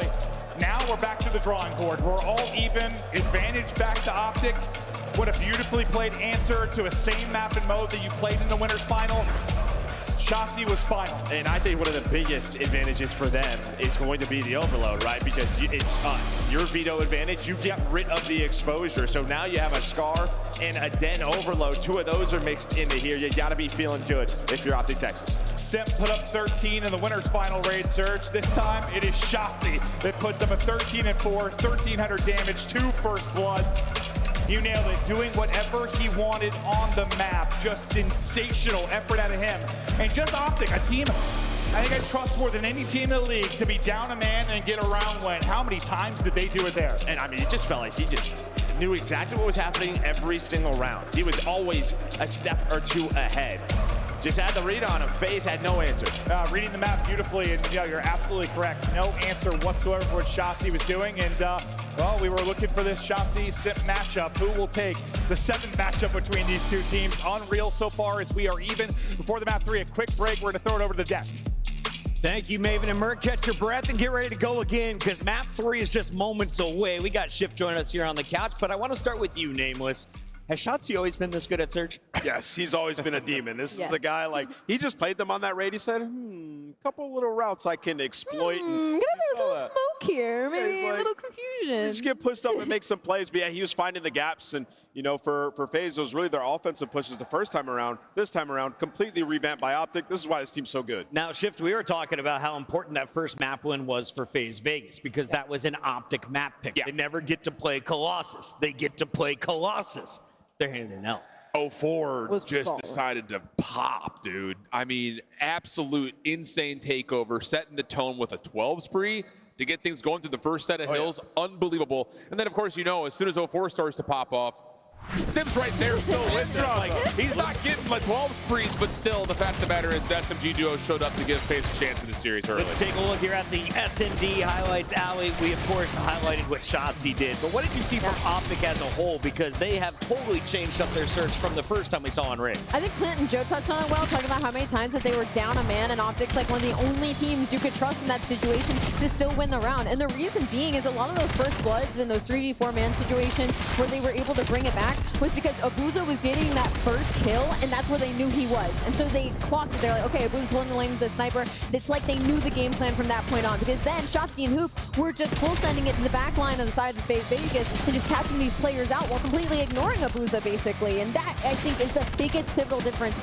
we've seen between this Raid S&D and the FaZe Vegas S&D. Yeah, you know, there were 2 approaches that Optic had on the defensive side, like trying to deal with what FaZe likes to do on offense, which is getting the bomb down early. And it was like, okay, Shotzzy, try to find an early gap. If you do, easy round for us. If not, we're going to group up this time, because remember what they would do prior to that was whatever space you took somewhere, they would take it elsewhere and kind of converge all at once. Well, they said, yeah, we just got to group up against this team. They got all their bases covered and overwhelmed them, and it worked out wonderfully. An awesome adjustment into a 6-2. And to that point, there was multiple times where you saw the minimap. FaZe Vegas always had to leave a player in the back because they were expecting Shotzzy to be back there, expecting Hoop to hit a route, and Optic just kept not doing it. So now you're uncomfortable in the series layout overall, because it's like they are purposely trying to make us confused, and that's going to be a problem when you're already going against a team that good. We have Overload coming up, and it, of course, is a respawn game modes. That means you can see someone nearing 40 kills. Shift, as we take a look at game number 1, who do you think in this lobby has potential to drop the biggest bombs? I'm going to say for FaZe, I'm looking at Abuza on this upcoming map just to see if he can control space the way that he was able to follow up on the space gained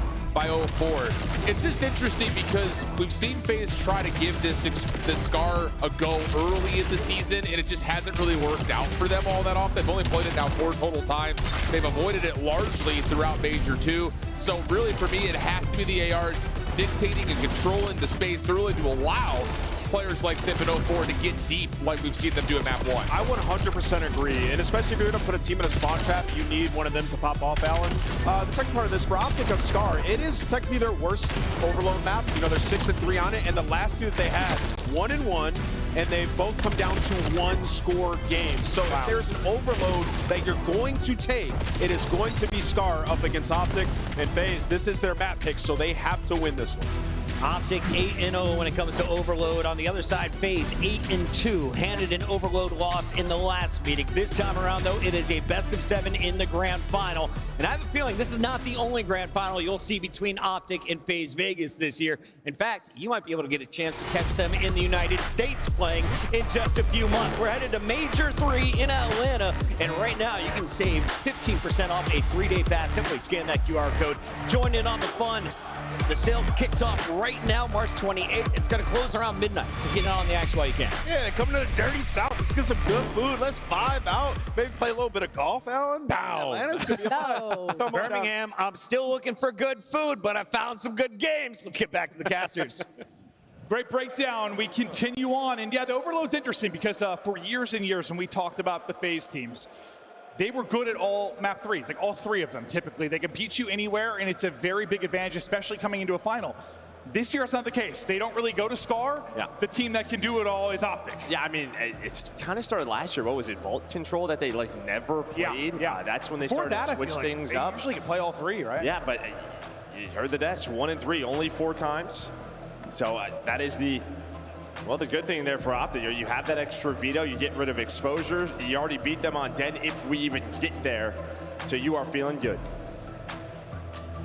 Both teams taken 1 so far. Optic, what an answer in the search and destroy. Just incredible to bring us even. This is what they couldn't do when you look back to Major 1. Couldn't get that search and destroy win. They do it here. Going to be feeling good. Now, yeah, you head to one where you feel you have a pretty big advantage. But also, as Ant said, like, maybe where FaZe have to get their Overload win. No, and I don't remember the online match, but FaZe did play it recently at the end of stage 2, and they looked pretty darn good. However, yeah, you just know kind of with strings in practice that this has to be a focal point for them. Still haven't seen a lot of exposure, not a lot of Scar Overload throughout the weekend, but this guy was a monster. Hook. We get to the dead, see if he can do that again. But Optic fans just happy to have such a strong 2-3-5 team. Just go down all 1, it is all good. Our search is great. Can you stop Hook? It ain't easy to stop the noob. He has been sensational in this particular matchup, and a look to get back to winner's bracket final form against this FaZe team. But we square up at mid-map. Nobody overpeaking anything so far. Dross are going to be the first pick. Hook going to be the first to drop. That's going to be 2 kills to go their way. The pressure now forward. Dashy, last line of defense. The fact he gets 2 going to be massive for them here. EMP just picked up. Simp has got to get 1 for you. Able to give you 2. That'll be the first score in. We know how crucial the breakoff is. Lovely bit. Oh my Lord. Simp is dancing. I mean, I thought with Dashy getting that second, they would have had a chance to stop that. But Simp says, now I'm going to one-up you, get 2 of my own. Make it easy for my teammate to get this cap. So a great start, but EMP gonna spawn now top side near this plane, so you gotta slow down, and now you gotta deal with that 1 player towards Blue and Draza. And for Optic, it's the difficult part of the game, where you're trying to just get out of your base, and you get 1 person through. I think that was Hoop that got pushed up. You're hoping maybe he can disrupt the back line, but they're able to deal with that. So once again, back to step 1, go Optic. Holy nades. Yeah, and that was about every single nade toss there. I thought 3 dead, but beautiful. That would have been win there for Hoop. I mean, without Hoop winning that one, that might be another score for FaZe. Now they gotta wait for the players to come off and spawn 1 bullet away. But 04 is not losing gunfights. Did it in map number 1. EMP is on the move, but I think Hoop did enough. What a stop it is. I lied. Abuza taking faces. Dude, I mean, his win plus 04's win, just nothing but headies. What is happening? Get it in. Holy hell, all right. Just barely get it through. Optic nearly with the centimeter goal line defense. They kept just jumping over the wall, getting shots, and I was like, there's no way they're gonna stop this. But able to do so, well, you haven't even touched the EMP if you're Optic. And this is like the 3rd time someone's got through towards green. It has been sniffed out and dealt with. Optic have not been able to find any opening there, but maybe the furthest forward the team has gotten. Unfortunately, you're gonna have one in behind you. It's gonna be 04 here shortly. As 04 gets the shot into behind with Shotzzy, it gives you mid-map control to FaZe. 04 is gonna push forward. Mercules and EMP are gonna hold, but they're gonna get gunned.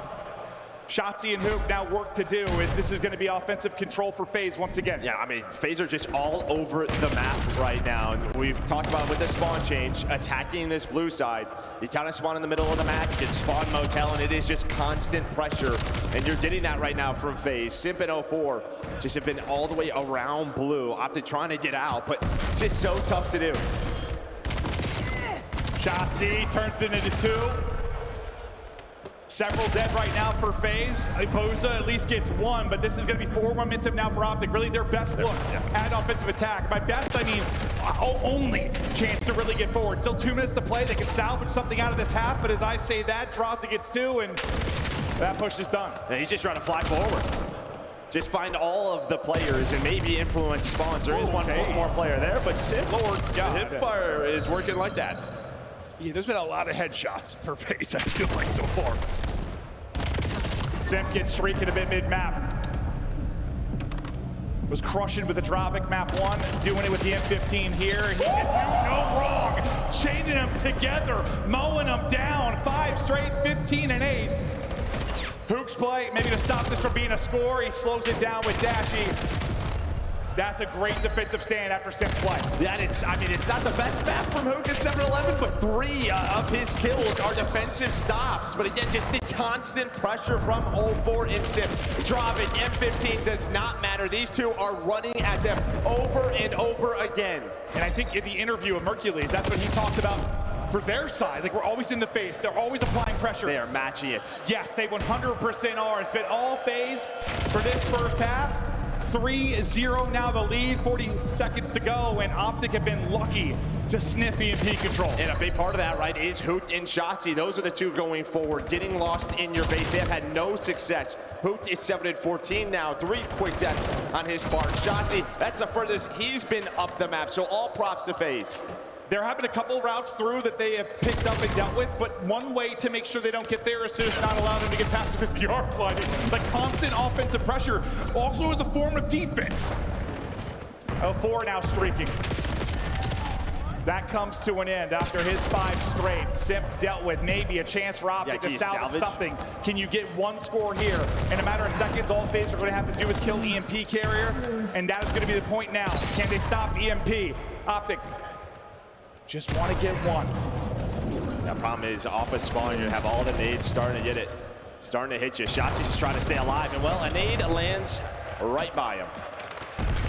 It's so hard, like, to get the score in overtime, it needs to almost be like a perfect scenario. Just because EMP carrier gets picked, done. Can't find the opening, can't salvage anything. Well, I'm going to assume with sort of the frustrations on Dashy's face, we've had some game problems throughout the weekend. And yeah, I could just tell with his reaction. He is not an emotional guy at times. We got a game pause for now. We'll see what the deal is in a second. We've had some game side issues. We'll probably have Compbox and the admins working through things, but hang out with us while that is done. We're gonna look at some of the highlights. And it's gonna be a lot of FaZe highlights. They got them pinned in the back blue early, and it felt like Optic were fighting out of blue for the rest of the game. Yeah, just some insane multi-kills that we have seen from FaZe throughout this first half that has allowed them to keep this pressure up. It was Simp to start, then it was Abuza. Somehow Draza knows Shotzzy is there, just turns around. You know he's the guy you're looking for. Make sure you check all the corners, and that was the last nade to end as we went in the half. As soon as we're good to get back in, we'll get going. All right, sounds like we're loading back in, so not too long of a pause. Thanks for hanging out, guys. We love you. All right, Optic down 3. Got to turn it around here. You're looking for the same type of thing. Can you get them? Can you win the break? Can you get them pinned back blue and then just punish and punish and punish? Nice shot from 04 to get it started, but the trade is there with Dravik in hand from Simp. Shotzzy was able to find no openings for the most part, him or Hook, and the openings are not there. The gun's still hot from FaZe. And that's really the difference maker to me. Throughout the first 2 respawns, just the way that FaZe is shooting. But they get the ends when you have that second half. It doesn't cap at 4, so you can put as many scores as you want if you are on Optic Texas. Can they get 1? Just something to feel positive about here. Another chance to do it, but the problem is you have number 6 mid-map. That's going to be Draza. He's going to slow down the push again. Comes that pressure, though. Pressure is here. Pressure is dealt with. 0-4 and Simp. The Bash Brothers from map 1 continue here in the map 3. There's those mid-map spawns, though, so it was 2 and 3. Shotzzy is going to lurk under. They're not going to pick that up, hopefully. You're hoping there's a quick trade. Well, they're just going to leave him. They're just going to leave him, but his teammates have his back. The only good thing for FaZe, you took it up about 20 yards. I mean, it's the play. You just have to hope you win a couple fights there. Just try and take Shotzzy out of it completely. But you're exactly right, yeah. It's almost like you punted the football, right? Carry it forward a bit, then set up defensively. For Optic, you've got EMP where you want it. You just need to win this next wave, and they've been unable to do that for the most part in this map 3. That's just him to get somebody lost inside of blue. Whether it's Hook or Shotzzy, finding that multi-kill. This is a dangerous moment here for FaZe. All of Optic Texas are here. That is going to be a 2-dead.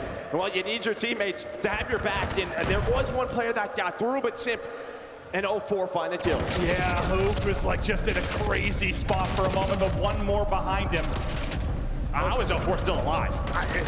He can do no wrong in the respawn so far in this grand final. Simp wins a big one, trying to open things up. Drazah getting shots to the pistol. KY finishing, needs one more bullet, not able to do it. Runs out of ammo. Everyone drops outside of Simp, and the defense is there, but Simp is a walking missile.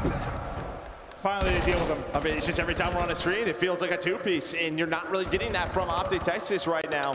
You see it again from Draz. The only player who's pushed up is Mercules. That'll slow things down, but the problem here, already halfway through this second half, only 2 minutes for Optic Texas to get moving, to put scores on the board.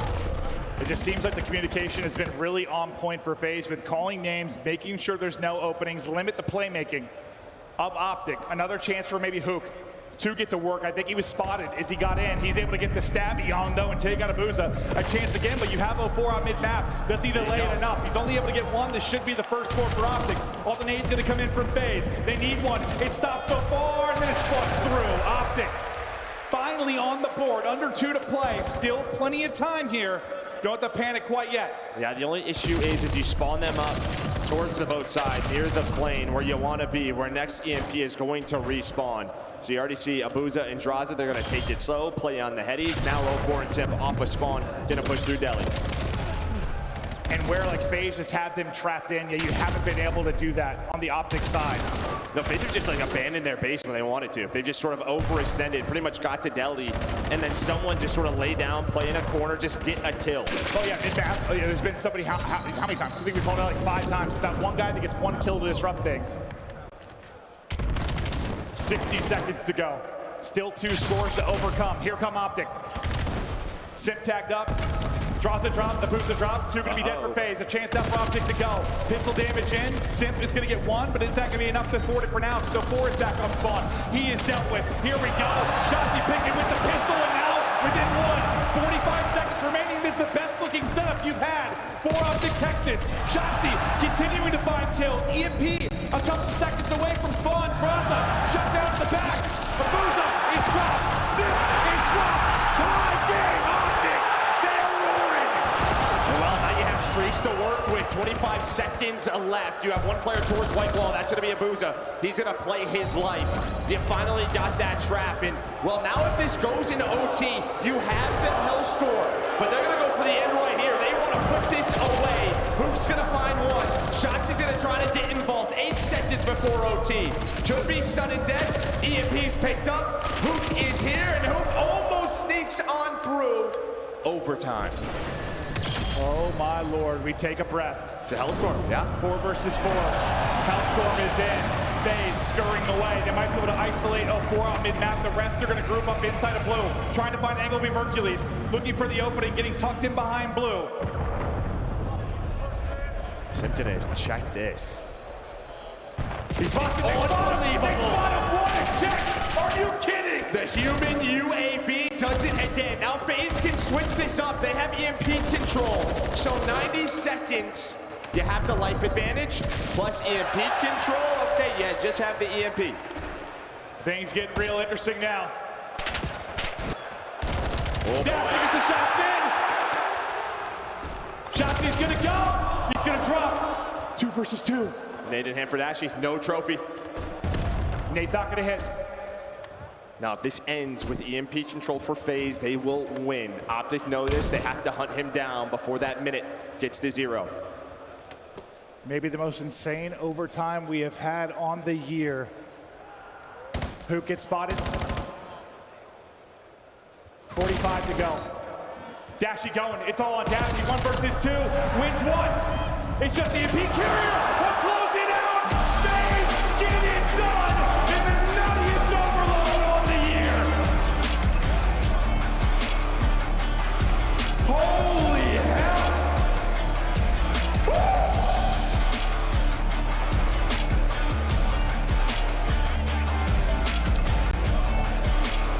Well, you can see frustrations brewing.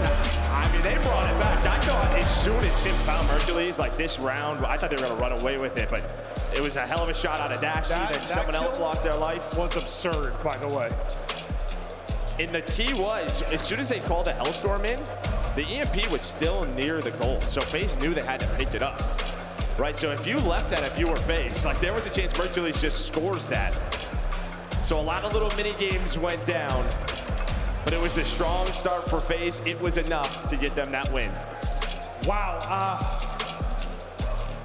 I need to catch my breath. Maybe the same people in attendance. That was absolutely insane. One of the more electric maps you are going to see.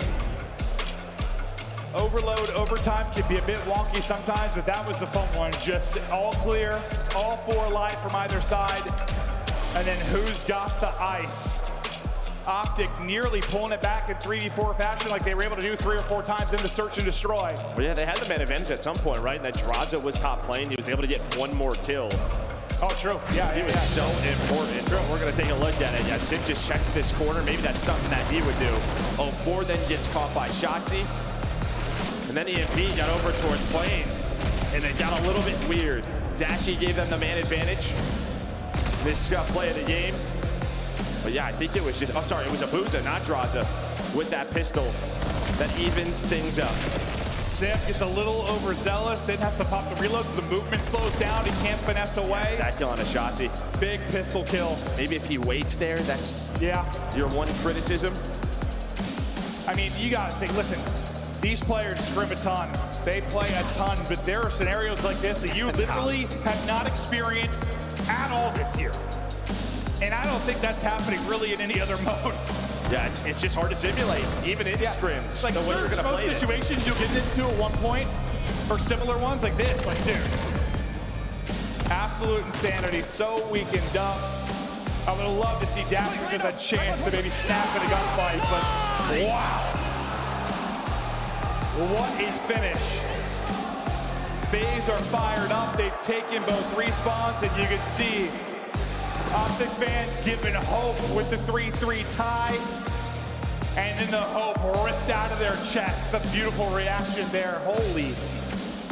We got ourselves a grand final, huh? Yeah, both these teams just mentally battling, right? 3-0 and then just the, I cannot believe, I thought Optic was gonna win that. I think if they win that series, might be done. I think went from like FaZe have got this in the bag, to Optic are gonna win this, to FaZe are gonna win this, to Optic are gonna win this, to FaZe won this. All in a matter of 90 seconds. Just an insane one, an absolute treat there in this best of 7. But all right, 3 maps in, FaZe up 2-1. Optic after the first map, able to rebound and search and destroy to bring it back. Now we're gonna get to a hard point. The opening hard point, I mean, listen, it's Colossus, Simp, 0-4 were absolutely insane. This Optic team has got to get hot a little bit earlier in one of these respawns. I mean, that was nearly an incredible late effort, but that first half was just too lopsided. Yeah, and I think the exposure we saw in the winners bracket final, that was map number 1. That was sort of FaZe's go-to. They were hoping to steal this one away, and it was a slow start from the ARs. 200 type game. But really where they just got smoked was the P4. It was like plus 85 or so at that hill for Optic. Well, I mean, this weekend, Abuza, if he's not playing Optic, on exposure hardpoints dropping 50, it feels like. I'm exaggerating, but he's had some monster maps. The one against Optic Pedestrian, he was limited in what he was able to do. It felt like FaZe fixed some of those problems against Koiden in the following map, when you talk about fixing like the 3 and 4. Similar, I guess, to kind of what happened if you talk about the replay of Raid Search and Destroy, where Optic made adjustments. Now FaZe an opportunity to do that here in this hardpoint.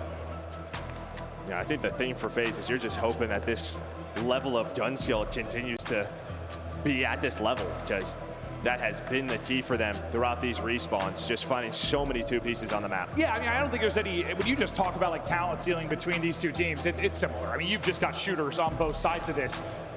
Sometimes this will be who's hotter in a given series, who's hotter on a given day.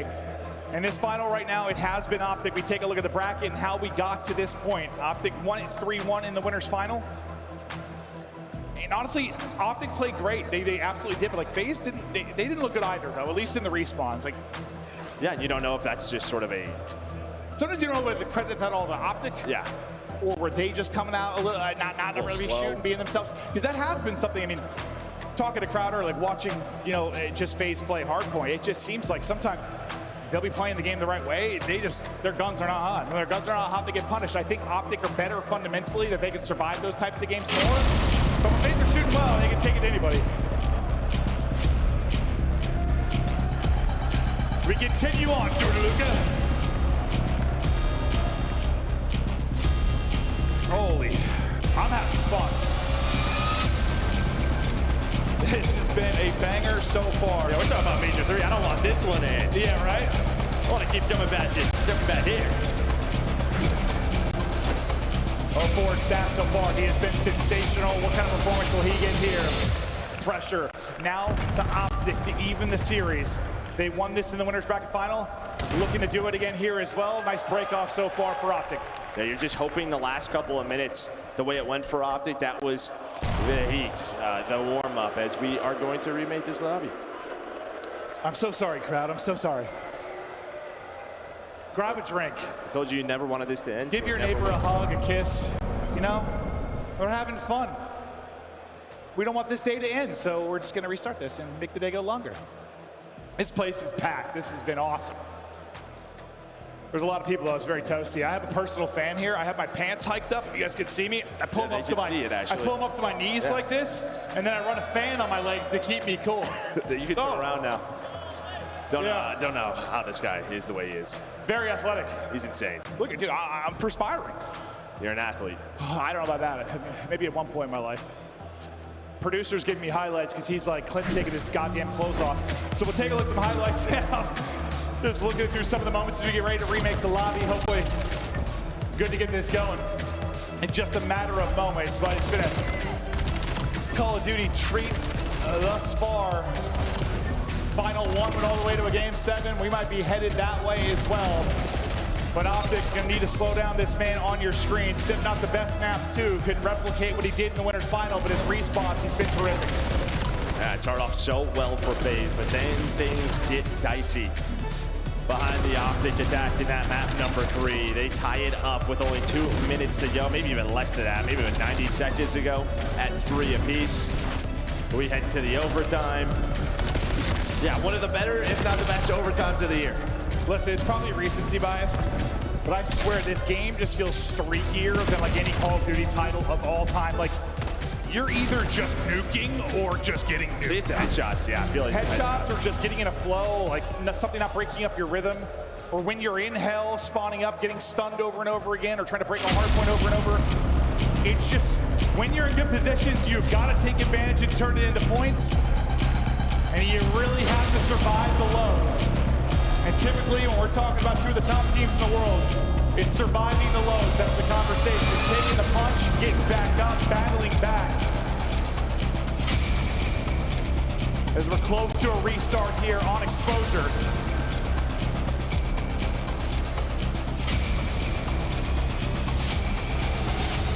FaZe will look to clean up the issues on 3 and 4, and well, Optic will look to keep it going the exact same way it did, as they walked away with a 200-192 victory to kick off the winners bracket final, but back into a break off and into the action. And Shotzzy looks to get flowing forward. He'll get cut down. Yeah, 2 of the better maps these next couple for FaZe. See right there, 5 and 4 on the year. Much better than what they're Scar Overload and Colossus. It happens to the best of the best. That just made everyone that plays ranked or anyone at home feel a lot better. Yeah. It happens to all of us. Hercules head a little bit too fat. Maybe the mullet got caught. Yeah. Might have been exactly that. FaZe.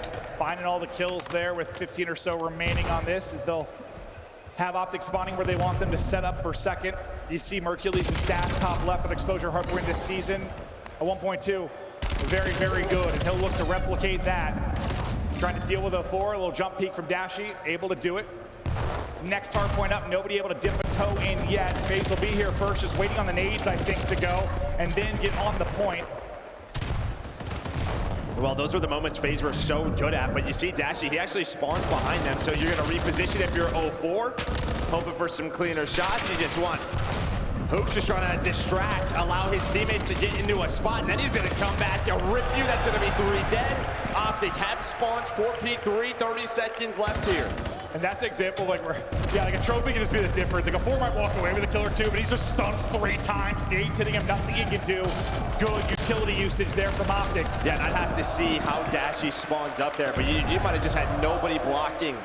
So fundamentals need to be on point here for FaZe. So far, not happening. No, this is the exact spot where they struggled in the winners final. Made it so hard for themselves to get into a good position. And when they did break into this B3, they could never walk away with that double kill. One of the subs could not make the play. So far, though, in this final, the subs have been able to do that. We'll see if there's a difference here. Now, 0-4's gonna go all the way around. It's the first B3, so no trophies, but the nades not going to connect in 0-4. Easy to get picked up by Hook. Simp shots are in, but he is by himself. Wong gonna spawn in the back. That'll be 0-4. He's gonna pitch this out. Simp's gonna be there as well. How will the timing go? Well, it's not gonna matter. It gets picked up by Optic. They'll get all 4. Beautifully done. Flip him into the back, and now this is exactly where they beat him up in the winners final. This is when Optic gets scary, right? You're playing into their hand. You're getting spawned all the way out. You need the kills now. There is 2. You're gonna fight for this scrap time.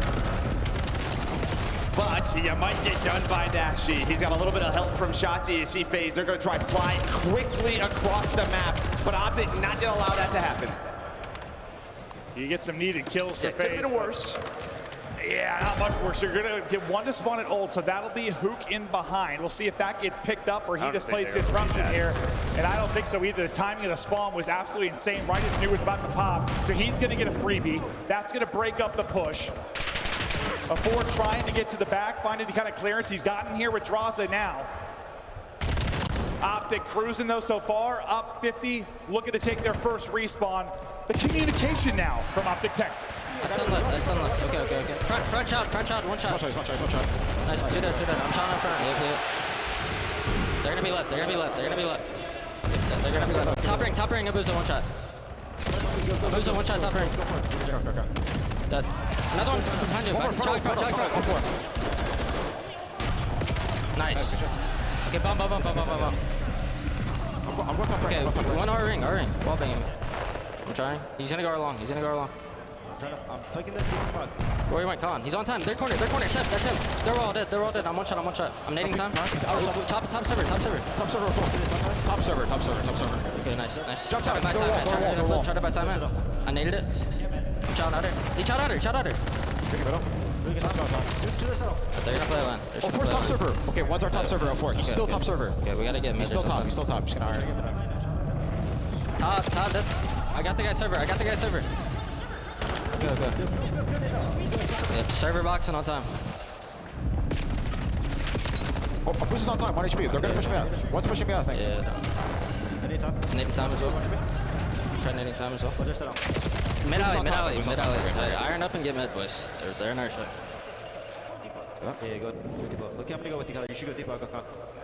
It's top ring. Spawn killing. Top ring. Draws. He's just living top ring. Well, fortunately for Optic during that listen, it was pretty much all FaZe. I think you heard the frustration in dealing with Simp. I think he got called out 1 shot about 4 or 5 times and still walked away with kills. And after that hold, FaZe right back into it. Yeah, I mean, you needed that, but that was a perfect P5 out of FaZe. 120 points here for Optic Texas, so almost halfway there. They're going to regain control to P1. It was such a good P3 and P4. They still have this lead, but a couple of streaks going to end here for FaZe. Yeah. I mean, it's coming down to the P3 and P4 again. I mean, it usually does on this map, but that's going to be the big pain point for FaZe. We'll see if Optic can replicate what they did the first time through. Draza struggling so far on this one, but outside of that, pretty balanced line from the FaZe side. Abuza has the Hellstorm. We'll see when that comes into play. Nice little snap considering there. He can't get the kill, but Draza will clean it up. And I think that's just bait to Paleotta if they do flip you again at this P2, because you are going to be the first players here. But Mercules is already going to be topside, just kind of lurking there. I love this play from him. But he's going to put some shots in, not find the kill. And Dross is like, where is this guy? But Hoop's going to go all the way on the long route. Does Optic try to break this again? And well, they should. Hook wins a big one against the Booth on the other side of it. 04 gets 2 to maybe allow. There's the streak. Oh, yeah, okay. I'll say streak's probably going to come in. Here it is. A big moment in this one. Optic have done job 1. They still want to try and flip them out like they've done so beautifully the last couple of times through. The streak pays off, clears the map. Safety in the back is Abuza, making sure nothing wonky on the spawn front. And Sip is pushing things all the way out. Still 20 seconds here, though, so you have more time if you're Optic. And well, he's obviously on top of somebody. And that is just what the streak kind of does. You earned that at that P5. It was flawless. You soaked up all that time if you were Abuza. That's why he's got over a minute. Some big kills here, though. 10 seconds. Optic's going to be pushed up past the mid-map. So they should have instant pressure at this P3. And what do we chat about Abuza and how good he has been here this weekend outside of the Optic matchup? Doing much better this time. Leading in the hard point. Right there in kills, got the streak. Massive gunfights though now at the P3. FaZe trying to not get just buried this time through. Optic in a much different situation. Here comes the next wave though. Yeah, you hit the trophies, that's a big difference. And now you're gonna slide out, the timings work for FaZe. Shotzzy is there, the last player alive will be Mercules. And you're going to try and flip, but I think it's a little bit too late. I think they know he is here. Sip's gonna pick it up. Yeah, no, the trophies did their job there. You heard them just going up over and over and over again. And you need, I mean, a lot of times you need utility to hit, like a nade pick or nade damage to get in. Abuza might get another Hellstorm here. He's on 6 in a row, earning some more time. And yeah, he's got that. It's Draza who takes him down. You take the lead at this P3. Can Optic now get out and give them a shot at this P4? This is the first time FaZe Vegas have found success on this 3-4 throughout this matchup between this and the winners final. They're ahead on rotation. Simp, first fight, deals with Mercules. Abuza has been the hot hand, and he's still shooting Dashy, just cut down as he tries to get in position. Still the streak to work with. Now to 04, trying to push it out as much as he can. Nice movement there to win the gunfight. Just gravy for FaZe. Approaching 200 points, and they could do no wrong this time on rotation. Getting towards the back is number 4 in Dashy. Picked up and not dealt with though. Dashy, incredible shots and movement there. Yeah, I guess the best thing here for FaZe is there's only 25 seconds left, but you would love to have it with the Hellstorm. You probably put this game away, but Optic know this. They're going full throttle to get onto this hill. The trades are in. Well, back to this P5. Yeah, I thought that was going to be like a perfect 60, but insane gunfight win from Dashy in the back. Again, somebody just pre-aimed there. Dashy's going to have those plays sometimes, but all right. Last time at P5 is what brought FaZe back into the game. Nearly a perfect hold here. They had trouble dealing with Simp last time through. Might be 04. That's fine in multis. 04 and Simp light up the feed. 04 on 30 and 21. Well, and I think when we were in that listen, it was there's a guy server room, there's a guy server room, and well, 04 is back to server room, and he's on another 4 speed. The P5 has been unbelievable out of FaZe. Maybe the best couple of P5s we have seen on the year, and 04's on another streak. No, 100%. I mean, usually it's money hills for 3 and 4. It's been a money hill for them at number 5. Streak continues. You already have one for Abuza. 04 not going to come away with his. Who will put him down. 20 seconds remaining here is Optic will try to fight for all this time. They clear the board. Still in it. And you're absolutely right. Still in it. It's similar to map 1. You looked at this scoreboard and you're like, how everyone is negative. You're getting destroyed in the kill column, but it does not matter. You have a chance. That's how good Optic are. Literally how good they are. I know they're not winning right now, but that's insane. Getting fried, but still a chance to win the map. Simp, 90 seconds to the hard port, approaching 30 as well. Not missing, just gunning as the 5-3 comes to an end. A few more seconds, they take the 3-1 edge. The map is done. FaZe take all 3 respawns so far. Yeah, just like we thought. Yeah, not at all.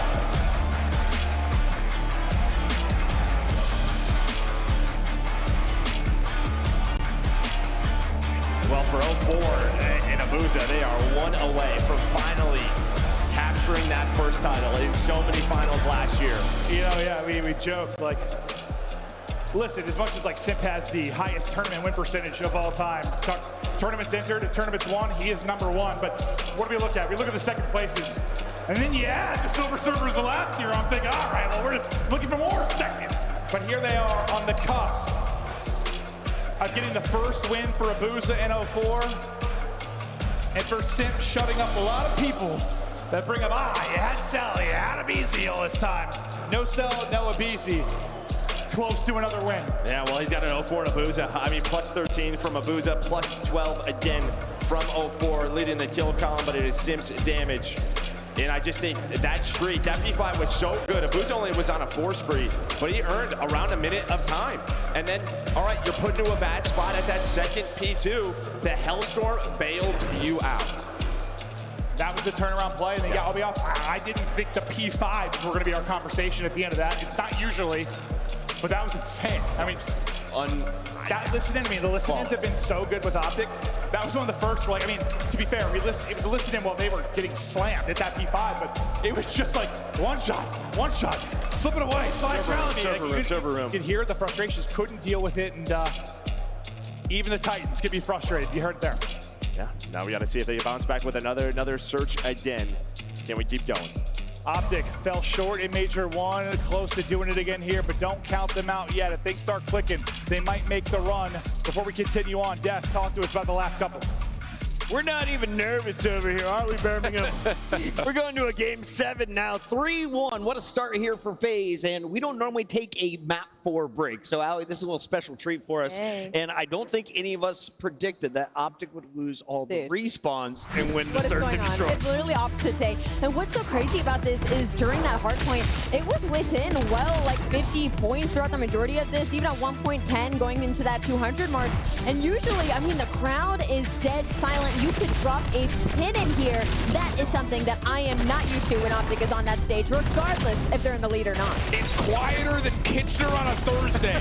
Yes. In here, legitimately, considering that this place is standing room only, but that's just what FaZe is able to do when they start gunning out of their shoes like that, man. Abuza and 04 just continue to impress their respawns. Yeah, I mean, listen, they had about a 2-minute stretch there at the end of that game that was poetry in motion, set up by 04. I mean, you saw it on the P5, gets up top window, finds a couple of kills, and then the absolute demon trap. Draza just hard blocking and FaZe streaking. The guns are hot, their brains are working in the overload. They're checking every corner. And why this is so important is they have the opportunity to close it out on S&D, because we know that Den Overload, that's got Optic's name written all over it. It does have Optic's name written all over it, but it is opposite day. And it is opposite day. So Optic might take the Search and Destroy, and then FaZe might close down the Den Overload. I think the most impressive thing for me so far is how consistent 04 has been across all of the games in this final. That was my biggest worry coming into this, was that consistency. Is on that main stage, was he going to be able to continue to put up those numbers? And he exceeded expectations. He drops 30 alongside Abuza, who is just, I'm never spawning in against that guy on exposure, I'm telling you right now. But this was the real story. FaZe going up 2-0 on this Den Overload, excuse me, and then going to close down that overtime. Abuza with the ice to get that final kill. FaZe is the only team that went to a game 5. They're the only team to win a game 5. Can Optic force a game 6 tonight, Nameless? They're going to have to change their approach here. I mean, even in this overload, they've done so well driving in chaos, Shotzzy making heroic plays, but FaZe have clearly had a discussion, Alan, about checking your corners. There were 3 or 4 instances where Shotzzy, the hero plays, they still go his way. The one on 04 when he slides bottom blue. The one where Draza checks the P2 corner. And then the final one where Mercules gets picked by Simp. FaZe clearly talked about it. Yeah, keeping the game in front of them, right? I mean, that's where they've really suffered in the past. I think especially looking at that overload loss streak that I mentioned at the top of this overall grand finals, the 5 losses in a row came on a variety of maps, and mostly it was because they were getting caught by surprise. So you keep that out of the realm of possibility and you profit. But things to look for in this search, FaZe were miserable offensively in post plants, especially at A. So they're going to have to be a lot of changes for FaZe in this map. Yeah, just let's not plant the bomb. Let's get bottom window, get some kills first. A is kind of wide open, but yeah, it should be an exciting one. Optic have the advantage here. FaZe, the job is not done yet. You still need to win another map. On the other side, you got to stop Abuza and 0-4 from lifting the trophy if you're Optic. Let's take a look at the man who can help you get the job done. He dropped 13 kills in the first search and destroy, taking over the map with Shotzzy, causing chaos the second time around on Raid. On the other side, you got Mr. Lair dropping a 1-2 for ADR. I mean, it feels like a perfect comparison. I mean, both of these players have just been absolutely balling throughout moments in this series. I mean, Shotzzy, when he got that 5-3 on that overload, I thought it was over. I thought he was calling game, and then you get the miracle kill out of Draza and Abuza. But Simp, I mean, he's been doing it not only all series long, he's been doing it all weekend. He's been doing it all split. This is the guy that wants to take home a chip. We need to put the snipers on the screen because we're going to exposure. We haven't seen a crazy sniper battle all tournament long, but with Abuza and with Dashy, with that trophy on the line, this map, we should get some crazy snipes. FaZe walking back to the stage. It is all smiles for Draza. Nothing but focus on the face of 0-4.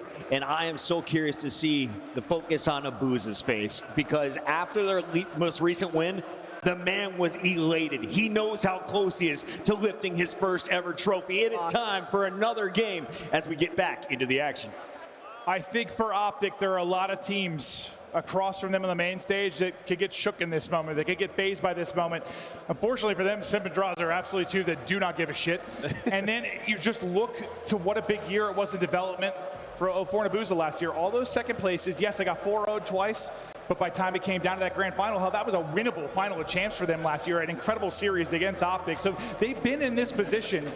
They're not shook by the moment either. This crowd's not rattling them. They're in control. They're looking to close it out. Yeah, but they know, I think they, and we know how quickly it can get out of control when it gets flowing. Yeah, we do. They're probably thinking, let's close this out here in 5. You're on an exposure, search and destroy. Heard the Des talk about it. I think one of the keys, what really has always been the key for FaZe, while they've been in such a tough matchup for Optic the last couple of years since Shotzzy's been in the league, is they keep Shotzzy in front of them, right? And they did that in the respawns, but the search, he got loose. He did. He got loose and absolutely took over. But Twin is on fire right now, leading in kills, leading in KD. Second in damage, plus minus. PowerPoint KD first. I mean, 0-4 is, I don't know who's the bigger X-Factor for him and Draza on this team, but they've both been doing it, but 0-4 especially has been insane. Well, I mean, we know the position that he plays, his play style, if he's doing that, they're winning. Well, and that's kind of what we touched on at the beginning of this, or back to the winners final. Like, the turnaround for FaZe over these past few weeks seems to be playing around 0-4, and he's been finding a lot of success. That wasn't the conversation in the winners final whatsoever. Nobody really got going, especially Simp and 0-4 couldn't really find success. They've been having their way in the respawns, but not a respawn now. It's a search and destroy. Is, well, Optic getting second in that winners, or second in the final of Major 1. Couldn't win a search. This time they're going to win all the search and destroys, trying to flip the script. But that's why they're such a threat. They can get it done across all game modes. But it's going to be pressure to this man. The search and destroy Messiah looks to pop off here in the map 5. Yeah, you're looking at him, and yeah, then the snipes. What is going to be the impact? You know Dashy's going to want to get involved. The way he started that map number 4 was great. He was like 20 and 18, had 2 minutes in the hill. The guy seemed pissed, was winning a lot of gunfights. So look to him to set these rounds up. 0-4 going to be the lone man B side, just playing deep. They're thinking retake here. As you can see, the other 3 of FaZe Vegas, it's all going to be a clearance on A as they wrap through. What does 0-4 find, or is he at least just stay up until the help gets here? Here's Info on 1. He's going to try and thread the needle. What a play. What a play. There's 1, going to turn heads, get the second, get the third. 0-4, he is juiced. I was going to say, give him all 4, and well, right off spawn, he just goes in the corner, but this is not done yet. Shotzzy somehow still alive in that smoke. All of the players just trying to find him. And there we go. What a read, what a play. The patience, a masterpiece of a round out of 0-4. Yeah, if there's a smoke out and Shotzzy's still alive, round isn't done. That guy pulls off some insane stuff, but the play is here. Trigger discipline in the back line. I mean, Dashy's got to be weak from shots, and Hook's like, oh, they're behind. He's behind me? Okay, I'm dead. Perfectly timed, right as the other 3 start to collapse and get some damage in. Round 1 to FaZe. Is that just something where you've got to do a better job clearing the back? I mean, that's a credit spot. I mean, yeah. Maybe after this, yeah, you start to clear that. Not again.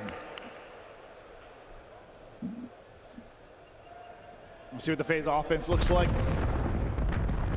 It is a 4-man hammer out towards B. Lone guy deep is Mercules for now, but there's a quick transition across. Everybody can be here and grouping up.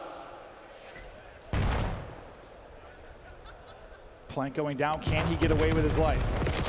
Plant is in. Draws is going to get the blood as well. Dashy trying to trade this out. Able to do that, but the second peak, he's going to get dropped as well. Mercules damage in. Oh, incredible win there.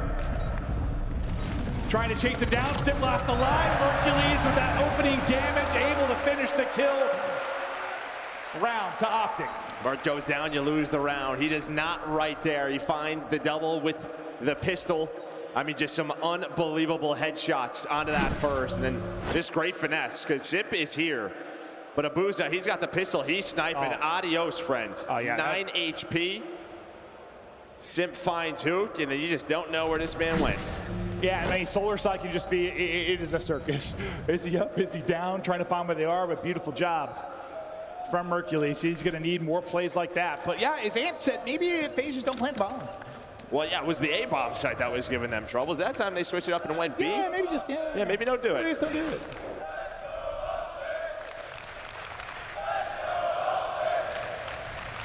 Crowd, look at it fuel this Optic comeback.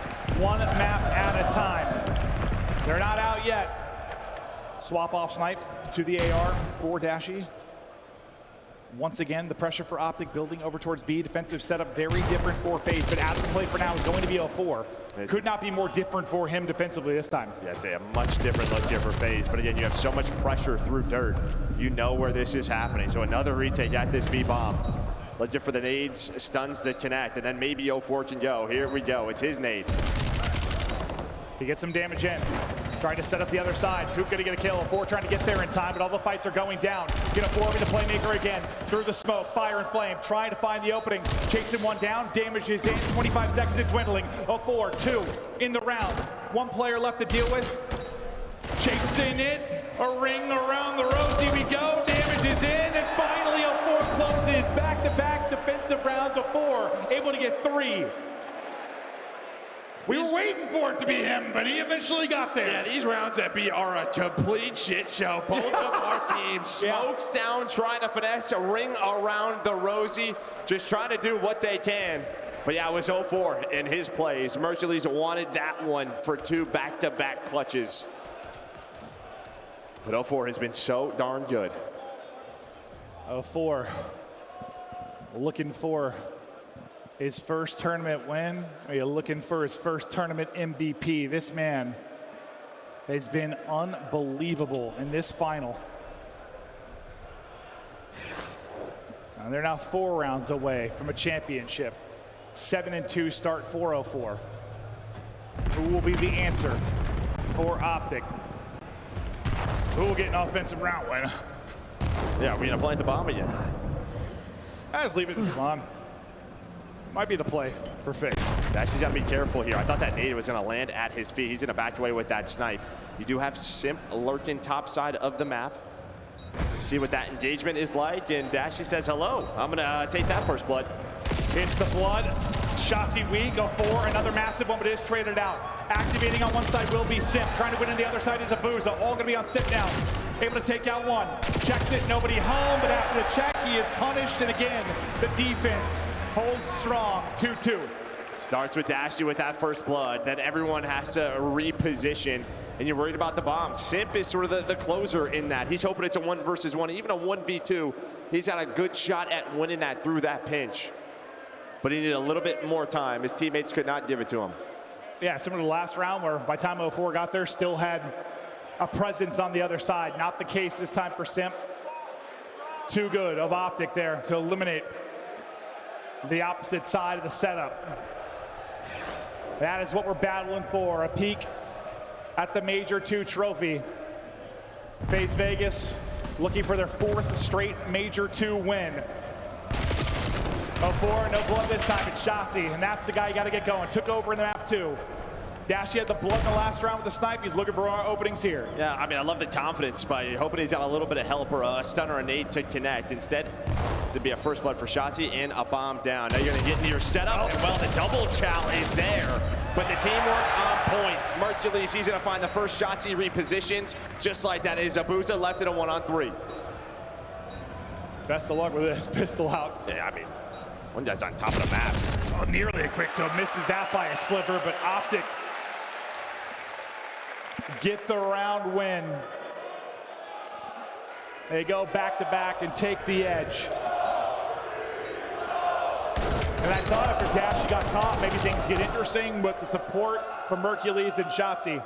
Yeah, it's just really about where Mercules is, because Shotzzy is in that corner, and I think that's who they're going to double chow, right? He gets right off that bomb, but yeah, box control, it is just an easy reposition for Mercules. He has his back. Edge to Optic. Mercules leading it on one side, 04 on the other. 04 leading the way. He's the bomb carrier on the opposite side. It'll be Simp on this side of it.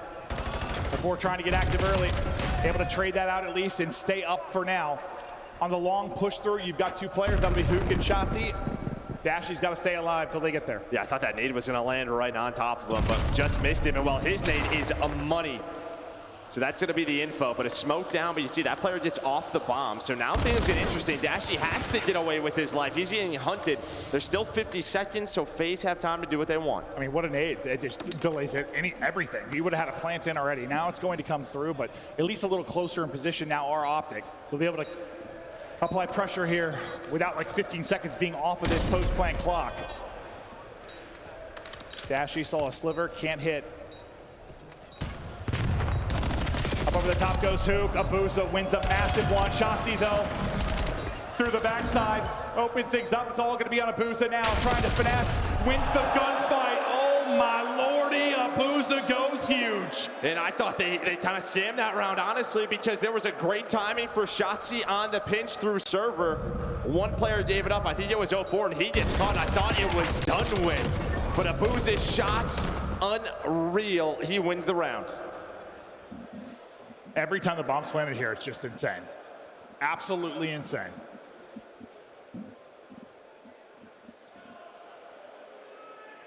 No team able to find separation in this map 5. Abuza struggling a bit there. He struggled in the map too.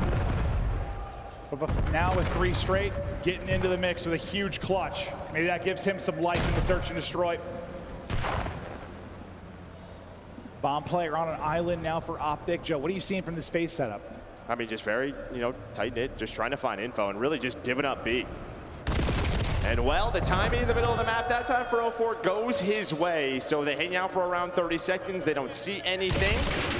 Shotzzy's going to try to answer back, but he's got to be very careful because Droz is going to wrap all the way through. Now they're going to try to isolate him, and that's exactly what you do. Zero hesitation. Don't let him get away. Dashy can't hit the shot. He will get dropped. 1 versus 4 now. Damage into all of them, but not going to be enough. Simp closes. It's now FaZe go back-to-back, and they take the edge. But what a blood from 04. And it's been all about the retakes at this B site. We've seen so much at A throughout the weekend. This reminds me of like our kickoff tournament, right? That first default all over towards B, these 4-on-4 skirmishes. Really neither attacking team able to find much success. Just no hesitation though on the push through and isolation to take control of that backside. FaZe, beautiful job there. Now 2 rounds away from a championship. Pressure to Optic once again. Mostly found success here on defense. Can they hold one more time? Nades just a little early. FaZe staying up for now. Well, you're aggressive. You are so aggressive from Optic through Solar's side. 04's the one lurking. The only guy at A was hoping that nade catches Dashy, but you see the rotation from both teams back towards this A site. Trying to catch them, trying to spot them, and, well, at least you have a trade. And for 04, at least you got one. Both teams got to do their job. Simp can't get away from the plant. Advantage now to Optic. Keep an eye on number 5. Sabusa brings it to a 2 versus 2. They just got to find Draza, right? Where is Draws? You know where one is, but where is the other? And Draws is going to back up, play a corner, but you'd see what Optic are doing, trying to find this guy, but trying to give him 2 1 versus 1s. Now it's down to Abuza. You know his location, you run right at him, but you got to win the gunfight. Mercury's again. 1 versus Abuza. Opposite. And well, he's going to go for it, but Abuza might check it. Did he get it? Did he get it? He got it! He got it! What an abuse! Are you kidding me? Well, trust his instincts, trust the crowd. Well, I think they he got just, his back. Yeah, I think he's just thinking, if I chase this, it's like unwinnable. My only win here is to stick this. And I think Abuza had the chance to get the angle and win it, but he had a clutch early, maybe a little bit of a choke there. 4-4. Yeah, you're just playing the 50-50, and well, didn't think he was going to stick it in this environment, but 04 has owned this on defense the last couple of rounds, but it's been about the trades, this mid-map aggression now here for Optic. I cannot believe no one else died in that sequence. Like, I thought Zip was going to be dead or Dashi was going to be dead. 3 versus 3. And we're back to B. This is where the party has been. Let's continue to party. Nades in, plant in. Dotsie avoids it. Damage in. What a win that is. Just Buddy hopping and taking it. Abuza, his chance to maybe clutch again, but they're chasing him down and dropping him. Back to back for Optic now, but it all starts with the ice on Mercules in the previous round. And I don't know if that is an AR from Simp, but if it is, that is so impressive from shots. In the initial shots, we know he's the movement king, jumps back up, and he is perfect to give them that man advantage. And when he has been winning a couple of gunfights throughout these searches, it has been automatic wins for Shotzi. Simp's like, boys, I'm playing whack-a-mole.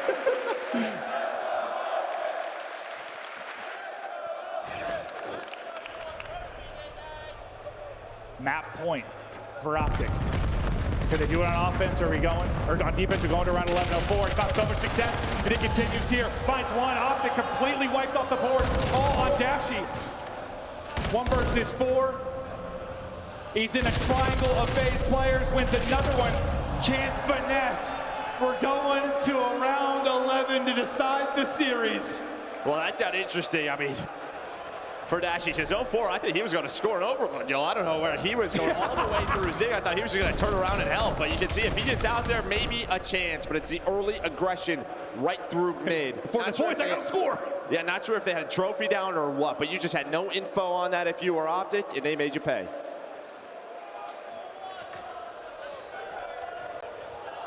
Is it one more round, or do we continue on a massive, monumental round 11 here at Major 2? Offense to the Optic side.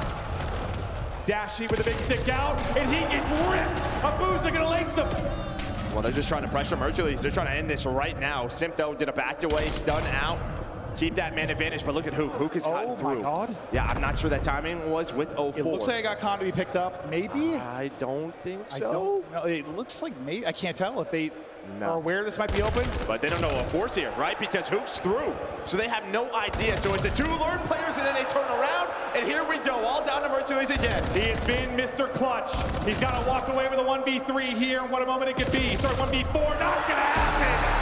And for the first time, Abuza in 04 gets their championship. And for Simp, no easy, no sell, no problem. FaZe Vegas take Major 2.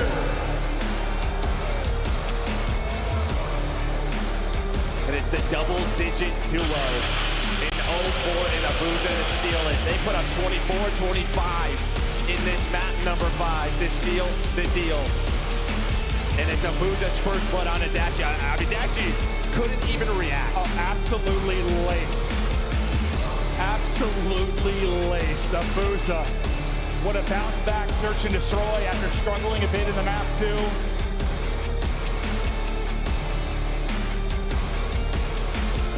What a final. And what a moment, especially for 04 and Abuza. You talk about the extension of Simp's legacy. It's the beginning for 04, the beginning for Abuza.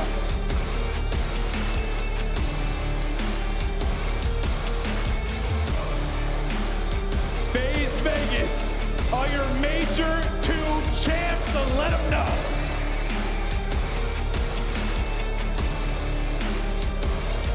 Now you can let them know.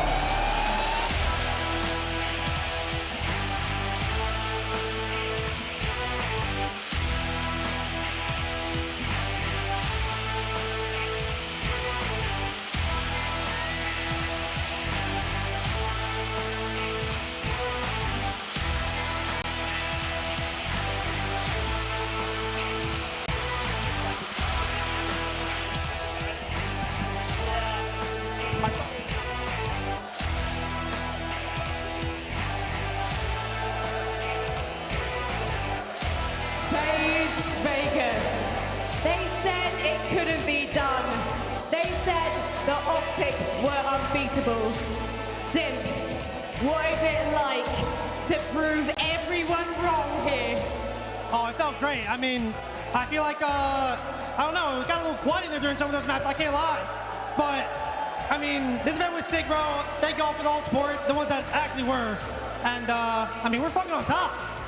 You are on top. I need to have a word with the CEO of Optic. How does that trophy feel? It feels great, man. We put a lot of hard work, and even after we got 3-0'd, I knew we were going to come back, or 3-1. I knew we were going to come back and win this tournament. I run that fucking org. Don't forget it. You guys had one good year, and I'm feeling great, man. We put a lot of hard work into this. I feel like the coaches stepped up big time. We've all put in a lot of hard work for our personal lives and in game, and I couldn't be more happy to win with these two. And let's see how they'll do. They're him. Let's see where you go from here.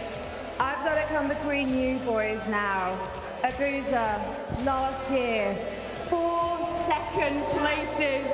What is it like to finally be a champion? It's fucking insane. It's fucking insane. And I'm going to just hand the microphone to your teammate. 04, this is your first win, isn't it? Yeah.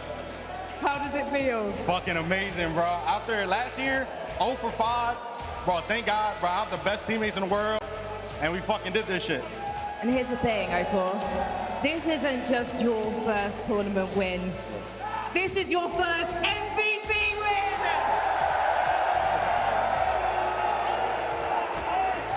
How are you managing to melt the competition every single time? You know me, we're just gonna keep blitzing their ass and keep doing our shit, bro. I appreciate everyone showing out. Please, Birmingham, show your appreciation. One last time, please. Your CDL Birmingham Major 2 champion, it's FaZe Vegas!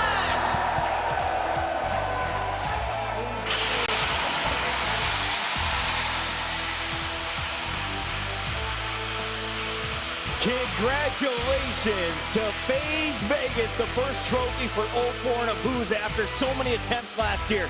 Finally joining up with Simp and Draza, finding their form in a grand final and a convincing victory over a team that 3-1 them in the winners final, Alan. Yeah, what do you say, man? I mean, the two boys who really just deserved this after last year's performance come out and ball. Yes. I absolutely dunking on Optic. 04 S&D masterclass. Abuza, so many savior moments in Respawn, Hardpoint in particular, throughout the entirety of the weekend. An unreal performance here in this best of 7. And if you think back, that Abuza 1v1 might have been the game-changing moment in this series. What an incredible way to close it out on exposure. I don't think we're going to see as much exposure in this next stage. So we'll see what the new game types look like, who is going to be able to bounce back. I do know one thing for sure. I feel bad for whoever plays Optic in week 1, because Optic after a loss always comes back fierce and ferocious. But these are the new Kings of COD, 3rd place of 1st place, and they take down Optic, who are juggernauts throughout this weekend. You're spitting, Chris. Nothing but facts coming out right now. And for FaZe Vegas, Vegas, I think my favorite storyline about this is that you could have tossed a coin up in the air and given any of these players MVP with the way they performed over the entirety of this weekend. But that grand final, man, you were so right. 0-4 and Abuza, something on their shoulder. They were tired of second place, and for them to come out and play the way they did, this is not only a win for them, but this is a win they should be so confident in because they got there themselves. They were not being carried by Simp. They're not being carried by Drazah. They were able to put their foot down, put their names in legacy, and be able to come out with this win in their own hands. Yeah, and you talk about the guys that get their first championship in Abuza and 0-4. They popped Takeover on that final map. Yeah. 0-4 looked like he was levitating the way he was playing Search and Destroy early in the rounds. And yeah, this is a FaZe team where they didn't come in with a super high seed. They didn't have the greatest online qualifier. Well, when they got here, guess what? All the teams that placed in the top 4, they beat all of them. One of them via reverse sweep, one of them by dominant victory, and then a 4-1 in the grand final where you have to play flawless on every single map to take Optic down, and that's exactly what we just saw. They're currently the Kings of COD. I love the emotion on Abuza's face. I'm wondering who is he FaceTiming first? His mom back in Belgium, his girlfriend, who is getting the ring, and of course, Chris Lair, another trophy in the GOATS trophy case. I mean, you got to think about it. Drazah and Simp have been in very similar situations, placing second time and time again over the past 2 years. And even at this point, it's like, can you imagine the overwhelming emotion from coming so close to your goal so many times and not being able to get past that finish line? This is months and years in the making for some of these players on this FaZe Vegas roster. It is so wholesome to see it getting through. This is huge for the legacy of Simp as well. One, I mean, he's won the last 4 major twos, but second, your former team has got what, 8th place? Yeah, 6th place. So you could no longer use that against them playing without, with Abizi and Cellium. Well, he just did it with a brand new team. Granted, this team's amazing, but he is so special, Alan. Yeah, man, it's undeniable to be sure. I think there's also just a little bit of proof in the pudding with taking this duo in particular, not trusting the Tiny Terror duo, but saying we want a lockdown AR, we want Simp to be able to be the game changer, and then finding your counterparts in what was a very successful roster throughout last year in 0-4 and Abuza. Unbelievable stuff.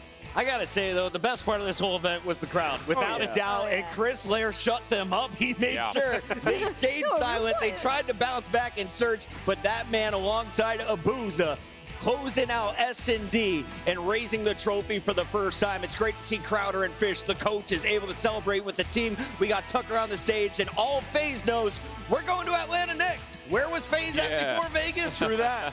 Wow, good shout. I didn't even think about that. We're going to Atlanta, so Vegas are definitely going to have even another chip sitting on there. That's pretty close to Texas, though. Brother, I'm taking, you want to see the stack I'm throwing? Neptune wins Major 1. 0-4 and Abuza win Major 2. Give me Boston, Major 3, brother. Give me Boston and Nasty. You know what? You're cooking. Get Nasty some help in the meantime. Know what, but until then, we've got some awesome moments to take a look at. So many incredible moments here from Birmingham Major 2. How about this performance at the end? FaZe Vegas locking it up over Optic. The reactions on the main stage. I mean, dude, they are so fired up. And just the sheer aggression. They knew they had Optic on the ropes. And, there was a key change in that Search and Destroy. Throughout this tournament, they've had, 0-4 carrying the bomb. It's typically Simp. Well, on that map, 0-4 was finding success. So they said, you know what, Simp, just pick up the bomb again. Let's revert back to our old style. And 0-4 took over from there. Well, speaking of the Pitbull, we asked him if you were a dog, what breed would you be? Pitbull. I'm going to blitz him. I'm also your MVP. True. Take a bite, big dog. Let's take a look at some of his big performances. 0-4, the Search and Destroy Guru, getting behind enemy lines and causing problems, but he's also in the mix throughout all the respawns. Oh, that was the big thing about this series in particular, was his ability to step on into a Colossus and just set the tone with a 12 spree. So many individual moments to be sure. Also saw a lot of clutch come out of him in the overload to save scores as well as produce opportunities to score in their own right. Yeah, 0-4 was everything across the board, capped by that Search and Destroy performance. And how many times have you out-pistoled an SMG and an AR player with full health? Not often. I'm not that good with the Jaeger in my hand.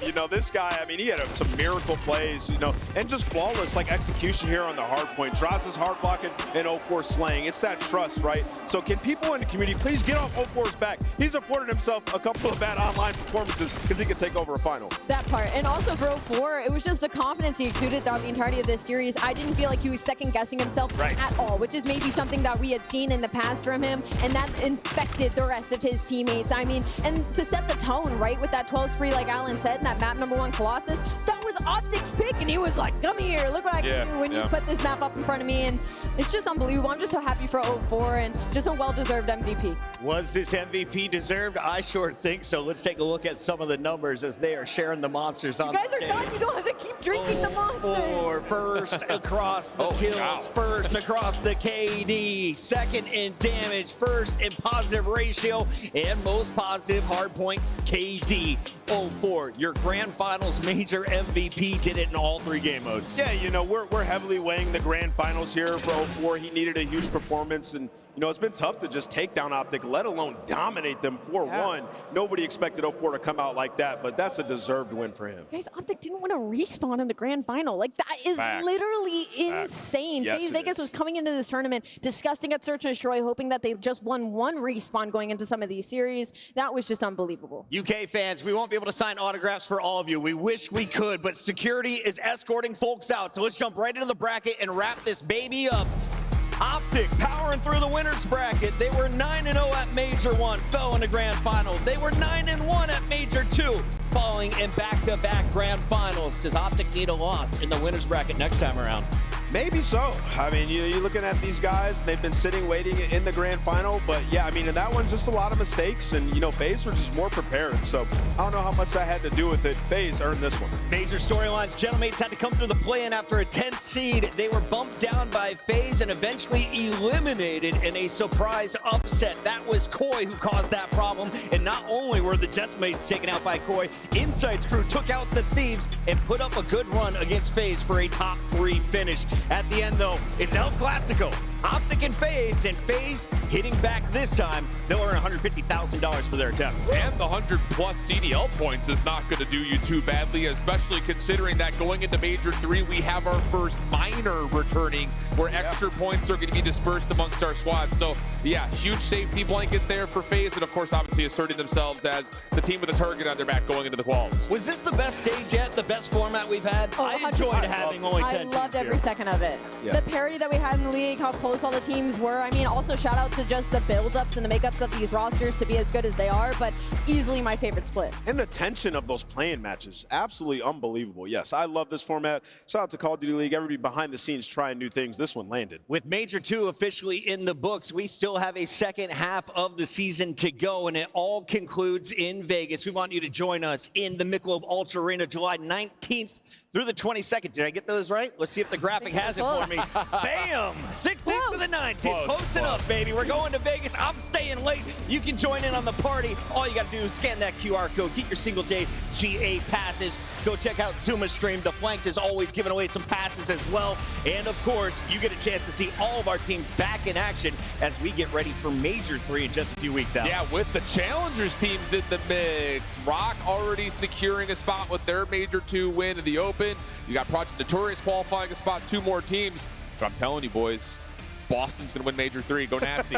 On behalf of everyone behind the scenes, UK, thank you for making this event so amazing. We can't wait to come back. For now, we're signing off, and we'll see you at Major 3.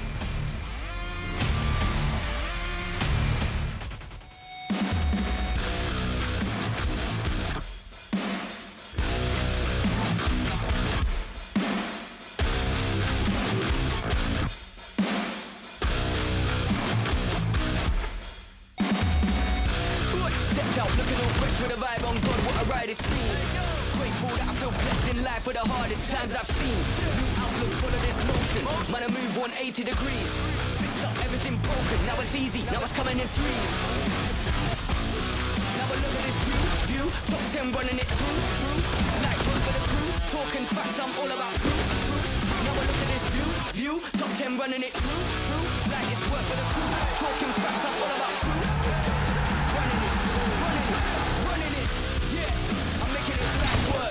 I make it look easy. Took a time, but it's my turn. It's about to get greasy.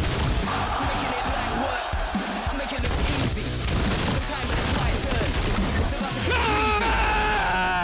Let's go! Oh my God! Lethal labyrinth into the maze. I go for the wildest sound. Against all odds, I turn this around. As the rocks get almost burned to the ground. Now I'm gonna play this loud. Now I speak out for the crowd. Everything I had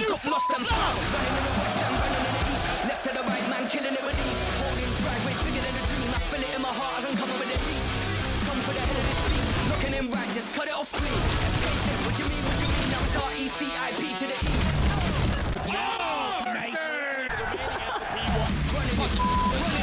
Running it, yeah. I'm making it like work.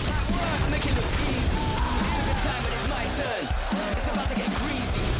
I'm making it like work. I'm making it look easy. Took the time, but it's my turn. It's about to get greasy. Got plans, it's like work.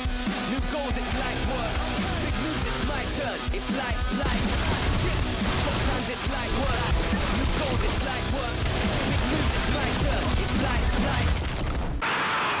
Come the on! Toby, Jamie, they can't kill you. Come on, bro.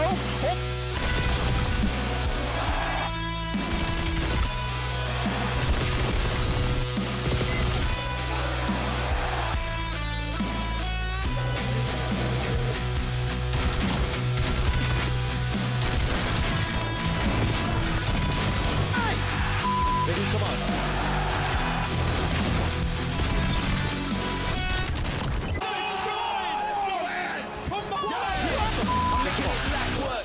I make it look easy. Took the time, but it's my turn. It's about to get greasy. I'm making it like work. I make it look easy. Took the time, but it's my turn. It's about to get greasy. Got plans, it's like work. New goals, it's like work. Big moves, it's my turn. It's like. Got plans, it's like work. Come on, baby. New goals, it's like work. Big moves, it's my turn. It's like.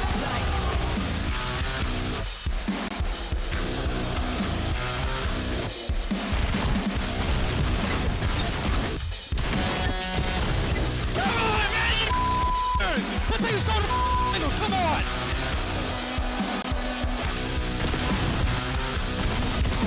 Watch out! No!